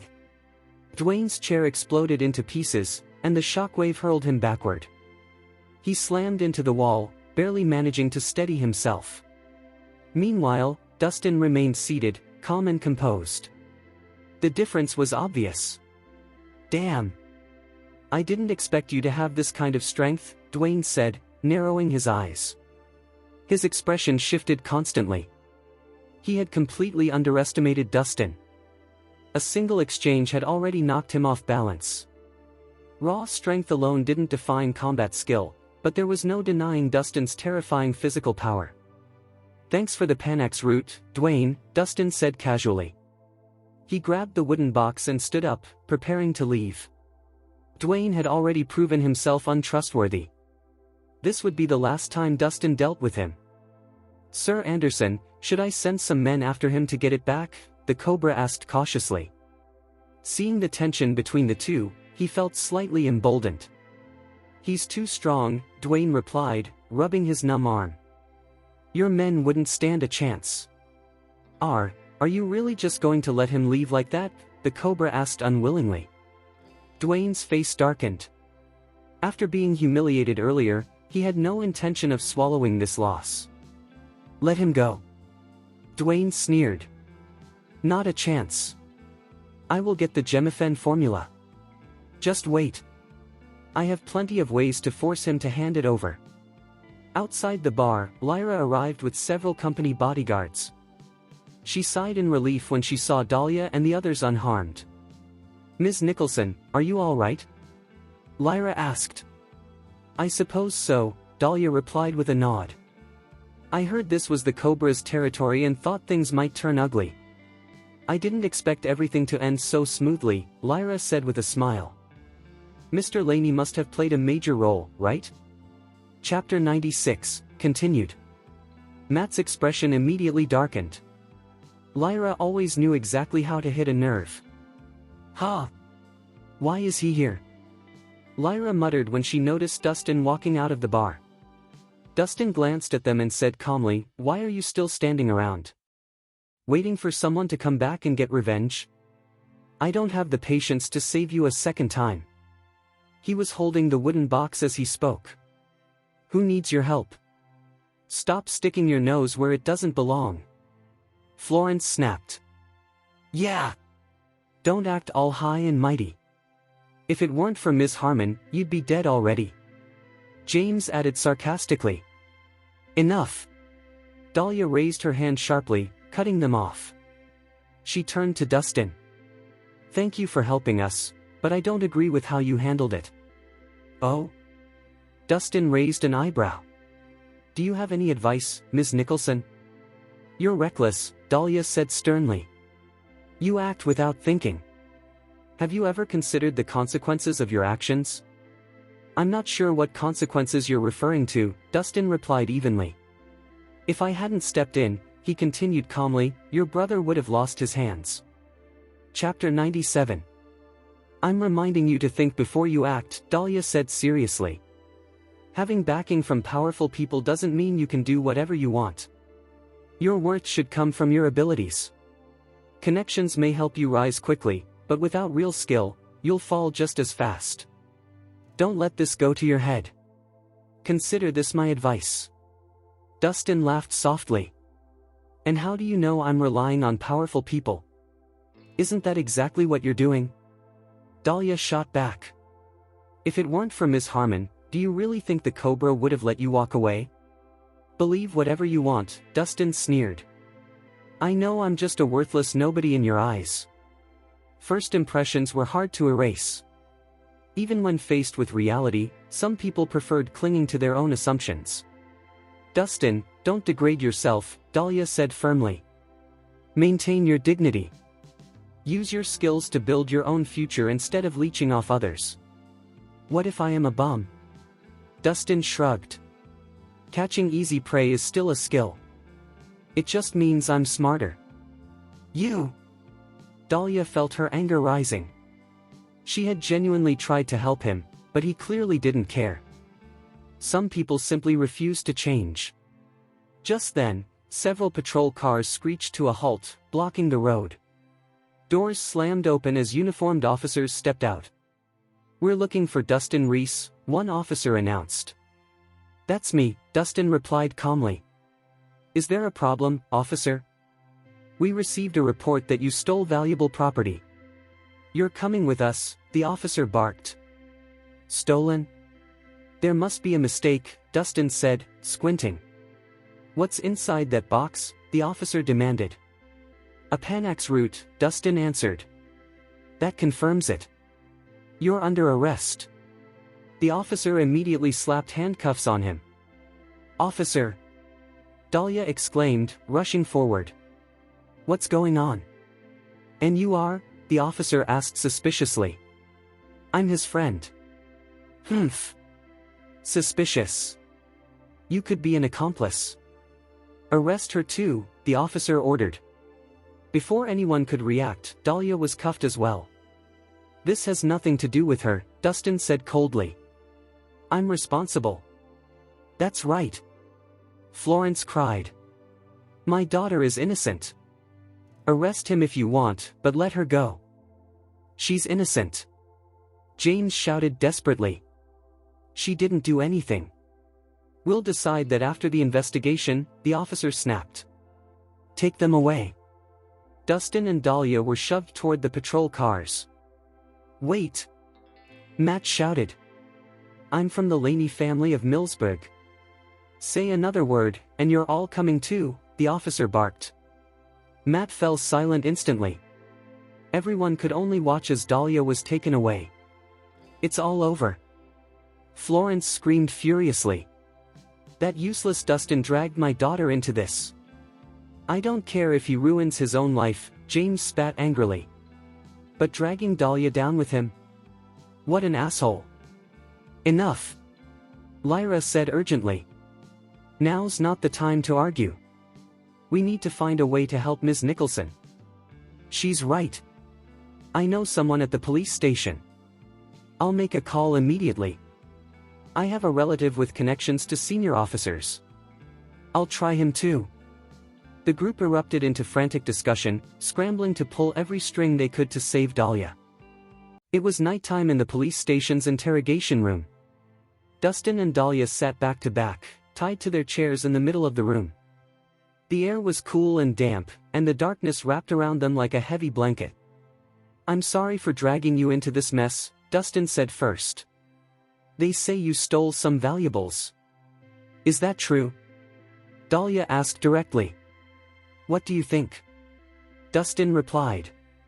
You don't seem like the type to do that, so I guess someone is trying to frame you. Does this have anything to do with the Cobra? The Cobra is just a pawn. The real mastermind is Dwayne Welch. Dwayne Welch? You mean Sir Anderson? Dahlia was shocked. Weren't you on good terms with him? What happened? I punched him, Dustin said simply. What? Dahlia gasped, trying to stay calm. You hit Sir Anderson? Are you out of your mind? Sir Anderson wasn't just any person, he was like a brother to Mr. Anderson and a member of the powerful Welch family in Millsburg. Even the tough Cobra would back down from him. Yet Dustin had dared to strike him, which felt like digging his own grave. He hit me first.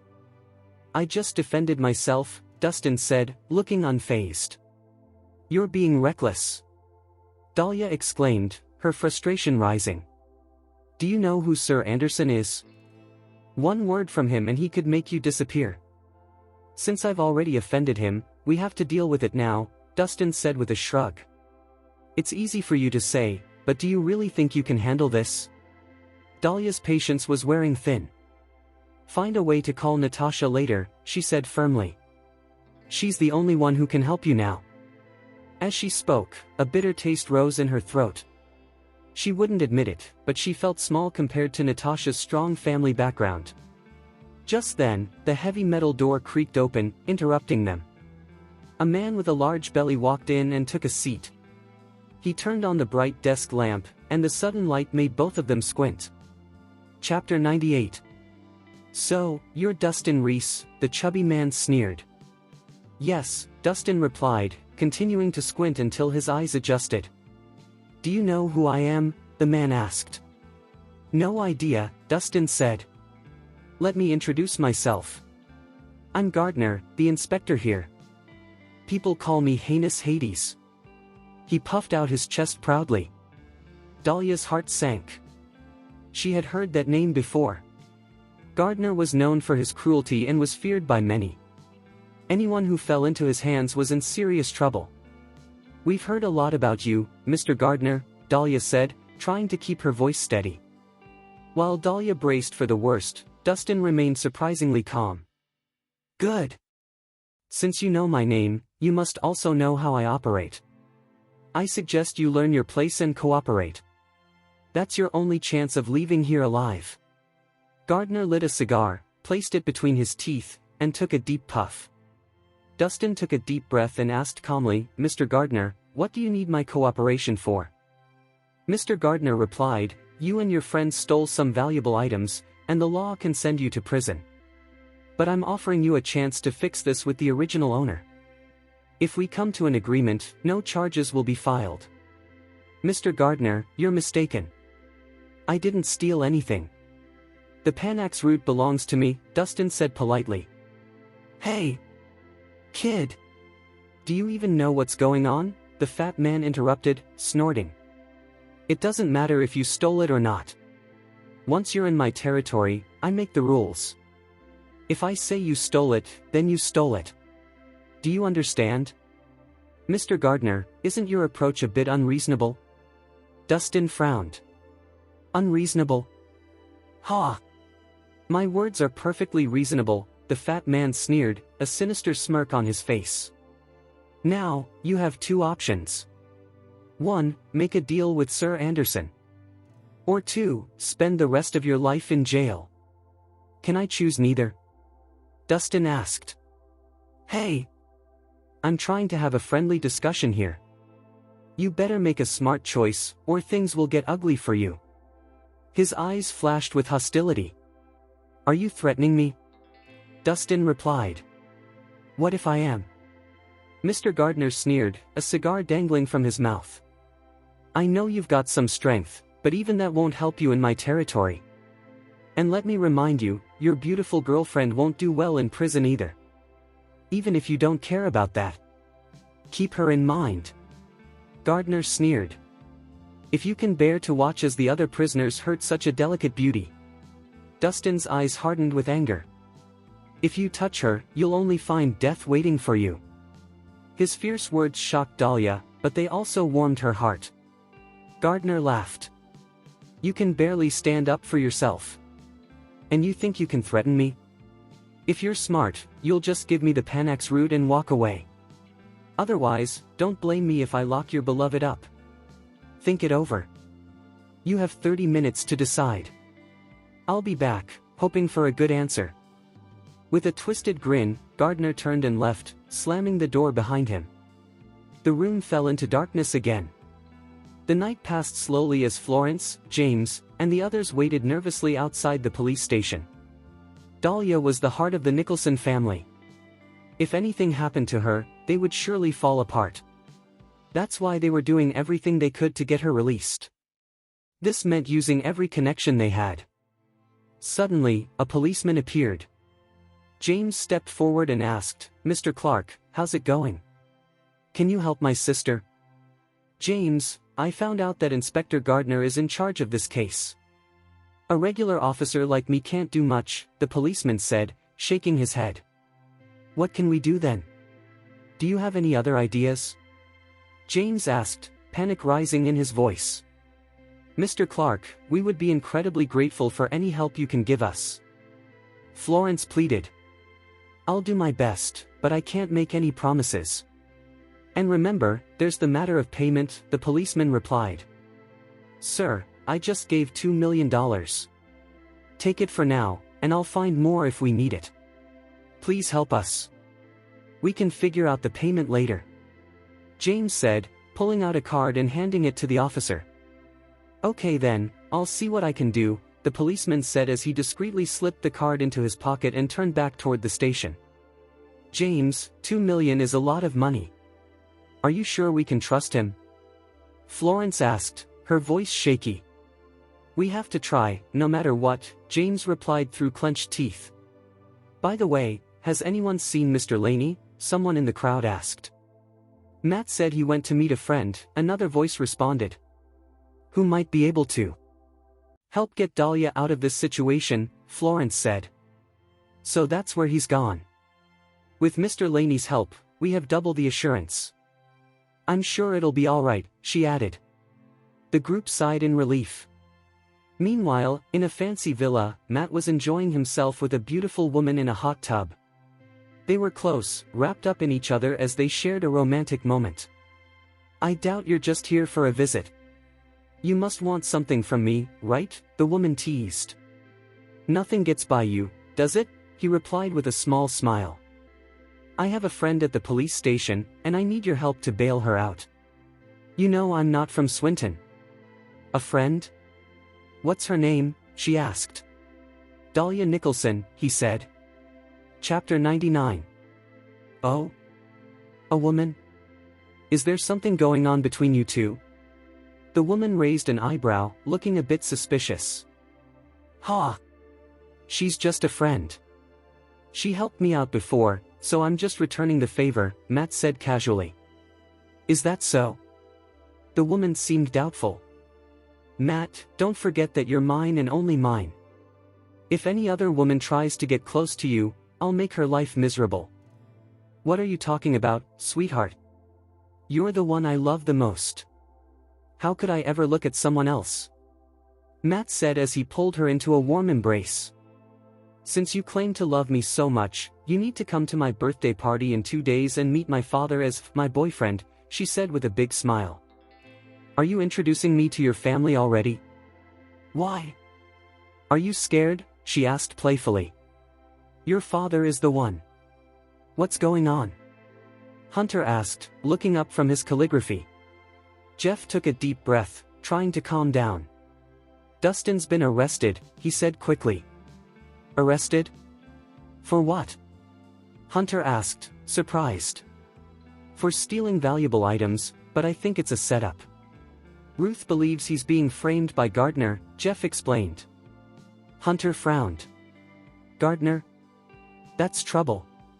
We need to do something." Back at Java Joy's, Natasha was pacing. "We can't let this stand. We need to get to the police station now." Ruth nodded. "I'll gather everyone we need. We can't leave Dustin there. Let's go," Natasha shouted, determination in her eyes. Meanwhile, Hunter was already on the phone. "Get our team ready. We're heading to the police station. We need to support Dustin." Jeff watched his father, feeling a mix of fear and hope. "Do you think we can help him?" Of course we can. We'll figure this out together, Hunter replied confidently. As both groups prepared to take action, the tension in the air was thick. Would they manage to clear Dustin's name before it was too late? What's going on? It's about Mr. Rhys. He's been arrested by Gardner. Jeff shouted. What? Hunter felt a wave of fear wash over him. He was so shaken that the brush in his hand snapped in two. Quick, call someone. We need to go to the police station, he told his son. Then he yelled, that fat bastard Gardner. If he lays a finger on Mr. Rhys, I swear I'll make him pay. Dad, shouldn't you stay calm? Jeff asked, trying to keep his composure. Calm. To hell with calm. The news hit Hunter hard, like a lightning bolt. He broke into a cold sweat. If Mr. Rhys is okay, everything will be fine. But if something happens to him, everyone in Swinton will suffer. That includes you, me, and especially Gardner. Is it really that serious? Jeff asked, still clueless about Dustin's true identity. What are you waiting for? We need to get him out of there. Hunter ordered. After giving his son a firm nudge to wake him up, Hunter rushed out the door. Deep down, he prayed, Gardner, you better not fuck this up. If you do, Swinton will be in chaos. As chaos erupted outside, the inspector's office at the police station remained calm and peaceful. What's going on, Mr. Gardner? Has the kid confessed yet? The Cobra asked impatiently as he took a seat. It doesn't matter if he has. Anyone I handle will eventually give in, the overweight inspector said, taking a puff from his cigar, looking pleased with himself.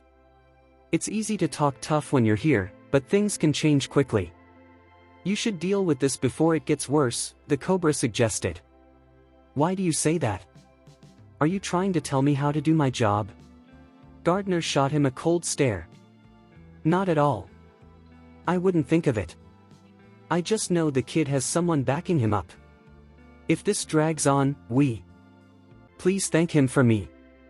And tell him I will handle this with extra care, Gardner replied. Make sure nothing goes wrong. Thank you, Mr. Gardner.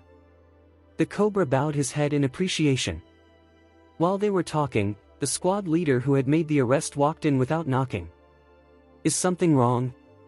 Gardner quickly closed the gift box. Sir, the Nicholson family just sent someone to ask for Dahlia's release on bail. They are willing to pay a large amount, the officer reported.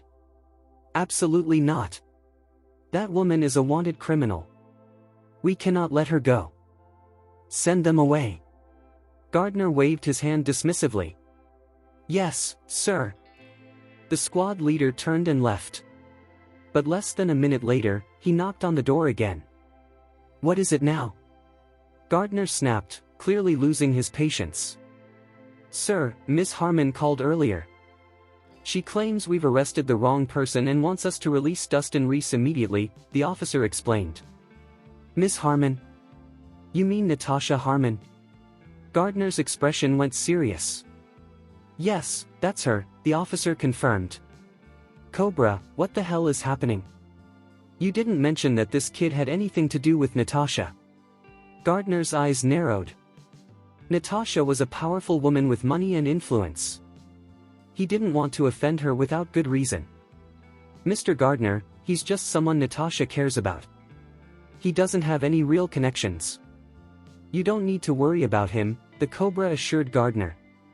Let's hope that's true. Gardner said, slightly flustered. He then instructed the squad leader, tell Natasha Harmon that we don't have anyone by that name in our patrol room. Since he had promised Dwayne, there was no turning back now. For the moment, the best thing to do was to keep it quiet. But as soon as the squad leader left, Gardner's phone rang. Mr. Anderson, he said, surprised by the caller ID. Why was Mr. Anderson calling him at this hour? Could it be about the kid? It felt too coincidental. Trying to push the thought away, he answered the call, still feeling uneasy. Hello, Mr. Anderson. How can I help you? Mr. Gardner. Did you arrest a young man named Dustin Rhys? Hunter got straight to the point. Oh? Did I? I wasn't aware of that, Gardner replied, his heart racing but trying to stay calm. Mr. Anderson, is something wrong? Gardner. Don't fuck with me. You need to release Dustin right now. If you don't, I won't hesitate to cut ties with you for good. Hunter shouted. Mr. Anderson, there must be a mistake. I don't know anyone named Dustin. Let me check into it for you, Gardner said, putting on a false front. He couldn't reveal the plan. Fine, but mark my words, if anything happens to Dustin, you and your family will pay the price. Hunter warned before hanging up with a growl. Did that old bastard wake up on the wrong side of the bed today? Gardner muttered, clearly annoyed. Sir, what's wrong? Asked Cobra, looking concerned. What's wrong? Who the fuck gave you the right to ask me that? Gardner slapped his hand on the table. You say the kid has no background? Mr. Anderson just called to talk to me about him. Does that sound like someone with no background to you? Are you trying to set me up, you asshole? Natasha Harmon was already a handful. Now that Hunter Anderson was involved, it felt like he was being roasted over an open fire. No way. There's no way he has connections to Mr. Anderson. I really didn't know about this, the Cobra stammered, his face going pale. Quick, call Dwayne now. This is getting out of control. He'll have to pay me more if he wants this sorted out smoothly, Gardner instructed.